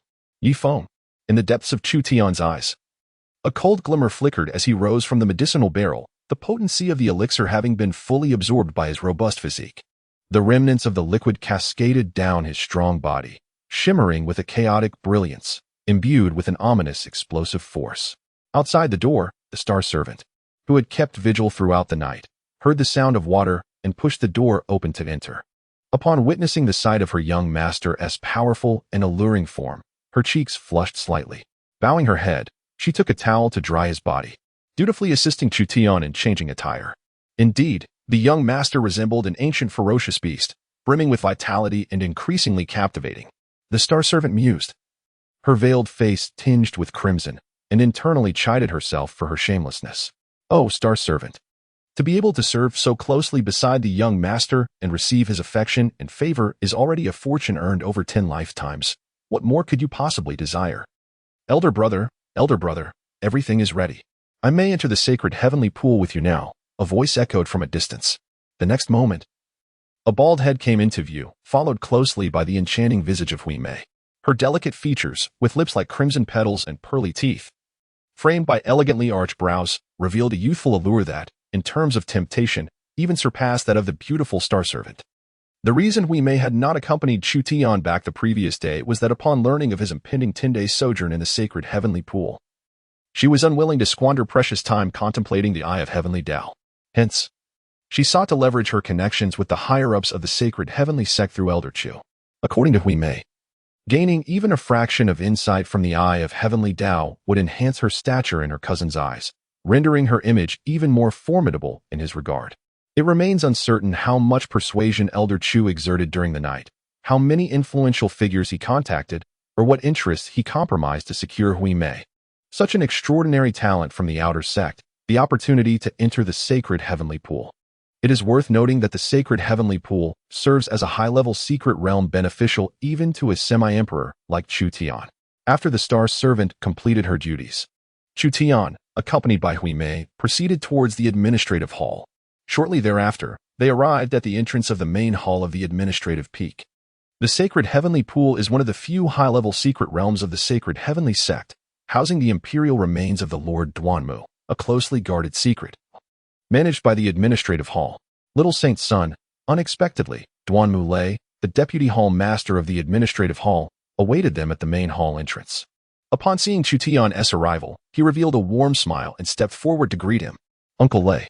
Chu Tian cast a fleeting glance at the entrance of the main hall, only to find it in disarray, marred by numerous damages, resembling the remnants of a crumbled edifice. The plaque that had hung for 1,000,000 years in the Ministry of Internal Affairs had vanished without a trace. In that moment, he comprehended the purpose of Duanmu Lei greeting him personally at the door. It was likely a precaution against any potential conflict with the Yi family's descendants, especially during such a precarious time. However, Chu Tian remained unfazed. His objectives for this visit were twofold. First, to seek out Yi Feng, and second, to acquire the imperial spirit associated with the birth of Duanmu Xingzhu. He had no time or energy to squander on peripheral matters. Duanmu Lei exhibited great warmth towards Chu Tian, yet he merely cast a cold glance at Hui Mei. Chu Tian's attitude towards Duanmu Lei is hardly surprising. After all, the Holy Tian Pool is a precious legacy left by the Duanmu ancestor before her ascension, formed from her remaining vitality and Tao essence.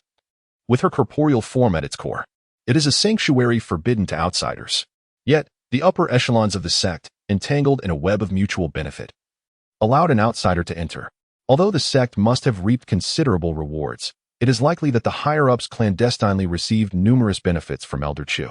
As the second-in-command of the Duanmu family, it is indeed peculiar that Duanmu Lei would display any kindness toward Hui Mei.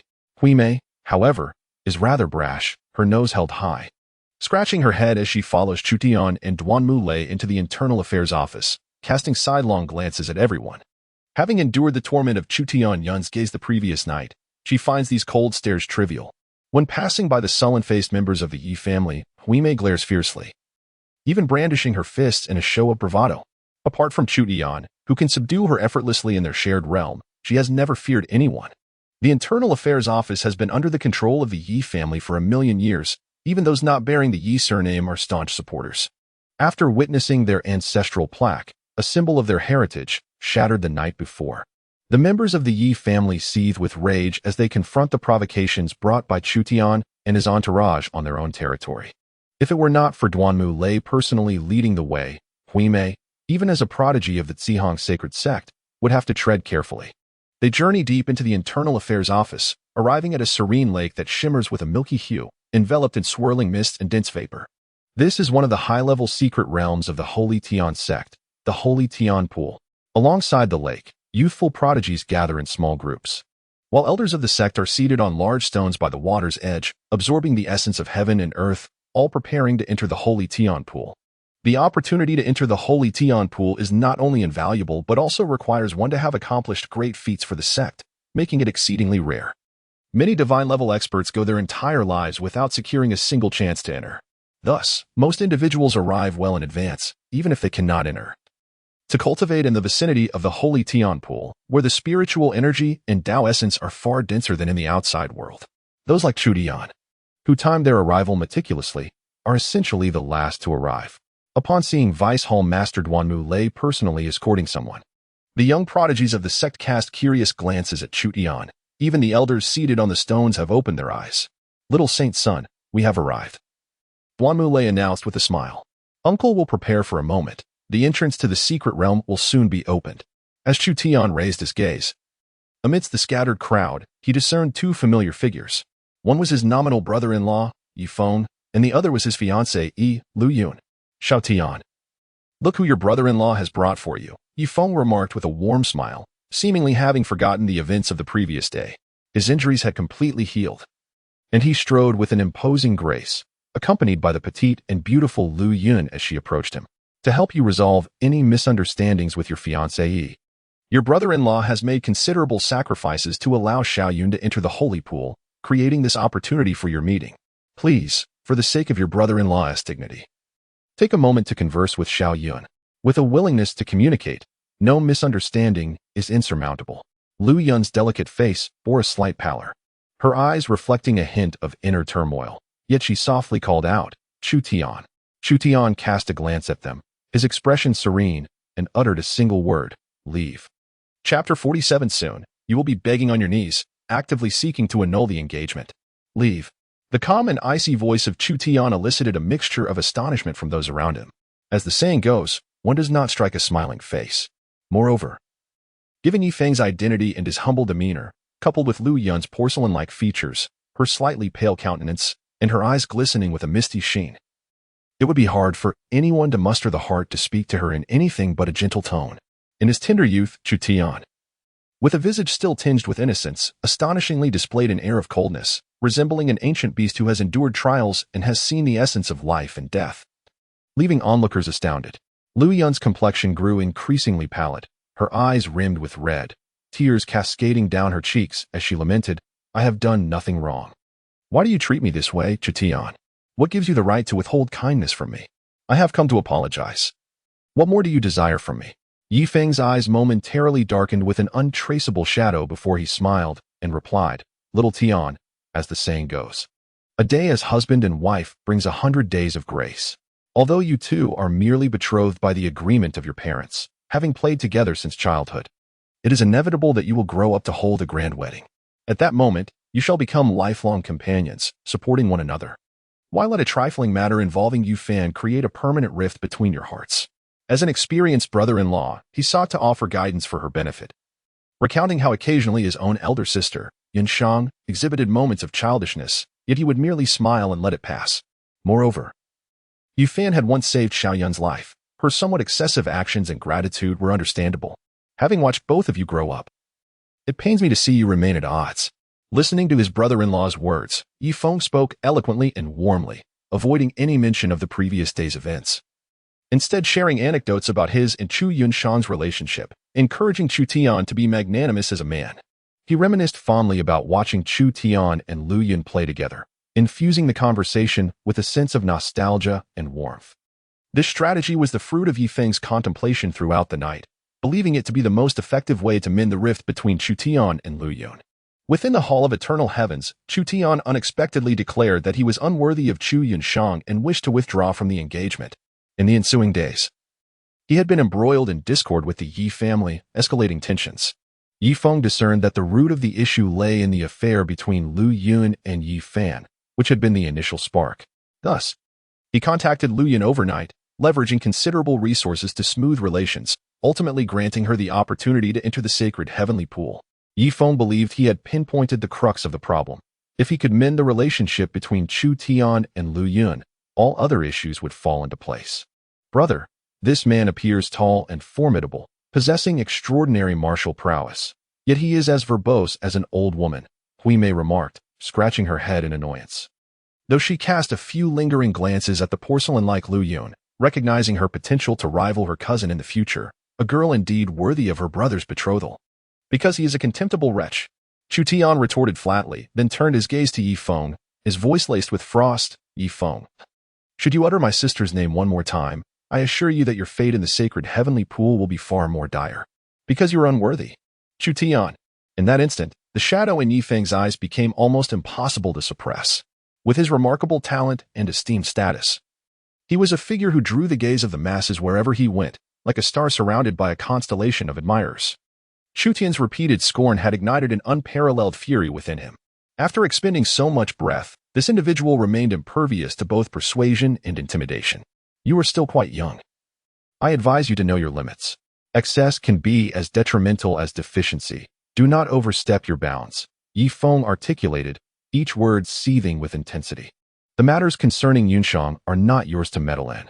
Our marriage is certainly not within the purview of a mere child like you. Beside him, Lu Yun appeared increasingly pallid, for Chu Tian had not spared her even a glance throughout the encounter, rendering her presence seemingly inconsequential, akin to that of a specter. In that moment, Lu Yun clenched her teeth, summoning her utmost courage, recalling her mother's teachings on how to win back a man. She stepped forward, her hand trembling as she attempted to grasp Chu Tian's arm. Chu Tian, have you forgotten that we were together? A resounding slap echoed like thunder. Lu Yun was propelled through the air like an arrow, crashing into a massive boulder by the lakeside, shattering it to pieces as a cloud of dust enveloped her. The onlookers felt a profound tremor in their hearts, icy chills creeping up their spines. What manner of person is this? Truly devoid of any sense of empathy. Does his heart consist of stone? Chu Tian did not squander even the slightest bit of his energy or time on Lu Yun, his gaze indifferent, seemingly carrying an icy chill. Suddenly, he lifted his foot and strode towards Yifeng. A sense of unease washed over Huimei, who whispered softly, standing beside Chu Tian. She had unwittingly sensed a hint of coldness. Little brat, do you still wish to lay a hand on me? Yifeng sneered as he observed Chu Tian approaching.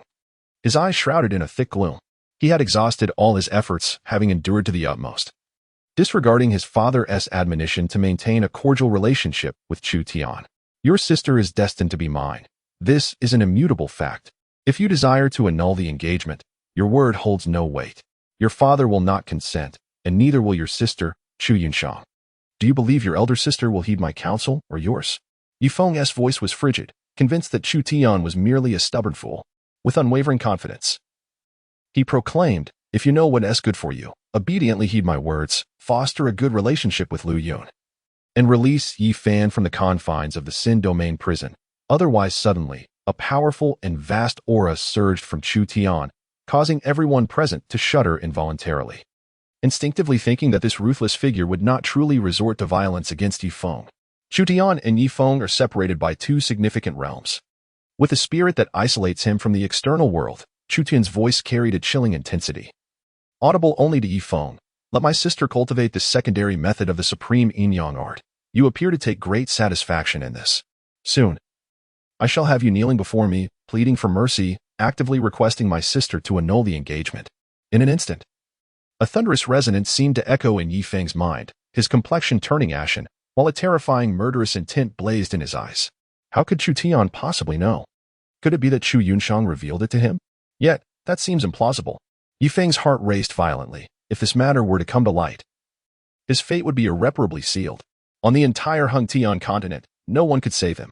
In that fleeting moment, he instinctively contemplated taking drastic action against Chu Tian.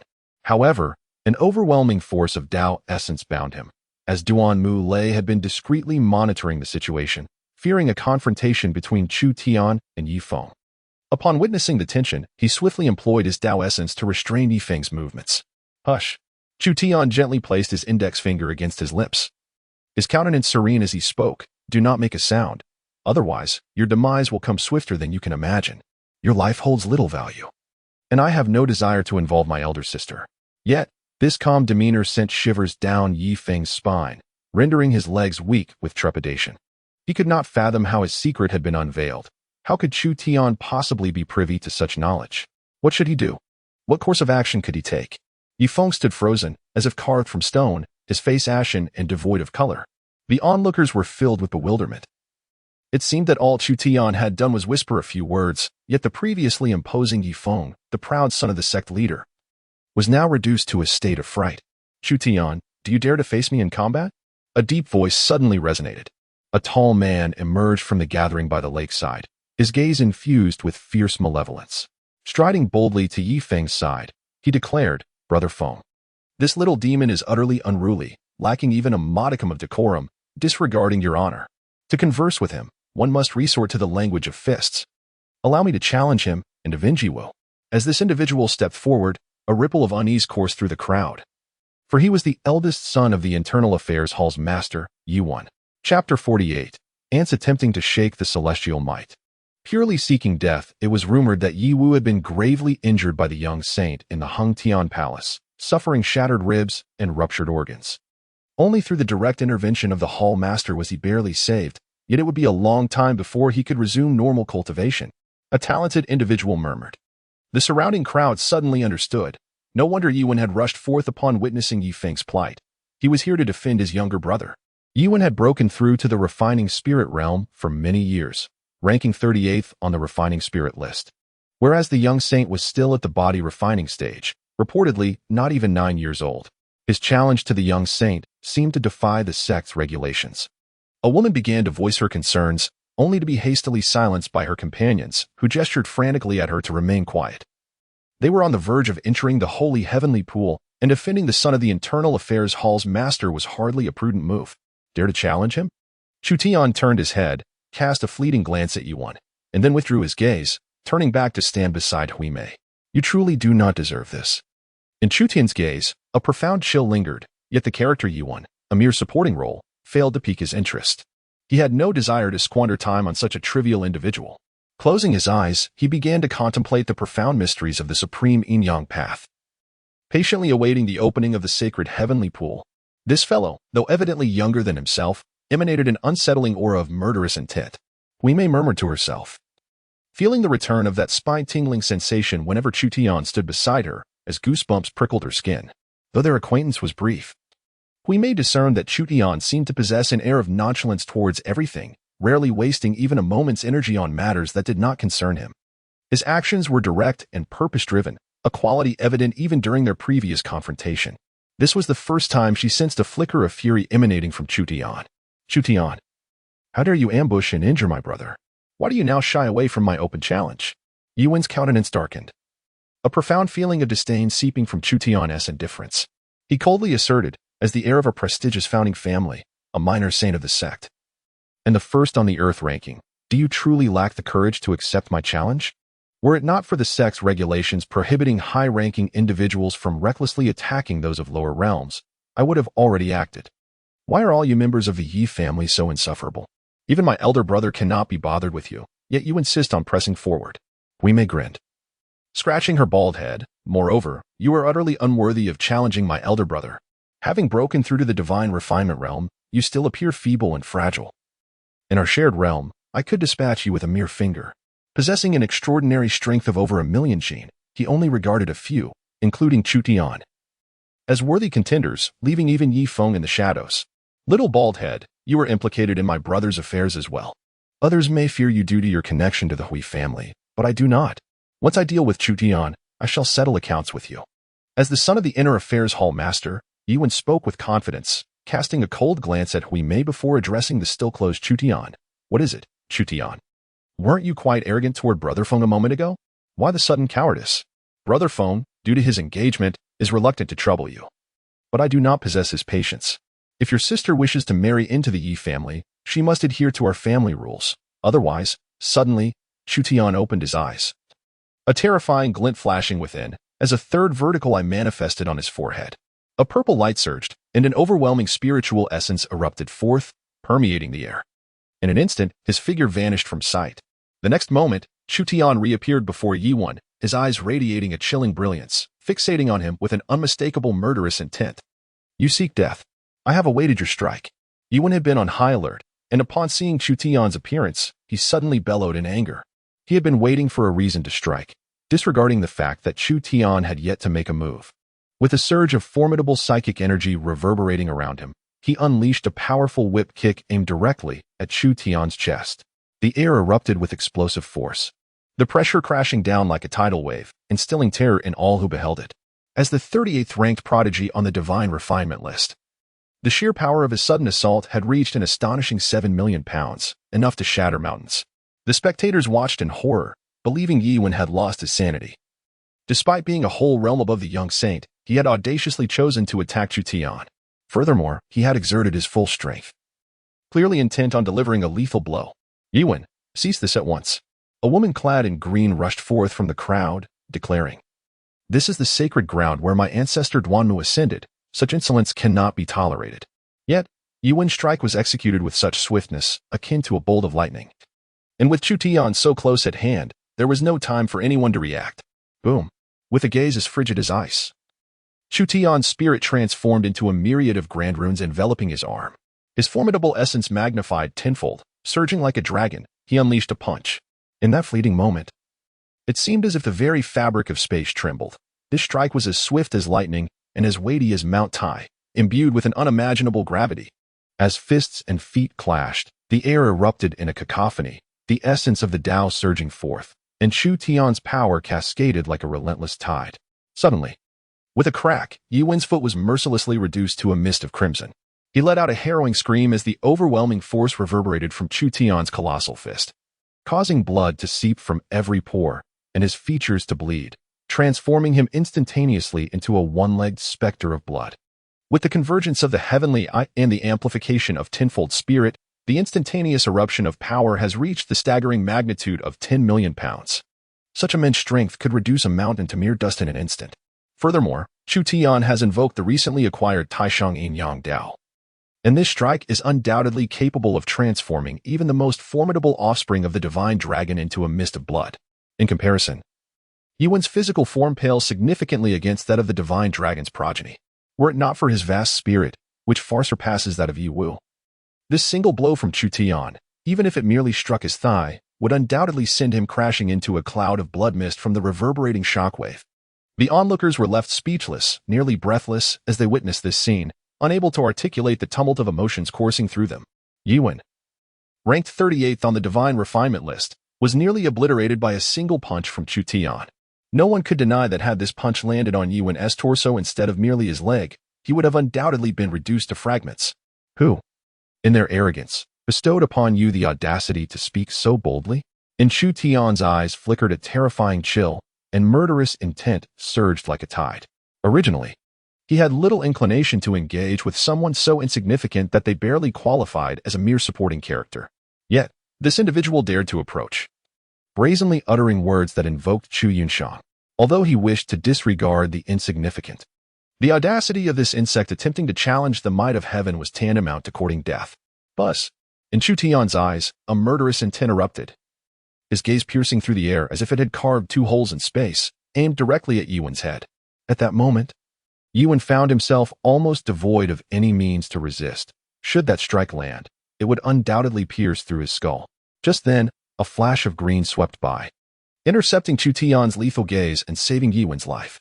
The woman in green moved with astonishing speed, whisking Yuan away from Chu Tian before lifting her head to address him. Chu Tian, the sacred heavenly pool is about to open. Do not cause a ruckus. This opportunity is of immense importance to many. If you kill Yuan, even if the Hall Master is currently in a meeting at Elder Peak, he will be immediately alerted, and the opening of the sacred heavenly pool will likely be indefinitely postponed. The woman was not exceptionally beautiful, her face possessing a touch of baby fat that rendered her quite adorable. Standing at approximately 165 centimeters, she appeared to be of a similar age to Yifeng, yet her stature was comparable to that of Chu Tian. However, her prowess was formidable. She was likely younger than Yuan but far more powerful, already a prodigy at the combined body stage. As he regarded the woman in green, Chu Tian's memory flashed with her name, Duanmu Wan. She was the daughter of the Duanmu family head, Duanmu Rong, and also the niece of Duanmu Lei. In the original narrative, she was a relatively significant female character. Although her talent was not on par with Yifeng's, it was still commendable. After Yifeng gained the recognition of the Duanmu sacred ancestor's imperial body, she had approached him on behalf of the Duanmu family. Boom. At that moment, a passage suddenly opened above the lake, a vast aura of Tao cascading forth, imbued with a sense of the divine and the sacred. The passage to the sacred heavenly pool had been unveiled. Duanmu Lei appeared before the passage, his expression grim as he cast a cold glance at the bloodied and wailing Yuan. The sacred heavenly pool was the holy ground of the Duanmu family, where killing was strictly forbidden. Yet Yuan had nearly ambushed Chu Tian, attacking with lethal intent, an act of great disrespect towards the Duanmu sacred ancestor. Uncle Duanmu. It was my negligence. Chu Tian used divine powers to ambush me, and I refused to accept this. Yuan howled, his voice filled with resentment. I demand a life and death duel with him. I will give it my all, and I am certain I can kill him. Chu Tian. Do you dare to face me in a life and death duel? Duanmu Lei replied sternly, you cannot defeat someone who is a whole realm above you, even with the element of surprise. Had it not been for Wan's quick intervention, you would already be a corpse. You still have the audacity to shout, bringing disgrace upon the Hall Master. Duanmu Lei turned his gaze to Chu Tian, a look of astonishment flickering in his eyes. He had discerned much from the fleeting moment when Chu Tian had made his move. The sacred heavenly pool will remain open for only 3 minutes. Enter immediately. The passage will reopen in 10 days. As Duanmu Lei's voice fell, those present immediately regained their composure, too astonished to linger on their surprise, and began to enter the passage in an orderly fashion. After all, not everyone is born into privilege.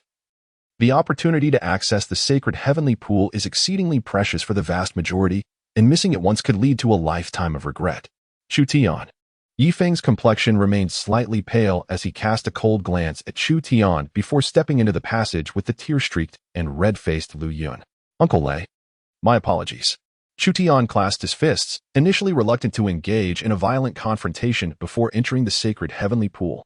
However, his uncle had witnessed everything. Duanmu Lei offered a faint smile, then cast a chilling glance at the entranced Huimei, saying, Little bald head, why do you not hasten inside? Remember, should you dare to show any disrespect to the esteemed ancestor of the Duanmu family, even the Taoist of heavenly fortune cannot protect you. Regaining her composure, Huimei shot a fearful glance at Chu Tian before entering the passage alongside him. As darkness enveloped them momentarily, they emerged in a vast square of azure stone, surrounded by a shroud of mist. The sound of splashing water echoed around them, and amidst the fog, they could glimpse creatures resembling divine dragons, gliding menacingly through the mist, an exceedingly terrifying sight, accompanied by deep, rumbling roars emanating from the periphery of the square.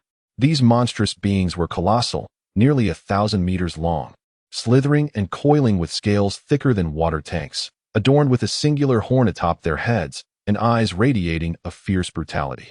A mere accidental gaze into their eyes could induce a shuddering terror, leaving one's mind blank. The legends proved true. The esteemed ancestor of the Duanmu family indeed harbored a brood of pure-blooded dragon serpents within the Sacred Heavenly Sect. Upon witnessing the fearsome beast lurking nearby, Wei Mei's complexion paled slightly. Despite his audacity, even he felt his heart quake in the presence of such terrifying entities. Do not look into the eyes of the dragon serpents, your spirit cannot withstand it. In the square, elder figures instructed the young prodigies, imparting knowledge that these creatures were the legacy left by the esteemed ancestor of the Duanmu family. They were dragon eggs discovered during his travels across myriad realms. Nurtured within the Sacred Heavenly Sect for several 100,000 years, released only in times of dire peril for the sect. Rumors suggested that within the Sacred Heavenly Pool, there might even exist dragon serpents that had survived nearly 100,000 years at the imperial level. An elder deity marveled and addressed the young talents, stating, "The aura and power of the esteemed ancestor permeate the surroundings of the Sacred Heavenly Pool. Even a half-step imperial being cannot wield their divine abilities or spiritual power here." The young men and women listened humbly, absorbing tales of the esteemed ancestor's exploits and the precautions necessary within the Sacred Heavenly Pool, their hearts filled with awe and yearning. After several 100,000 years, the residual essence still managed to restrain half-step imperial beings. Just how formidable was the esteemed ancestor during his lifetime? A curious young woman inquired. The esteemed ancestor of the Duanmu family is one of the greatest leaders in the history of our Sacred Heavenly Sect and the sole female among them, who saved the entire sect during its darkest hour, an elder replied, shaking his head. No one truly knows the extent of her strength and her time. She had no rivals across the entire Hang Tian continent and was an invincible figure, capable of overwhelming any opponent with a single strike. Soon, some elder figures settled into meditation, unwilling to squander precious time. The dense aura within the Sacred Heavenly Pool, infused with the spirit and power of the ancestor, offered boundless benefits for cultivation. Wei Mei, too, was left in awe. Although not a disciple of the Sacred Heavenly Sect, she still held deep admiration for such exalted figures. Chu Tian's expression remained serene, yet his gaze, imbued with a chilling intensity, roamed the arena until it settled upon the figures of Yifeng and Lu Yun on the right side of the square.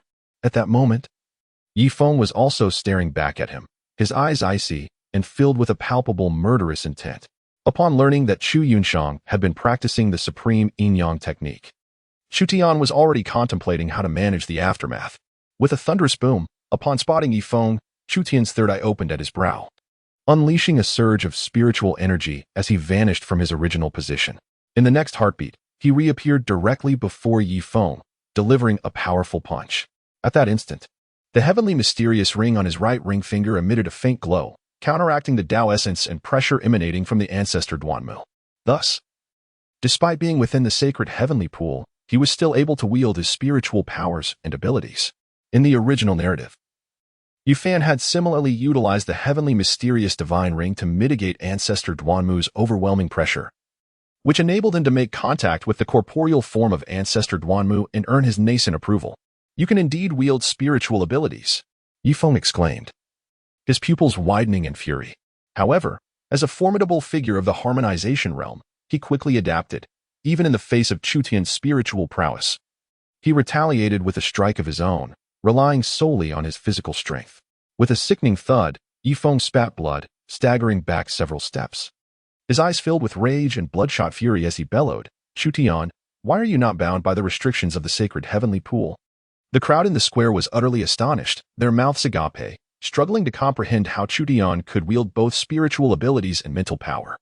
It was known that even those of higher realms, igniting divine flames, could only act through their physical strength at that moment. "Chu Tian, cease this. You are not permitted to act recklessly within the ancestor's domain."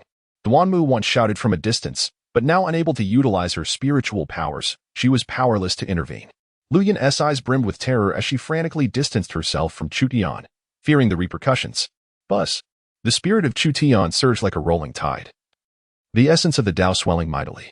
He directly invoked the supreme yin-yang Great Tao technique, with runes of the Great Tao coalescing into a colossal hand that descended forcefully, causing Yifeng to spew blood incessantly, his body fracturing. Although merely a single night had passed, he had comprehended the supreme yin-yang Great Tao to an extraordinarily profound level. This secret art was imbued with myriad transformations, proving invincible in its offensive prowess.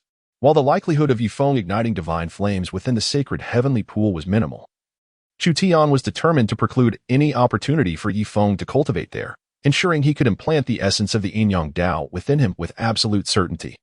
The rune-imbued hand swept through the air, the essence of the Tao surging tumultuously. Each strike bore the weight of millions of pounds. Any practitioner in the refining spirit stage would be reduced to mere pulp under such force. Yifeng, enduring relentless blows, roared in fury, blood spilling forth, his body continually cracking. "Chu Tian, you dare not kill me," he bellowed, drenched in blood, his eyes aflame with resentment, nearly driven mad. "Even if you wield divine powers and mental faculties, you do not have the courage to slay me. Ha ha ha, you would never dare. Once I escape, you will surely regret this." Faced with such overwhelming provocation and the brutal assault from Chu Tian, Yifeng was consumed by rage, teetering on the brink of madness. Yet, in the face of Chu Tian's relentless onslaught, he found himself utterly powerless to retaliate, his internal organs shattered, his body drenched in blood, and his garments torn asunder. Chu Tian's gaze was frigid as he relentlessly wielded his rune-imbued hand, causing the very fabric of space to tremble. Thud, thud, thud. The muffled sounds of heavy strikes echoed throughout the square, as Yifeng's bones were shattered inch by inch, until his body lay limply on the ground, resembling a mass of crimson sludge. Only then did Chu Tian cease his assault. Yifeng's heart-wrenching wails sent shivers down the spines of everyone present in the square. The entire ordeal transpired in the blink of an eye, so swiftly that many barely had time to collect their thoughts. The third on the Earth ranking and sixth on the Fusion ranking, Yifeng, had been mercilessly tortured to the brink of death by Chu Tian, leaving only the bones of his head intact. Yet, even in such a state, Yifeng, a being of the Fusion realm, still possessed a formidable vitality. At this stage, where body and spirit meld, he could absorb the celestial energies that permeated his form, ensuring that as long as his head remained unshattered, he would not completely succumb to his fate. "Chu Tian, you dare not kill me," Yifeng said, sprawled on the ground, yet still wearing a twisted, vengeful smile.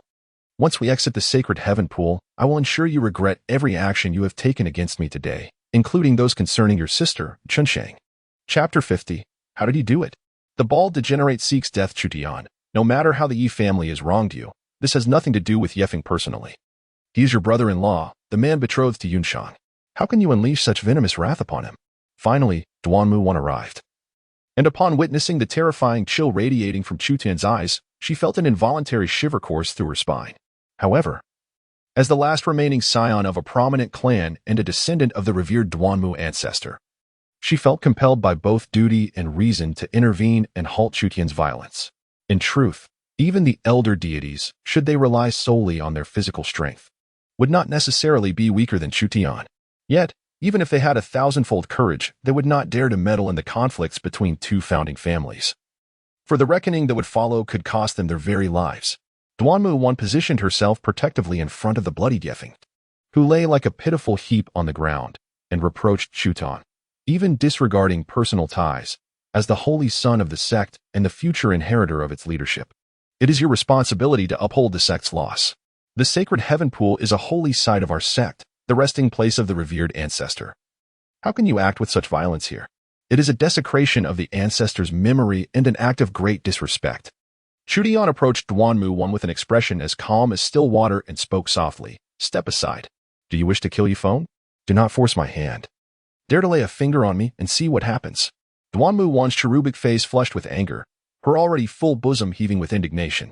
"As the legitimate daughter of the current head of the Duanmu clan, I solemnly warn you to cease your reckless and audacious behavior immediately. Otherwise, once we leave the sacred heavenly pool, I shall report you to the Ministry of Internal Affairs and the Law Enforcement Hall, and even escalate the matter to the Elder Council." At that moment, Huimei was momentarily taken aback, for he had not anticipated Chu Tian's audacity to suddenly strike at Yifeng. However, upon seeing Duanmu 1's heaving chest, his eyes widened in shock. "This is truly astonishing," he murmured. "How can my cousin, of the same age, differ so vastly?" Suddenly, a green figure descended from the heavens, crashing heavily beside him, accompanied by Duanmu 1's cry of pain. The onlookers gasped, astonished that Chu Tian would dare lay hands on Duanmu 1.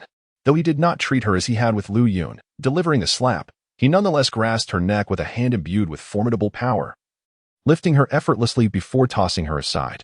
Duanmu 1's face turned crimson. Her round visage resembled a bright red apple as she scrambled to her feet, shouting, "Chu Tian, this is not over." Just as she was about to charge at him, she caught sight of Chu Tian turning back, his piercing gaze penetrating the space between them. It struck the ground before her like a meteor crashing from the sky, resonating with a dull thud as the sturdy floor shattered, debris and dust scattering.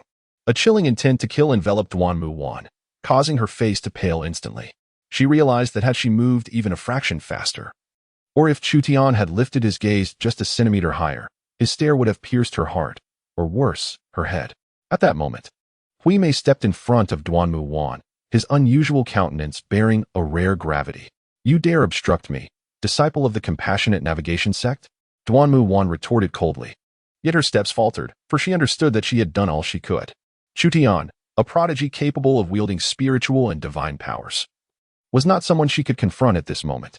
"No, I cannot stop someone who wishes to die." Hui Mei shook his head, his demeanor serious.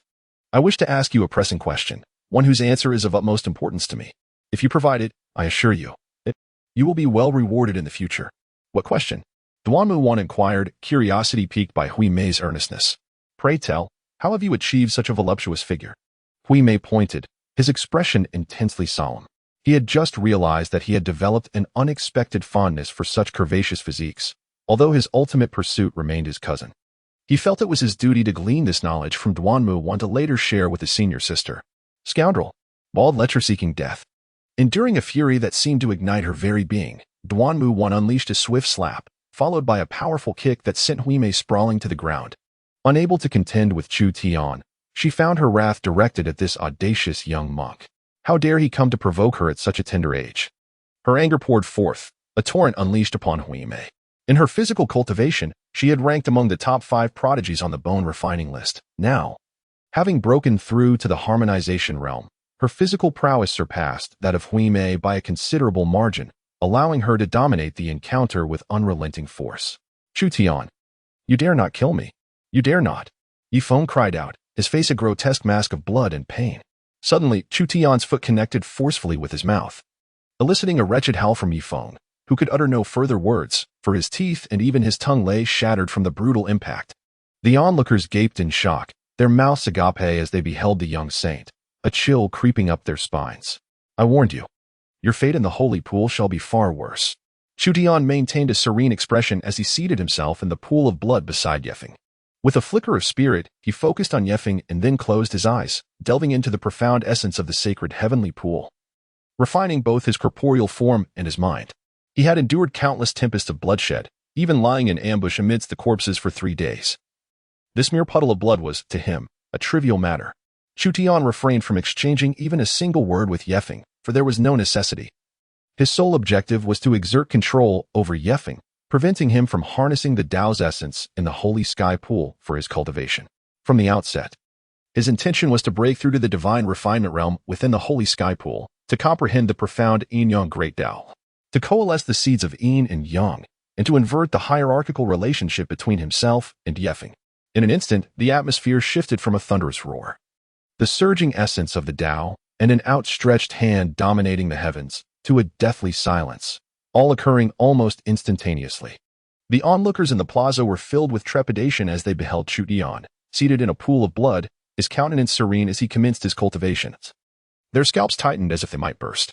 At that moment, the young saint appeared to them not as the heir of a righteous sect, but rather as a reincarnated demon god, steeped in countless slaughters. Meanwhile, Duanmu Wan, having pinned Hui Mei to the ground and delivered a thorough beating, felt a slight relief upon noticing that Chu Tian had spared Yefeng's life. Had the young saint brazenly slain the son of the sect leader? Both being heirs of 2 prominent founding families, she could scarcely fathom the dire consequences that might ensue. A civil war between the 2 founding families and a schism within the sect were both plausible outcomes. "You little lecher, mind your tongue in the future, otherwise." Duanmu Wan chuckled coldly, glancing at the bruised Hui Mei, her fist raised, creating a formidable wave in her chest that left Hui Mei wide-eyed in astonishment. He yearned to call out to Duanmu Wan, pleading for her to continue the beating, yet she had already risen and found a spot to sit and meditate in silence. For even the scions of elite families, the opportunity to enter the holy sky pool was exceedingly precious. Otherwise, Chu Tian Yun would not have used it as a bargaining chip for the creation divine pill. The male and female prodigies, along with the elder powerhouses in the plaza, exhaled in relief as the clash reached a temporary halt, each seeking a place to commence their own cultivation. Had it not been for the tremendous commotion caused by Chu Tian's actions and the plaza's limited size, no one would dare waste even a moment of time. With a bruised visage, Hui Mei approached Chu Tian and, seeing Yefeng in a state of utter disarray, unleashed a flurry of kicks. Pathetic fool, what audacity do you possess? Let us see if your father dares to come after me again. Chapter 51. A glance that slays a legion of ancient mammoths. Huimei remained haunted by that fateful night, when Yi Tianxiong had caused him great suffering. He had boasted for years, yet he had never felt such trepidation in his life. That night, Chu Tian, the scoundrel, had truly sought to awaken him, to vindicate Chu Tian. It was a mere breath away. Upon recalling that fateful night, Huimei felt a surge of anger within her. Unable to restrain herself as she unleashed a few kicks upon Yi Feng, treating his head as if it were a mere ball. After all, in the grand scheme of things, she could not hope to contend with Yi Tianxiong at the moment, so she vented her frustrations on his son instead. Once her pent-up rage had subsided, Huimei cast a glance at the young Chu Tian, who lay amidst the pool of blood. After all, he was but a mere child of 10, and an unsettling chill coursed through her. Yet, her purpose for entering the sacred heavenly pool was to get a closer look at Chu Tian and to comprehend the Eye of Heaven's Tao. For the sake of her cousin, Huimei gritted her teeth and settled herself in the sanguine puddle beside Chu Tian. As night fell, the scattered beams of moonlight filtered through the milky surface of the lake, casting a gentle glow upon the square. Chu Tian was enveloped in a swirling mist of chaos. Drawing upon the profound essence of the chaotic creation scripture, the immense spiritual energy, rich with the essence of the spiritual path, was absorbed, transforming into a dense fog that surrounded him. This was the most wondrous aspect of the holy heavenly pool. The spiritual force here was far more potent than that found in the outside world, imbued with the profound insights of the esteemed ancestor Duanmu. To cultivate in this sacred space was akin to receiving direct guidance from ancestor Duanmu himself, granting immeasurable benefits that depended on one's capacity to absorb spiritual energy. The chaotic creation scripture was executed by Chu Tian to its utmost potential, causing every pore of his body to seem to breathe, voraciously inhaling and exhaling spiritual energy. The surging essence coalesced around him, resembling an ancient behemoth, with its mighty jaws wide open, ravenously devouring the spiritual force. A terrifying thunderous roar emanated from Chu Tian's body, a sound that resonated from his very bones as they were being forged anew. It was deafening, akin to a raw iron ingot being relentlessly hammered, impurities stripped away, leaving only its essence. Chu Tian initially believed he had attained the pinnacle of physical strength, yet he began to ascend at an astonishing rate. His rich blood surged through his veins like a mighty river, creating the tumultuous sound of crashing waves, a cacophony that threatened to rupture eardrums. In contrast, other cultivators, after inhaling and exhaling spiritual energy, found themselves burdened by the overwhelming essence within, necessitating pauses for digestion and rest, as the toll on their bodies was immense. However, Chu Tian's unique constitution, comprehension, and spiritual prowess allowed him to voraciously consume spiritual power without respite. Not only did his physical form grow exponentially, but his spirit also soared in tandem. As his mental faculties expanded, the effects of the exquisite forging spirit pill accelerated the refinement of his mind. It felt as though a colossal hammer was perpetually raised and then forcefully struck down within his skull, producing a terrifying roar reminiscent of thunder. What was transpiring? The nearby Huimei was jolted from his contemplation. After meditating on the Eye of Heavenly Tao for some time, he suddenly discerned the boundless mysteries contained within the sacred heavenly pool, which promised immense benefits for his spirit, body, and understanding of divine powers. Thus, he immersed himself in cultivation, only to be startled by the sudden tumult and the roaring thunder that filled the air. Is this still human? Huimei gaped at Chu Tian's state of cultivation, his mouth dry as if witnessing a monster. The crashing waves and thunderous roars, accompanied by the sound of a mighty hammer forging the spirit, left Huimei, well-versed in the ways of the Tsihong Sacred Sect, utterly astonished. He had never encountered a cultivation state quite like this. Huimei could feel that both Chu Tian's physical and spiritual essence were escalating wildly, and the surrounding aura of Tao was growing increasingly potent, indicating that Chu Tian's understanding of the enigmatic divine power was deepening significantly. This is madness, pure madness. I truly cannot endure this any longer. Huimei was profoundly shocked, overwhelmed by the impact of the scene before him. Initially, he believed the gap between him and Chu Tian was manageable, yet now it felt insurmountably vast. I must cultivate as well, break through to the spirit refinement realm. Otherwise, my elder brother may surpass me before I even have the chance to advance. Huimei, with a grimace and a scratch of her head, felt an unbearable itch on her scalp, stimulated by Chu Tian. She quickly abandoned her contemplation of the Eye of Heavenly Tao and rose to find a position not far from him, yet undisturbed, where she could sit cross-legged and devote herself entirely to her cultivation. Meanwhile, Yifeng, lying in a pool of blood, appeared pallid, his eyes reflecting both shock and terror. As he practiced the supreme yin-yang technique, he felt an inexplicable dread stemming from the deepening aura of Tao emanating from Chu Tian. Yifeng was not foolish. Regaining his composure, he began to ponder Chu Tian's words and actions, from their encounter outside the sacred heavenly pool to Chu Tian's unhesitating attack upon entering it. Throughout the entire sequence, Chu Tian seemed to possess a clear plan. He had discovered that Chu Yunshang was cultivating the supreme yin-yang technique, yet chose not to inform Chu Tian Wang, nor did he disclose it to Jian Kongzu or expose him. Had he done so, his fate would have been sealed. Yifeng incessantly questioned himself. Why did Chu Tian refrain from revealing his secret? In a vague, chilling sense, a dense aura enveloped him. The supreme yin-yang technique was his only safeguard. After all, if he perished, so would Chu Yunshang. As long as he emerged from the sacred heavenly pool unexposed, there remained a chance for him to turn the tide. Yet now, he was consumed by an overwhelming fear. Could it be that Chu Tian truly possessed the means to unravel the supreme yin-yang technique? His father had once asserted that there was no method to counter this dark art in the Heng Tian continent.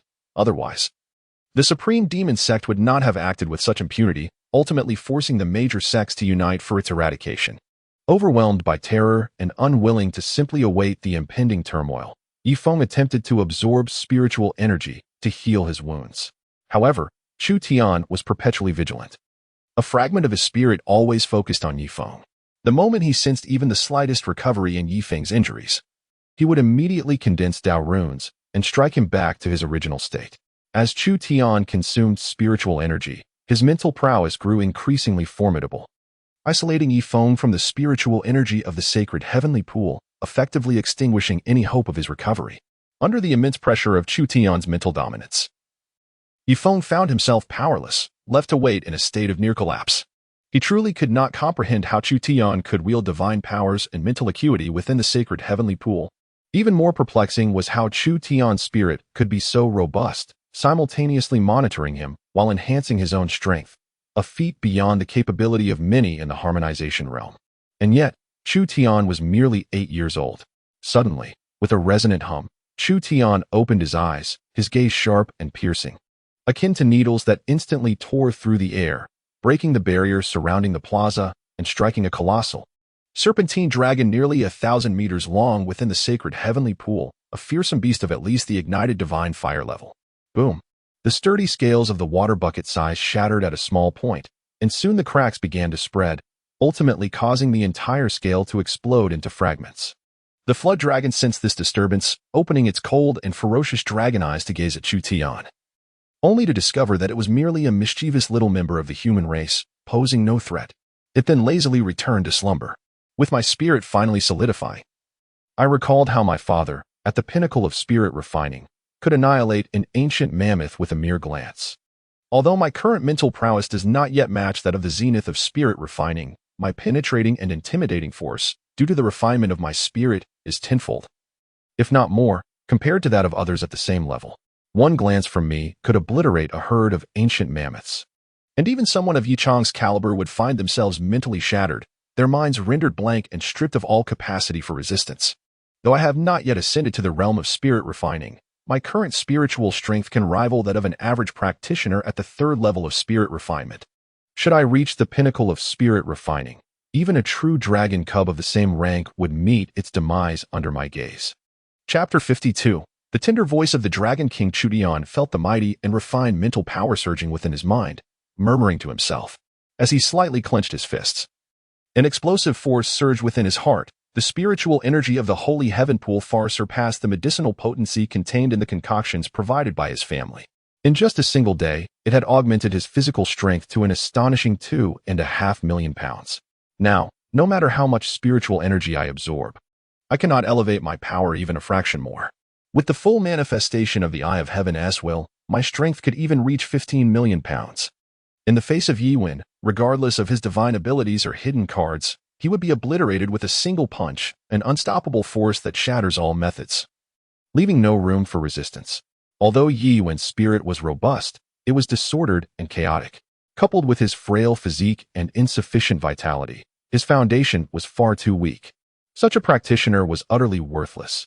Even if he were to reach a high realm, he would be easily defeated and unworthy to stand against me. Chu Tian mused, harboring a profound disdain for the supporting character Yuan. He had never regarded such individuals as rivals, let alone in the present circumstances. Yet, had anyone been privy to Chu Tian's thoughts, they would likely be struck with terror for someone merely at the body refinement stage to dismiss Yuan, who had ascended to the top 50 of the divine refinement rankings, as worthless was indeed astonishing. Chu Tian exudes an unwavering confidence, as his physical form has ascended to the pinnacle of the body refinement realm. His spirit, robust and refined into a tangible essence, has reached an impenetrable state. The dual peaks of his corporeal and spiritual prowess empower him to survey all contemporaries throughout history with an air of superiority. With the ethereal energies of the sacred heavenly pool enhancing his capabilities, and coupled with profound insights into the supremely profound Yin-Yang Dao, he has skillfully distilled the essence of the Yin-Yang Dao. Everything is in place, only the favorable winds are lacking. In a moment of resolute determination, Chu Tian cast a fleeting glance at the pallid-faced Yufeng, then gradually closed his eyes, embarking on the journey to transcend the realm of divine refinement. Chu Tian commenced the regulation of his breath, harmonizing his vital energy to attain a state of completeness. He guided the profound principles of the chaotic creation scripture in motion, nurturing his sinews and bones while cultivating a tranquil spirit. As time flowed by, 5 days and nights elapsed, surpassing the duration of Chu Tian's existence in this realm. Throughout these 5 days, he refrained from forcefully breaching thresholds. Instead, he focused on refining his breath, nurturing his perfected body and spirit, and familiarizing himself with his own strength. When the moment arrived, he would consume the exquisite divine refinement pill to renew the 3 grand auras. Chu Tian believed that cultivation emphasizes a natural progression, akin to the gentle and silent nurturing of nature. Forcibly breaking through a bottleneck ultimately leads to incompleteness. As night fell, the scattered moonlight cascaded upon Chu Tian, and suddenly, he felt a slight flutter of his eyelids, as if awakening from a deep slumber. In that moment, Chu Tian found himself capable of perceiving the vivid images within his mind. Chu Tian understood that he had transcended to the realm of refining the divine. Within his mind, he beheld a vast expanse of dark void, where a small chaotic orb, no larger than a thumbprint, floated amidst the emptiness. With a mere thought, torrents of spiritual energy began to emanate from it. Chu Tian comprehended that this was the manifestation resulting from the utmost refinement of his spirit. However, should a formidable entity attempt to forcefully invade Chu Tian's sea of consciousness at this moment, they would likely be rendered speechless by the sight before them. Throughout history, no practitioner has ever succeeded in shaping their spirit into form while in the realm of spirit refinement. It is only after the stages of spirit refinement, fusion, igniting the divine fire, and condensing the divine soul that the spirit can coalesce into the divine soul, allowing it to transcend the corporeal realm and traverse the vast void, exploring the mysteries of the universe from the comforts of home. Yet, Chu Tian, while still in the realm of spirit refinement, has managed to condense his spirit into a tangible form, possessing the nascent shape of a divine soul, an utterly astounding feat typically. A spirit refined to this level can only extend its influence within a 10-meter radius, and even at the pinnacle of spirit refinement, one might only reach 100 meters. Remarkably, even the powerful Chu Tian Wang, at the peak of his spirit refinement, could extend his influence to a maximum of 1,000 meters. It remains uncertain how far I can extend my reach now. With a subtle shift in his thoughts, Chu Tian, equipped with the heavenly mysterious divine ring, found himself unbound by the constraints of the sacred heavenly pool. His consciousness surged forth, instantly enveloping the extensive square, stretching several hundred meters in length. At that moment, even the fine hairs upon Duanmu Wan's face appeared distinctly clear in his perception. This was hardly surprising to Chu Tian, after all. His mental acuity and mastery far surpassed that of the esteemed Chu Tian Wang. The spirit of Chu Tian penetrated the barrier of the holy sky pool, venturing deeper and farther. 1,000 meters, 1,300 meters, 1,500 meters, 2,000 meters. Ultimately, 2,000 meters marked the limit of Chu Tian's current capacity. However, he did not cease his endeavor. The eye of the heavenly path opened at his brow, and in an instant, the vigor of Chu Tian's spirit expanded tenfold, continuing to swell. 3,000 meters, 4,000 meters. It was only upon reaching 10,000 meters that the expansion of his spirit reached its zenith, not due to a lack of vigor to sustain it, but rather because the chaos pearl of his spirit imposed a limitation, signifying the utmost extent that his current realm could uphold. At that moment, as Chu Tian sought to regain his composure, A subtle wave of spiritual energy rippled through the sacred heavenly pool. A tender voice echoed in his ear, inquiring, "Who are you?" The child's voice, seemingly unaccustomed to conversation, articulated its words in a disjointed manner. Duanmu's saint ancestor. Chu Tian's heart trembled as this name immediately surfaced in his mind. His speculation had come to fruition. Although Yi Fan had only entered the sacred heavenly pool after a span of more than a decade, the body of the esteemed ancestor Duanmu had already undergone the baptism of the essence of heaven and earth for countless ages, giving rise to a nascent consciousness. He recalled from the original narrative that, after several years, the youthful consciousness of the esteemed ancestor Duanmu had gained the ability to control its own form, moving freely within the sacred heavenly pool. It was precisely at this moment that the unconstrained spirit of Yi Fan beheld it.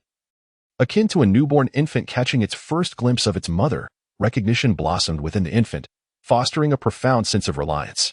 Chu Tian initially sought an opportunity to explore potential advantages within this context. Unexpectedly, upon breaking through to the divine refinement realm, he encountered a serendipitous resonance with the spirit of the esteemed Duanmu ancestor.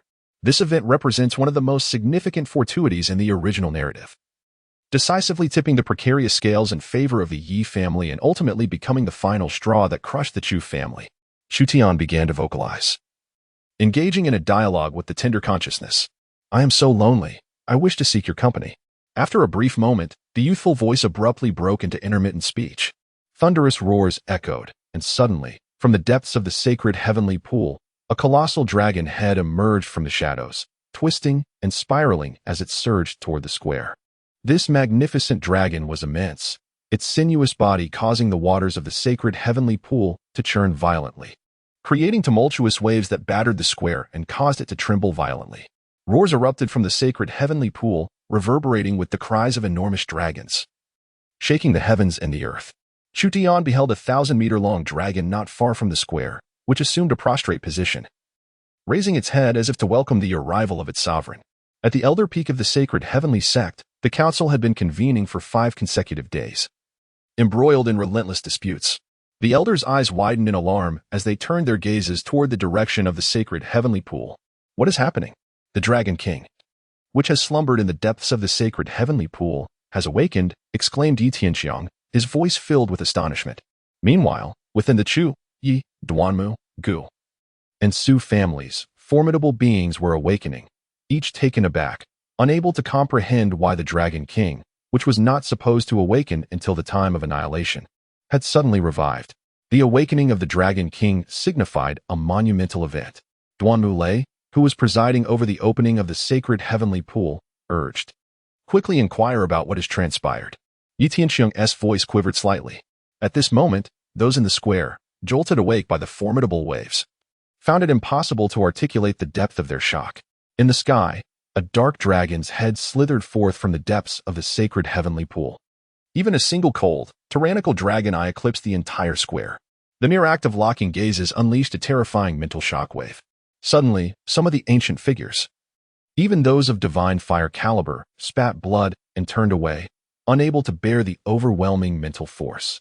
The stronger the individual, the more acutely they felt the dragon's terrifying power. Its rampant, brutal spirit could even obliterate those who ignited divine fire. "Look, above the dragon's head. It appears there is a figure clad in a purple dress." A trembling female prodigy spoke, raising her hand to point at the figure atop the dragon's head.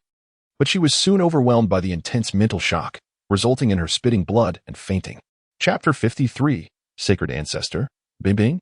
The head of the dragon loomed like a celestial being, its eyes vast and cold, reminiscent of stars, exuding a breath that rendered the atmosphere suffocating. This scene unfolded like a myth, leaving all present with eyes wide open in terror, yearning to gaze upon it, yet unable to withstand the overwhelming mental onslaught. Only a select few, possessing profound foundations and solid spirits, could discern the figure of a woman clad in a purple gown, lying within a transparent crystal coffin atop the dragon's head. The coffin sparkled with countless glimmers, each akin to a star, as streams of starlight flowed into the woman's form. This sight was truly horrifying. In the holy heaven pool, countless dragons bowed in submission before their sovereign. The mere presence of a dragon's head, immense as the stars, instilled a sense of dread, especially with a female corpse seemingly serving as her mount, a mere pet in life. The starry crystal coffin continued to draw the essence of heaven and earth, suggesting that this woman, even in death, remained tethered to the Dragon King. Suddenly, a talented descendant, overwhelmed by the oppressive spiritual aura, fell to her knees, her complexion paling. At this moment, the identity of the woman in the purple gown became undeniably clear. The descendant, Duanmu 1, knelt before the revered ancestor, the Dragon King. Her gaze brimmed with boundless reverence and yearning. Duanmu Shinzu, the progenitor of the Duanmu clan, whose legacy rendered the clan's existence possible. Without the sage, the Duanmu family might have long ceased to be. Thud, thud, thud. The crowd in the square knelt in unison. Be they young prodigies or seasoned warriors, their eyes wide with both fear and respect. It appeared to be the legendary treasure of the celestial clan, the starry crystal coffin. Was the legend true? In the twilight of the sage's life, did she seek to revive herself, traversing the realms in pursuit of secrets of immortality? The treasure of the celestial clan seemed to have vanished during that era. An elder deity seemed to recall certain rumors, his voice trembling. Those present felt a resonating hum in their minds, for the celestial clan ranked among the most formidable in the realms, positioned within the top 100. According to legend, hundreds of thousands of years ago, the celestial clan flourished far beyond its current state, boasting 3 or 4 emperors among its ranks, securing a position within the top 10 among all clans. However, a cataclysmic disaster seemingly befell them, leading to the fall of countless strong warriors and the disappearance of their treasured starry crystal coffin. Since then, they had been in a continuous decline, nearly falling out of the top 100 clans today. Could it be that the sage herself had foreseen this? An elder murmured, his lips twitching slightly. The young disciples, both male and female, listened as if entranced by a myth, their eyes filled with longing. To have single-handedly reduced a top 10 clan to ruin and seized their treasured artifact, just how formidable was the Duanmu sage in her prime? After her ascension, her body remained deep within the holy heaven pool, personally guarded by the Dragon King. Now, with her sudden re-emergence, surely a monumental change was afoot. Had the sage truly lived a second life? An ancient celestial deity murmured to themselves, their eyes filled with astonishment. Thunderous roars reverberated through the air. Suddenly, the sacred heavenly pool trembled violently, and a colossal dragon head gradually descended, its frigid, cruel gaze sinking into the depths of the pool. The intense onslaught of its malevolent spirit began to dissipate, ceasing only when the crystal coffin atop the dragon's head aligned perfectly with the height of the square. The bystanders were engulfed in confusion, unable to comprehend the intentions of the Dragon King. Yet, in an instant, their pupils dilated in horror, their faces drained of color, and their bodies began to tremble violently. Holy Ancestor, Holy Ancestor, a stammering young celestial maiden exclaimed, pointing ahead. Having already endured the Dragon King's mental assault to the brink of her limits, she was rendered unconscious by the sight before her. The crowd in the square stood dumbfounded, pondering whether the Holy Ancestor had truly defied fate and returned in a second life, or if her body had undergone a transformation into a corpse. If it were the latter, none in the square would survive. There would be no chance for salvation. The Holy Ancestor, Duanmu Wan, was momentarily dazed, her body stiff with shock as she stared blankly at the figure in the starry crystal coffin, which sat upright, rose, and stepped forth into the square. The figure then cast a sweeping gaze across the assembly before approaching her directly. Boom! A bolt of lightning exploded in Duanmu Wan's mind. Could it be that she had garnered the recognition of the esteemed Holy Ancestor, thus drawing the Dragon King to bear the crystal coffin? Her conjecture was not unfounded, for among the crowd, she alone possessed the pure, direct lineage of the Duanmu family. Overwhelmed with excitement, she trembled uncontrollably. However, as the Holy Ancestor passed by her, there was no sign of pausing. Her steps were unsteady, indicating a lack of control over her own body, yet she pressed onward until halting before Chu Tian. Brother Chu Tian, play with me. I feel so lonely, the Holy Ancestor implored, taking his hand in a manner reminiscent of a child. Her voice imbued with a youthful innocence akin to that of a 3- or 4-year-old girl. The onlookers' eyes widened in disbelief, their mouths agape. This time, they were utterly astonished. Even the ancient deities trembling in shock, questioning their own senses as they raised their hands to deliver slaps to themselves in an attempt to regain clarity. They conversed among themselves, testing their hearing to ascertain whether something was amiss. Soon, they were convinced of their mental acuity and excellent hearing. Yet this realization only deepened their sense of madness or plunged them further into a surreal illusion. The Dragon King had carried the Holy Ancestor's crystal coffin, and now she emerged, rushing to the young saint to request his companionship and play? Such a jest was rather monumental. Congratulations, host, for seizing the fortuitous opportunity from the Child of Destiny, Yifan, and acquiring 20,000 fate points. The system's gentle and melodious voice resonated in Chu Tian's ear. Be good, Bing Bing. Brother has matters to attend to. Chu Tian rarely smiled gently, raising his hand to tousle the hair of the revered Invincible. The strands were smooth and supple, a testament to the exceptional care bestowed upon one who had been seated in meditation for hundreds of thousands of years.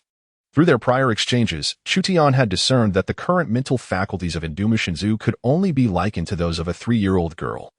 Precisely at the age when a young girl is most affectionate and endearing, the name Bing Bing was bestowed during their earlier conversations. Wherein Invincible expressed her lack of a name, while the little serpent refused to name her, remaining silent like a piece of wood. Thus, Chu Tian took it upon himself to name her. The little serpent she referred to was, of course, the Jiao Dragon King, who quietly stood guard outside the plaza. Dressed in a flowing purple skirt adorned with tassels, her cherubic face bore a resemblance to Invincible Wan, although she was 5 centimeters shorter than Wan. And even at this moment, she was still shorter than the 8-year-old version of herself. If one had not witnessed it firsthand, it would be difficult to fathom that this adorable and gentle young girl was, in fact, the founder of the Sacred Heaven Sect, who had rescued the sect during its most perilous times and accomplished feats that shocked the realms, such as incapacitating one of the top 10 star races in order to secure her second life. Bing Bing patiently sat beside Chu Tian, eagerly awaiting her elder brother to finish his tasks so they could play together. After enduring a lengthy solitude, even just sitting quietly beside her brother brought her immense contentment. Chapter 54. In Duma Wan's discovery, the condensation of Dao seeds. Bing Bing is truly well behaved, Chu Tian praised softly, then gently tousled her hair before closing his eyes to familiarize himself with the mastery of the power of the divine refinement realm. Preparing to condense the essence of the Yin-Yang Dao, gaining the recognition of the revered ancestor Duanmu was indeed a delightful surprise. Yet he remained focused on the primary purpose of his entry into the sacred heavenly pool, which was to reverse the hierarchical relationship between Yi Feng and Chu Yunshan. Bing Bing seemed to relish this affectionate interaction, her large eyes narrowing slightly as she leaned against Chu Tian's shoulder, exuding a sense of languid fatigue. She murmured, "Little snake, you should return first. I wish to play with brother Chu Tian." Subsequently, the ancestor rested her head on Chu Tian's shoulder, drifting into a deep slumber, the corners of her mouth curling into a satisfied smile. Having lived a second life, her consciousness was still not sufficiently refined, causing her to oscillate between wakefulness and sleep. The prolonged conversation with Chu Tian had drained much of her energy. It appeared that the Dragon King also heard Bing Bing's voice, turning its head, its sinuous body melding into the darkness, creating tumultuous waves in the sacred heavenly pool before swiftly vanishing from the sight of those present. Only after the Dragon King disappeared did the serpentine dragons in the sacred heavenly pool revert to their original postures, beginning to meander once more, as if everything had returned to normal. However, the plaza was enveloped in a suffocating silence. The sound of a pin dropping could be heard, and the air was thick with stillness. Even the sound of breathing was inaudible. Everyone held their breath, staring blankly at the ancestor sleeping against Chu Tian, fearful of making the slightest noise that might disturb her slumber. Even the elder deities found it difficult to regain their composure and enter a meditative state. Even the audacious Huimei wore an expression akin to having seen a ghost, her demeanor starkly altered until Chu Tian resumed his cultivation. Suddenly, the corners of her mouth twitched violently. Big brother. Indeed he is big brother.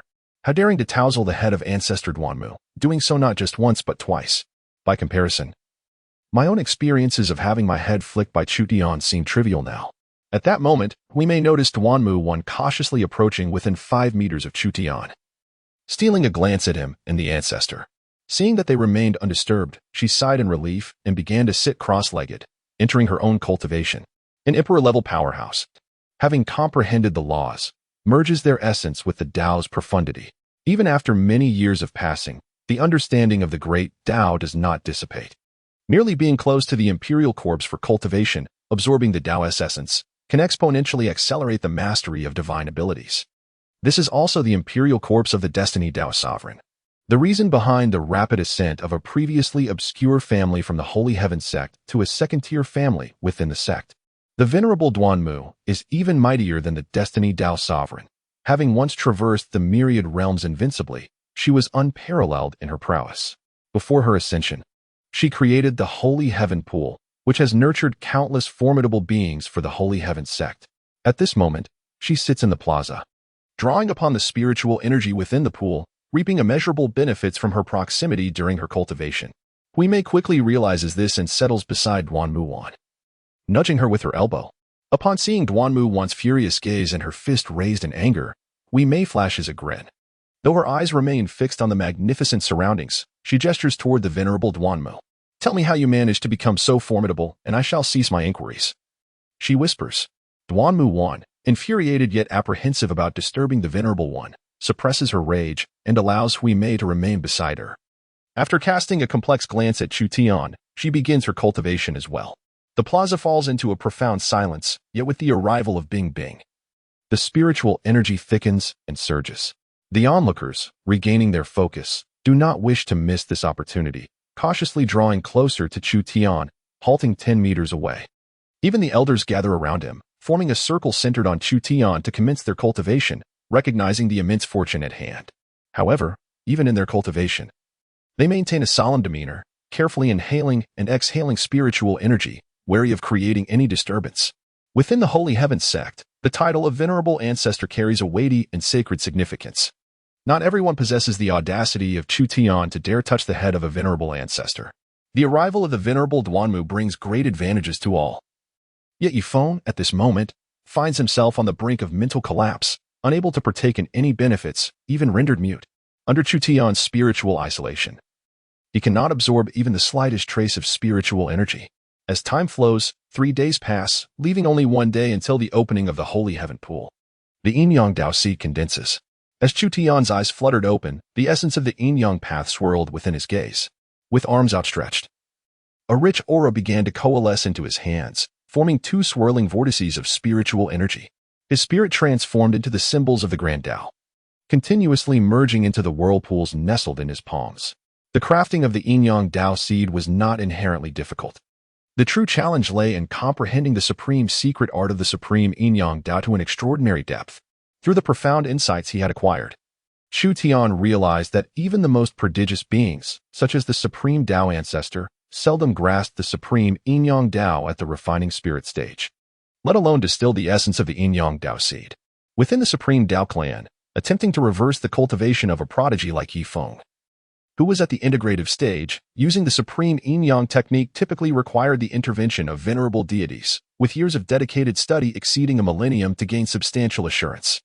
The audacity of Chu Tian's ambition to condense the Yin-Yang Dao seed while still at the refining spirit stage and to challenge prodigies 2 realms above his own was nothing short of fantastical. Buzz, buzz, buzz. 2 Dao seeds, 1 black and 1 white, began to take shape in the palm of Chu Tian, akin to thumb-sized elixirs. This was the Yin-Yang Dao seed. Awakened by the commotion, Bing Bing rubbed her eyes and exclaimed, "Brother Chu Tian, you are cultivating the supreme Yin-Yang Dao of the supreme Dao clan. How impressive. There has never been anyone in the clan as formidable as you at such a young age and stage, capable of refining the Yin-Yang Dao seed. Mastering this secret art to such an advanced level is no small feat. Let me assist you in hastening your progress." Bing Bing's voice, innocent and youthful, belied her vast knowledge. With a wave of her hand, torrents of spiritual energy surged forth, merging into the Yin-Yang Dao seed. Chu Tian was further astonished, realizing that the author of the Chenibyu era, a certain eunuch, had left many things unwritten, resulting in an abrupt ending. In the original storyline, there was no mention of the saint ancestor Duanmu having practiced the supreme Yin-Yang Dao technique, a transcendent secret art created by the ancestral figure of the Taishang Dao clan. A family secret that is never divulged. In Chu Tian's eyes, Bing Bing's technique appeared somewhat immature, as her control over her own body was not yet fully developed. However, the essence of the Dao was extraordinarily rich, indicating that the saint ancestor Duanmu had likely reached an extraordinary level of comprehension regarding this secret art during his lifetime. Thus, even after tens of thousands of years since his death, the insights he left behind allowed Bing Bing, whose spiritual consciousness had only recently emerged, to grasp it with remarkable depth. It seemed that apart from the Star clan, the Taishang Dao clan had also been significantly influenced by the saint ancestor Duanmu. With Bing Bing's assistance, her mastery over the spiritual power and Dao essence within the Sacred Heaven Pool was terrifyingly formidable. Instantly, the Yin-Yang Dao seed in Chu Tian's palm accelerated in its formation, and before long, it fully coalesced into a tangible entity. Was this the seed of the Yin-Yang Thunder method? At that moment, Duanmu Wan, not far away, sensed a vaguely familiar fluctuation and awakened, only to be astounded upon seeing the black and white Dao seed that Chu Tian had formed. The Duanmu family possessed a clan secret art known as the Yin-Yang Thunder Method, which was said to be a creation of the Saint Ancestor Duanmu. Combining a supreme secret art with the mystical powers mastered by his brother, Duanmu Xin. When cultivated to a profound level, this technique could condense thunder seeds for the family's descendants to consume, aiding them in their swifter mastery of this divine art. The current Duanmu family is descended from the brother of the Saint Ancestor, Duanmu Xin. The Saint Ancestor Duanmu was invincible across the Hung Tian continent, effortlessly sweeping through his contemporaries, and naturally, no man could ever catch her eye, resulting in no offspring. The Duanmu family, descended from Duanmu Shan, inherited the legacy of the Saint Ancestor, allowing them to ascend to the ranks of the foremost families within the Sacred Heaven Sect. Chapter 55, The Depths of the Chu Family's Concealment. This was not merely the Yin-Yang Thunder Method. It appeared to encompass a broader, more magnificent array of techniques, likely an extension of the supreme secret art from which the Yin-Yang Thunder Method was derived. Duanmu Wan was utterly astonished that Chu Tian could wield this technique, and apparently had cultivated it to an exceptionally advanced level. As Duanmu Wan pondered this, a terrifying conjecture suddenly took root in her mind. Chu Tian has likely long since received the legacy of the Holy Ancestor. The reason for his prolonged silence may be attributed to his dedicated cultivation and profound comprehension of this inheritance. His sudden emergence into the world today is a testament to the fact that he has mastered the Holy Ancestor's teachings to an exceptionally advanced degree. Due to his cultivation of the Sacred Ancestor's legacy, Chu Tian is not subjected to the constraints of the sacred heavenly pool, allowing him to wield both spirit and divine powers. In fact, this opportunity for Chu Tian, who has reached the bone-forging realm, to enter the secret realm was likely a deliberate arrangement by the Chu family. The emergence of the Sacred Ancestor, his awakening, and his interaction with Chu Tian are no mere coincidences. They are likely orchestrated by the Chu family. Consequently, the sequence of events becomes coherent, and everything can be elucidated. After all, even among the most prestigious clans, it is rare to permit those in the bone-forging realm to enter the sacred heavenly pool, as this stage is primarily focused on refining the physical body. While the pool has some benefits, they pale in comparison to the advantages gained by allowing those of higher cultivation to enter, rendering it a less favorable investment for the clan. The Chu family's concealment runs remarkably deep. Duanmu Wan murmured to herself, her gaze fixed upon Chu Tian, her eyes brimming with astonishment.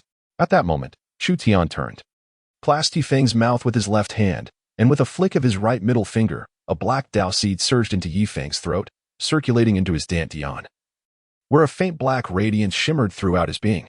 Bang!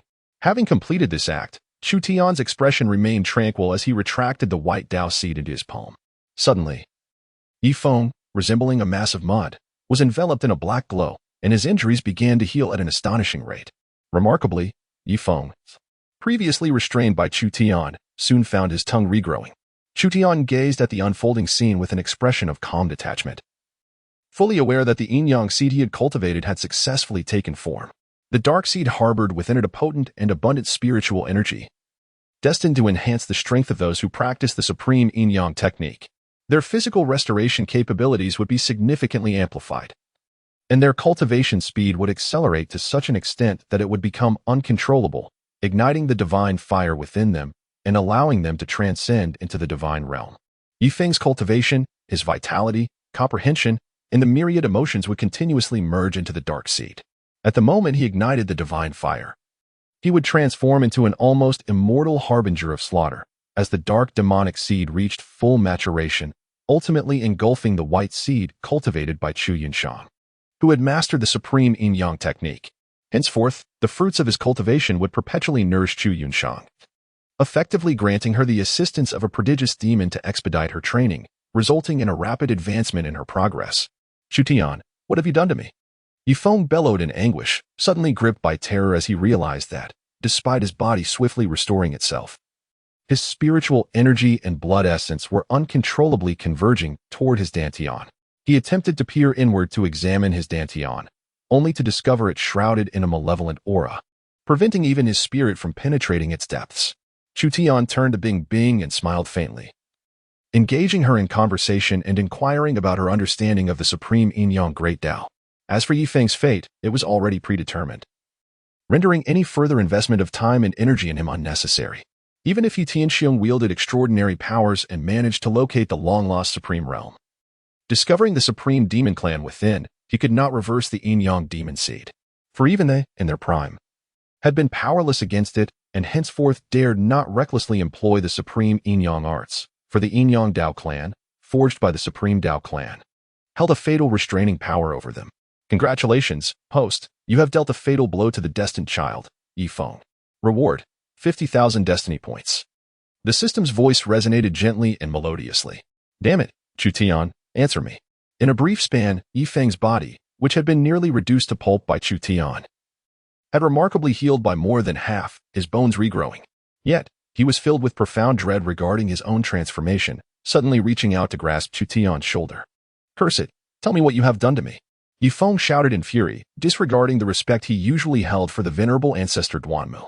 Chu Tian turned his head, his gaze sharp and focused, unleashing an invisible force that sent Yi Feng soaring over 100 meters, where he lay, blood spilling from his mouth. To his astonishment, he discovered that even with such grave injuries, his wounds were mending at an unimaginable pace. In that moment, Yi Feng was struck with even greater terror as he realized that his cultivation speed had inexplicably accelerated. Even without consciously channeling his techniques, a devouring power emanated from his dantian, instinctively drawing the abundant spiritual energy from the sacred heaven pool into his being. Waves of mental clarity and profound insight surged within him, propelling his strength to elevate at an astonishing rate. Chu Tian uncovered that Qinsheng had cultivated the secondary technique of the supreme yin-yang art, while he himself practiced the primary technique. Could he truly be so benevolent? His dantian autonomously absorbed spiritual energy, Tao essence, and cultivation, accelerating his progress. Why did such signs bear such a striking resemblance to the secondary technique of the supreme yin-yang art? Yi Feng was engulfed in sheer terror. Was Chu Tian's intention to reverse the hierarchical relationship between him and Qinsheng? Yi Feng found it hard to believe that Chu Tian could achieve such a feat. Yet he could not suppress the dread that surged within him. Elder brother Yi, are you all right? It was Lu Yun who arrived, her delicate face slightly pale, yet radiating deep concern. Witnessing Yi Feng being so grievously beaten by Chu Tian had instilled immense fear in her, causing her to retreat to the periphery to cultivate, daring only to observe from afar, even as Chu Tian basked in the adoration of the crowd. Because of Chu Tian, those present were reluctant to approach her, leaving her with a profound sense of isolation. Lu Yun understood that Yi Feng was her sole pillar of support in this dire situation. Get lost.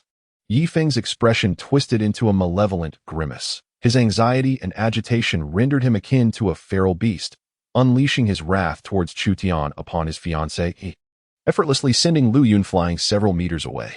As night fell, the moonlight sprinkled like stars across the landscape.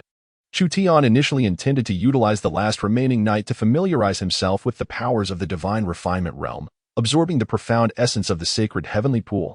However, he could not withstand the gentle coaxing of Bing Bing, whose innocent eyes brimmed with pleading as she clung to his arm, persistently requesting his company for a brief diversion. Reluctantly, Chu Tian relinquished his aspirations for cultivation, and under the envious gazes of the onlookers, he was led by Bing Bing out of the plaza's confines, her melodious, childlike laughter resonating throughout the sacred heavenly pool. Although she had possessed her consciousness for an extensive duration, the little serpent never played with her, and the smaller serpents quivered in trepidation at her presence, often cowering on the ground, which rendered her exceedingly lonely. With Chu Tian's companionship, even though her older brother spoke little, she had never felt so joyful and fulfilled.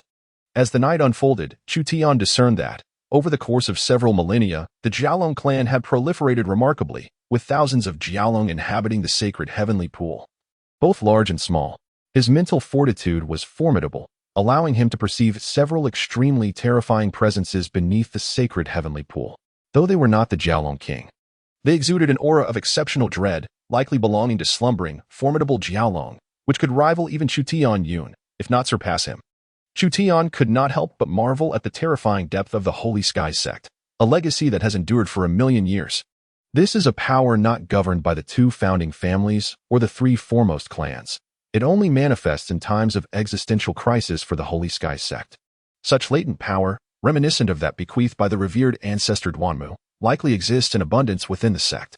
In the original narrative, the Chu family found itself in a precarious position. Following the collapse of their grand vessel, King Chu Tian met his demise through poisoning while imprisoned. And this was not without reason. It is likely that even had King Chu Tian survived to lead the Chu family in resistance, their chances of success would have remained exceedingly slim. In Chu Tian's heart, his determination grew ever firmer.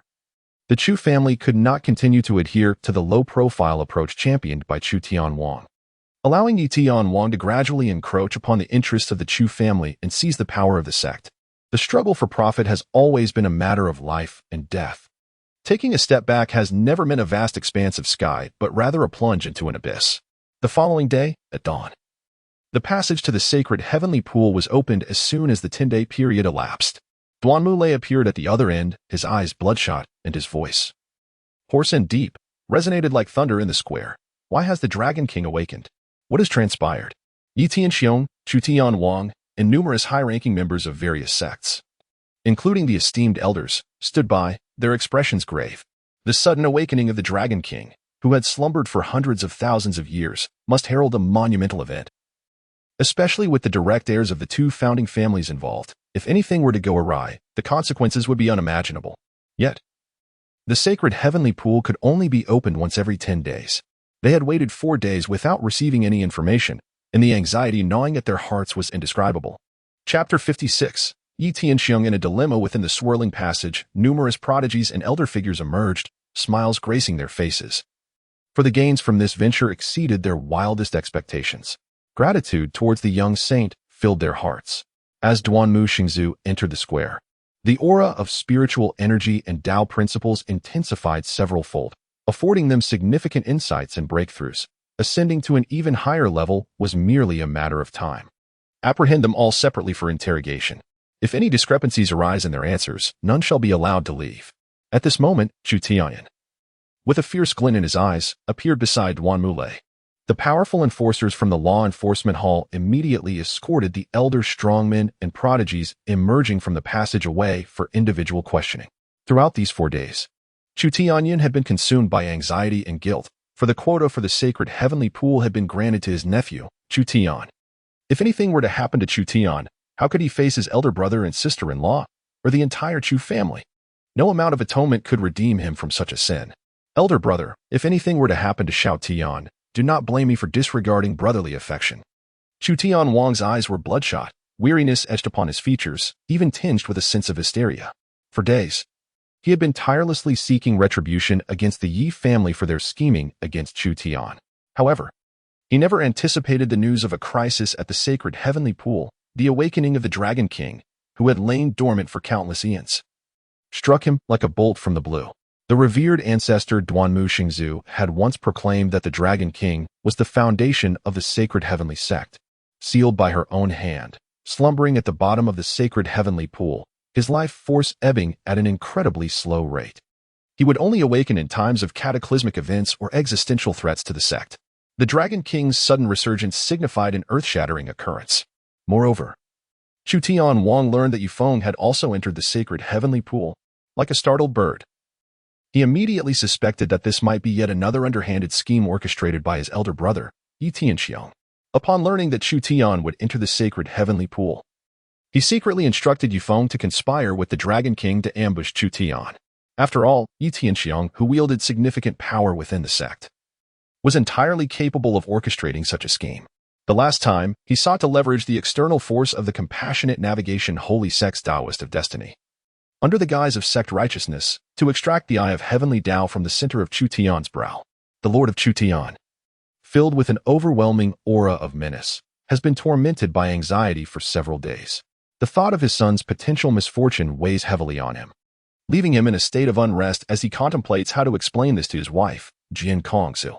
His agitation has reached such a peak that he feels an almost irresistible urge to unleash destruction upon the sacred heavenly pool. Yet he fears for the safety of Chu Tian, who is within its depths. My dear brother, he implored, I have already elucidated the circumstances. It was truly an unfortunate accident. My intentions were solely for the benefit of our sect, and I have expressed my sincerest apologies. This matter was indeed a moment of rashness on my part, and the Yi family has borne significant repercussions as a result. Do you not see the burdens I carry? Yi Tianxiong's visage darkened, a profound sense of helplessness enveloping him, as if no amount of water from the world's oceans could cleanse the stain of this predicament. He had intended for Yifeng to enter the sacred heavenly pool and mend his relationship with Chu Tian. How could it have spiraled into such chaos? Not only was Lord Chu Tian anxious, but Yifeng, his most esteemed son upon whom he had high hopes, was equally distressed. The relentless accusations and threats from the two brothers, Chu Tian and Chu Tianyin, weighed heavily upon him, further exacerbating his agitation. Around them, numerous high-ranking members of various sects offered words of consolation to the two brothers. At that moment, Yifeng emerged from the vortex, bloodied and weary, followed closely by a trembling Lu Yun, her pale visage betraying her fear. In an instant, two formidable ores erupted, filling the air with palpable tension. Yifeng. Where is Xiao Tian? Why has he not yet emerged? As Chu Tianyun and the formidable Chu Tianwang simultaneously appeared before him. An overwhelming aura of malevolence caused Yifeng to bleed from the corner of his mouth, forcing him into a half-kneeling position. However, he was swiftly taken away by the approaching Yi Tianxiang, who inquired about the events that transpired in the Holy Sky Pool. Lu Yun, on the other hand, collapsed to the ground, her complexion ashen, nearly losing consciousness. Nevertheless, as the nominal daughter-in-law of the Chu family, she was attended to by Chu Tianyun's subordinates, who took her away for healing and thorough questioning. At that moment, Duanmu Wan and Hui Mei emerged from the vortex, subsequently being escorted by Duanmu Lei, who began to ask about the occurrences in the Holy Sky Pool.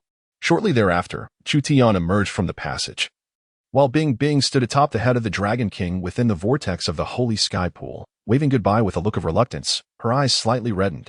She longed to leave this desolate place with her brother, Chu Tian, but the little serpent had informed her that her spiritual awareness was newly awakened and unstable, fluctuating between consciousness and sleep, thus preventing her from departing the Holy Sky Pool for the time being. Brother Chu Tian, you must return to play with Bing Bing when you have the chance, she called out to him, her speech having improved significantly after a night of communication. No longer stammering, the vortex could only be sustained for 3 minutes, and soon, Bing Bing's figure vanished along with the passage above the Holy Sky Pool. The Holy Sky Pool could only be opened once a year, with a mere 10-day window available. Xiao Tian, it is a relief to see you unharmed, remarked Chu Tianwang, approaching Chu Tian and firmly patting his shoulder, his voice slightly trembling. Just then, Chu Tianyun strode over, his eyes still tinged with remnants of blood, yet filled with an expression of strange astonishment and disbelief. The results from the interrogation of the law enforcement hall's disciples had begun to arrive, all conveying remarkably similar information. Chu Tian, unbound by the constraints of the sacred heavenly pool, unleashed his formidable powers and spirit, ruthlessly overpowering Yifeng. The Dragon King emerged, bearing the stellar crystal coffin. As the saint ancestor of the enduring would came to life in a second incarnation, affectionately referring to Chu Tian, the young saint, as brother. Chu Tian bestowed upon her the name Bing Bing. You rascal. You have truly frightened your third uncle this time. Chu Tianyun delivered a playful punch to Chu Tian's chest and then burst into hearty laughter, exclaiming, however, this time you truly excelled, always managing to surprise me, dear third uncle. What has transpired, dear third brother? The king of Chu was still somewhat perplexed, unable to comprehend the rapid shift in Chu Tianyun's emotions. However, he quickly learned the whole story from Chu Tianyun's own lips. The revered ancestor Duanmu had lived a second life. The Dragon King was referred to as a mere serpent, yet called the young Tian brother, and persistently clung to him without respite. The Lord of Chu Tian was taken aback, utterly astonished to discover that the awakening of the Dragon King, which had stirred the entire Sacred Heaven Sect, was instigated by none other than Chu Tian himself. Simply because the second life of the saint ancestor Duanmu sought to engage with his own son. Was this the reason behind his recent days of sleeplessness and anxiety? Furiously pointing fingers at Yi Tianxiang for several days? The incident with the Dragon King had roused numerous ancient beings from various sects, with some long-thought deceased elders resurfacing. This young man had certainly stirred the pot. Chu Tian found himself in a state of bemusement, coupled with a sense of shock and helplessness. Truly, the world had been turned upside down. His son had unexpectedly forged a connection with the second life of the saint ancestor Duanmu. A revelation that would resonate far more profoundly within the sect than even achieving the top rank on the Earth list. At that moment, many senior sect leaders, revered elders, and time-worn beings gazed at Chu Tian with astonished eyes, their expressions a tapestry of varied emotions. Chapter 57, A Union? What nonsense is this? Brother, this time you must believe that I did not deceive you. Was it not to foster a good relationship between Yifeng and Xiao Tian that he was allowed to enter? At that moment, Yi Tianxiang approached, his voice hearty, accompanied by the blood-soaked Yifeng, seemingly oblivious to the fact that his son had been mercilessly tormented by Chu Tian for 10 days. Children can sometimes harbor misunderstandings. Chu Tian has some misconceptions about me as his uncle. No worries, let us now clear the air and express our emotions. Yi Tianxiong chuckled heartily, patting Chu Tian on the shoulder. Brother, now that our misunderstandings have been resolved, Xiaofeng and Yunshang are soon to be wed. Our family shall be in-laws. And as the sect master and vice-sect master, we must prioritize the stability and unity of our sect, so let us cease this discord. The expression on King Chu's face remained rather unsightly, yet he nodded slightly, refraining from continuing his aggressive stance. After all, in recent days, Yi Tianxiong had indeed adopted a humble demeanor, sacrificing numerous benefits and several significant positions within the sect to apologize to the Chu family. Moreover, he learned from Chu Tianyun that his son, Chu Tian, had mercilessly beaten Yifeng in the sacred heavenly pool, shattering his entire skeleton. King Chu surmised that his son had vented the fury over Yi Tianxiong's consent to excavate the eye of the heavenly path from his forehead onto Yifeng. Since Yi Tianxiong was unwilling to hold grudges and had lowered his stance, King Chu also preferred not to pursue the matter any further. Chu Tian, it is better to resolve enmities than to deepen them. Your uncle has acted impulsively for the benefit of the sect, and I hereby extend my formal apologies to you. Furthermore, I congratulate you on earning the acknowledgement of the sacred ancestor. This discovery is a tremendous contribution to our sect, an unparalleled achievement. I will soon consult with the elders on how to reward you. Yi Tianxiong smiled, embodying the sentiment of letting bygones be bygones. The misunderstandings between you and Xiaofeng also stemmed from me. Some matters are best left in the past. And do not forget, Chu Tian, you have grown up under Xiaofeng's watchful eye. Before long, you shall have to address him as brother-in-law. So much has transpired during this period, leaving one breathless. The relationship between our two families has been profoundly affected. Your uncle has already spoken with your father to set a date as soon as possible, preferably within this month, to hold a wedding for Yifeng and Yunshang, in hopes of easing the atmosphere between our families. A wedding? Chu Tian cast a glance at Yifeng, only to find Yifeng glaring back at him with a gaze filled with resentment. However, from Yi Tianxiong's words, it could be inferred that Yifeng had not divulged the matter of the Dantian, nor had he revealed his discovery of Yi Tianxiong's practice of the supreme yin-yang technique. Chu Tian's heart stirred slightly as he immediately comprehended that Yifeng likely dared not divulge the entire truth to Yi Tianxiong. The harrowing precedent of Yi Hongwu's suicide lingered ominously, instilling fear within him, as a similar fate threatened to unfold. Yi Tianxiong was no Chu Tian Wang. Upon learning that his daughter, Chu Yunshang, had succumbed to darkness and wreaked havoc across the Hung Tian continent, he would not soften his heart or risk everything to repeatedly come to her aid. The half-truths conveyed by Yifeng led Yi Tianxiong to a misguided conclusion, believing his wrath was solely directed at Yifeng for the matter of the eye-gouging incident. After piecing together various fragments of information, he sought to bury the hatchet with a smile. Using the wedding of Yifeng and Chu Yunshang as a means to ease tensions and restore the situation to its former state, all the while plotting to find an opportunity to release Yi Fan from the confines of the Sin Domain prison. Master, why do you appear so pitiable, almost laughable? Chu Tian murmured softly. What did you say? Yi Tianxiong's smile abruptly faltered, his expression darkening, casting a pall over the atmosphere as a fierce wind began to howl. What a figure he was, approaching with a beaming smile to mend relations, only to receive a stinging slap in return. Chu Tian's countenance remained unperturbed as he gazed into Yi Tianxiong's eyes, his expression devoid of warmth and frigidly indifferent. He stated, I shall ascend to the pinnacle of the earth rankings and present my demands to the sect, requesting a joint inquiry by the Law Enforcement Hall, the Judicial Hall, and the Internal Affairs Hall into the matter of the heavenly fate Taoist intent to pluck out my eyes, as well as the Internal Affairs Hall's chief's unauthorized suppression of my accolades. I wonder if the elders have reached a conclusion after their deliberations. Furthermore, regarding the affairs of Yi Hongwu and Yi Fan, my third uncle, Chu Tian, has already apprehended numerous formidable individuals and key figures from the Liu family, and investigations are underway. Thus, the truth remains elusive. To contemplate the marriage between Yi Feng and my elder sister at such a juncture is, frankly, absurd. I cannot acquiesce. And neither will the entirety of the Chu Tian family. Chu Tian's gaze was indifferent as he turned to Yi Feng. Moreover, I have previously stated that your son is unworthy of my sister, a sentiment that I believe your son now acknowledges. There is no need to discuss the wedding any further.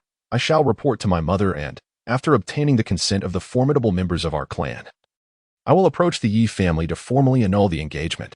At this proclamation, the atmosphere fell into a suffocating silence. No one had anticipated that Chu Tian would show no regard for Yi Tianxiang's dignity, openly resurrecting old grievances and pursuing matters with absolute rigor, devoid of any semblance of compassion. At this moment, Chu Tian also approached, his eyes glinting with menace as he spoke. The Liu family has been riddled with corruption, and I have commanded the law enforcement hall to take control. All misappropriated resources, including precious materials, spiritual stones, and mineral veins, have been surrendered to the sect's treasury and are currently under rigorous scrutiny. Once the results are obtained, the law enforcement hall will inform the entire sect and report to the Elder Council, as well as the sect master and deputy sect master. Presently, all signs point to a faction of powerful members from the Yi family, led by Yi Hongwu, colluding with the Liu family, exploiting our Chu Tian clan's connections to siphon vast amounts of sect resources. This is far beyond merely utilizing Liu Yun to facilitate the theft of numerous divine herbs and treasures by the heir of the Chu Tian clan. Many individuals within the Yi family have been covertly targeting our clan. The evidence is clear, compelling, and irrefutable.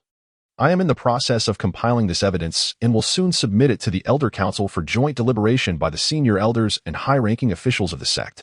As Xiao Tian aptly stated, with so many matters laid bare before us, is a union truly feasible? Chu Tian scoffed repeatedly. You dare to insult the dignity of the Chu family? What alliance are you speaking of? Chu Tian, have you lost your minds? I have shown restraint time and again out of respect for my second brother, yet you persist in overstepping your bounds. Do you truly believe I lack temperance? That you can act with impunity? Yi Tianxiang's cheerful demeanor suddenly darkened, his expression turning icy. He never anticipated that after personally lowering himself in public, this young man would still refuse to show any regard, brazenly turning against him. Heavenly King, is the Chu family still under your authority? Do your words hold any weight? A mere child dares to represent the Chu family and challenge me, your sect leader. Yi Tianxiang glanced toward Chu Tian, only to find him equally taken aback, seemingly unaware of the unfolding events.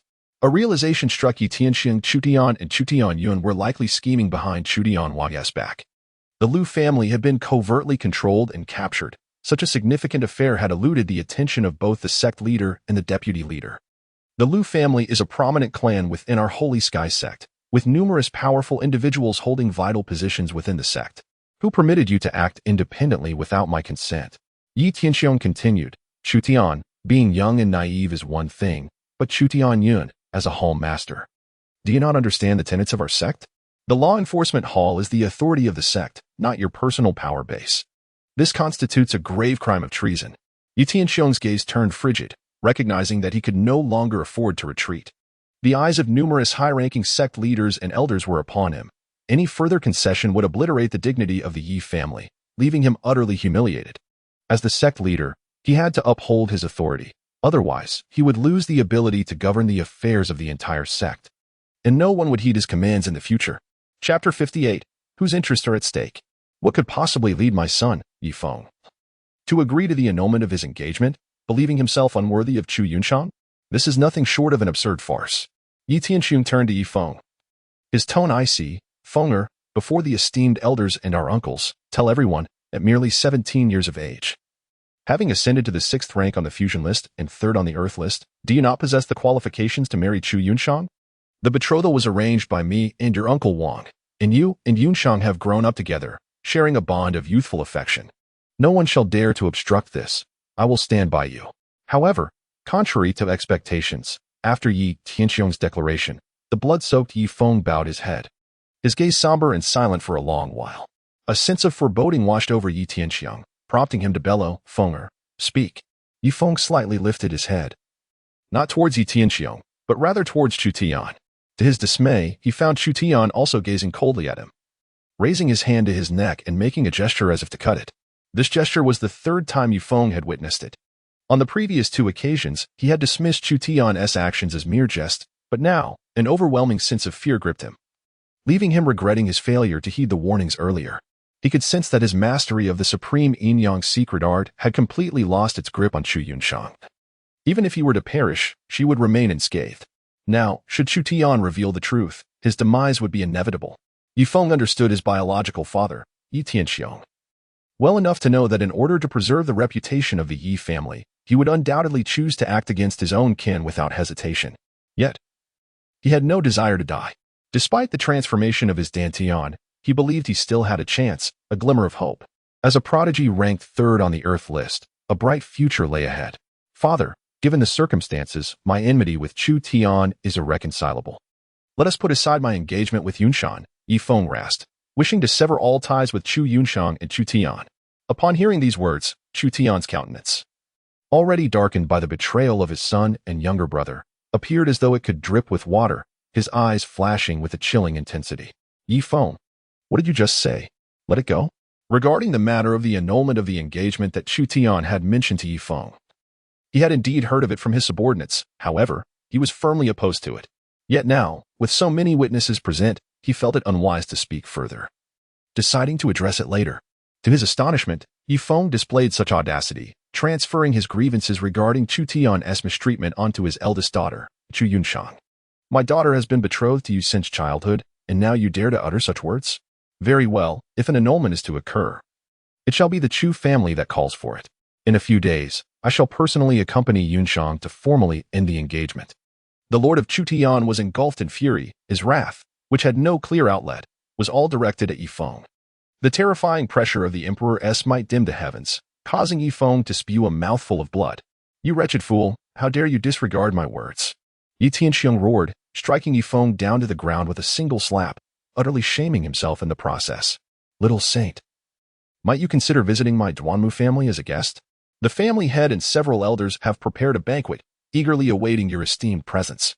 At this moment, Duanmu Lei appeared, his countenance brimming with uncontainable excitement, accompanied by Duanmu Wan and Hui Mei, evidently informed of the circumstances by his niece.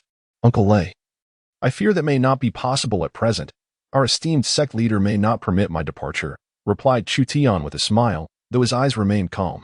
The Duanmu family's offer was anticipated, yet what surprised him was how swiftly Duanmu Wan had managed to sway the family's stance. After all, he had merely established a connection with the ancestor of the Duanmu family without having yet brought them any tangible benefits, yet they had decisively chosen their side. Duanmu Lei's sudden appearance sent a jolt through the upper echelons of various sects, who immediately grasped that the Duanmu family's allegiance was beginning to tilt towards the Chu family. In such a tense atmosphere, Duanmu Lei's invitation to Chu Tian was a clear statement of intent. For years, due to Lord Chu Tian's breach of the customary internal alliances by marrying Jian Kongzhu, the dissatisfaction of the three premier families had become common knowledge among the sect leaders. Yi Tianxing's expression darkened, his fist clenching slightly. At such a moment, Duanmu Lei's invitation was tantamount to a blatant declaration of support for the Chu family. Since his ascension, while the three premier families had not openly declared their stance, they had subtly aligned with him. This was the first instance of a top family openly siding with the Chu family, signaling the ramifications of Chu Tian gaining the recognition of the revered ancestor of the Duanmu family, which had set off a chain reaction. Brother Tian Wang and Master Tianyan, my elder brother has instructed me to remind you that it has been quite some time since you last visited the Duanmu family. Please honor us with your presence. The family head has prepared a feast in anticipation of your esteemed arrival, Duanmu Lei said with a smile, referring to his elder brother, Duanmu Rong, the head of the Duanmu family.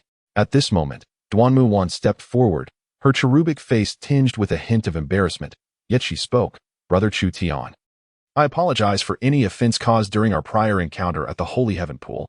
She has disclosed her monumental discovery to her father and second uncle, revealing that Chu Tian has likely long obtained the legacy of the saint ancestor, along with the clandestine schemes of the Chu family. The saint ancestor's legacy and the prospect of a second life are pivotal to the rise and fall of the Duanmu family, as the ascent of the Duanmu clan is fundamentally rooted in the blessings bestowed by the saint ancestor. Consequently, after deliberation, Duanmu Rong and Duanmu Lei concurred that Duanmu Wan's assessment was astute. All these events could not merely be attributed to mere coincidence, but rather were likely orchestrated by the Chu family. The sudden emergence of Chu Tian and the establishment of a connection with the saint ancestor served as a signal directed towards the Duanmu family. Without hesitation, Duanmu Rong resolved to align with the Chu family to negotiate for information regarding the saint ancestor, leading to the unexpected arrival of Duanmu Lei and Duanmu Wan, who publicly extended an invitation. Chu Tian Wang paused for a moment, turning his gaze towards Chu Tian, fully aware that he was basking in the glory of his son. After marrying Jian Kongzhu, the three prominent families had ceased to extend invitations to him for many years. Ha ha ha, quite so, Chu Tianyan laughed heartily, before shaking his head and adding, however, I fear I cannot visit the Duanmu family at present, for the sect leader has accused me of treason, and I may soon find myself imprisoned." These words instantly darkened Yi Tianxiong's countenance. Chu Tianyun's remark was a thinly veiled mockery. It was a statement made in the heat of his anger. Even as sect leader, he could not arbitrarily arrest a hall master, especially when Chu Tianyun had the backing of the Chu Tian family, which Chu Tian Wang would never permit. Esteemed leader, the significance of the holy ancestor to our Duanmu family is paramount. I beseech your understanding. Perhaps we should postpone this matter, Duanmu Lei said with a faint smile. Addressing Yi Tianxiong, the Lu family and the Chu Tian family are bound by marriage. The young saint and hall master Tianyun act in the interest of the sect, sacrificing personal ties for the greater good. All benefits accrued have been surrendered to the sect, and the law enforcement hall remains utterly loyal, devoid of any selfish intentions. The sect leader's accusation of treason, I must say, is rather excessive. Moreover, the law enforcement hall possesses the authority to enforce and oversee the sect. Why not allow Hall Master Tianyun to continue his investigation and root out the troublemakers, thereby restoring justice to the Yi family? At this juncture, Chu Tian also stepped forward. His expression calm as he addressed Yi Tianxiong. The sect leader speaks fervently of the sect's interests, even using this as a pretext to extract my heavenly eye from my brow. Yet when it concerns the Yi family, it seems the leader has conveniently cast aside the sect's interests, exhibiting a striking inconsistency that is truly perplexing. At this moment, Chu Tianyun's gaze was imbued with a deadly intent.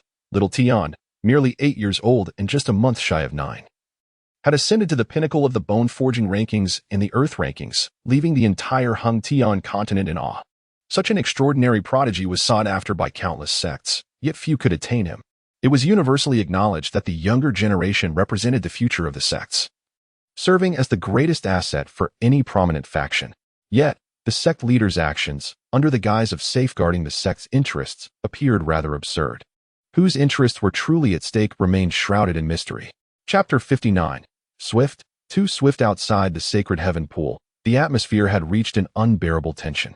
The high-ranking officials of various sects watched the unfolding scene with trepidation. It was as if they were witnessing a gradual push that would force Yi Tianxiong to the precipice. None had anticipated the situation would devolve into such chaos. Was a transformation in the sect imminent? After all, Yi Tianxiong was the sect leader, the figure wielding the utmost authority within the Sacred Heaven Sect. What is the Chu family attempting to achieve? Are they challenging the authority of the sect leader, igniting a fierce conflict between the two founding families and risking a schism within the sect? It is evident to all that neither of the founding families possesses overwhelming power over the other. Countless terrifying thoughts swirl in their minds. Yet such actions would bring no benefit to anyone involved. Yi Tianxiong's gaze darkens as he finds himself cornered by the relentless verbal onslaught of Chu Tian and Chu Tianyun. Teetering on the edge of a precipice, utterly at a loss for how to respond. How should he reply? Chu Tianyun and Chu Tian spoke undeniable, universally acknowledged truths, striking him like a series of resounding slaps across his face. For years, he had painstakingly cultivated an advantageous situation, which now seemed to be collapsing. All due to this young upstart, Chu Tian. The absolute authority he had established within the sect was now shaken. Damn it. Bloodshot eyes reflected Yi Tianxiong's mounting hysteria. He felt utterly trapped, unable to advance or retreat, his frustration so intense he felt as though he might vomit blood. Yet, the most distressing factor was the stance taken by the Duanmu family at this critical moment, which left him feeling profoundly aggrieved. Otherwise, merely facing Chu Tianyun and Chu Tian. As long as King Chu did not completely turn against him, he would not feel so tormented. At that moment, a furious shout erupted from behind Yi Tianxiong. Chu Tian, dare you meet me on the life and death arena?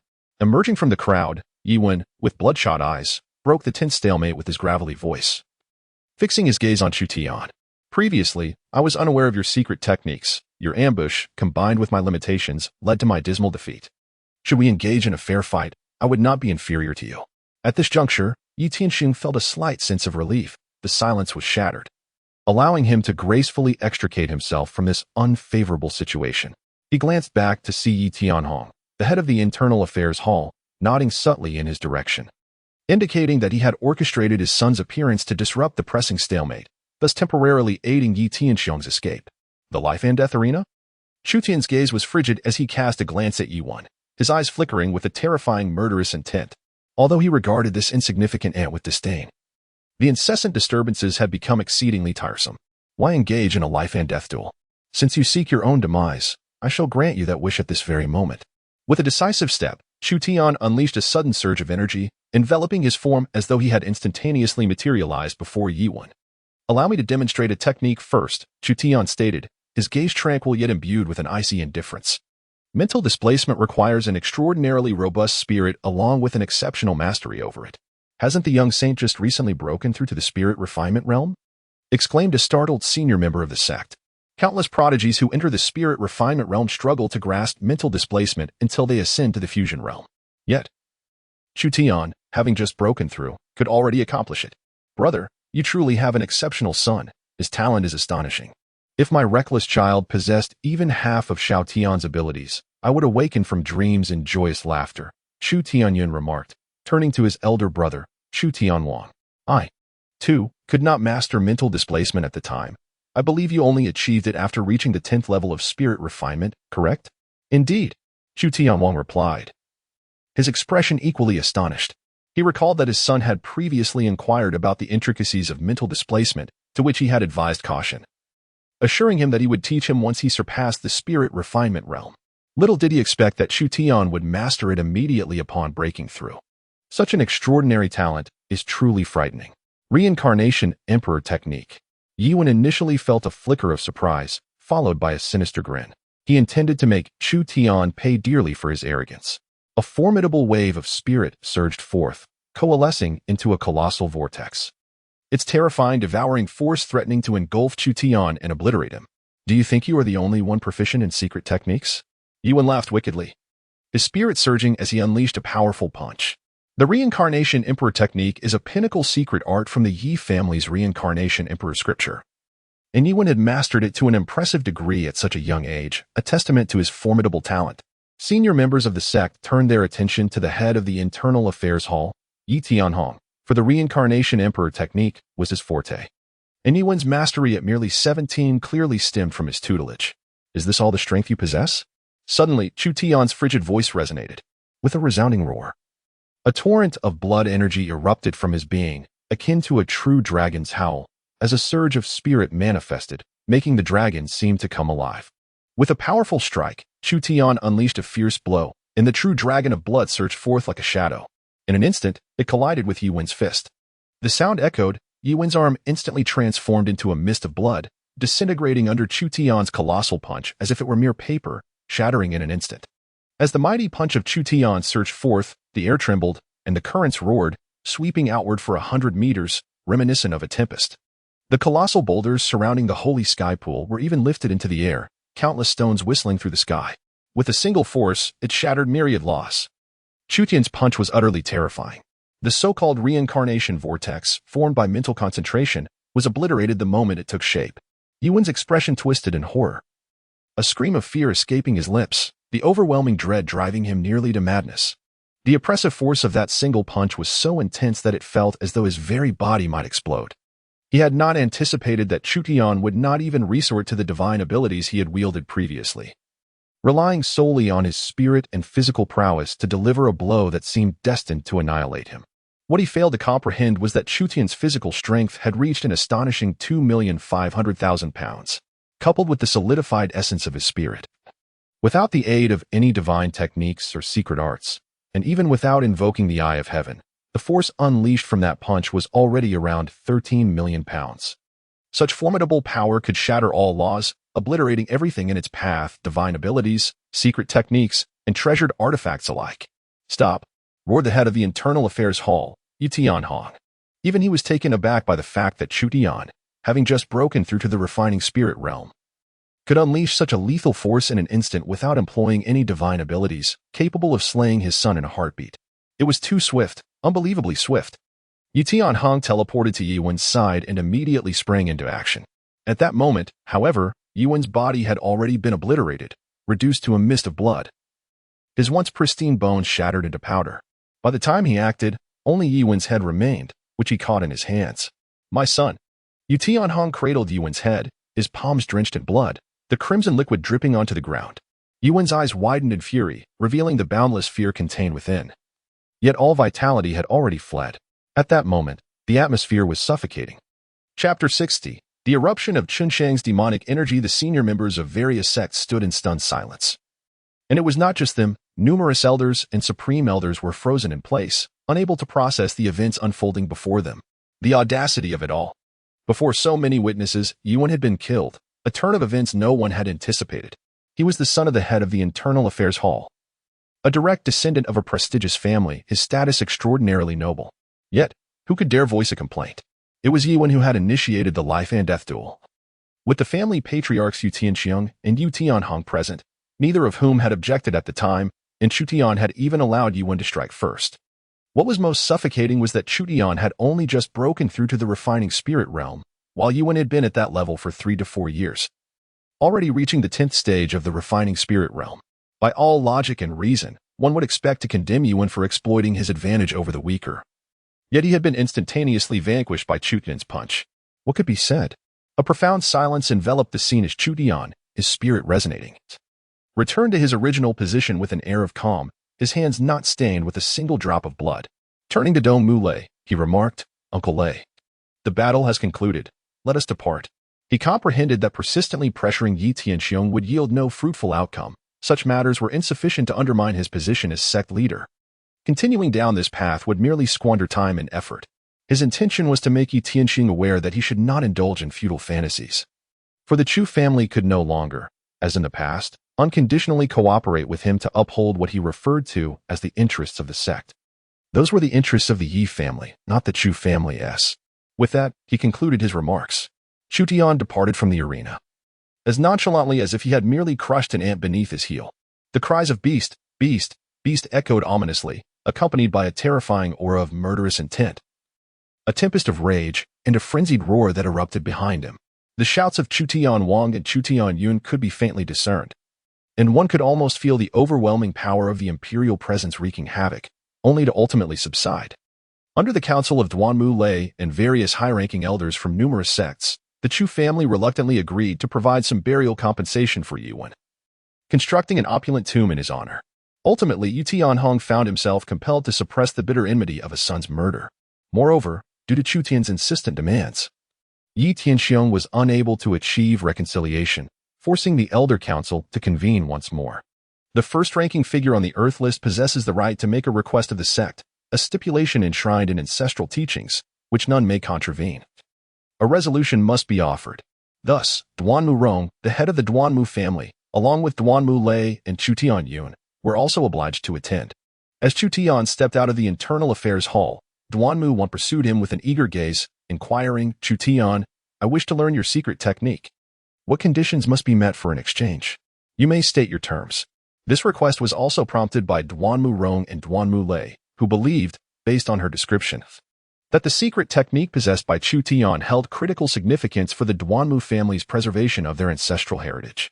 They even speculated that this method, aside from the Yin-Yang thunder technique, might be connected to the divine thunder scripture cultivated by the Duan Mu clan, as well as various other esoteric arts.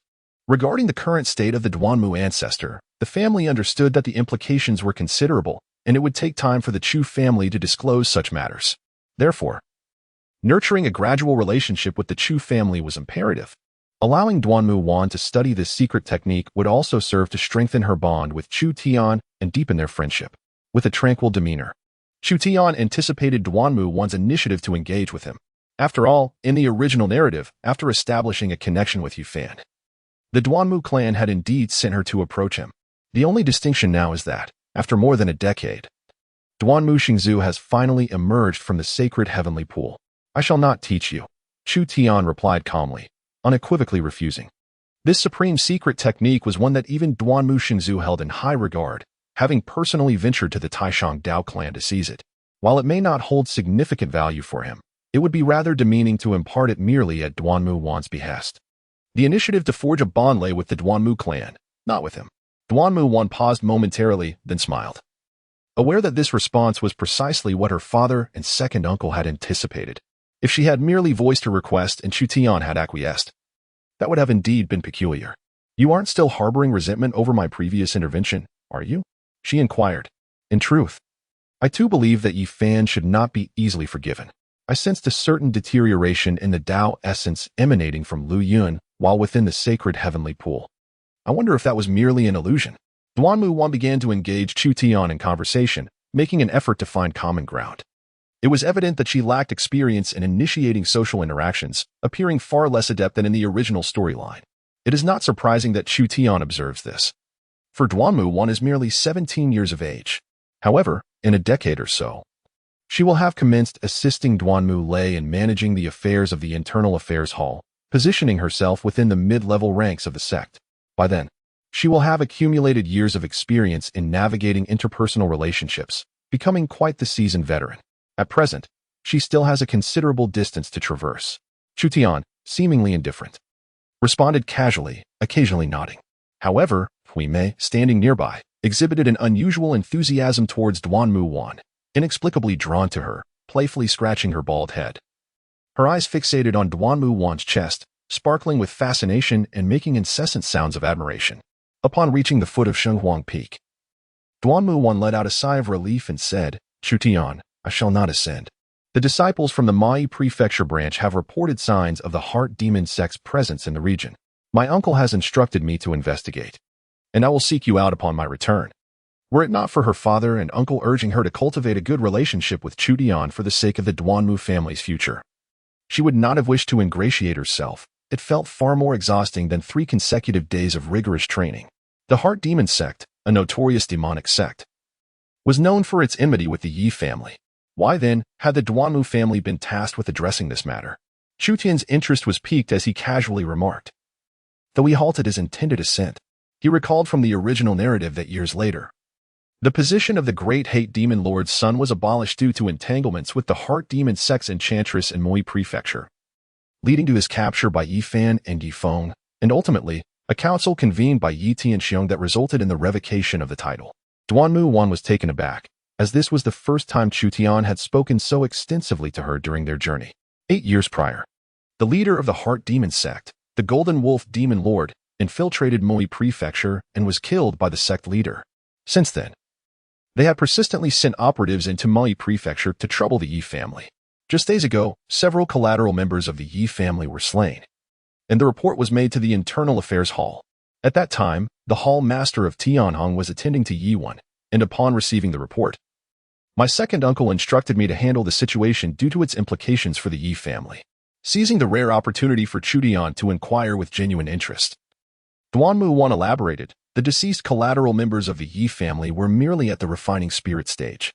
It is likely that only a few minor figures from the Heart Demon Sect were involved, at most at the combined body stage, posing no significant threat. I will return within half a month. The sect mandated that disciples who broke through the refining spirit stage must venture out for practical experience for at least half a month. In 2 days, I will accompany you to Moi Prefecture, Chu Tian stated nonchalantly, not waiting for Duanmu Wan's consent as he ascended Shenghuang Peak, swiftly vanishing from her sight. She had yet to agree. Faced with Chu Tian's domineering nature, Duanmu Wan felt powerless, yet her entire family was dependent on him. Cough, cough. Hui Mei, nearby, cleared her throat, her enchanting face serious as she remarked, if you tell me how to achieve such a remarkable figure, I could speak well of you to my elder brother. Get lost. Who needs your help? Ask your mother. Duanmu Wan retorted furiously, slapping Hui Mei on the head before turning sharply and disappearing beneath Shenghuang Peak. Since Chu Tian was also heading there, she resolved to report to Duanmu Lei and await Chu Tian's company for the journey. My mother is nowhere near your level, honestly, Hui Mei muttered, feeling aggrieved. Hui Mei grimaced, a dull ache lingering on the spot atop her head where she had been struck. Was it truly so difficult to inquire about the method to achieve such a transformation? After all, she was not unwilling to exchange something of value. Initially, seeking enlightenment from her elder brother regarding the Eye of Heavenly Tao had not proven to be this arduous. As Chu Tian returned to the main hall, the old hunchback appeared before him with a heavy countenance, his eyes faintly tinged with a dark red hue. Young master, the eldest young lady suffered a surge of demonic energy yesterday and has been in a coma for the entire night. In front of the Sacred Emperor's Peak Hall, outside Chu Yunchang's chamber, the old hunchback spoke earnestly. Young master, I shall remain vigilantly at the door. Should you require anything, do not hesitate to summon me. I would risk my very life to ensure your safety and that of the eldest young lady. Despite the old hunchback's initial distress, soothed by Chu Tian's comforting words along their journey, the dark aura around his eyes had somewhat dissipated, yet he remained enveloped in an oppressive, malevolent energy. Although Chu Tian maintained a calm demeanor, as if he could effortlessly resolve the predicament facing Chu Yunshan, the truth remained that they were confronting the formidable supreme yin-yang technique, an ancient and terrifying legacy of the supreme demon clan that had ravaged the Hung Tian continent for millennia, leaving even the most powerful of beings helpless in its wake.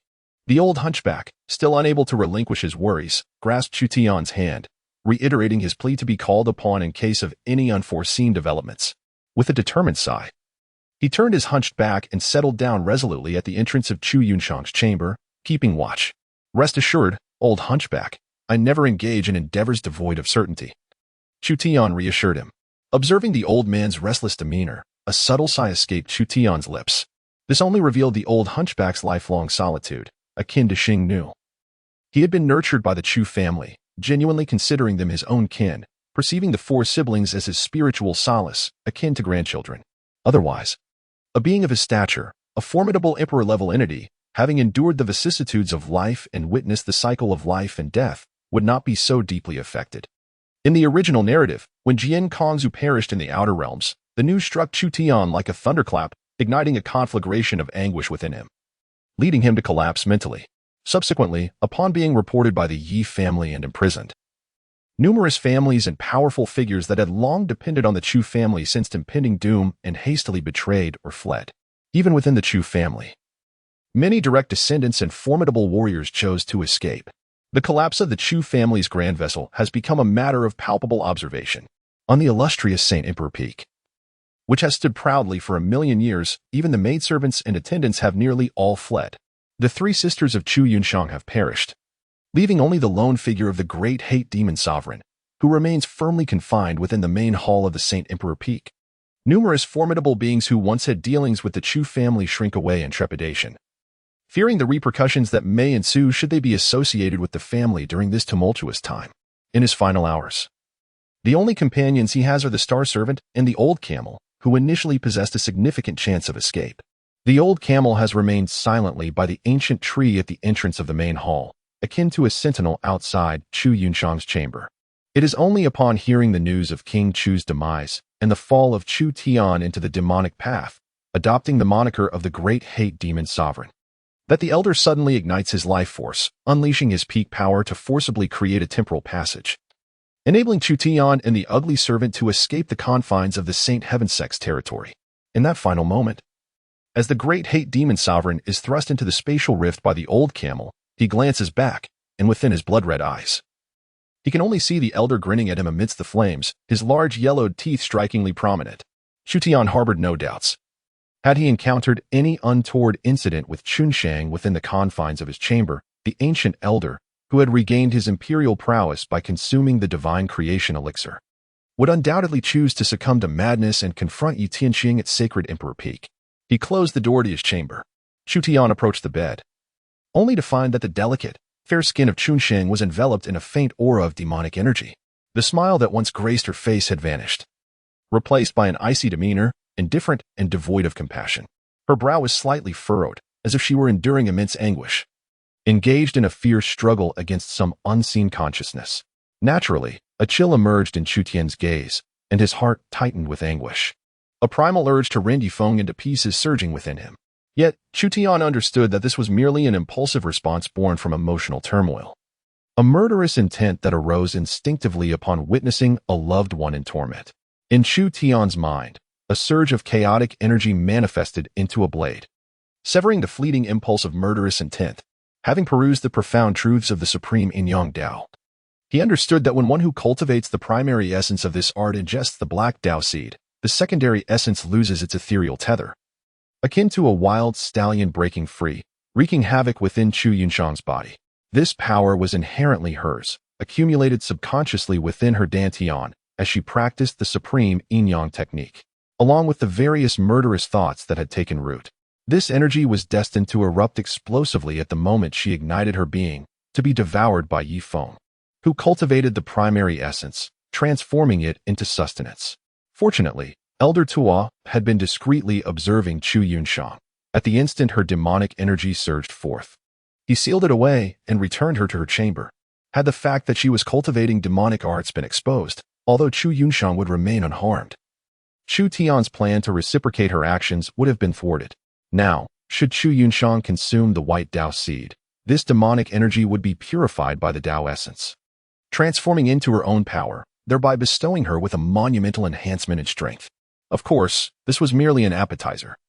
The true feast awaited at the moment when Yi Feng, uncontrollably igniting the divine fire and transcending the divine realm, would unleash torrents of Tao essence and divine power, with the 7 emotions and 6 desires coalescing into a crucible.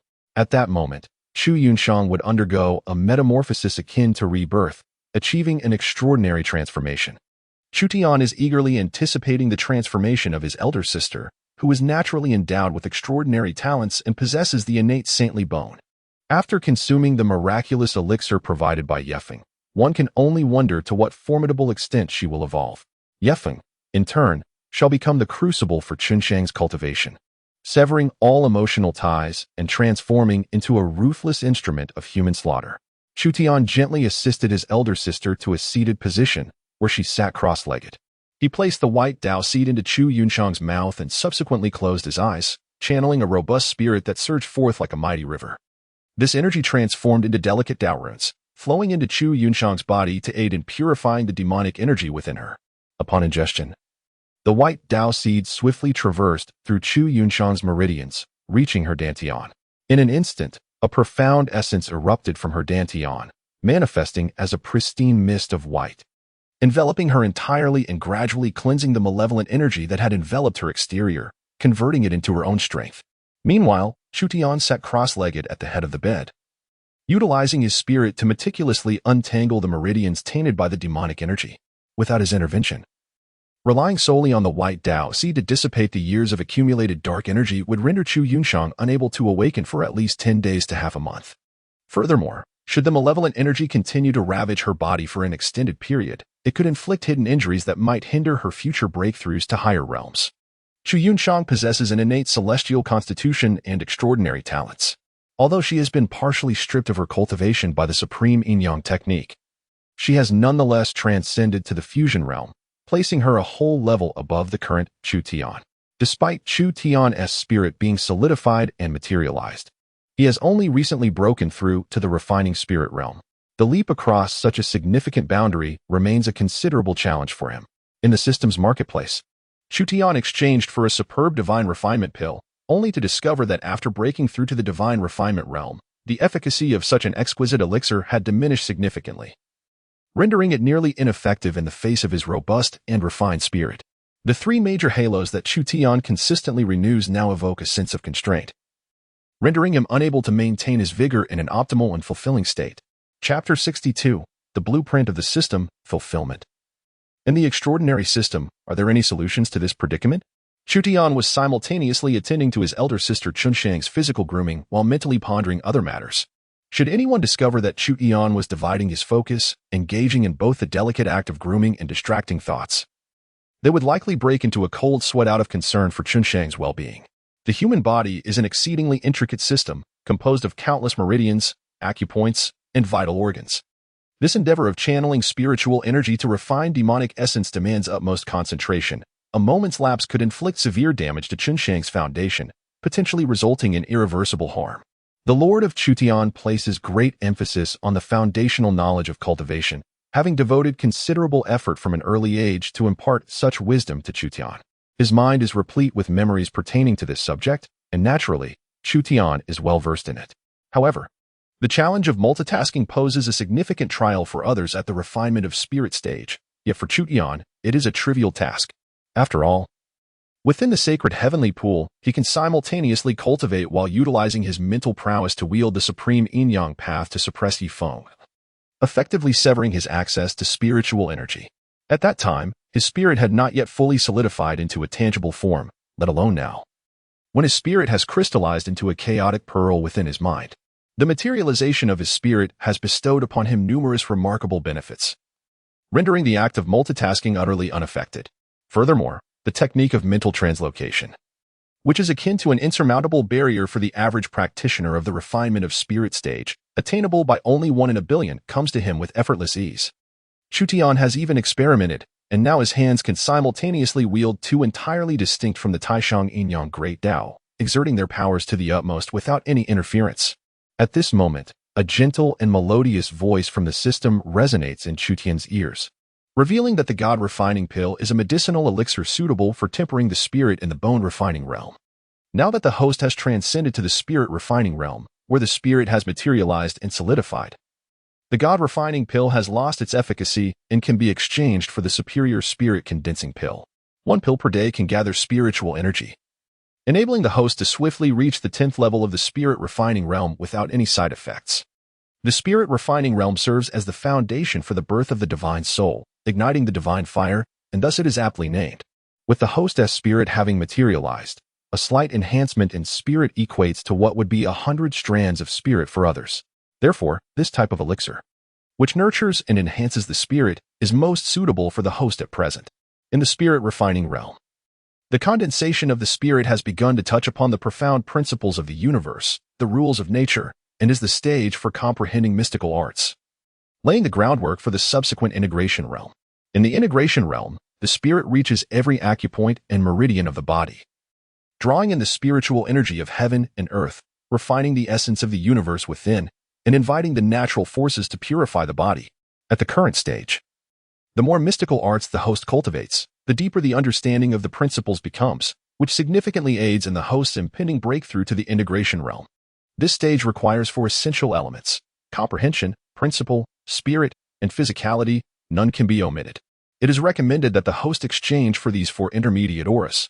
The three intermediate auras of comprehension, spirit, and physicality will ensure that the host's body remains in a state of perfection, while the intermediate aura of principles can accelerate the host's understanding of the forces of heaven and earth. The superior spirit refining pill costs 600 destiny points each, while the four auras will consume a total of 1,200 destiny points daily, summing up to 1,800 points. It is initially estimated that within 3 months, the host could reach the pinnacle of the spirit refining realm, preparing for the breakthrough to the integration realm and comprehending 3 superior mystical arts, achieving a state of perfection. It is suggested that before breaking through to the integration realm, the host should ideally cultivate at least 3 supreme mystical arts to an extraordinary level, preparing to ascend to the integration realm in the most perfect manner, thus readying to become the singular child of destiny in the universe. The gentle and harmonious voice of the system continues to resonate in Chu Tian's ears, outlining an initial blueprint for his journey within the spirit-refining realm. Cultivating 3 supreme mystical arts to perfection within 3 months poses a considerable challenge. As Chu Tian meticulously tended to Chu Yunchang's physique, he found himself lost in contemplation. He recalled that the last time he inquired about the system's current recommendations for marketplace exchanges, it indicated an estimated period of 1 month for him to achieve a flawless breakthrough into the body refinement realm. Yet, astonishingly, he had accomplished this feat in merely 10 days, attaining an extraordinary strength of 250,000 pounds, while simultaneously solidifying his spirit into a tangible form. Furthermore, he had cultivated the supreme yin-yang grand art to an exceptionally profound level. It appeared that the system's projections merely accounted for Chu Tian's most stable and conventional approach to cultivation, neglecting to factor in the myriad of unforeseen circumstances. Chu Tian's heart stirred as the system panel unfolded before his eyes. Host, Chu Tian Realm, first level of spirit refinement, possessing a formidable strength of 250,000 Jane. With a mind honed to tangible essence, even the young of the true dragon pale in comparison to you, affirming your status as the destined child of fate. Physique, Chaos Demon Body Cultivation Method, second level of the Chaos Creation True Canon Divine Ability, Eye of the Heavenly Tao Secret Art, Advanced Supreme Yin-Yang Grand Art Treasures, Decree of the Heavenly Emperor. Granting 10 minutes of Imperial Combat Prowess, the Heavenly Xian Divine Ring, requiring 1,000 fate points for refinement, harbors a fragment of an ancient soul, posing a potential threat. Thus caution is advised. Tao Pearl, an auxiliary treasure, already refined. Fate points, 143,000 points. Unknowingly, he had advanced the supreme yin-yang grand art to an advanced level. Chu Tian understood that his rapid progress was largely due to Bing Bing's application of the supreme yin-yang great Tao technique within the sacred heavenly pool. This had aided him in refining the seeds of yin and yang, deepening his comprehension. Otherwise, even with his extraordinary talent and the enhancement of a perceptive aura, it would have been implausible to achieve such advancement within merely 10 days. It is noteworthy that the understanding of divine arts and secret techniques is generally categorized into levels: beginner, intermediate, advanced, mastery, perfection, and the elusive realm of the extraordinary. This last stage involves forging one's unique path beyond the foundational teachings of predecessors, culminating in a personal insight.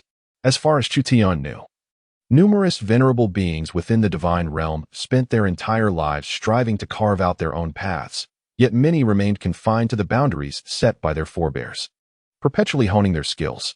Countless prodigies, throughout their lives, focused solely on perfecting a singular top-tier divine art, persistently refining their craft in pursuit of transcendence. Take Yi Tianhong, for instance, a paramount figure within the Holy Sky sect, who dedicated his existence to mastering the reincarnation emperor technique to a level of unparalleled excellence. In stark contrast, Chu Tian had, in merely 10 days, advanced the supreme secret technique of the Taishang Dao clan to an advanced realm while still in the bone-tempering stage. Should this information disseminate, it would likely attract a swarm of ancient beings eager to dissect him, seeking to unravel the secret behind his swift comprehension of such a profound technique. Without hesitation, Chu Tian exchanged his resources for the exquisite refined divine pill and the 4 illustrious auras. He felt no remorse in this transaction, as converting resources into strength was of utmost priority. After expending 1,800 life points, the exchange was successfully completed, accompanied by the system's gentle and melodious prompt. Chu Tian promptly consumed the exquisite refined God pill, and in an instant, he felt a tremendous force erupt within his mind. Initially fatigued from the extensive energy expended while channeling the meridians of Chu Yunshang, he was rejuvenated to a state of perfection under the enhancement of the 3 radiant halos.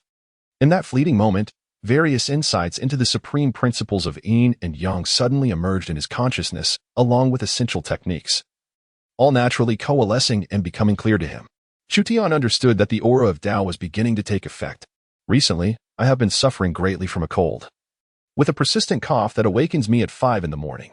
I rush to the hospital for saline treatment, which has been quite unbearable.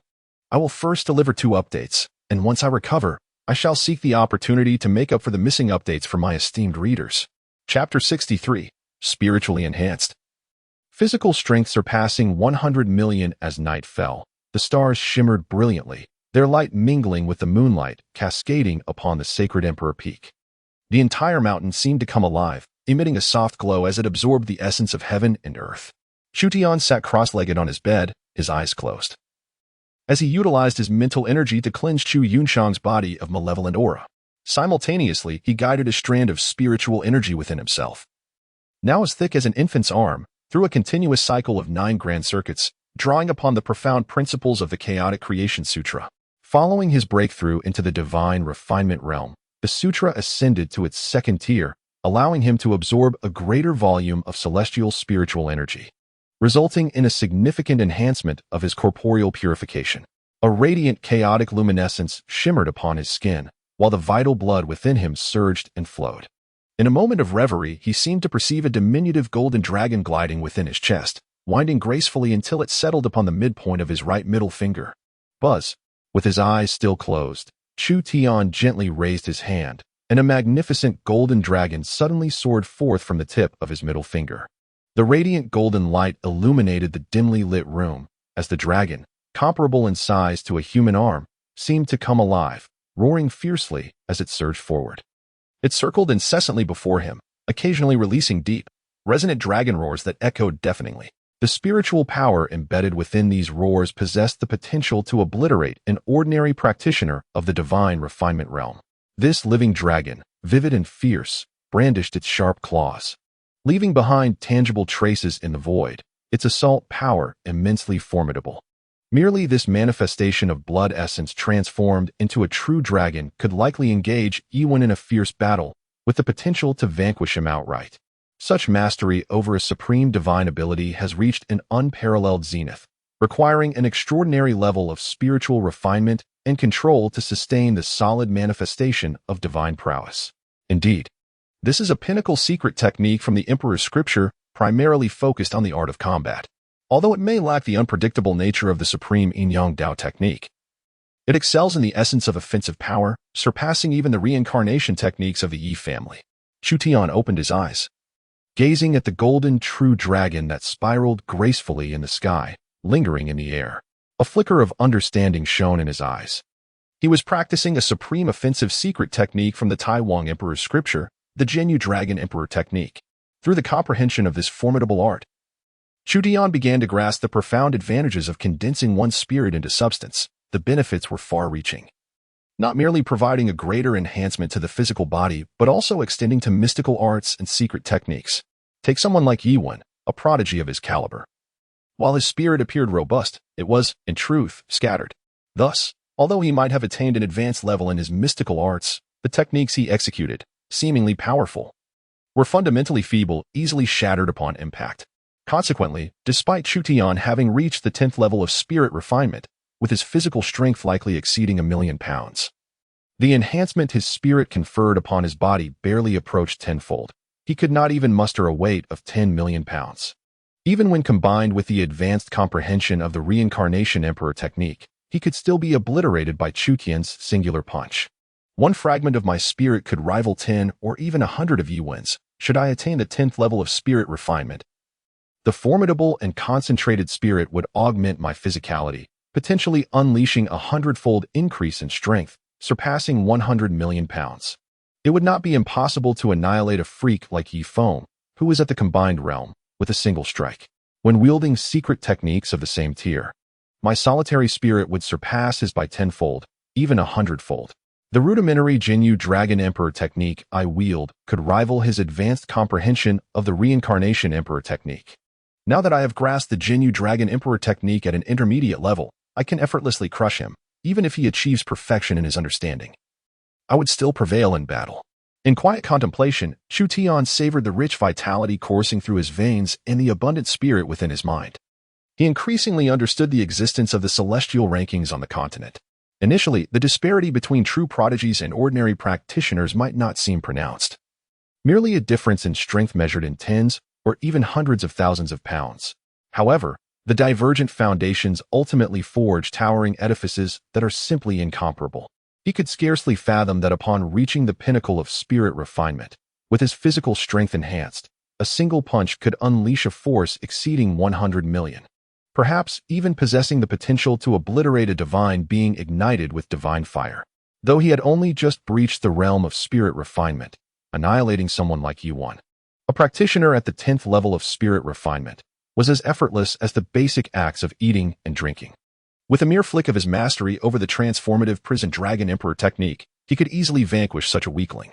Currently, even an average practitioner at the combined body realm could muster no more than 20 to 30 million pounds of strength, yet still achieve the same annihilation. Chu Tian gazed at Chunsheng and observed that the demonic aura enveloping her exterior had nearly dissipated.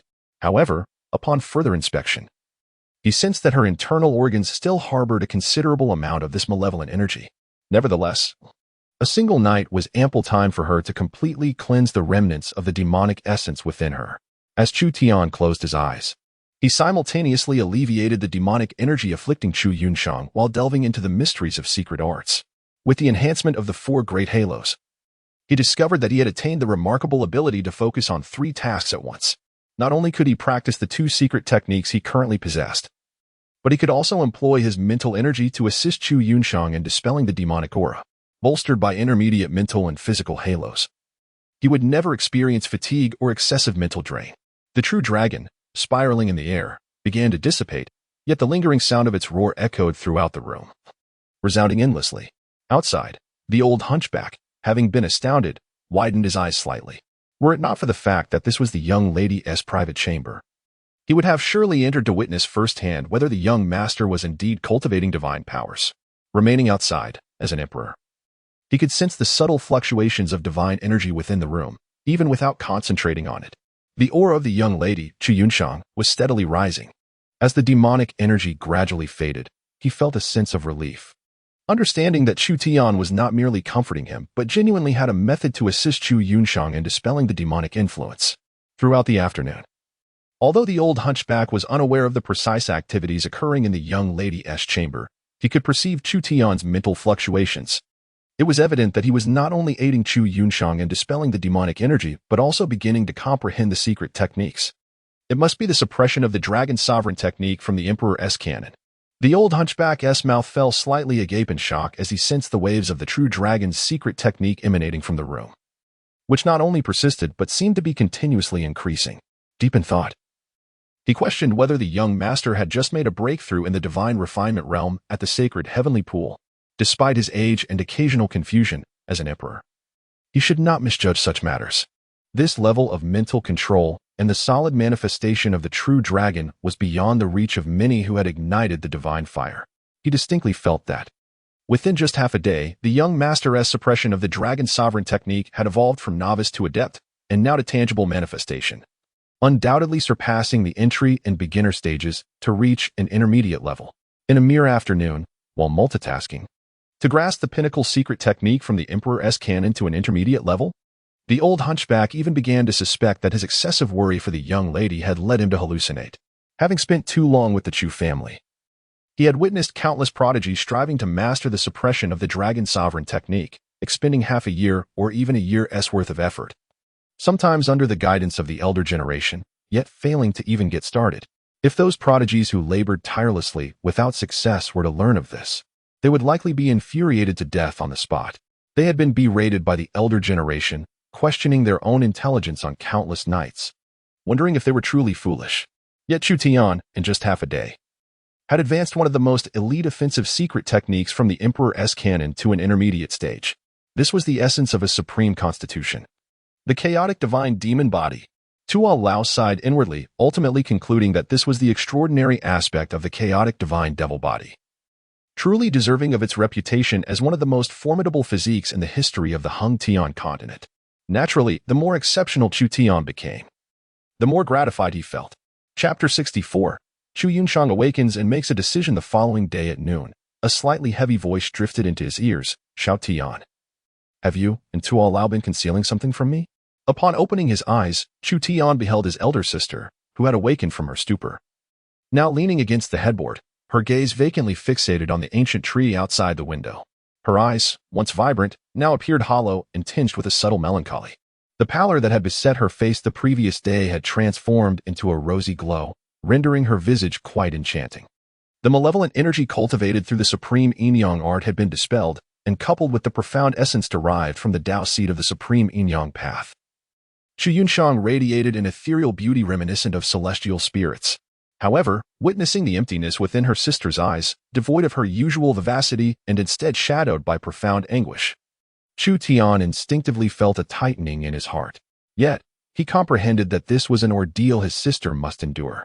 In the original narrative, Chu Yunshang's profound love for Yifeng remained unwavering, never once tainted by doubt until the eruption of the supreme yin-yang art. Observing the hollow, tormented expression on his sister's face, Chu Tian surmised that the recent surge of malevolent energy, coupled with his earlier inquiries regarding the supreme yin-yang art and his conversation with the hunchbacked elder, had led her to some unsettling realizations. Chu Tian remained silent, rising to adjust his attire as he prepared to exit the room. He had always believed that many matters should unfold naturally. Only through personal reflection and comprehension could one attain a deeper understanding. The words of others, no matter how plentiful, could never rival the enlightenment gained from one's own contemplative thoughts. Chu Yunshang is not only not foolish, but rather quite astute. She has merely encountered little in the way of experience. Matters pertaining to Yifeng and the Yi family should be left for Chu Yunshang to gradually comprehend, perceive, and ultimately accept on her own. Excessive explanation might yield counterproductive results. The supreme yin-yang art is a dark sorcery of the supreme demon sect, and the higher echelons and core disciples of this sect have become objects of public ire across the continent, leaving the foremost sects at a loss. At that moment, a somber voice from behind Chu Tian halted his steps, compelling him to slowly turn around. Elder sister, you are already aware. Chu Tian's voice resonated with a somber tone. At that moment, the hunchbacked elder heard the sound and pushed open the door, stepping inside. Upon seeing Chu Yunshang's hollow, tormented gaze, a crimson hue spread across his eyes. My lady, please do not despair. That Yifeng is but a refined beast, a wretched creature. The elder trembled, his voice laden with anguish and a palpable aura of menace. I shall accompany you to Saint Emperor Peak at once, so you may exact vengeance upon that scoundrel Yifeng. Grandfather too, I do not wish to kill Yifeng at this moment. I only yearn to uncover the truth. Chu Yunshang replied, her voice quivering as she looked at Chu Tian with a hint of pleading in her eyes.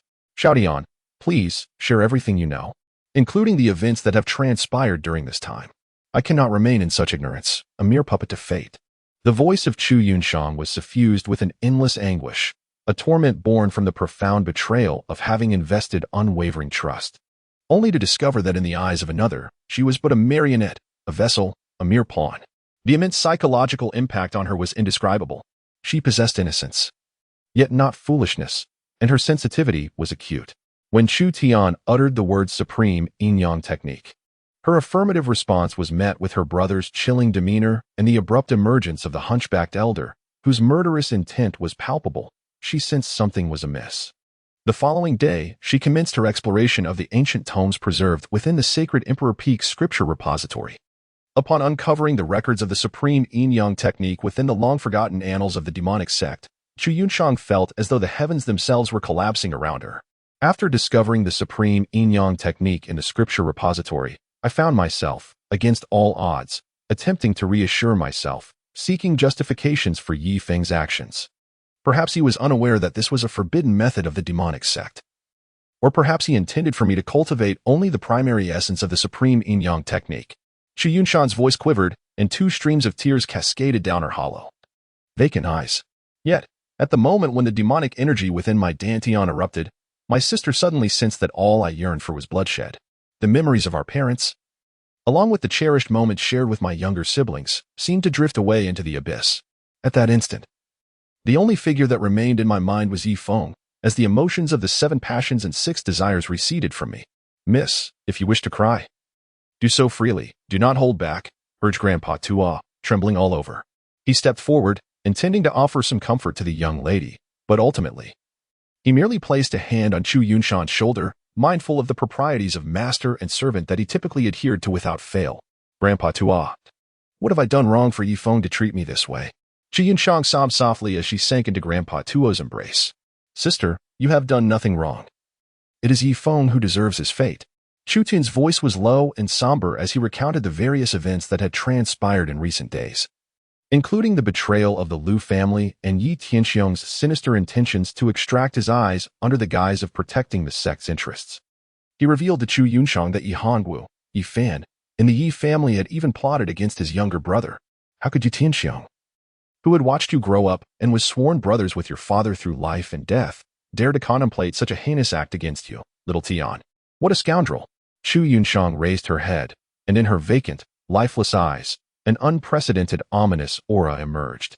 The scoundrels of the Yi family not only schemed against me, but even dared to target my younger brother. That little girl, Lu Yun, who usually appears so obedient, has shown herself to be utterly shameless in secret.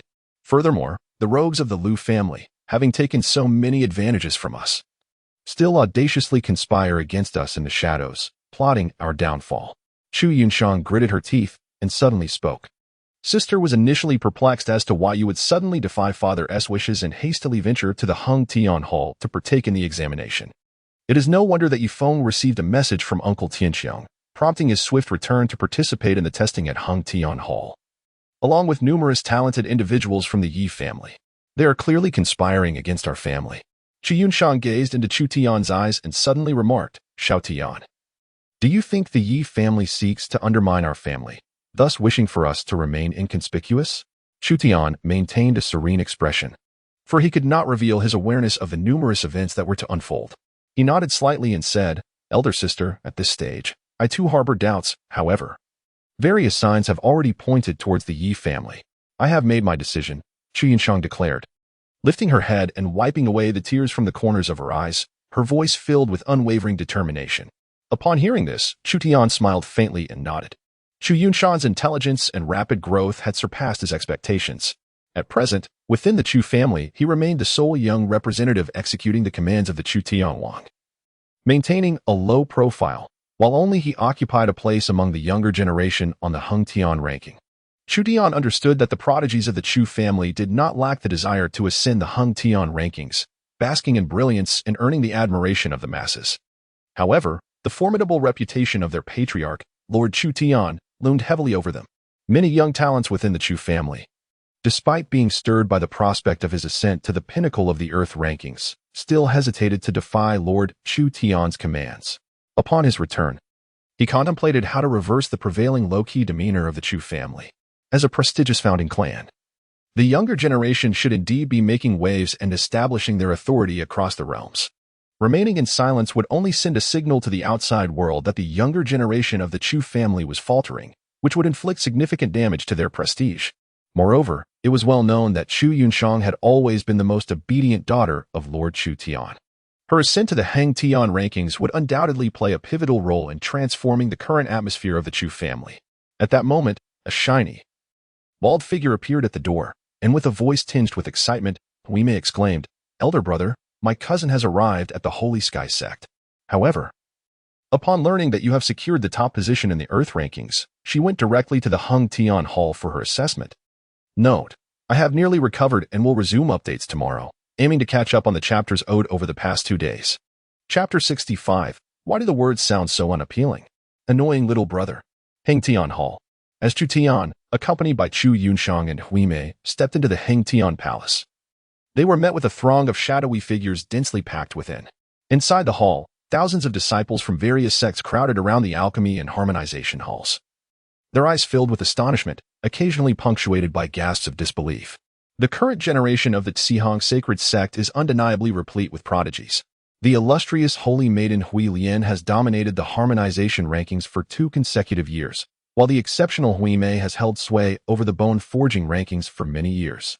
Had it not been for the emergence of the young saint, their positions would have remained unshakable. Now, they have also secured their places atop the alchemy rankings. Following the young saint's breakthrough into the alchemy realm, there has been no representation from the Holy Sky Sect in any of the 4 major rankings for those below the age of 18, a disgrace unprecedented in millennia. It seems that Holy Maiden Hui Lian's aim is to reclaim the top spot in the Earth rankings, surpassing the young saint. Having failed twice already, this marks her 3rd attempt. The young saint is indeed a prodigy, with his remarkable achievements in the body forging realm. He firmly holds the 1st position in the Earth rankings, having thwarted Hui Lian's attempts on 2 occasions. Within the Heng Tian Palace, voices of awe and reluctant admiration for young Saint Chu Tian echoed, mingling with expressions of disbelief. At that moment, a thunderous exclamation erupted from the alchemy hall. Linjia, already ranked 1st in the alchemy rankings and having vanquished over 3,600 illusory nightmares, remained unsatisfied with his record and re-entered the testing space. In a mere 10 seconds, he dispatched 675 illusory nightmare beasts. My heavens, that is 100 more than his previous attempt within the same time frame. The prodigies of the Tsihong Sacred Sect are utterly disheartening. Each time, they manage to surpass their former achievements. How have they been nurtured to such heights? Why has our Holy Sky Sect's generation, below the divine realm, become so diminished? As Chu Tian raised his gaze, he beheld the name at the pinnacle of the God Refinement rankings, now transformed into Linjia.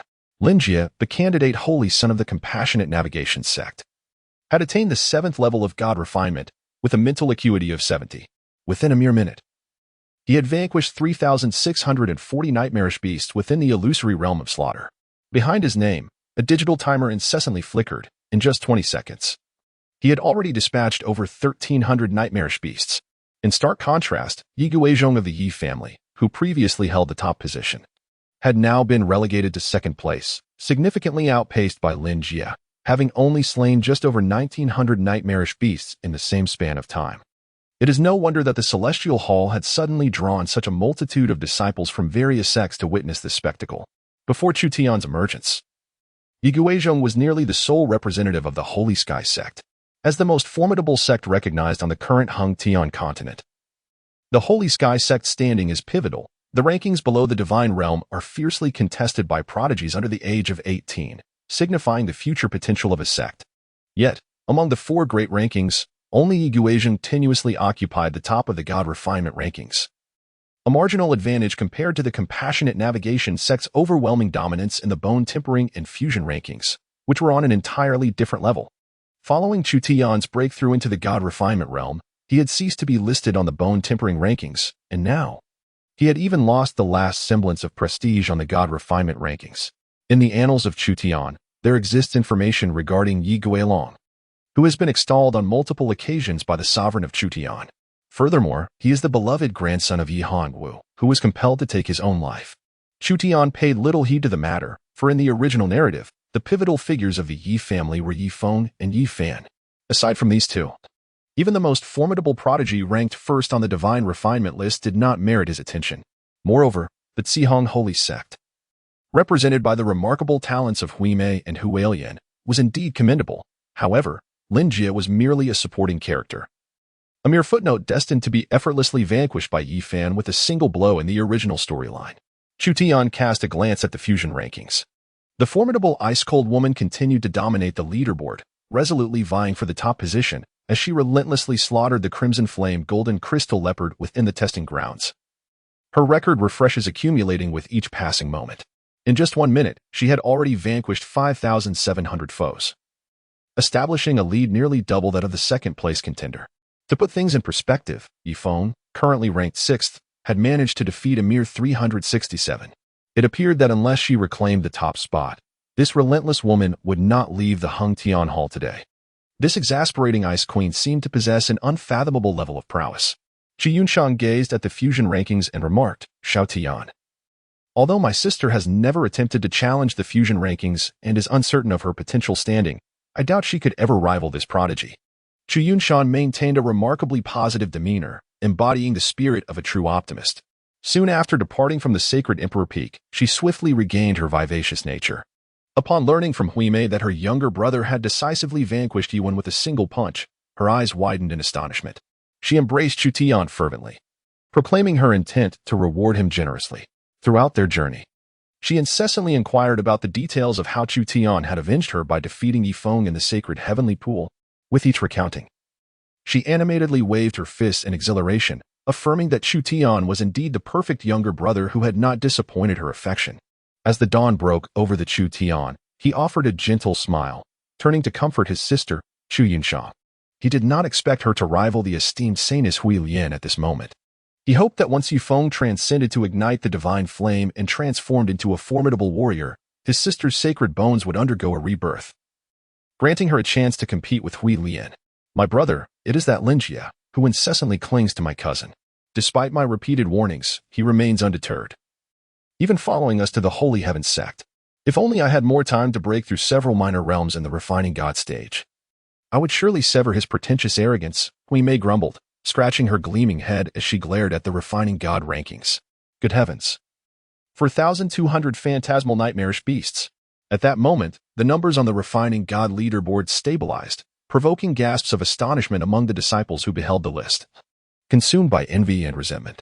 Meanwhile, Lin Jie had surged to the 10th position on the earthly rankings, securing his place among the most celebrated prodigies under 30 in the Hung Tian continent. From within the golden monolith of the refining temple emerged a young lad, approximately 13 or 14 years of age, adorned in a robe of intricate blue patterns, with sharp brows and starry eyes. Yi Guilong, there is no need for further testing. We are utterly incomparable, Lin Jie remarked coolly to a youth in black robes beside the refining temple, before striding towards Chu Tian. You must be the young saint of the Holy Heaven Sect, Chu Tian, Lin Jie said, casting a fleeting glance at Hui Mei. Allow me to introduce myself. I am Lin Jie, the candidate saint of the Compassionate Navigation Sacred Sect. I shall spend some time alongside Sister Hui Lian to contemplate the Eye of Heavenly Tao with you. Rest assured, my Lin family will not neglect you. We shall provide ample benefits and rewards to your Chu family. His tone carried a hint of arrogance, not as ostentatious as Hui Mei's, yet imbued with a condescending air, as if his association with Chu Tian was a privilege for the Chu family. Upon hearing his words, before Chu Tian could respond, Chu Yunshan interjected with displeasure. You, young brother, how can your words be so unappealing? You speak as if it's your prerogative. My brother has yet to agree. And does our Chu family truly lack the trifling benefits you offer? I, of the Lin family, am one of the strongest clans of the Compassionate Navigation Sacred Sect, with a lineage spanning nearly 10 million years. As the Lin family's heir and the most gifted individual in millennia, who in this continent would refuse to cultivate a favorable relationship with me? Lin Jie retorted casually, then turned his gaze to Hui Mei, saying, You little bald head. You are truly insufferable, always lingering about. Be a good little girl and return to your sacred sect.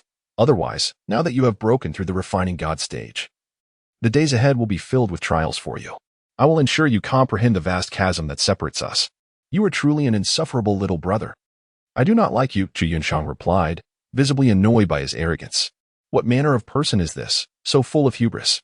Chu Tian maintained a serene expression as he turned to Hui Mei and remarked, not every stray creature is worthy of following me or serving as my subordinate. Since you hail from the Compassionate Voyage sect, it is your responsibility to handle this matter. Hui Mei grimaced and waved her hands repeatedly, exclaiming, Brother, I am not acquainted with this insignificant creature. It has nothing to do with me. I once vowed to sever its 3-inch appendage sooner or later. With that, Hui Mei's enchanting visage grew cold, and she glared at Lin Jie, exuding an air of authority. Did you hear that? My brother does not welcome you. So be gone at once. Lin Jie's countenance darkened. He had not anticipated Chu Tian's blatant disregard for his dignity. Chu Tian, our sect's revered leader, the Taoist of heavenly fortune, has already made arrangements for my visit with your family. Have you considered the consequences of your words? Chu Tian's countenance remained serene as he suddenly lifted his foot and strode directly towards the divine refinement hall. He had never been one to take detours. In the process, his shoulder collided with Lin Jie's at an angle. The sheer force of his robust physique causing Lin Jie to let out a suppressed grunt and stagger back 3 steps. He had never engaged in banter with inconsequential characters. The reason he accompanied his elder sister Chu Yunshang to the Hengtian Hall was that he intended to partake in its assessment as well. Chu Tian, you are utterly audacious. Lin Jie exclaimed in anger, his strikingly handsome face contorting in disbelief, for never had anyone dared to show him such blatant disrespect. The physical form of Chu Tian is exceedingly formidable. When struck unexpectedly, it felt as though he had been collided with by a towering peak, leaving him with the sensation that his entire body was on the verge of disintegration, as if his shoulder bones were fracturing. Remember, my elder sister harbors a disdain for you. Thus you are prohibited from stepping even a single foot into the sacred hall of the Holy Emperor Peak. Chu Tian calmly entered the refinement temple, just as Yi Guilong emerged from the golden boulder, his complexion ashen. He had just suffered a failure in his recent test, falling short not only of surpassing Lin Jie but even failing to match his previous performance. Chu Tian, Yi Guilong blurted out, his face growing even paler. After all, his grandfather, Yi Hongwu, had been driven to suicide due to his machinations against Chu Tian. Following Yi Hongwu's downfall, their family's wealth was entirely confiscated by the law enforcement hall, resulting in a significant decline in their status within the clan. The resources provided by the sect were drastically reduced, and they faced numerous investigations from the law enforcement hall. Were it not for his exceptional talent, being ranked first on the refinement list, he might have already been forcibly taken away for interrogation. This urgency in coming here was fueled by the news of his old rival Lin Jie attempting to claim the top spot on the refinement list. Little did he expect to encounter Chu Tian face to face after his failure. What do you want? Yi Guilong's voice trembled slightly, laced with fear, as he suspected Chu Tian was there to seek retribution for his grandfather. He had also learned that Yuan had been killed by Chu Tian with a single blow. Although Yuan was far weaker than him, his connections were formidable. Chu Tian sought a pretext to eliminate him, yet it would prove exceedingly simple. At that moment, Chu Tian approached, bypassing him entirely, and stepped directly into the golden vortex of the colossal stone, commencing the trial.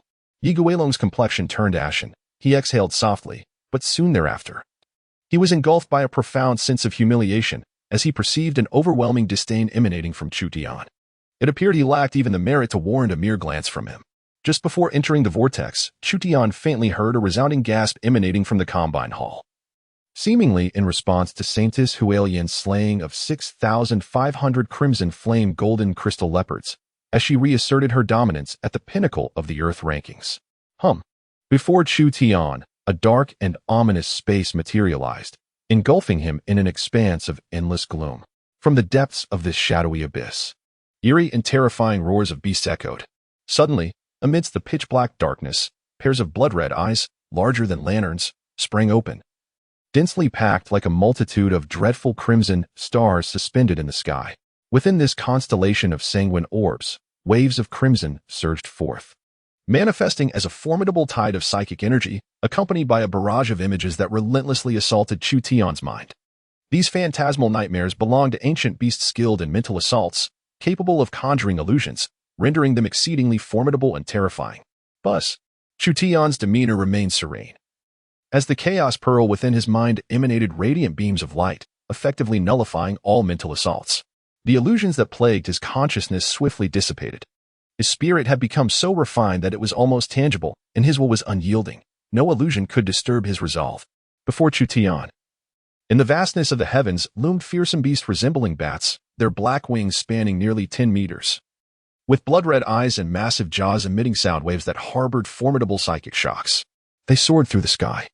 While those in the refining spirit realm found themselves unable to fly, compelled instead to wield their mental prowess to vanquish the nightmarish phantoms, thus limiting their physical strength. This constraint seemed to be a deliberate design by the creators of the Eternal Sky rankings, aiming to rigorously test the mental fortitude of the challengers. Time passed swiftly. During his initial encounter with the nightmarish beasts, Chu Tian unwittingly squandered 10 precious seconds. At this moment, the Eternal Sky Hall was cloaked in silence. The disciples of the Holy Sky Sect holding their breaths in anticipation. Within the territory of the Holy Sky Sect, the disciples of the Compassionate Voyage Sect had dominated both the Unity rankings and the Refining Spirit rankings, reclaiming the top position in the Earth rankings. Now held by the illustrious Saintess Hui Lian, they fervently hoped for someone to rise and quell their arrogance. Yet, as the 10 seconds elapsed without any movement beside Chu Tian's name on the Refining Spirit rankings, their hopes began to wane into despair. Indeed, the young saint has just recently transcended into the Refining Spirit realm. We must allow him some time to acclimate, murmured one disciple, offering solace to those nearby. It is true, at such a young age, he has already ascended to the pinnacle of the Earth rankings. His future is boundless. We must have faith in him, remarked a girl with a ponytail. Though the surrounding individuals acknowledged her words, a lingering sense of disappointment still gnawed at their hearts. Just then, the name of Chu Tian on the golden stone of the Refining Spirit rankings suddenly stirred to life. In Chu Tian, 11 seconds had elapsed, and 965 phantasmal nightmares had been vanquished. Soon after, the numbers flickered once more. 12 seconds, 2,634 phantasmal nightmares. 13 seconds, 3,795.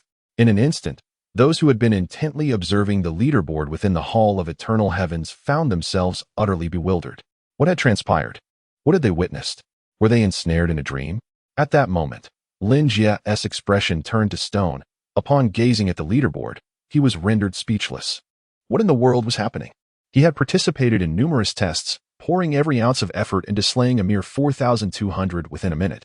Yet now, in just 3 seconds, Chu Tian had dispatched over 3,000? What an unfathomable jest. Within the testing space, a resounding boom echoed.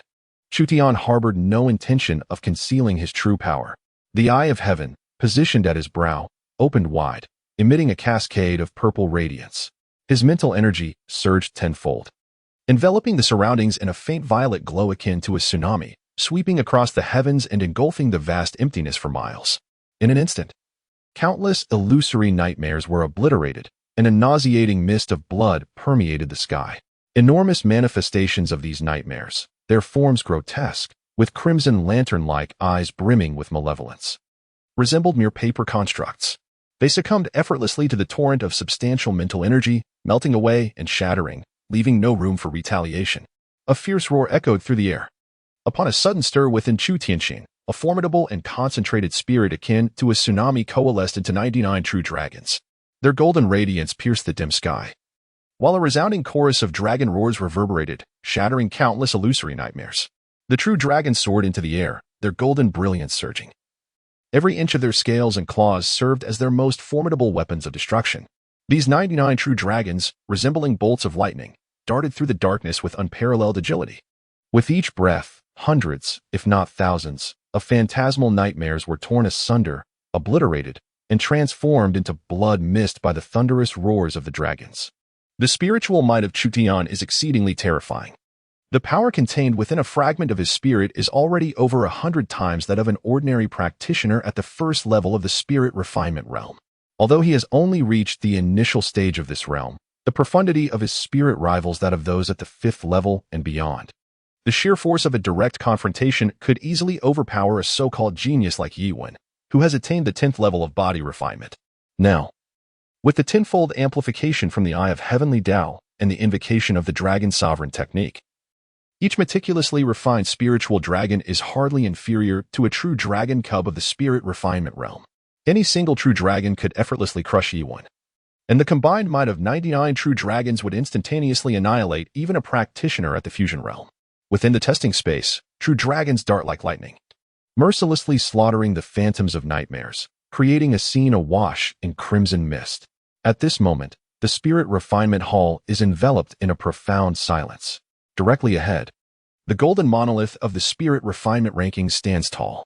In just 35 seconds, 39,700 phantoms of nightmares. Chapter 67. Unable to reach the limit. 35 seconds. 39,700. 40 seconds, 45,001.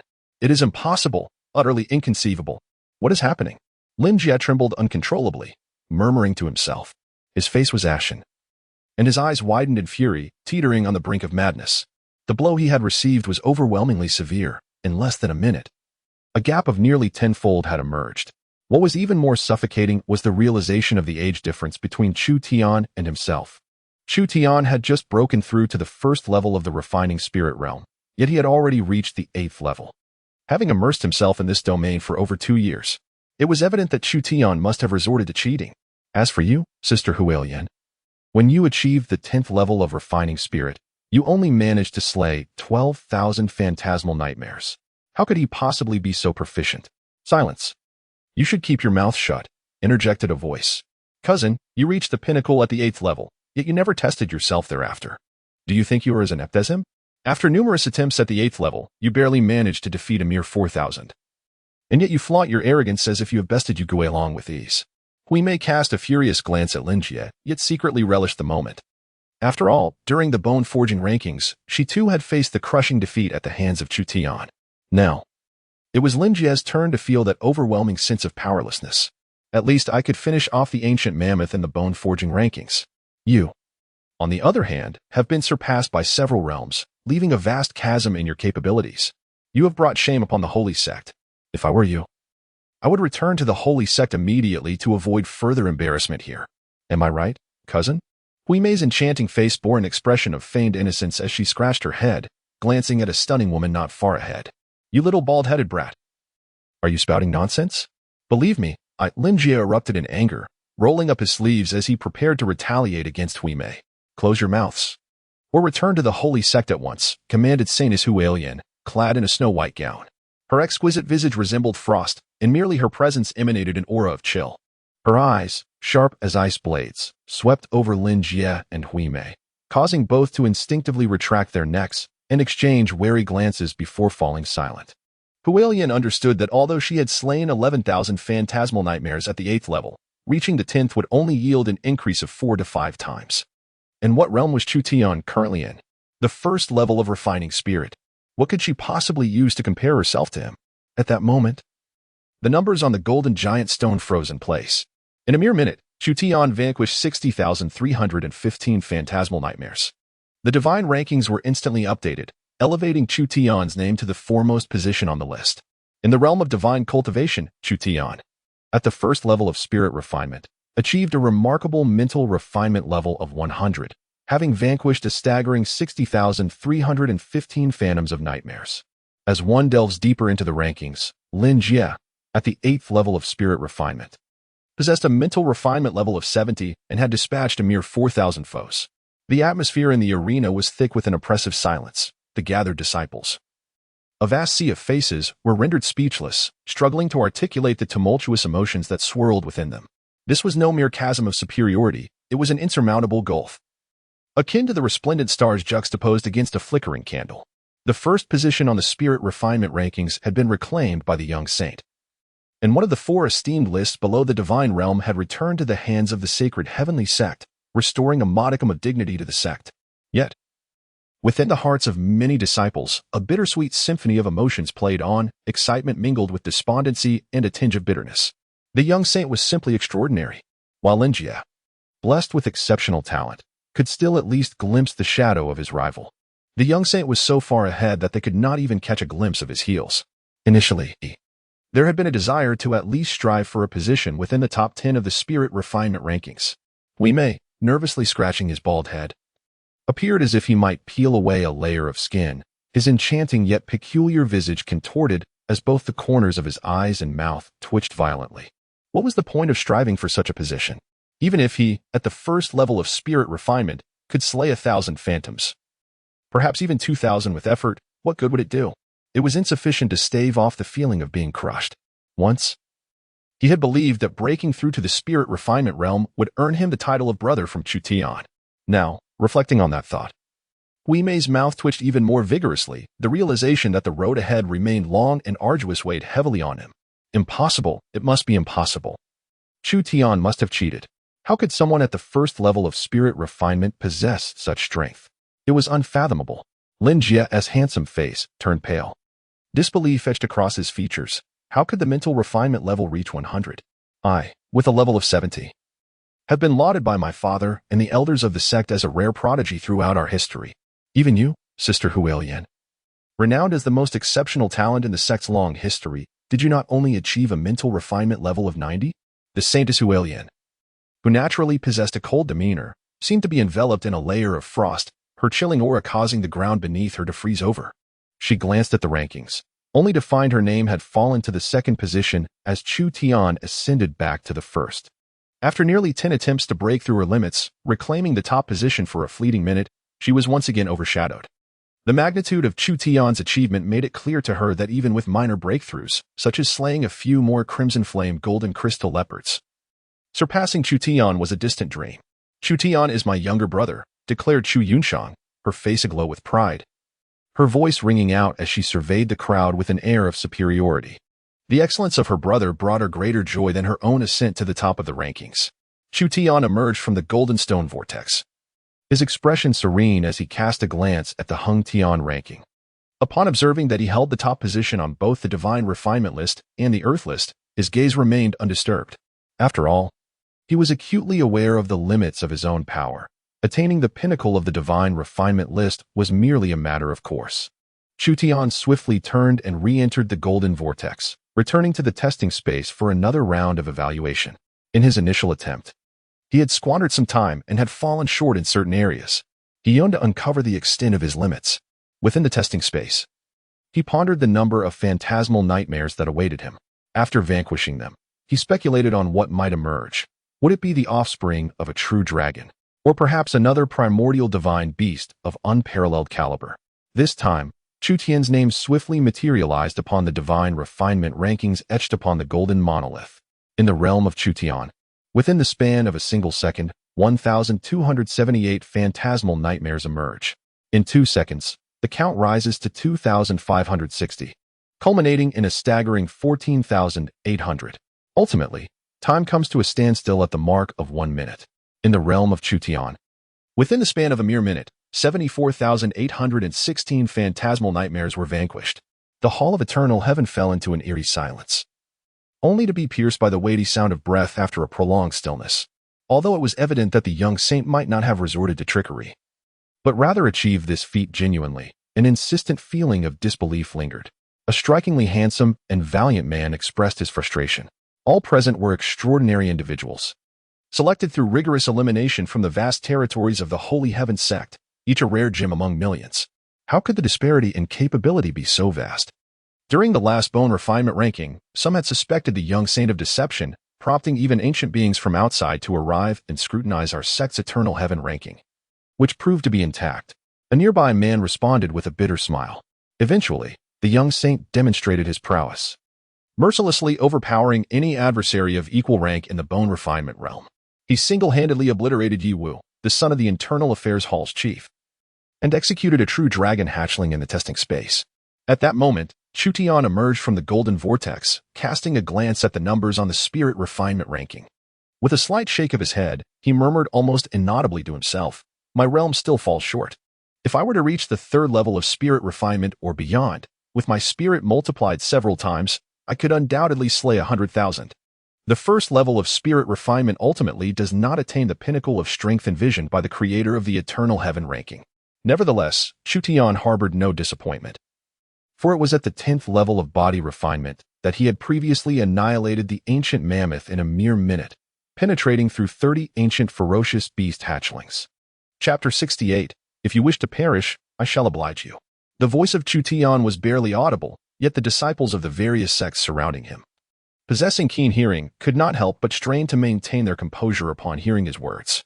To challenge the limits set by the Hung Tian ranking at the 1st level of spirit refinement was indeed audacious.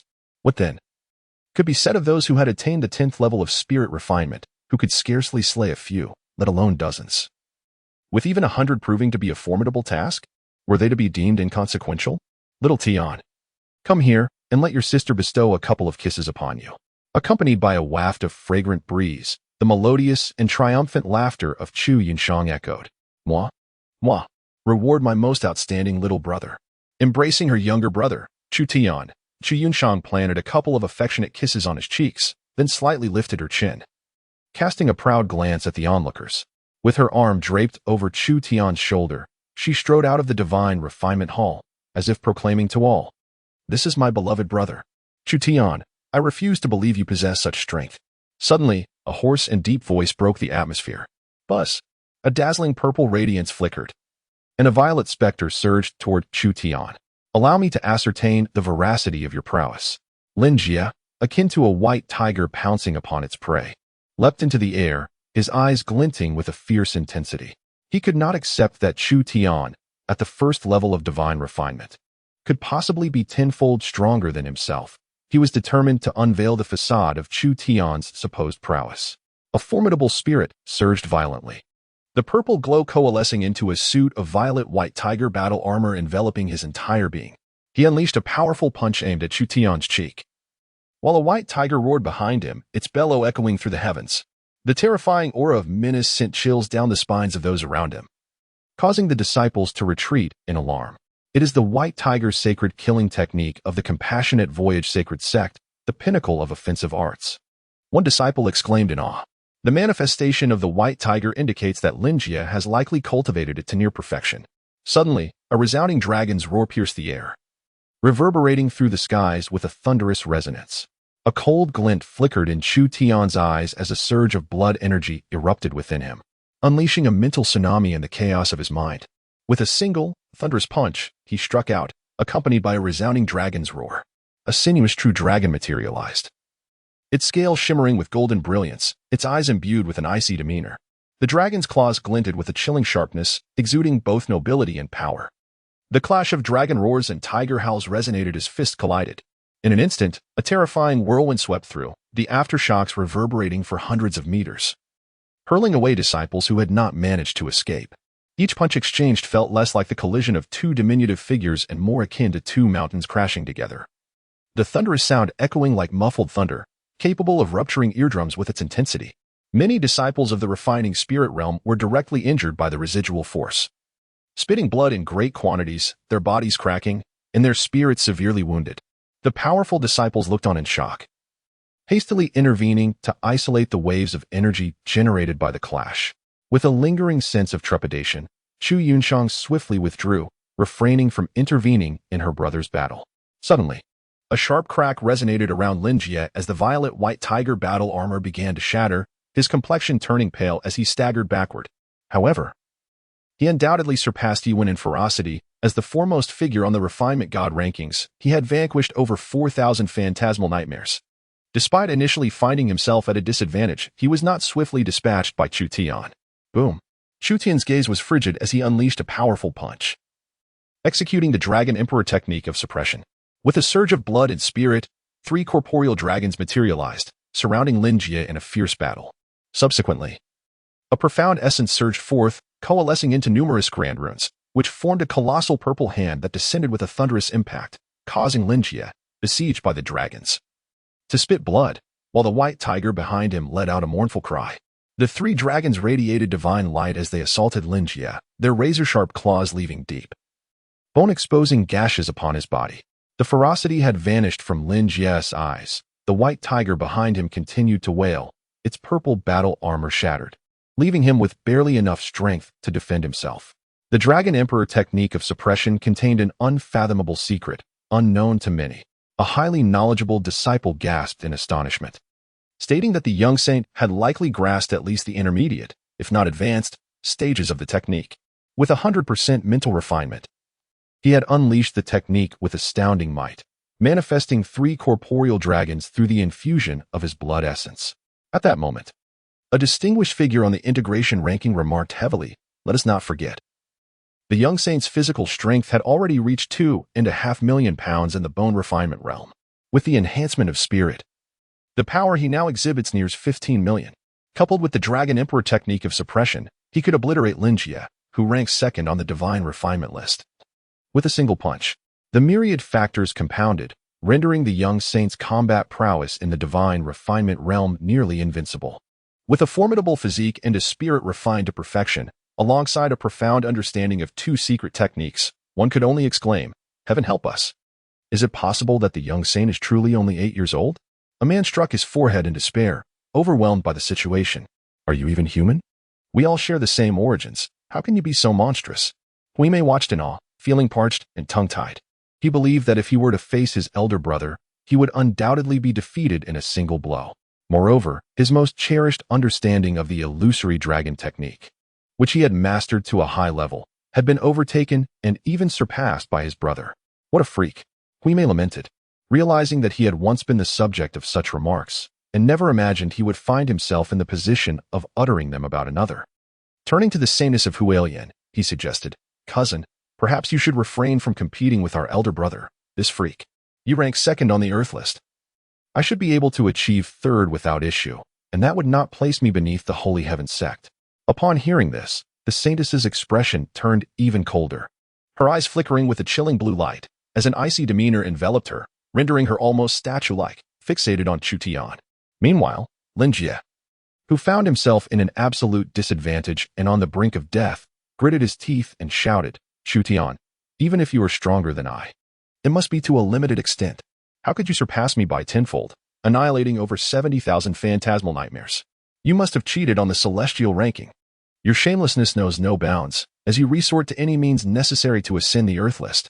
Chu Tian's gaze was indifferent as he cast a cold glance at Linjie. Suddenly, the vertical eye in the center of his brow sprang open, enveloping his entire being in a rich, purple radiance.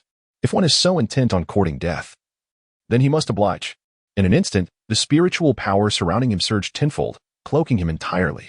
A terrifying aura ascended into the heavens, merging with the tangible essence of his spirit, transforming above the Hongtian palace into a sinuous dragon that spanned 1,000 meters across the firmament. Its colossal eyes sparkled like stars, and as its whiskers fluttered, the very sky trembled beneath its might. With a single stride, Chu Tian transcended his surroundings, materializing before Linjie in an instant, unleashing a powerful punch. A roar erupted, a true dragon's roar. The might of the Jinyu Dragon Emperor's technique, combined with a tenfold enhancement of his spirit, propelled Chu Tian's original strength of 2.5 million pounds to an explosive surpassing of 50 million pounds, an astonishing increase of 20-fold. As he struck, the void quivered, and the heavens themselves seemed to tremble. This colossal force, akin to a monumental peak crashing down from the sky, threatened to obliterate everything in its path. Linjie's pupils constricted violently, fear consuming him utterly as he gasped in silent horror, his voice extinguished by the sheer terror of the impending force. Despite his efforts, he remained unable to regain his composure, feeling utterly distressed. "Readers, grant me another chance. Tomorrow, I shall strive to deliver 4 updates in a row, giving it my all." Chapter 69. The thrill of being revered. The golden light was blinding, a true dragon coiling 1,000 meters long, standing majestically atop the Hongtian palace, its roar deafening. Linjie's desperate cries, steeped in fear, were completely drowned out. With sheer strength, he shattered all laws. Under the pinnacle of power, every rule was obliterated. The space around him was compressed into a vacuum by the surging force. Before the fist even landed, the immense pressure of the vacuum forced every drop of blood from his pores. Suddenly, a glimmer of icy light flashed as Saintess Hualien stepped in front of him, her palm crystallizing with ice to intercept Chu Tian's strike. A thunderous boom reverberated, piercing the eardrums and leaving nearby disciples of the sect dazed, blood seeping from their ears, noses, and eyes. The terrifying mental aftershock, accompanied by a frigid gale, surged forth like a tsunami, sending dozens, if not hundreds, of individuals flying. In that moment, Linjie's shrill scream of terror pierced the heavens. Hiding behind Saintess Hualien, he finally found his voice, laden with an overwhelming dread of death. He had never imagined he could be so close to mortality. At merely 14 years of age, born into an illustrious lineage and gifted beyond measure, he had been the center of attention, surrounded by admirers since childhood. The thought that he could one day be so near to death had never crossed his mind. Linjie felt that if Chu Tian's fist were to strike him, it would be his certain demise. The force exceeding 50 million pounds was like a towering mountain descending from the sky, ready to reduce him to a mere pulp, a mist of blood, with no remains to be found. Bloodied and trembling violently, Lin Jie gazed at Chu Tian, his eyes suddenly reflecting a torrent of emotions, endless fear, pleading, terror, and suffocation. "Do not kill me. Do not kill me. I was wrong. I truly was wrong," he stammered, his voice quavering and hoarse. At that moment, drenched in blood, the 14-year-old had never before encountered such a scene. The palpable aura of murderous intent seeped into his very marrow, instilling a profound dread of Chu Tian that penetrated deep into his soul. This moment of terror would remain etched in his memory for a lifetime. "Brother, brother. We are on the same side. This is my cousin, Saintess Hui Lian." Hui Mei, anxious that her elder brother might clash with her cousin, hurried over to mediate. However, her brow furrowed slightly as she cast a disdainful glance at Lin Jie, having detected an unpleasant odor. Saintess Hui Lian's icy visage also contorted with a hint of displeasure. She instinctively distanced herself from Lin Jie, only to turn and behold his repugnant state. With a swift gesture, a frigid aura surged forth, encasing his lower body in a thick layer of azure ice. "Do rise promptly and take the initiative to provoke. Being reduced to this state has utterly disgraced our sacred sect," she admonished. Terror filled Lin Jie's eyes as he struggled to rise, humiliation washing over him. His face flushed with shame, yet his legs trembled uncontrollably, rendering him unsteady. As a prodigy of the harmonization realm, his fear was palpable, revealing the profound shadow cast over his psyche. Soon, a figure clad in a white robe from the Sacred Heaven Sacred Sect appeared, bowing to Saintess Hui Lian before hastily escorting her away from the Hung Tian Hall. "He is a candidate for the sacred son of our Sacred Heaven Sacred Sect. How dare you seek to take his life?" Hui Lian directed her cold gaze at Chu Tian, her expression unyielding and devoid of emotion. "I merely fulfilled his desire for death," Chu Tian replied in a calm tone, his vertical eye closing as the sinuous celestial dragon in the heavens vanished in an instant. "Moreover, the Lin family had the audacity to bargain with me. Their demise would be of little consequence." His third uncle, Chu Tianyun, had already informed him of the faction within the Sacred Heaven Sacred Sect that supported the extraction of his heavenly Dao, which included the Lin family. Lin Jie's audacity to approach the Sacred Tian sect was nothing short of reckless, a display of unbridled arrogance. In Chu Tian's eyes, Lin Jie was merely a callow youth, unworthy of his attention. Yet, Lin Jie insisted on courting disaster, and thus, Chu Tian would unwittingly oblige him. Having no desire to pursue further violence, he understood human nature well. After the recent encounter, it was certain that the young lad would find the courage to meet his gaze again, let alone seek revenge.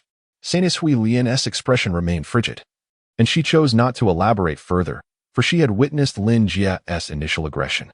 Provoking a sacred son on the territory of the Sacred Tian sect and being met with fatal repercussions left the Lin family with no grounds for complaint.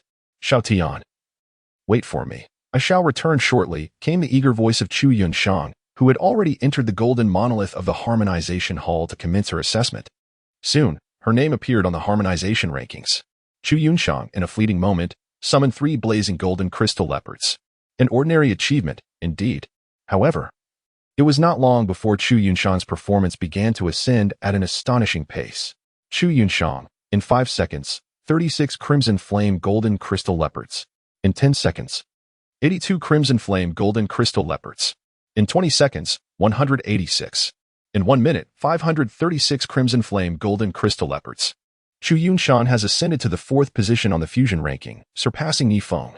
A collective gasp resonated through the fusion hall, as numerous astonished disciples from various sects inhaled sharply, their mouths agape in sheer disbelief. If memory serves me right, this remarkable individual is indeed Chu Yunshan, the legitimate daughter of the Chu family, participating in the Hung Tian Palace test for the very first time. To achieve the staggering feat of slaying 530 crimson flame gold crystal leopards on her inaugural attempt is a testament to her extraordinary innate combat prowess. Remarkably, Chu Yunshan appears to be even younger than Yifeng. I vaguely recall hearing from my elders that she possesses a natural holy bone shortly after her birth. She was recognized by a wandering saint from beyond the realms, who took her as a disciple and guided her in cultivation for 3 years before departing. The Chu family has consistently maintained a low profile. Both the direct and collateral descendants have remained largely unrecognized, hiding their exceptional capabilities so profoundly. Heavens! The disciples are utterly astonished, fervently discussing among themselves. Although the exploits of Chu Tian loom large, this achievement is still formidable. It is essential to remember that Chu Yunshang is the second prodigy from the Chu family to participate in the Hung Tian Palace test, making her accomplishments all the more terrifying. Just how many hidden dragons and crouching tigers lie within the younger generation of the Chu family? My goodness! We may, taken aback. Never anticipated that the seemingly innocent and lively Chu Yunshang would possess such formidable strength. Brother, your generation is truly astonishing. Her talent surpasses that of the reckless Yifeng. Saintess Hualian's gaze grew serious. While her own achievements far exceed this, she is nonetheless slightly older than Chu Yunshang. Such prodigious talent, even if not quite on par with hers, is unlikely to be vastly inferior. As the morning light graced the land, Chu Tian smiled faintly, realizing that her elder sister had successfully absorbed and transformed the demonic energy within her dantian, significantly enhancing her strength with the addition of the white Dao seed. After all, her sister, Chu Yunshang, had previously practiced the secondary teachings of the supreme yin-yang technique, which rendered her strength inferior to that of Yifeng. However, she had now leaped ahead of him. If this trend continues, once Yifeng succumbs to the darkness and becomes her instrument of slaughter, it is indeed plausible that she could further metamorphose and attain a level of power rivaling that of the holy maiden Huilian. At that moment, Chu Yunshang emerged from the vortex and, upon glimpsing her ranking on the unity board, was struck by a mix of surprise and exhilaration. She had not anticipated her own formidable prowess. The admiring gazes of those around her made her feel somewhat euphoric, revealing to her the delightful sensation of being revered by the masses. Chapter 70. The Shock of the Continent. Little brother, wait a moment. I did not perform well in my initial test. Chu Yunshang raised her fist, her expression invigorated, and turned to plunge once more into the testing arena. For the second time, within a minute, she vanquished 630 crimson flame golden crystal leopards. Chu Yunshang remained dissatisfied with her performance. For the third attempt, she achieved 658. Subsequently, she continued with her fourth, fifth, and sixth attempts. By the ninth attempt, her score reached 739, perfectly securing her position among the top 3 on the integration leaderboard. Chu Yunshang approached with a despondent expression, informing Chu Tian that the holy maiden Huilian was a prodigy, one she could not rival. With a gentle smile, Chu Tian consoled his elder sister for a brief moment, swiftly bringing joy to her cheerful disposition. Meanwhile, the atmosphere in the hall became suffocating. The sight of the two siblings, Chu Tian and Chu Yunshang, left everyone utterly astonished. They could not fathom how this family could produce 2 such extraordinary prodigies, a feat that would baffle even the most extraordinary of individuals. Witnessing Chu Yunshang's despondent expression, the crowd felt a wave of frustration that nearly overwhelmed them. Were they to be denied any semblance of hope? Such accomplishments placed them among the top 3 in the entire Hung Tian continent. As for the holy maiden Huilian, was she truly human? Were it not for the emergence of the young saint, she would have undoubtedly been recognized as the unrivaled prodigy under 30, the most formidable being beneath the saint realm. The heavenly fate Taoist, the master of the Sacred Sect, praised her as a once-in-a-million talent of the Hang Sacred Sect, with the potential to surpass him and become one of the strongest figures in the history of the Sacred Sect. At this moment on the leaderboard, Chu Yunshang's name surpassed Yifeng, claiming the 3rd position, second only to the holy maiden Huilian. Chu Yunshang, of the Holy Heaven Sect, born with sacred bones, at merely 17 years of age, has achieved the 8th level of body integration, claiming the 3rd position on the integration rankings. Such brevity carries an unparalleled impact. The Earth rankings are not determined by actual combat prowess, but rather by potential. The fewer the words, the greater the implication of one's potential. A single assessment has led the Eternal Sky rankings to recognize her immense capabilities. Much like Chu Tian, who at the tender age of 8, shattered the bone-forging rankings, annihilating 30 ancient fierce beasts, including the young of true dragons, thereby seizing the top position. This is a tremendous honor.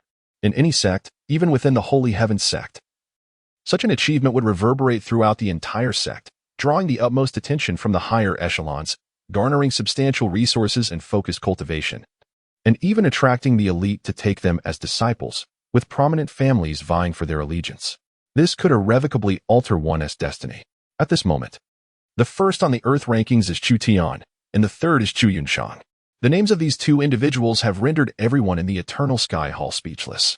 As news of Chu Tian and Chu Yunshang's exploits within the hall spread like wildfire throughout the sect, reaching the highest authorities in the Elder Council.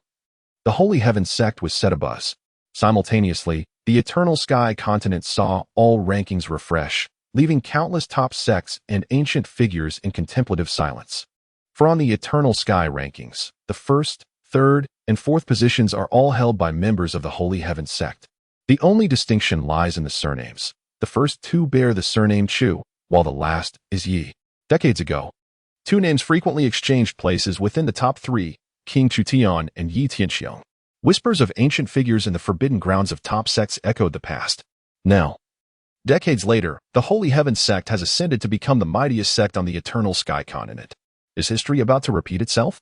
Has the Chu family, against all odds, captured the favor of destiny? After years of silence, it was presumed that this generation of the Chu family was destined for decline. Yet it appears they have been concealing their strength, and so profoundly.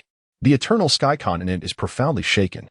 Just as Chu Tian and Chu Yunshang exited the Eternal Sky Hall, accompanied by Hui Mei and Hualian, an unexpectedly familiar figure descended from the sky. Little Saint, Miss Yunshang. Allow this old fellow to extend my congratulations in advance, beamed Uncle Lei, landing gracefully before the Eternal Sky Hall. Chu Tian and Chunsheng simultaneously called out. After a brief exchange of pleasantries, Duanmu Lei began to delve into the main topic, his face still adorned with a warm smile. Little Saint's son, I have come specifically to invite you to attend the Tianfeng sacrificial ceremony to participate in the Hall of Awards. However, this time is different. Do not hastily refuse, but allow this old fellow to finish speaking. The Elder Council, after a protracted discussion lasting half a month, has approved your suggestion, arriving at the following resolutions.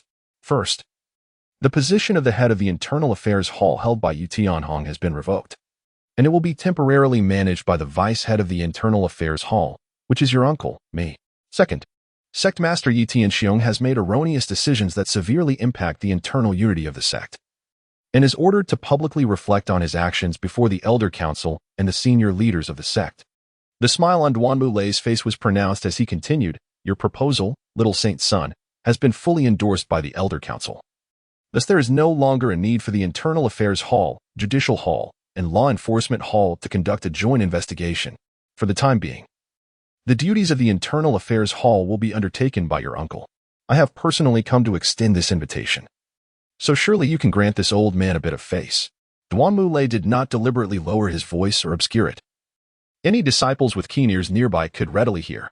Upon hearing his words, the atmosphere in the Hongtian Hall became suffocating, every disciple utterly stunned. This news was akin to a colossal meteorite crashing down from the cosmos, leaving everyone dizzy and bewildered. One of the prominent leaders of the sect, the head of the Internal Affairs Hall, dismissed? The sect master required to make a public reflection? This was nothing short of a seismic upheaval, capable of creating tidal waves of unprecedented magnitude. In the million-year history of the Shengtian sect, such occurrences had never transpired. Heaven above, am I dreaming? The two titans of the founding family, the Yi clan, one dismissed and the other reflecting. How utterly inconceivable. How could this even be possible? The proposal put forth by the Little Saint's son, ranked first in the Earth list, merely called for an investigation of past events, yet here. The investigation culminated in immediate conclusions and punitive measures. The Yi family, while not entirely crippled, would certainly suffer a grievous blow to its vitality. Especially as the sovereign made a public introspection, the surroundings of the Hongtian Hall were already crowded with disciples, who, upon hearing this news, turned pale with shock. It is essential to understand the stature of these two individuals. The Holy Sky sect governs vast territories spanning millions of miles, with a population nearing 100 billion. And among them, one is the highest ruler of the sect, while the other is a titan whose mere stamp of a foot can shake the earth for hundreds of miles. The mere fact that the sect's ruler has been compelled to publicly reflect on their actions is a monumental event, one that would undoubtedly stir endless waves if disseminated. Furthermore, the dismissal of the head of the Internal Affairs Hall entails colossal interests at stake. Many disciples present, including those hailing from esteemed families within the Holy Sky sect's domain, such as the Liu family, were now ashen-faced and hastily sent messages back to their clans. For decades, the Yi family has basked in glory. But this marks their first significant setback, and it is a staggering loss at that. Chapter 71. Sovereign, please. My heavens! Huime was utterly flabbergasted, even forgetting his habitual gesture of scratching his head, a testament to the profound shock he felt within. Although he had often grumbled about wanting to personally confront Yu Tianxing one day, it was merely idle chatter. After all, this individual was a colossal figure on the Hung Tian continent, someone who stood shoulder to shoulder with the revered master of the Xihong Sacred Sect. A person who looked down upon the masses. It would be akin to someone whispering in Huimei's ear that his master, the esteemed Tianyun Taoist, would one day be forced to publicly acknowledge mistakes, just as it would be unfathomable to suggest that the paramount leader of his sect, responsible for overseeing the daily cultivation and management of millions of disciples and billions of lives, would suddenly be dismissed. Huimei would not be enraged. He would merely regard such a notion as the ramblings of a deranged mind. It was nothing short of a surreal dream. Yet, Huimei witnessed this scene unfold from start to finish, observing how Chu Tian methodically orchestrated these events. Goodness gracious! Chu Yunshang's eyes widened, her mouth agape, rendered speechless for a considerable time, as this astonishing turn of events was orchestrated by her very own 8-year-old brother. Who would dare believe such a tale? The ever-icy visage of Saint Huaoyan shifted ever so slightly, instinctively casting a glance at Chu Tian. Uncle Lei, you are too kind. Since you have personally extended the invitation, how could your nephew dare to decline? Chu Tian's expression remained serene, devoid of any surprise, as he smiled gently and said, I must express my gratitude to you and Uncle Duanmu Rong for your unwavering support. Moreover, I would like to congratulate you, dear uncle, on your imminent ascension to the esteemed position of the head of the Internal Affairs Hall. Chu Tian understood that the Elders' Council had been in turmoil for nearly half a month without reaching a conclusion. The swiftness of this recent development was intricately linked to his gaining the recognition of the esteemed Duanmu sage ancestor, which led the Duanmu family to ally with the Chu family. Upon hearing this, the disciples surrounding the Hongtian Hall, who were privy to a fragment of the inside story, turned pale, nearly rendered speechless by shock. Those with even a modicum of discernment would recognize that the Internal Affairs Hall had, for a millennium, been the domain of the Yi family, with every successive hall master bearing the Yi surname, without exception. The words of Chu Tian, if they were to spread, would undoubtedly instill fear in a multitude. I, your uncle, dare not take credit for this. After all, I am merely acting in a temporary capacity and cannot utter such statements. Duanmu Lei shook his head in amusement, suddenly leaning closer to Chu Tian and whispering, You young man, you have no idea how fierce the competition within the Elder Council truly is. Had it not been for your remarkable return to the pinnacle of the Earth rankings, coupled with Yunshang's ascent to the 3rd position on the integration rankings, a significant number of the esteemed elders would not have been stirred. Achieving even one of these resolutions is a stroke of fortune. Moreover, we owe much to your father. His stance had previously been rather ambivalent, reluctant to delve too deeply into the affairs of the Yi family.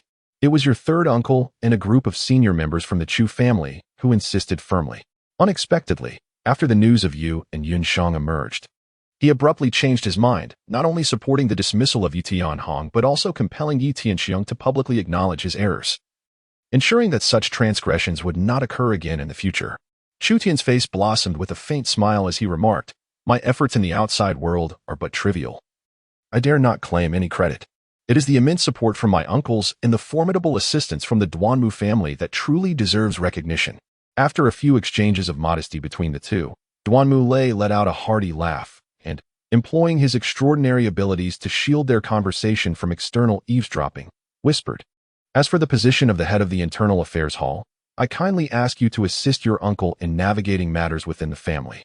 With a subtle furrow of his brow, Chu Tian immediately comprehended that both King Chu and certain members of the Chu clan were likely reluctant to press the Yi family too harshly, fearing it might disrupt the so-called stability of the sect, or even provoke a backlash from the Yi family.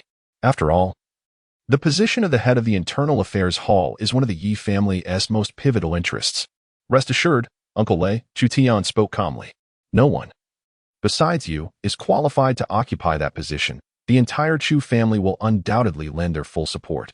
Although the Duanmu family aligned with them due to the venerable Duanmu saint, it is imperative that, regardless of the reasons, once they have chosen to stand with their own faction, they must witness tangible benefits that demonstrate to the Duanmu family that allegiance to the Chu clan guarantees rewards, rather than merely enduring losses. As a patriarch, Chu Tian deeply understood a fundamental truth. Only tangible benefits are everlasting. Without real rewards or the promise of a future that inspires genuine belief in such rewards, no one will choose to ally with you. With your words, little saint, I can rest easy. Duanmu Lei chuckled heartily, dispelling the tension. The grand award ceremony is already prepared. Miss Yunchang has ascended to the 3rd position on the Earth ranking, and we shall bestow her rewards together. You and Miss Yunchang have indeed brought great honor to the Chu family. The Duanmu clan is enviously green-eyed. Chu Tian nodded, instructing Hui Mei and Hui Lian to return to Xinghuang Peak, while he accompanied Chu Yunchang to follow Danmu Lei towards the altar of sacrifice. The altar of sacrifice, situated atop the peak, serves as the sacred site for various ceremonies and rituals of the Holy Heaven Sect and is not far in distance.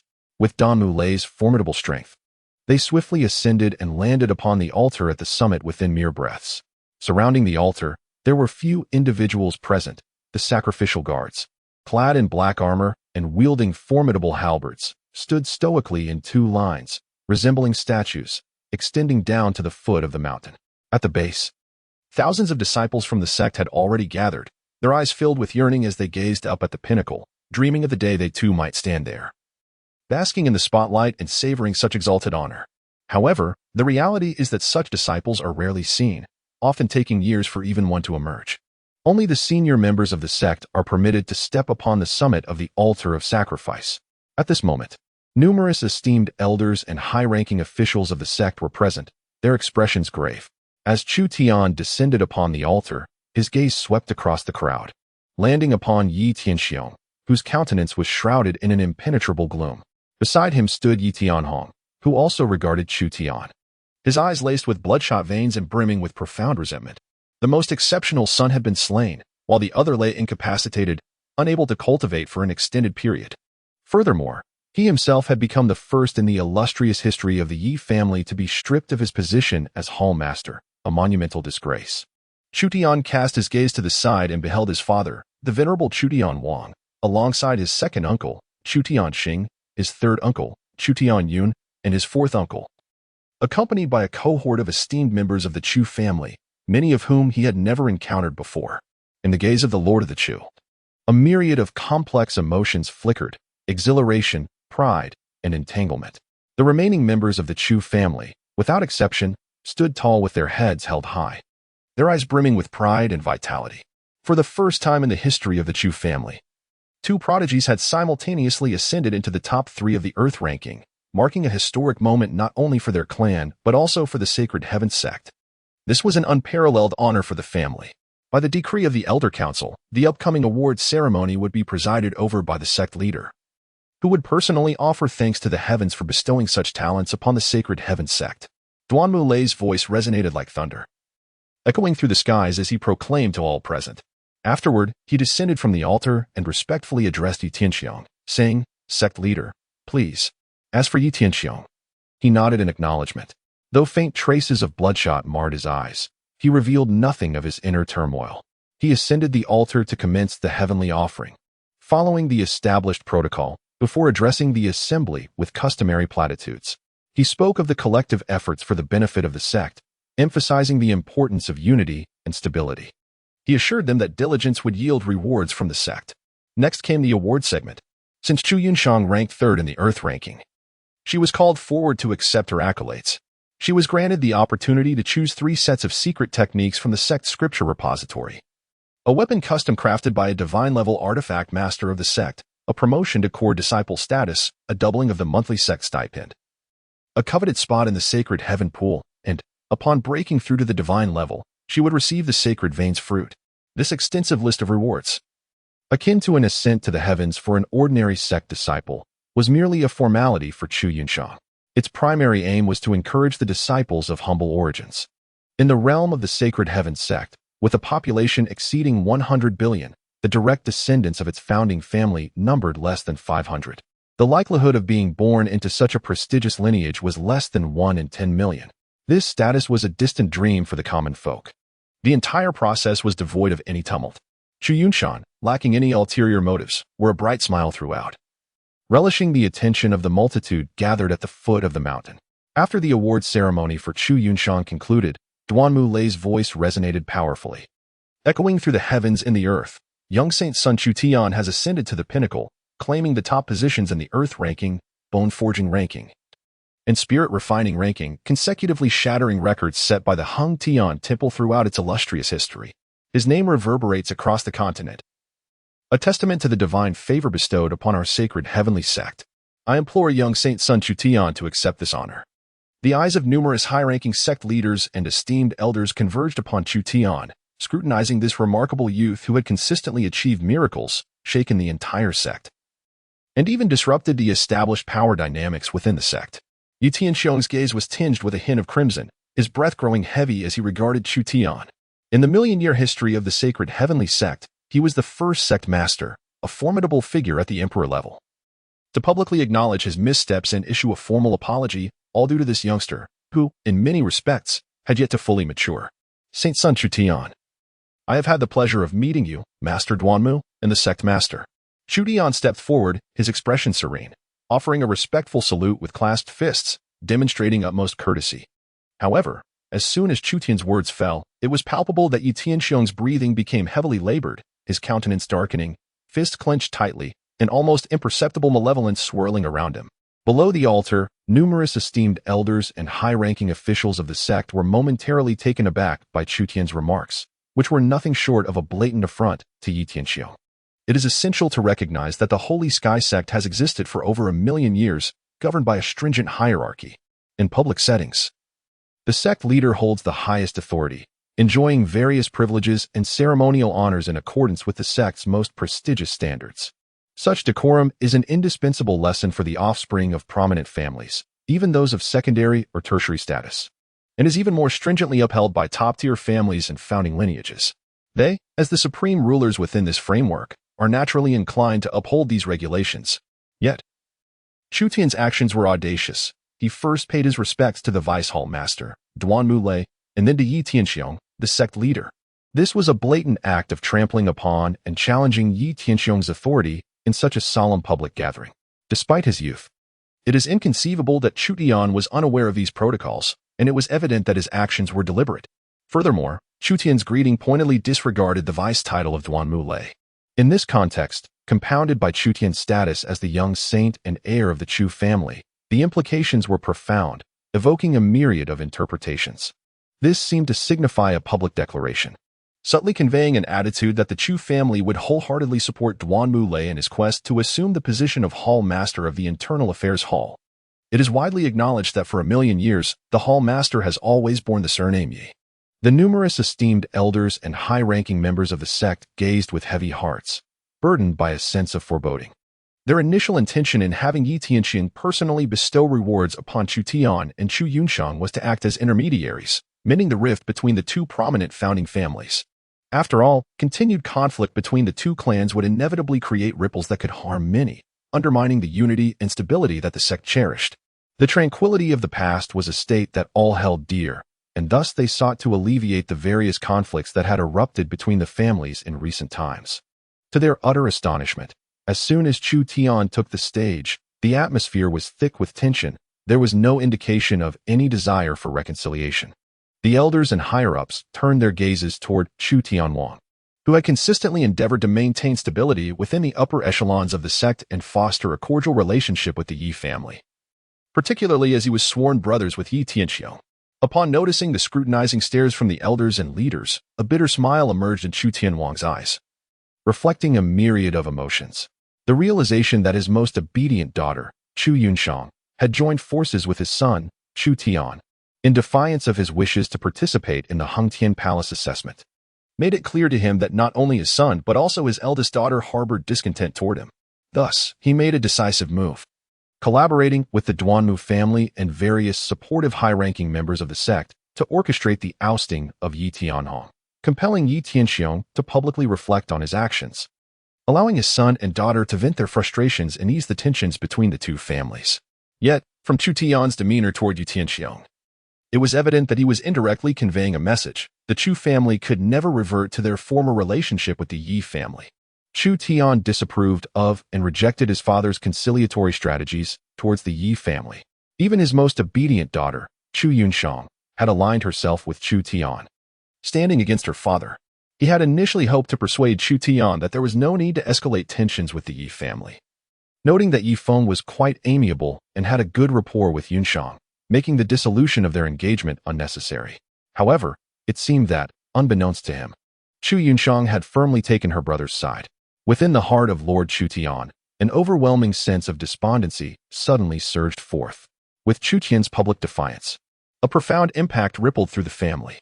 Although the clan continued to act upon his directives, maintaining an air of discretion, he could distinctly perceive the mounting resistance from a significant faction within the Chu family, including the likes of Shi Tian. During the elders' meeting, these individuals fervently rallied in support of Chu Tian, advocating for a relentless confrontation with the Yi family. Despite his own unwavering stance, which compelled Yi Tianxiang to yield various interests and make numerous assurances, it appeared that such measures fell woefully short of satisfying both his son and the broader clan's expectations. With a long sigh, King Chu Tian faced the gazes of numerous high-ranking sect leaders and esteemed elders. He understood their intentions. They wished for him to step forward, to ease the tension and quell the escalating conflict between his son, Chu Tian, and Yi Tianxiang. Yet, what could he possibly do? His children had already made their stances clear, disregarding his counsel, and the majority of the clan's high-ranking members had also shown their inclinations. Although they had not explicitly chosen sides, their support for Chu Tian's actions was evident. Esteemed colleagues, I have pressing matters to attend to. I must take my leave. King Chu Tian declared, turning away and soaring away from the altar of heaven, vanishing from everyone's sight in an instant. Chapter 73, The Withdrawal from Engagement. The numerous high-ranking sect leaders and esteemed elders were profoundly shaken by this turn of events. What does Chu Tian signify? Does it imply that he has relinquished all responsibilities, entrusting the affairs of the family entirely to Chu Tian? After all, among the direct lineage of the Chu family, the only successor following Chu Tian is none other than Chu Tian, the young master who has been designated as the holy son of the sect since birth, born to the dual emperors. At this moment, a resounding echo reverberated in their minds, and they faintly sensed that a transformation was occurring within the sect. The king of Chu astonishingly entrusted the reins of a founding family to an 8-year-old child. It was evident that his stance was one of unwavering resolve. Refusing to yield to Yi Tianxiang, determined to pursue relentlessly, Yi Tianxiang remained rooted in place, his expression dark and brooding. Bloodshot eyes fixated on the departing figure of the king of Chu. He comprehended that the situation had spiraled beyond his control. In more favorable circumstances, the king would have surely intervened to mend the rift between them, yet this time he chose to depart without a word. Master, the sect is watching. It is time for you to speak. Duanmu Lei coughed softly, reminding Yi Tianxiang that the king had completed his formalities, and it was his turn as the sect leader to offer words of encouragement. Yet, Yi Tianxiang remained immobile, his countenance a stormy shade of despair. A tempest of emotions surged within him, dark malevolence brewing in his gaze. The weight of imperial-level wisdom cast a pall over the heavens, a harbinger of impending chaos as winds howled and distant thunder rumbled ominously. Having been suppressed, scorned, and challenged in his authority as sect leader by Chu Tian with the aid of the Elder Council, he could not afford to bow in submission. To do so would not only obliterate his authority, but would also leave him unable to justify his actions upon returning to the family. The position of Yi Tianhong as the head of the inner hall had been stripped away, leaving him with an inescapable burden of responsibility. Yet, with the entire sect observing from the highest echelons to the ordinary disciples, Chu Tian's ascent to the pinnacle of the earth rankings resonated throughout the continent, bestowing immense glory upon the sect. Logically and emotionally, as the leader, he could not express his ire or simply depart. Yi Tianxiang found himself ensnared in a dilemma. Caught between two opposing forces, his eyes increasingly bloodshot. In that moment, he noticed the calm and indifferent gaze of Chu Tian upon him, as if to convey, "I am aware of everything that lies within your heart." The intensity of his discomfort was such that he nearly choked on his own blood. Reflecting upon the recent events, one after another, each more unexpected than the last, he felt overwhelmed. His intricate schemes and calculations had been unraveled. The prodigious talents within his family had suffered casualties. And even his most cherished son, Yifeng, now seemed to harbor secrets he was unwilling to share. All these upheavals were inexplicably linked to the 8-year-old Chu Tian before him. Despite his extensive precautions and foresight, everything had been dismantled by this child. "Master, master." Duanmu Lei called out repeatedly, sensing the mounting malevolence radiating from Yi Tianxiang. A chill creeping into his heart as he mentally enveloped Chu Tian and Chu Yunxiang in protective energy. At that moment, numerous high-ranking members of the sect and elder sages also perceived the shift in Yi Tianxiang's emotional state. Their expressions grave as they swiftly sealed the void with their mental fortitude. They were nearly paralyzed with fear. What was the master contemplating? Did he truly intend to act against the young saint, Chu Tian? Had he lost his mind? Should the sect master take action against the young holy son? The resulting upheaval and cataclysmic changes are beyond their imagination. Such an occurrence is absolutely, unequivocally intolerable. As the sect master, wielding supreme authority, one must prioritize the collective interests of the sect. If one were to strike at their own holy son, the most extraordinary of the youthful generation, it would lead to the complete dissolution of sect regulations. How could they possibly govern the vast territories of the Sacred Heaven Sect thereafter? They were on the brink of madness. Never could they have anticipated that Yi Tianxiong would exhibit such signs. For one who holds the highest power within the sect, a leader who governs the fates of billions, such a lack of emotional control is utterly unacceptable. After all, Yi Tianxiong embodies the prestige of the sect. Every action he takes is tied to the interests of countless individuals, and many eyes, both within and outside the sect, are watching closely. Sect Master, you are overworked and weary. Why not return and take a moment to rest?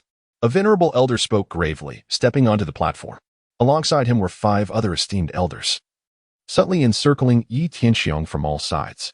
The dense aura of Tao filled the air, distorting the very fabric of space. Should Yi Tianxiong make any sudden movements, he would immediately face a formidable blockade from all directions.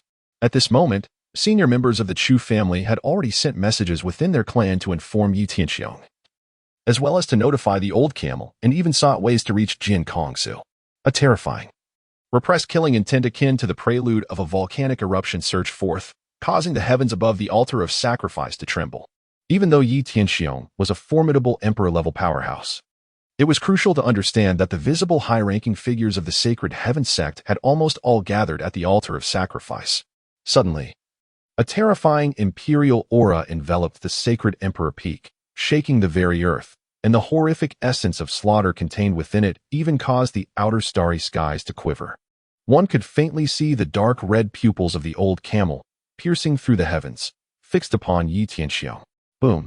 Suddenly, within the grand hall, the imposing aura of King Chu enveloped the space, exerting an overwhelming pressure upon the sacred emperor peak. A terrifying malevolence surged forth, causing the majestic peak to tremble violently. In this moment, it was as if the secluded King Chu, who had retreated into meditation within the sacred emperor peak, was making a declaration of his stance, signaling to Yi Tianxiong his allegiance. He had chosen to stand firmly beside his son, Chu Tian. Should Yi Tianxiong dare to make even the slightest move, he would ruthlessly eliminate all the young talents atop the sacred emperor peak. In an instant, the atmosphere atop the altar of heaven grew taut to its breaking point. Within the sect, it seemed as if an unprecedented turmoil might erupt at any moment. Yi Tianxiong's eyes were bloodshot, and his entire being seemed to tremble slightly. At this moment, it felt as if he stood in opposition to the entire sect. He could hardly comprehend how it had come to this.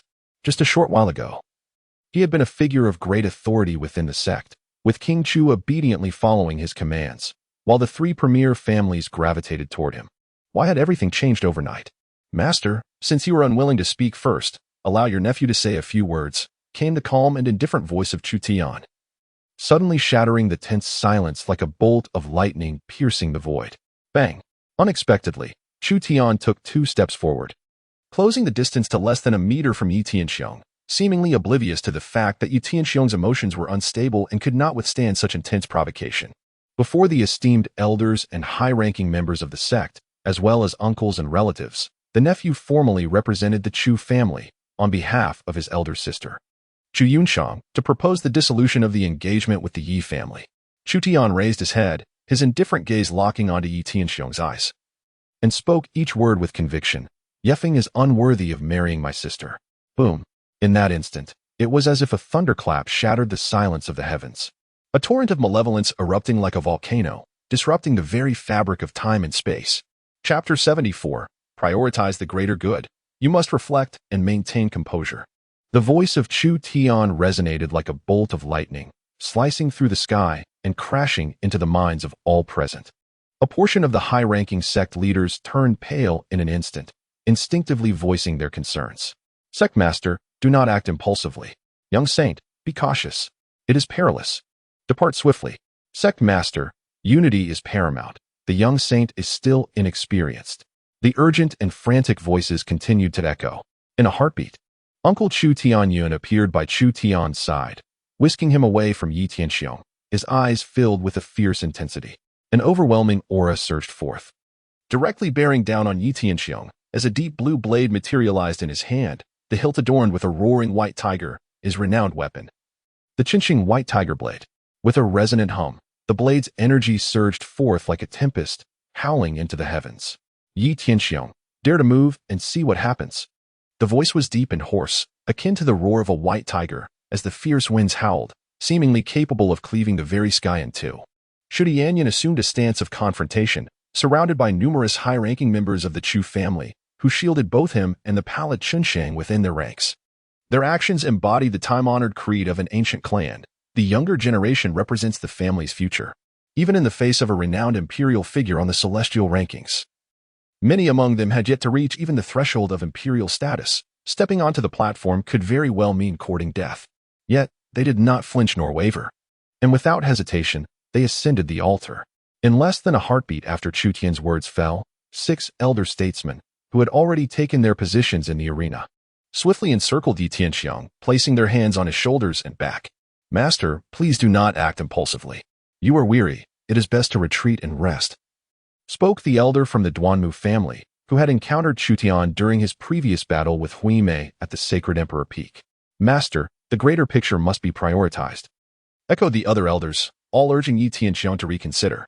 Their collective consciousness enveloped him. Any sign of aggression would be swiftly subdued. At the foot of the mountain, the ordinary disciples of the sect had already been barred from sight, dispersed by the heavenly sacrifice guards stationed at either side of the altar. However, while they could be shielded from observation, their voices could not be silenced. Yi Tianxiong's earlier display of impulsiveness and his inability to control his emotions would undoubtedly spread like wildfire, leading to a significant blow to his authority. What a pity. Chu Tian, protected by his uncle and the senior members of the Chu family, sighed inwardly as he withdrew the Heavenly Emperor's descent talisman he had retrieved from the system's repository. He was not mindlessly provoking. He did not wish to sacrifice his life for Yi Tianxiong's disgrace. He was not foolish enough to reach that point. His intention was to deliberately incite Yi Tianxiong, confident in his ability to extricate himself unscathed. Should Yi Tianxiong act, the position of sect master would immediately revert to his father, Chu Tianwang, an individual who could lose control to such an extent in a public setting, especially against an 8-year-old prodigy, would no longer be deemed fit to lead. To take an even more generous perspective, even if Yi Tianxiong managed to retain his title, his credibility would plummet to the depths, becoming a mere faade. The foremost families, elders, and high-ranking officials would swiftly lose faith in his capabilities. What a shame. Yi Tianxiong's emotional restraint was indeed remarkable. Under such circumstances, he managed to endure. Otherwise, given his imperial-level prowess, Chu Tian and the elders would certainly not have been faster than him, let alone protect and control Chu Tian. Moreover, Chu Tian's youth served as his greatest shield. At the tender age of 8, even if his behavior was somewhat unbecoming or capricious, such conduct could be understood. It is only as adults that one must navigate matters with decorum and consideration. I trust you will understand, he concluded. Yi Tianxiong's eyes were crimson. Yet the malevolent aura surrounding him gradually dissipated as he clasped his fists towards the numerous elders. I, Tianxiong, momentarily lost control of my emotions and acted impulsively. The 5 elders, including Elder Duanmu, shook their heads, choosing not to elaborate further. Some sighed softly before turning back to the altar. While their faces revealed no outward emotion, their inner thoughts remained known only to themselves. It was one thing for the esteemed leader to repeatedly lose composure and engage in such undignified conduct. It was another to conspire with the Tsihong Sacred Sect, only to be exposed by the Taoist of Destiny, leading to the current predicament, where he found himself manipulated by a child. Were he an ordinary high-ranking official, it might not have significantly affected the overall situation. However, he remained a leader, the head of the Holy Sky Sect. Tianxiong, recent events have been tumultuous. Your uncle understands your anxiety. Calm your emotions and contemplate the situation. The losses are indeed substantial, but not irreparable. I believe you can navigate through this. The last remaining elder gently patted Yi Tianxiong on the shoulder. He was one of the esteemed elders of the Yi family, Yi Hongwu's second brother, Yi Hongqian, the former head of the Internal Affairs Hall. Second uncle. I have indeed acted inappropriately. I will reflect upon this, Yi Tianxiong replied, loosening his tightly clenched fists. Although there were still faint traces of blood in his gaze, the malevolence had dissipated. The sudden turn of events had thrown him off balance, fostering an urgent desire to swiftly redirect the situation back on course. Upon deeper reflection, had he maintained his composure, although the losses would still be considerable, they would not have escalated to such dire straits. As the helmsman, he bore the primary responsibility for this turmoil. The past years had been too smooth, leading some within the clan to become overly arrogant. A little hardship and suffering might serve them well. However, it was imperative that the family head remain composed. As long as he retained his position as the leader, he was still the emperor. With the foundation of the Yi family, stability could still be maintained. Yi Hachun firmly patted his shoulder and cast a cold glance at Chu Tian before returning to the altar. His words were unambiguous, seemingly directed at those present, particularly the members of the Chu family. It was as if he sought to remind everyone that Yi Tianxiong remained the leader, wielding the ultimate authority over the sect, and still the emperor. They should not overstep. The Yi family was the founding clan, possessing the capability to overturn the table if necessary. Xiaodian. The matter of the annulment of the engagement is of great significance, impacting the alliance between our two families. Yi Tianxiong appeared to have regained his composure and spoke solemnly.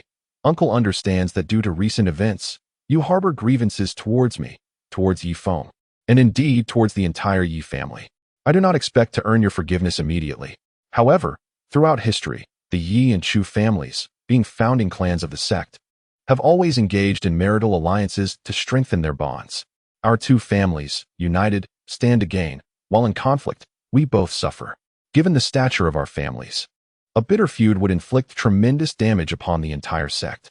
You are still young, yet due to your exceptional talent and various circumstances, you have gained considerable influence and authority within the clan. I hope you will think twice before you speak or act. The engagement between Yi Feng and Yun Shang is known throughout the Hung Tian continent, significantly impacting both families. It cannot be simply undone by your casual remarks. My words carry weight, as do yours, yet even Yi Feng and Yun Shang themselves cannot unilaterally dissolve it, unless there are substantial reasons. The dissolution of the engagement must be sanctioned through the deliberation and approval of the Elder Council and the acknowledgement of the 5 great families before it can be publicly proclaimed in the name of the sect. As the sect leader for these years, I have exerted immense effort to elevate our sect to the esteemed position of the strongest sect on the continent. Should the outside world perceive that the two founding families of Shang Tian's sect have irreparably fractured their relationship, it would unleash a torrent of turmoil, potentially resulting in catastrophic losses for the sect. Is there a flaw in my reasoning? Yi Tianxiong's heartfelt words resonated deeply, prompting many high-ranking members of the sect and elder leaders present to nod in agreement. Their disappointment in his earlier emotional outbursts somewhat alleviated. Over the years, Yi Tianxiong had indeed accomplished significant feats for the sect, bringing immense benefits and fostering its flourishing strength. Furthermore, the tradition of marital alliances between the two founding families had been long established. A sudden dissolution of this engagement would disrupt this customary practice, leading to unpredictable repercussions. You speak incessantly of sect interests, yet this serves as your justification for the Yi family's collusion with the Lu family, plotting against the Chu family's young master and the holy son of the sect? Chu Tianyun scoffed repeatedly, declaring, "Is this also your rationale as sect leader for conspiring with the Taoist of destiny to extract the eye of heaven from my nephew's brow? Moreover, Yi Tianxiong, how dare you mention your tireless dedication to the sect while conveniently omitting a single word about my elder brother, Chu Tianwang's contributions? My brother has sacrificed countless interests of the Chu family and compromised his own position for the greater good of the sect, accommodating your so-called sworn brotherhood. Without the cooperation of the Chu family, your accomplishments would amount to naught, a truly laughable notion." The ominous aura of Chu Tian enveloped the heavens. As the cold gleam of the white tiger blade, the star of Chun, danced in his grasp. "So, this is how you choose to repay my elder brother and the Chu family, now that the words have been laid bare. Do not blame me if this blade in my hand turns against you unless you clarify your intentions today. A mere public acknowledgement of wrongdoing is merely a courtesy extended by my brother. Otherwise, you would not find it so easy to evade consequences." The high-ranking members of the Chu family gazed at Chu Tian with icy expressions, encircling him while coldly fixating on Yi Tianxiong, the atmosphere thick with tension. Over the years, in the interest of the sect's overall welfare and to accommodate Yi Tianxiong's various undertakings, the Chu family had consistently compromised their own interests, sustaining significant losses. Within the Chu family, discontent has long simmered. The rebellion of Chu Tian served as a spark, igniting the powder keg that was the Chu family. For countless millennia, As a founding lineage, the Chu family had never endured such hardship, even with the revered ancestors of the three great revivals presiding over the clan. And despite the current generation lacking an emperor. Yet, under the leadership of Vice Master Chu Tian, the Chu family finds itself in an agonizing predicament. While the sect flourishes, the power of the Chu family continues to wane.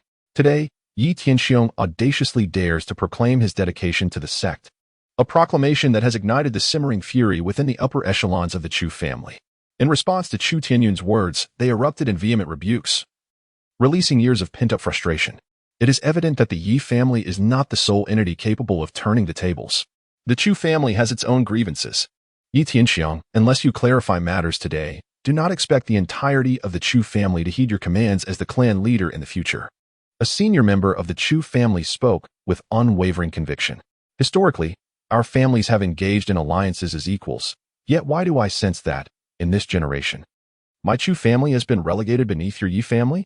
Why is it that while Yi Feng is united in marriage with the eldest daughter of the Chu family's legitimate line, our family's young master, the sanctified heir of the sect, finds himself betrothed to a lady from a third-rate family? Who, pray tell, made such a decision and swayed our family head? A venerable elder from the Chu clan spoke with a voice steeped in ominous wrath. What? Just because the heavenly king has not wed a woman from our sect? Does my family's young master not deserve to marry the esteemed daughter of the Yi family, or an even higher-ranking woman within the sect? It is nothing short of a colossal absurdity. The young master speaks wisely. I believe Yi Feng is utterly unworthy of our Chu clan's esteemed daughter. The annulment of the engagement is indeed a prudent decision, and I wholeheartedly support it. Why should our Chu clan's esteemed daughter endure such indignities for the sake of the sect's interests? No more concessions shall be made. Indeed, let us lay everything bare today. For I can no longer tolerate this. I stand in favor of the annulment. Upon hearing Yi Tianxiong invoke the interests of the sect, the long-suppressed tensions within the Chu clan erupted like a powder keg, with one high-ranking member after another expressing their indignation. In the vast sky above, the formidable presence of Elder Tu remained unyielding, yet the authority of the heavenly king of the Chu clan appeared increasingly tenuous, as the outcry from the clan's leaders, though not directly aimed at him, invariably circled back to him as the patriarch. Below the altar, numerous high-ranking members and elders of the sect fell into silence, their gazes laden with complexity. The selfless contributions of the heavenly king of the Chu clan had indeed been overlooked by many over the years. At the elder meeting, the aggressive emergence of Chu Tian leading the clan's upper echelons finally illuminated the reality that the Chu clan was akin to a powder keg, long suppressed by their patriarch, the Emperor Chu Tian. Yi Tianxiong's countenance darkened as he suddenly realized that without the heavenly king present, his invocation of the sect's interests might resonate with other high-ranking members and elders, yet it would only serve to further infuriate the Chu clan. In that moment, he comprehended the true essence of what he had lost. The authority of the king of Chu has been profoundly shaken within the Chu family, and the magnitude of his loss is beyond expression. Nowadays, the more he speaks, the more erroneous his words seem to become, unless he is truly willing to overturn the table, which is neither realistic nor feasible. At this moment, Duanmu Lei stepped forward and solemnly remarked, in recent years, the Chu family has indeed made tremendous sacrifices for the flourishing and prosperity of the sect. We, as the senior members of the sect, cannot allow the meritorious to suffer both bloodshed and tears. Beneath the altar, some senior members of the sect and the esteemed elders nodded in agreement with Duanmu Lei's assertion. Over the years, the Chu family has indeed made tremendous contributions to the sect. However, due to the unassuming nature of Lord Chu Tian, they have been inadvertently overlooked. At this moment, the calm and indifferent voice of Chu Tian resonated throughout the assembly.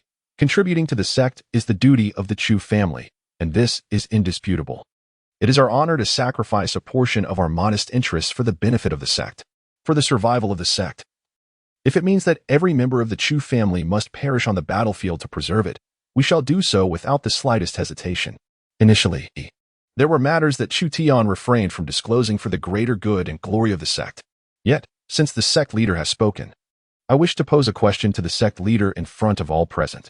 Chu Tian gazed into Yi Tianxiong's eyes, his voice imbued with icy disdain. The sect leader insists, time and again, that the engagement cannot be dissolved for the sake of the sect's interests. Yet, who is it that, driven by selfish desires, has persistently undermined the very interests of the sect? Yi Feng, the young master of the Yi family, practices the arcane arts of the Supreme Demon Sect, specifically the Supreme Yin-Yang technique, and has incited my sister, Chu Yunshan, to engage in the practice of its auxiliary methods.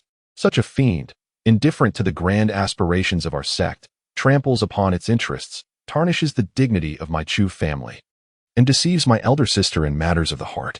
This is a heartless, shameless, and utterly ruthless villain devoid of any moral compass. Chu Tian pronounced each word with deliberate emphasis, his gaze icy to the core. He is unworthy to marry my sister. Am I mistaken in my assertion? Chapter 76. The Calm Before the Storm. Boom. On a seemingly clear day, it felt as though thunder erupted from within, with ominous clouds gathering as the tempest approached. This was the manifestation of the Emperor's inner turmoil, causing the heavens to change their hue. Wretched beast, what nonsense are you spouting? Yi Tianxiang's expression transformed into one of ferocity, instinctively unleashing a furious shout as he prepared to strike at Chu Tian. Buzz. A brilliant azure blade of light cleaved through the vast sky, accompanied by the roar of a ferocious white tiger. Its form vividly adorned with the character for king, charging forth in tandem with the blade, crashing down upon Yi Tianxiang. With tears in his eyes, Chu Tian unleashed several formidable strikes from the white tiger blade, cleaving through the heavens and the earth. Numerous furious senior members of the Chu family directly cast their supreme divine abilities, launching a relentless assault against Yi Tianxiang, their intentions imbued with celestial profundity. A resounding crash echoed as the summit of the sacrificial peak trembled violently, with imperial-grade formations manifesting to suppress the ensuing turbulence. Yi Tianxiang emerged from the blinding light of the blade, landing beneath the altar, his expression dark and tinged with a hint of ferocity. He realized that his reaction had been excessively intense. At that moment, Yi Tianxiang suddenly recalled that during their last encounter outside the holy pool, his eldest son, Yi Feng, had abruptly agreed to annul the engagement. Could this be the underlying reason? In the sacred heavenly pool, the fierce confrontation involving Chu Tian raises questions about its underlying reasons. Yet, even the esteemed Emperor Zun figures like Jian Kongzu and Chu Tianwang failed to discern the truth. How then did Chu Tian come to know? Yi Tianxiang's face contorted with rage, his mind swirling in turmoil, yet he lacked the luxury of contemplation. Instinctively, he bellowed at Chu Tian with a thunderous voice. You little rascal, I have tolerated your transgressions due to your youth, but you continue to act with such impudence. Unaware of your own insignificance, how dare you slander the Yi family's direct descendant by accusing him of practicing demonic arts? Do you truly believe the Yi family lacks the means to discipline you? The dignity of the Yi family is not to be trampled upon so brazenly. He understood that, regardless of the truth, he must feign ignorance and display the righteous indignation of a father whose son has been unjustly accused. The high-ranking members of various sects and elder advisors felt a heavy gravity settle upon them. The shock within them was beyond words. They could scarcely believe what they had just heard from Chu Tian's lips. Had they misheard? Was Yi Feng truly practicing the supreme yin-yang technique? The revelation that Chu Yunshan had cultivated the secondary technique of the Supreme Yin-Yang sect was utterly staggering. Had not the Supreme Demonic sect been besieged and obliterated by the continent's foremost sects for countless millennia, its various techniques sealed away, inaccessible except to the sect leaders? The elder Dama murmured to himself, casting a glance at the visibly enraged sect leader Yi Tianxiang. The astonishment among the high-ranking members and elder advisors was palpable, their gazes drawn to the unfolding scene. In the million-year history of the Sacred Heavenly Sect, such a shocking event had never transpired. So, was Yi Tianxiang's fury a reaction to Chu Tian's accusations, or was it the revelation of this horrifying truth that twisted his expression into one of fury? While the sect leaders were merely astonished, the imposing presence of Elder Tuo and Chu Tianwang loomed like a tempest in the heavens, a storm of wrath and upheaval, akin to a tsunami crashing against the sky. Elder Tuo had long been aware of the situation. It was only the pent-up rage within him that sought release. Had it not been for the young master's instructions and his own plans to find the right moment, he would have stormed the Sacred Emperor Peak and crushed Yi Feng without hesitation. At this moment, within the grand hall of the Sacred Emperor Peak, Chu Tianwang, a formidable Emperor Zun capable of plucking stars from the sky, was rendered pale, unable to fathom the words he had just heard. His dutiful and understanding eldest daughter had been incited by Yi Feng to practice the supreme yin-yang technique. An overwhelming sense of dread enveloped him, causing his body to tremble gently. He lacked the courage to rise and verify whether his son's claims were true, whether his eldest daughter had indeed embarked upon the path of the supreme yin-yang technique. This was an unfathomable demonic art. Should the practitioner of the main technique perish, The one cultivating the secondary technique would inevitably meet the same fate or, if they survived, would ultimately become devoid of emotion, transformed into a relentless fiend. A mere vessel for their master's ambitions. Chu Tian turned to the side, glancing at the slightly pale Chu Yunshang, and spoke softly, "Elder sister, do not be afraid. I am here, and our family elders are present. No one can harm you. Please demonstrate the supplementary technique of the supreme yin-yang art that you have been cultivating for everyone to see. Inform the elders how Yufeng guided you in mastering the demonic arts." The reason you refrained from disclosing this earlier was not merely to await Yi Feng's descent into madness, but rather because he was waiting for the opportune moment, one that could plunge the Yi family's prestige into the depths of despair. With so many high-ranking members of various sects and esteemed elders gathered here, the atmosphere is ripe for revelation. At this juncture, disclosing the truth would be tantamount to placing the final straw upon the camel's back for the Yi family, amplifying the impact tenfold. Observing Chu Tian's calm demeanor, a surge of courage filled Chu Yunshang, and her underlying fear suddenly dissipated. Chu Yunshang did not gaze upon Yi Tianxiong's grim visage. With a mere lift of her hand, the supreme yin-yang technique commenced its operation, gathering demonic energy within her palm. However, it would swiftly be transformed by the white Dao seed within her body into a unique spiritual essence belonging solely to Chu Yunshang. As Chu Yunshang began to softly recount to the esteemed elders of the Chu family, including Chu Tianyun and Chu Tianxing, her experiences of venturing out with Yufeng, she revealed how he had imparted the profound Taishang yin-yang technique for her cultivation. She confided that this sacred practice was a secret dual cultivation technique meant for their future as partners, a cherished secret between them. A heavy, menacing sound reminiscent of a ferocious beast's breath began to reverberate through the atmosphere, as if a pack of fierce mythological creatures, their eyes aglow with bloodlust, contemplated the gruesome dismemberment of their prey. At this moment, the upper echelons of the Chu family are consumed by an overwhelming rage and an inexhaustible desire for vengeance. The legitimate eldest daughter of the Chu family, bound by familial duty to the Yi family since childhood, now finds herself subjected to such treatment by them. They are at a loss for words to describe their current emotions. Only one word resonates within them. The Yi family must pay a blood price.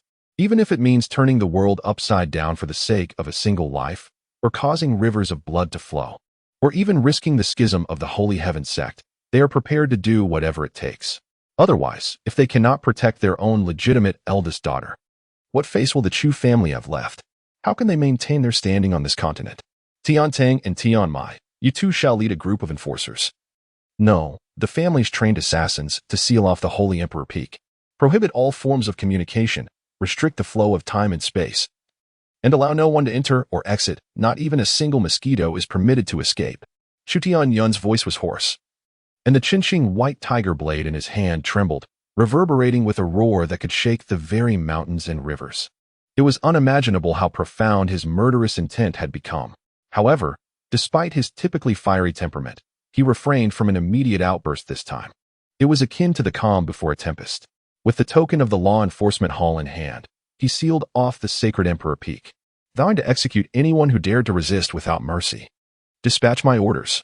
All 8,000 Imperial Guards of the Law Enforcement Hall and 30,000 disciples of the Enforcement Division shall mobilize to seal off every exit of the sect. Chapter 77. If you lack dignity, we shall restore it for you. In this moment, Chu Tianyun exhibited a calmness akin to that of a pack's alpha wolf, issuing commands with unwavering authority. Numerous esteemed members of the Chu clan responded to his directives, their expressions cold and lethal as they soared from the altar of heaven, brandishing the tokens of the Law Enforcement Hall and other official decrees, heading to various locations. The Law Enforcement Hall, an institution wielding the power of internal governance within the sect, possessed formidable strength and the authority to enforce discipline. Yet, the commands he disseminated now were previously inconceivable. The orders to seal off the Sacred Emperor Peak, to close all entrances and exits of the sect, and to prohibit any movement or communication were unprecedented. This was not merely an auxiliary force of the Sacred Heaven Sect, nor a mere branch or a subordinate county. It was the very headquarters of the Sacred Heaven Sect, teeming with formidable beings and dominated by influential figures. Under ordinary circumstances, issuing such commands would undoubtedly offend a multitude of individuals, particularly when concerning the Sacred Emperor Peak, the ancestral peak of the founding Yi family, which had stood unyielding for 1,000,000 years, steeped in profound heritage and home to countless powers. The audacity to suggest the sealing of the sacred emperor peak would lead many to deem one utterly deranged. However, at this moment, an eerie silence enveloped the scene. Many senior members of the sect, including the esteemed elders, bore pallid expressions, occasionally casting sidelong glances at Yi Tianxiang, questioning whether this individual had indeed lost his sanity. Among those present, each high-ranking individual had traversed the myriad realms, their experiences vast and varied, having encountered innumerable titans of the demonic path. Chu Tian, this naive girl devoid of guile, is she truly lying? They can discern the truth at a mere glance. Moreover, that indeed is the auxiliary scripture of the supreme yin-yang technique. They genuinely feel that Yi Tianxiang, have you lost your senses, daring to undertake such audacious actions? You wish for your son to cultivate the supreme yin-yang art, to forge a cauldron for slaughtering demonic soldiers, thus leveraging the authority of the sect leader to unearth the sealed demonic secrets of the supreme demon sect? If so, then proceed. Simply find a second or third-rate family within the Sacred Heaven Sect, or an unanchored female prodigy, as long as it does not escalate into a significant affair. Everyone will likely turn a blind eye. As long as the interests of the sect remain unscathed and no major incidents arise, it is inconsequential. At this echelon, the distinction between righteousness and evil is merely a narrative for the lower ranks. Yet, is Chu Tian an ordinary individual? The daughter of dual emperors, the legitimate heiress of the illustrious Chu family, the sole disciple of a renowned rogue deity across the realms. How much folly must one possess to consider having your son practice the supreme yin-yang art, and then to have Chu Tian cultivate the auxiliary scripture? To engage in such acts is one thing, but to have it brazenly exposed in such a setting. No one intervenes to halt Chu Tian. For now, it is no longer merely Chu Tian. The entire Chu family, indeed the whole Sacred Heaven Sect, is on the brink of madness. The legitimate daughter of the Chu family has cultivated the supreme yin-yang technique's supplementary mantra, transforming into the furnace companion of the legitimate son of the Yi family, slaughtering demonic soldiers, severing all emotions and desires. Most critically, this technique, throughout the annals of history on the Hung Tian continent, is deemed unsolvable. There exists no means to extricate oneself from the binds of the supreme yin-yang technique, save for the direct annihilation of the practitioner of the supplementary mantra. Otherwise, as time progresses, even the emperor cannot halt their ascension to the divine realm, igniting the divine flame and forsaking all emotions, ultimately becoming a manifestation of murderous demonic nature. It is impossible, utterly unfathomable. How could my son possibly cultivate the supreme yin-yang technique and engage in such heartless acts? This cannot be. Yi Tianxiang's eyes burned crimson. As if he were roaring in madness, a terrifying aura enveloped him, his frantic justifications echoing, on the verge of succumbing to insanity. Meanwhile, several esteemed elders of the Yi family, including the higher echelons of the clan, gathered around him, imploring him to restrain himself and suppress his overwhelming presence. Everyone comprehended the gravity of the situation. Chu Tian did not utter falsehoods. She indeed practiced the Taishang yin-yang technique's auxiliary scripture. Therefore, Yifeng must perish. In almost an instant, the senior members of the Yi family and the esteemed elders reached this unanimous conclusion. Yet, while Yifeng may be sacrificed, the family head, Yi Tianxiang, must not be ensnared in this turmoil. Yi Tianxiang must articulate his defense, extricating himself from the matter entirely. Otherwise, his ruin is inevitable. He may defend himself, but he must not resort to violence or resistance. He must first allow the Chu family to vent their wrath. Throughout the Holy Heaven Sect, the other three premier families, as well as the upper echelons not belonging to the top families and the esteemed elders, would never permit such an occurrence. Should the Yi family resist and protect Yifeng, they would face a united onslaught. At such a juncture, the Yi family lacks even the privilege to overturn the table. Resistance would truly implicate the entire clan. In this affair, all parties would align against the Yi family. Tianxiang, inform your second uncle. Does the matter of the Taishang yin-yang technique concern you? Yi Hongchen fixed his gaze intently on Yi Tianxiang. His true inquiry was whether Yi Tianxiang would be dragged into the fray if Yifeng were apprehended. Consider the demise of Yi Hongwu. His actions were condemned to the underworld. Although his downfall affected many, it did not implicate a significant number of prominent figures within the Yi family, let alone Yi Tianxiang.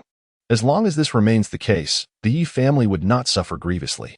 Second uncle, I genuinely know nothing. Fenger is someone you have watched grow. His heart is kind, and he would never commit such a heinous act. You must have faith in Fenger, Yi Tianxiang rasped. Upon hearing this, Although Yi Hongqian and the senior members of the Yi family still bore grim expressions, they exhaled slightly in relief, for Yi Tianxiong would not be implicated, allowing for a semblance of stability. Now, it remains to be seen how this matter will unfold, with efforts focused on minimizing the Yi family's losses. The sect leader's command was issued. All members of the sect are to cooperate with the law enforcement hall's head, sealing off the entire sect and capturing Yi Feng. Not even a mosquito must escape. The entirety of the Holy Emperor Peak is placed under strict security. Fully cooperating with the law enforcement hall to apprehend Yi Feng and ensure the truth is revealed. Yi Hongqian did not respond to Yi Tianxiong. His somber voice resonated throughout the Tian Peak. This order must be delivered in Yi Tianxiong's stead. It is imperative to uphold righteousness even at the cost of kin. This is not merely to avoid provoking the Chu family, but also to provide a clear explanation to the entire sect. From this moment forth, including myself and the sect leader, all senior members of the Yi family shall reside within the Elders' Hall, prohibited from contacting the outside world until all dust settles. Yi Hongqian's voice was grave. Understood. Very well. I concur. Practicing demonic arts is a heinous crime. Even if it concerns my Yi family's eldest son, the prodigy, he must face severe punishment to provide an account to the entire sect, to avoid any semblance of bias. I agree that we shall all proceed to the Elders' Peak from this moment onward. The numerous esteemed elders and high-ranking officials of the Yi family nodded in agreement, their expressions dark and foreboding. They understood that this address was not solely directed at the Chu family, but also aimed at the Gu family, the Su family, and the Duanmu family, three of the foremost clans. It was a message to the Elder Council and the higher echelons of the sect. Regardless of the humiliation this matter entailed or the substantial detriment it posed to the dignity and interests of the Yi family, they were acutely aware of the heavy toll that would follow. This bitter fruit was one they must inevitably consume, even if it required a performance. It must be executed flawlessly for all to witness. This was not only for the sake of the Chu family's honor, but also for the collective dignity of the sect, and indeed for the Yi family's own reputation. For if the Yi family failed to uphold its own dignity, then others would be compelled to assist in preserving it.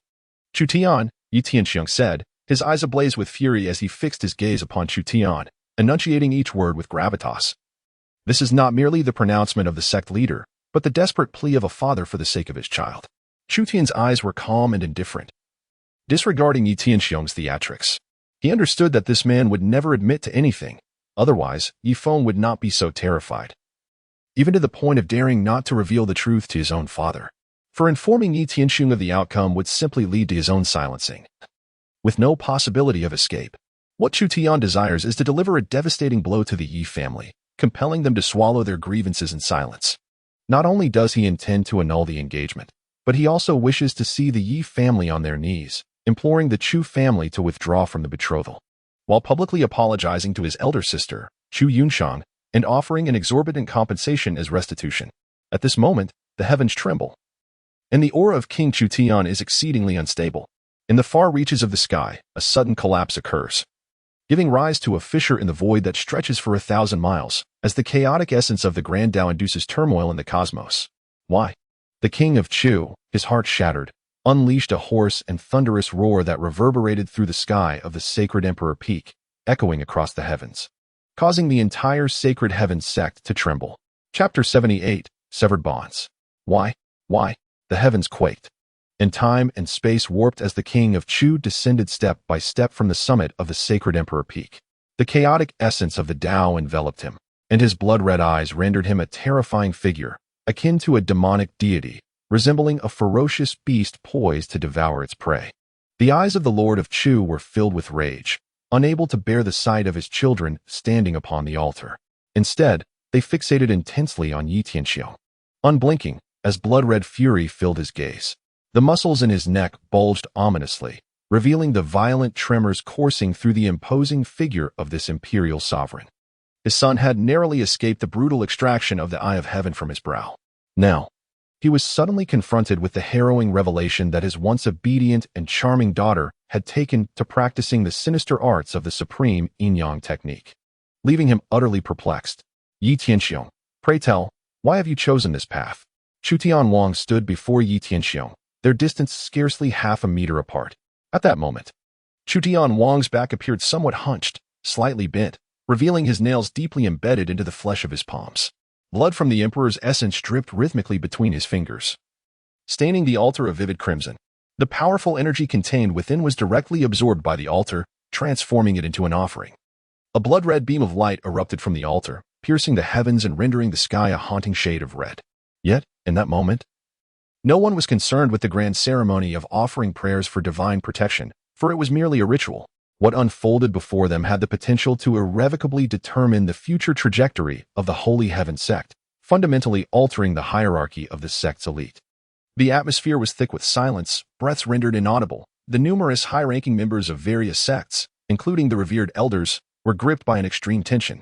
However, in this moment, no one dared to intervene. These were the two most esteemed, powerful, and influential figures within the sect. A gentle glimmer appeared in Yi Tianxiong's eyes as he softly spoke. Second brother, while others may not comprehend the elder brother, you should understand him best. Suddenly, a deafening roar erupted, a terrifying energy surged through the skies, accompanied by a dense mist of blood. A golden beam of light tore through the heavens, revealing a colossal spatial vortex amidst the firmament. Every onlooker was struck with an overwhelming sense of dread as they gazed ahead in astonishment. Before the king of Chu, there remained only a headless corpse. In a sudden burst of fury, he unleashed a single punch that obliterated Yi Tianxiong's head, not even granting him the opportunity to finish his words. Why? Why would you do such a thing? The voice of the Lord of Chu Tian was hoarse, a surge of malevolence coursing through him. It is precisely because I understand you so well that I heeded your counsel, allowing Yunshang to become engaged to Yefeng, permitting my second and third daughters to depart from the sect to seek mentorship, and consenting to Xiaoyan's betrothal to a third-rate family's flawed innate Dao body. I have done all this. Why then do you persist in this course of action? If you still regard me as a brother, tell me why. Yi Tianxiong felt the flesh at his neck writhe, and soon his head reconstituted itself. His gaze darkened, his complexion slightly pale, and he replied, Lord, do you truly lack faith in your elder brother? We, as brothers, have carved our names across the realms, enduring countless trials of life and death together, and have brought the Holy Heaven Sect to its current stature. What profound bond we share. As the esteemed leader of our sect, the emperor of the Tian list, with Yunshang soon to be my daughter-in-law, why would I ever incite Feng to harm her? What benefit would it bring to me, or to the Yi family? Yi Tianxiong's voice rose in indignation. If you are resolute in your belief that I secretly sought to harm my niece Yunshang, then here I stand. You may kill or maim me as you wish, but I shall not retaliate. Yi Tianxiong, even now you continue to feign innocence, truly believing I would hesitate to end your life? Boom. The king of Chu, in a fury, howled as his raven locks danced wildly, radiating a golden brilliance. A formidable true dragon soared across the vast sky, its roar echoing like thunder, filling the air with a palpable aura of menace. In a fleeting moment, the vicinity of the heaven sacrifice peak transformed into a hellish realm, the heavens contorting, leaving even the high-ranking members of various sects pale with fear. Deputy Sect Master, refrain from acting hastily. Calm your wrath. Once we capture Yi Feng, the truth will be unveiled through rigorous interrogation. The sect had been sealed off, and despite the Yi family's overwhelming influence, Yi Feng, a mere cultivator at the integration stage, could not possibly escape. The numerous elders and senior leaders, their faces ashen, urge restraint. Should the sect master act with such disregard for loyalty and recklessly practice demonic arts to harm the younger generation, the sect would no longer tolerate him. Elder Duanmu interjected sharply, openly declaring his stance. Should they uncover any compromising evidence against Yi Tianxiong, the position of sect master would become untenable for him. This was a caution to the king of Chu against impulsivity. Until the dust settled and the truth emerged, Yi Tianxiong remained the sect master, the leader of the sect, and any attack against him would be utterly inconsistent with the sect's regulations. Ultimately, it all boiled down to maintaining dignity. Everyone must adhere to the established rules, otherwise. With the Holy Heaven Sect's legacy spanning 1,000,000 years and a population of billions within its territory, countless factions would run rampant, slaughtering one another, with the strong preying on the weak. Such chaos would lead to the sect's demise long ago. Brother, I am unaware of anything. Upon learning that Yunshang has practiced the supreme yin-yang technique, my heart aches. You must remain calm. Yi Tianxiong bellowed, resolutely asserting his ignorance. Huff, huff, huff. The king of Chu gasped heavily, akin to a ferocious beast. Suddenly, his hoarse voice pierced the air. Yi Tianxiong, from this day forth, our ties are severed. You shall tread your own path while I traverse my solitary bridge. Henceforth, I shall no longer permit the Chu family to unconditionally comply with your every action and command. Should you dare to act recklessly, the consequences shall be yours to bear. In an instant, bright crimson blood began to trickle from the corner of the King of Chu's mouth, cascading down his chin and splattering onto the ground. His once lustrous dark hair rapidly dulled, becoming dry and pale. In the blink of an eye, the imposing figure of middle age was transformed, his hair now white. And it seemed as though he had lost all vitality and spirit. As the Lord of Chu turned and ascended the altar, he approached Chu Tian and Chu Yunshang. Trembling slightly, seemingly engulfed by fear, unable to meet their gazes, his eyes flickering with a hint of avoidance. Father with reddened eyes. Chu Yunshang abruptly dashed into her father's embrace. Father, Chu Tian called softly. Observing the white hair adorning the Lord of Chu's head and the fear and guilt reflected in his eyes, his heart a tumult of emotions. Yet, he harbored no regrets for his actions. They were imperative. Otherwise, given the relentless pressure from the Yi family, the Chu clan would likely succumb before he matured. If the original plot were to unfold, in a decade or so, the Chu family would face betrayal and hostility, with the entire continent rallying against them. Their ship taking on water from every side, unable to be salvaged by any arrival.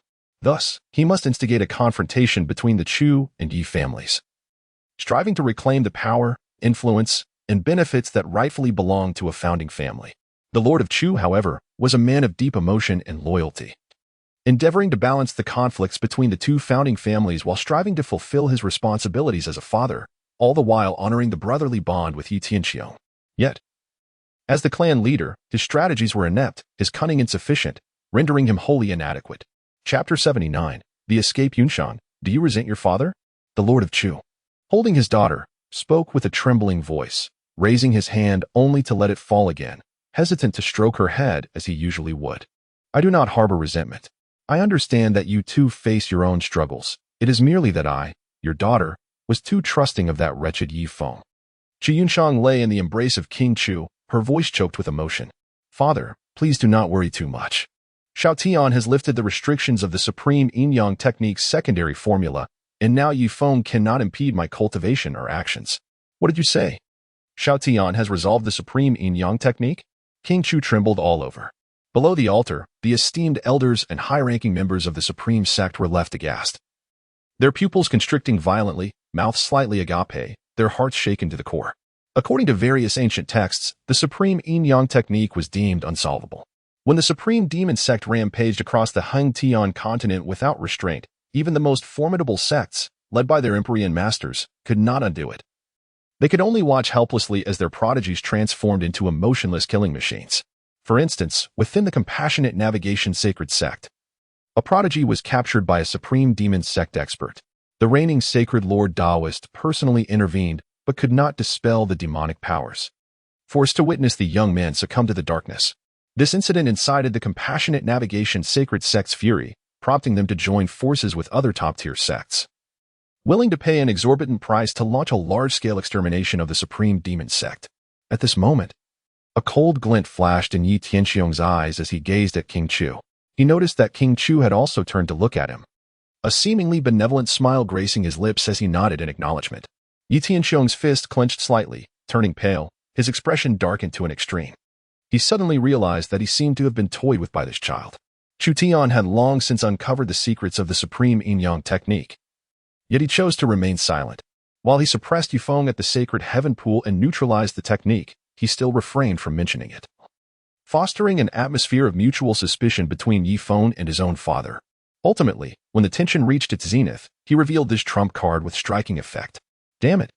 Yi Tianxiong's fist turned pale with rage. He had been outmaneuvered by a mere child. Yes, father. Little Tian has resolved it for me and transformed all the demonic energy accumulated from the Supreme Yin-Yang Technique into my own strength. Chu Yunshang excitedly waved her fist and proudly declared, this is also the reason why I, as a daughter, can swiftly ascend to the third position on the fusion rankings and the third on the earth rankings. I am now exceptionally powerful. Many of my cousins and relatives within the clan can hardly match my strength. My dear daughter, it is my fault as a father.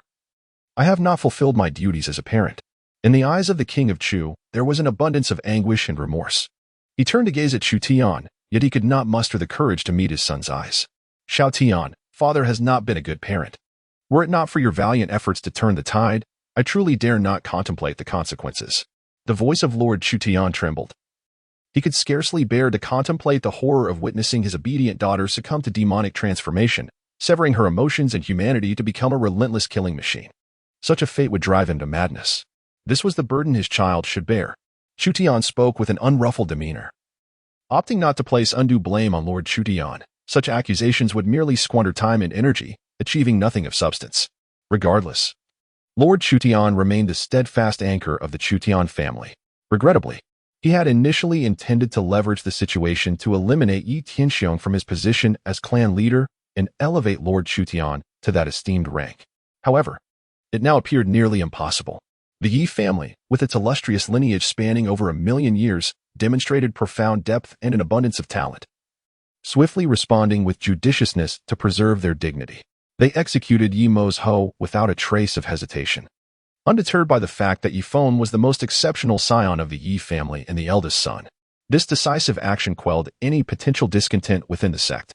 Yi Tianxiong was indeed a formidable figure, ruthless and quick to react, with meticulous methods that made it difficult to unearth any incriminating evidence against him. His response indicated that even if Yi Feng were to be captured and subjected to severe interrogation or even the dark arts of soul-searching, it would not implicate Yi Tianxiong in any way. From the outset, it seemed that Yi Tianxiong comprehended the gravity of the situation. He must have employed alternative methods to ensure that Yi Feng acquired the supreme yin-yang technique, subtly guiding him on the necessary course of action. Thus, when the crisis erupted and Yi Feng's identity was exposed, it would not reflect poorly on his father. In the original narrative, Yi Tianxiong gambled with the cost of his own son and emerged victorious. Yi Feng attained the form of a humanoid killing demon, mastering his dark powers and undergoing a transformative rebirth of unparalleled strength. By the time the tale reached its conclusion, he had ascended to the rank of emperor and secured a position within the top 50 of the celestial rankings, second only to the fated child Yi Fan, who possessed the sacred bones of primordial chaos. The Yi family boasted 2 emperors, both of whom infiltrated the celestial rankings, instilling fear across myriad realms. Now, the unparalleled talents of the Yi family lay firmly within his grasp, unable to reclaim their former glory, marking his greatest triumph. This incident represented a profound blow to the Yi family's prestige and credibility, and they would undoubtedly suffer substantial losses and relinquish significant interests to quell the ire of the Chu Tian clan. Only those in positions of power comprehend the true significance of reputation and trustworthiness. When hearts scatter and individuals harbor ulterior motives, leading a faction becomes increasingly arduous. This was the gravest blow to Yi Tianxiong as the clan leader. At that moment, Chu Tian's high-ranking member, Chu Tian Tidfei, returned. First bowing to Lord Chu Tian and the others before solemnly declaring, Yi Feng has escaped. He has fled. The enforcement hall mobilized all personnel, 8,000 elite guards and 30,000 disciples, casting a net over the entire sect. Yet a mere creature of the integration realm has eluded us. Clarify the situation at once. In Chu Tianyun's eyes, a fierce malevolence glimmered as he reversed the Chenxing white tiger blade in his grasp. The blade's aura soaring into the heavens, exuding a chilling air of lethal intent. Chu Tian Tung cast a cold glance at the high-ranking members of the Yi family, recounting the sequence of events. It was during the sealing of the Sacred Emperor Peak that Yi Feng utilized the Sect Master token to command a group of elite assassins from the Yi family to activate the grand formation of the Holy Heaven Sect. By the time they arrived, Yi Feng had already successfully transmitted away from the Holy Heaven Sect. Chu Tian Tung produced a golden token, emblazoned with a prominent character for Saint, which belonged to the lineage of past Sect Masters. This Master token had the power to activate the Sect's grand formation and commanded the authority to summon the sect's formidable warriors, capable of unleashing the very essence of the Holy Heaven Sect. Yi Hongqian and the senior elders of the Yi family wore grim expressions as they turned their gazes towards Yi Tianxiong. I did not, Yi Tianxiong growled through clenched teeth, feeling an overwhelming sense of helplessness. Had he been informed even a day earlier, the situation would not have escalated to this point. Yet, he found himself unable to voice the truth, that his own son had concealed his fear of being silenced by his father and had secretly stolen the Master token, plotting an escape from the Holy Heaven Sect. Those loyal warriors of the Yi family, resolute to the end, had taken their own lives upon witnessing our intrusion, leaving us without any captives. Chu Tianting gritted his teeth, casting a frigid gaze towards Yi Tianxiong. It was evident that someone had leaked information in advance, orchestrating the events. Otherwise, how could the circumstances align so fortuitously? Buzz. The radiant blade of the white tiger sliced through the air, crashing down upon Yi Tianxiong. What further excuses can you offer? Both witnesses and evidence abound, and even the sect master's token has been bestowed upon that beast. With a deep, resonant voice, Chu Tian directed the white tiger blade at Yi Tianxiong, its gleaming edge slicing through the vast expanse of the sky. Old beast, my Chu family shall not coexist with you. Chapter 80. Daring not to move, the vast sky loomed dark and heavy, infused with a palpable aura of murderous intent that rent the heavens asunder. Terrifying beams of the white tiger blade descended as if from the celestial realm, intent on cleaving the altar of heaven in twain. Chu Tian had unleashed his lethal prowess, wielding the fearsome white tiger weapon and invoking his formidable divine abilities. Chu Tian's aura of murderous intent surged as he fixed his gaze upon Yi Tianxiong, his furious roar reverberating through the heavens. Yi Tianxiong, you hypocritical old wretch. Espousing one thing while doing another, devoid of any moral compass. What right do you possess to be the leader of our Sacred Heaven Sect? Today, I shall be the one to end your life, lest you bring disgrace upon our sect. With a resounding cry, he unleashed the might of the gung metal white tiger. The manifestation of the white tiger roared, its voice shaking the very fabric of the universe, causing time and space to spiral into chaos. The overwhelming aura of ferocity rendered the disciples of the surrounding peaks pale with fear. At that moment, countless disciples from various sects, along with formidable figures and influential individuals from the human faction, directed their astonished gazes towards the Tian foam of the Sacred Heaven Sect. They could scarcely believe their ears. Yi Tianxiong, the old wretch, as the sect leader? Did Chu Tian truly slay the sect leader? What a shocking revelation. Is the Holy Heaven Sect on the brink of internal strife? Certainly, regardless of how formidable Chu Tian's prowess may be, as a half-step emperor, it is impossible for him to pose a threat to the life of Yi Tianxiong, who stands among the emperor ranks on the celestial list. Nevertheless, this signifies a certain stance. Who is Chu Tian? He is the third figure of the Chu family. And due to the second figure, Chu Tianxing, being engrossed in the esoteric arts of artifact forging, alchemy, and spiritual herb cultivation, he essentially stands as the de facto second-in-command of the Chu family, wielding immense influence. Furthermore, he concurrently serves as the head of the Law Enforcement Hall, a pivotal faction within the family, solidifying his status as a true giant of the sect. With a mere stamp of his foot, the entire Hung Tian continent would tremble. Especially now, with the Chu Tian Wang in such a dire state. Though still a stabilizing force, his prestige has evidently diminished. The attitude of Chu Tian can be regarded as a barometer reflecting the sentiments of the Chu family. Boom, boom, boom.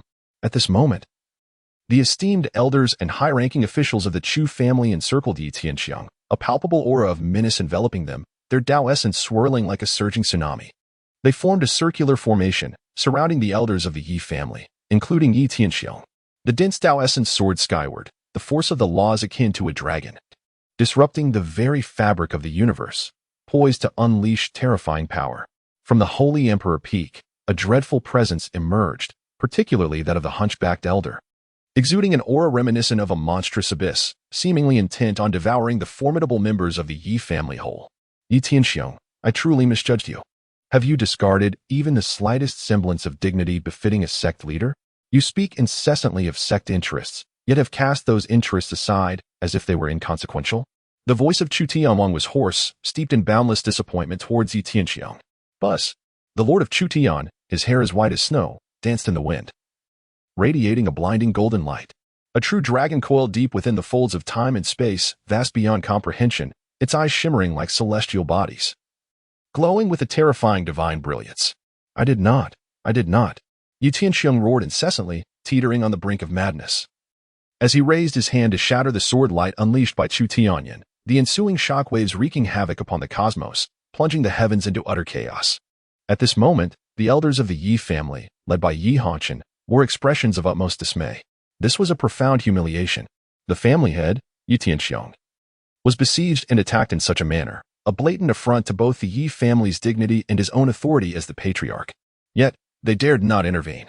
Numerous high-ranking members from various sects, along with their venerable elders, cast cold, piercing gazes upon them, their expressions darkened, eyes glinting with frost, warning them against impulsively engaging in a bloody confrontation with the Chu family. Otherwise, they would be left with no choice but to join forces to suppress the Yi family. This incident had rendered the Yi family utterly disgraceful, leaving everyone unable to save face. A mere prodigy of the harmonization realm practicing vile demonic arts had slipped through their fingers right under their noses. The series of exposed blunders was unimaginably juvenile. Should this information circulate, the Holy Heaven Sect would become a laughingstock. At this moment, fury surged among all, even if you were a founding clan. Possessing the majority of resources and power, in such a grand sect, it was still expected that everyone would share the spoils. Yet, you not only sought the lion's share, but had also shattered the pot, leaving none for others.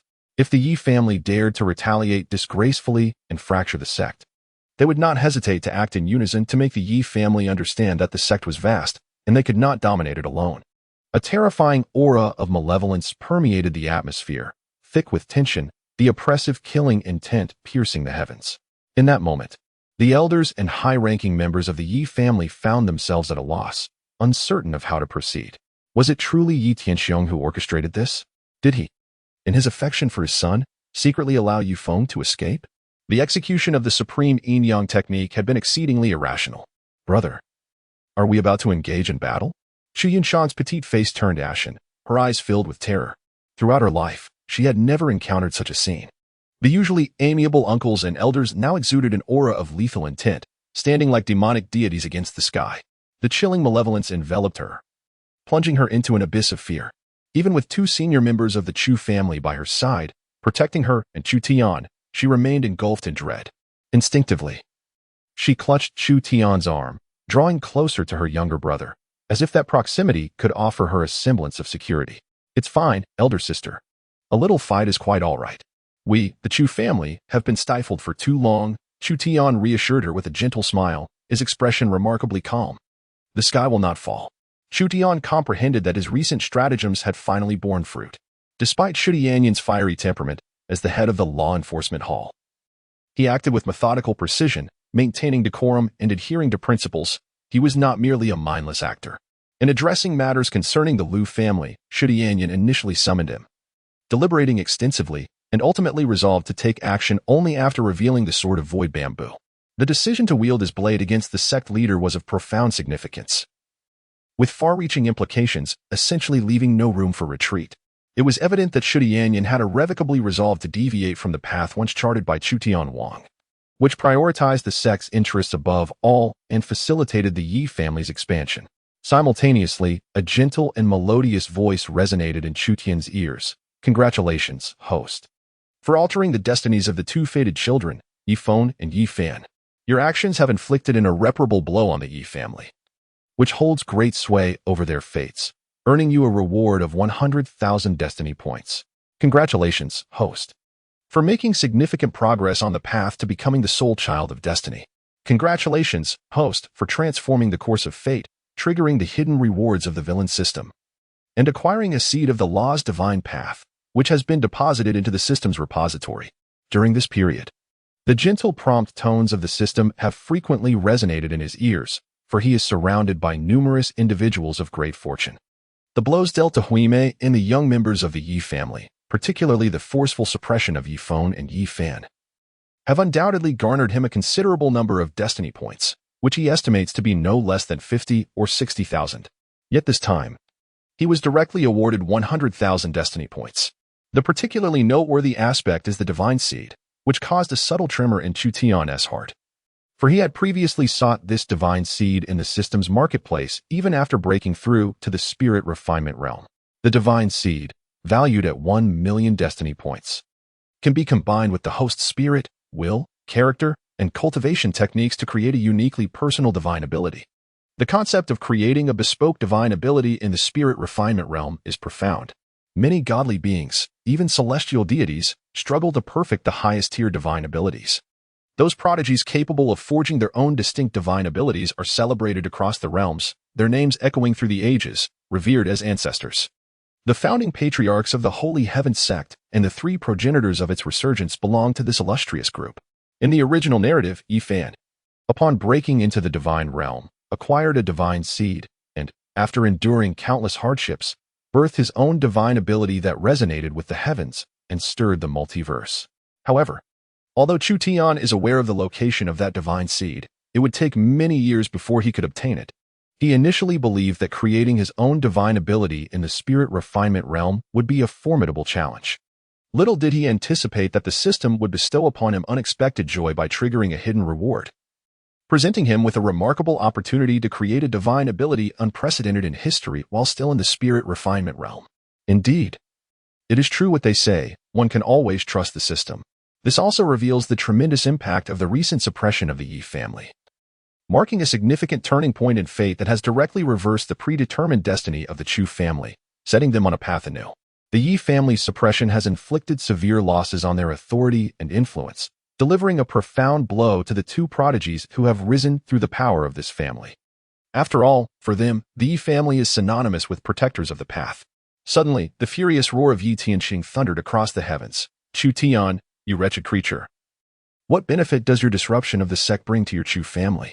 Calmly observing, Chu Tian faced Yi Tianxiong, who, while obstructing the consensus of Chu Tianyun and the upper echelons of the Yi family, stared at him with bloodshot eyes. Your manipulations and schemes inflict severe harm upon the stability and interests of the sect. They could even disrupt the sect's upward momentum, creating chaos that external forces might exploit. As a founding family, your Chu clan occupies the largest share of the sect's benefits. Should the sect suffer losses, your family will inevitably bear significant repercussions. I have already agreed to designate you as the Holy Son. The position of the next sect leader will eventually be yours. Under my leadership, the sect thrives and expands its influence. Once you ascend to the position of sect leader, the Chu family will also reap the rewards. Why then do you persist in your schemes, jeopardizing the sect's interests and the legacy of our ancestors? Yi Tianxiong roared in frustration, on the brink of madness. He understood all too well that after this incident, his authority as sect leader would plummet, and whether he could continue to lead the entire sect in significant endeavors, let alone expand outward, would become uncertain. He might become the first sect leader in 1,000,000 years to resign while in office. For reasons unknown, Yi Tianxiong harbored a profound suspicion that Yi Feng's departure from the sect was also part of Chu Tian's machinations. Chu Tian had anticipated this and had prepared himself, ensuring he would not be implicated in such sordid affairs. Even if Yi Feng were captured, it would not involve him. Thus, he deliberately waited for this opportune moment, allowing Yi Feng the time needed to escape before revealing everything. With Yi Feng gone, there would be no evidence to incriminate him. His most valued son had fled suddenly, utilizing the sect leader's token, leaving him with 100 explanations that would not suffice to quell the rising tide of anger directed at him. Even within the Yi family, doubts about his capabilities had intensified due to a series of recent events. Fortunately, he was a celestial sovereign. Had he still been merely a half-step celestial sovereign like before, Yi Tianxiong was certain that an elder meeting would have already been convened to discuss his removal as sect leader. Yet, it was implausible that the merely 8-year-old Chu Tian could possess such profound schemes and calculations. Everything seemed coincidental.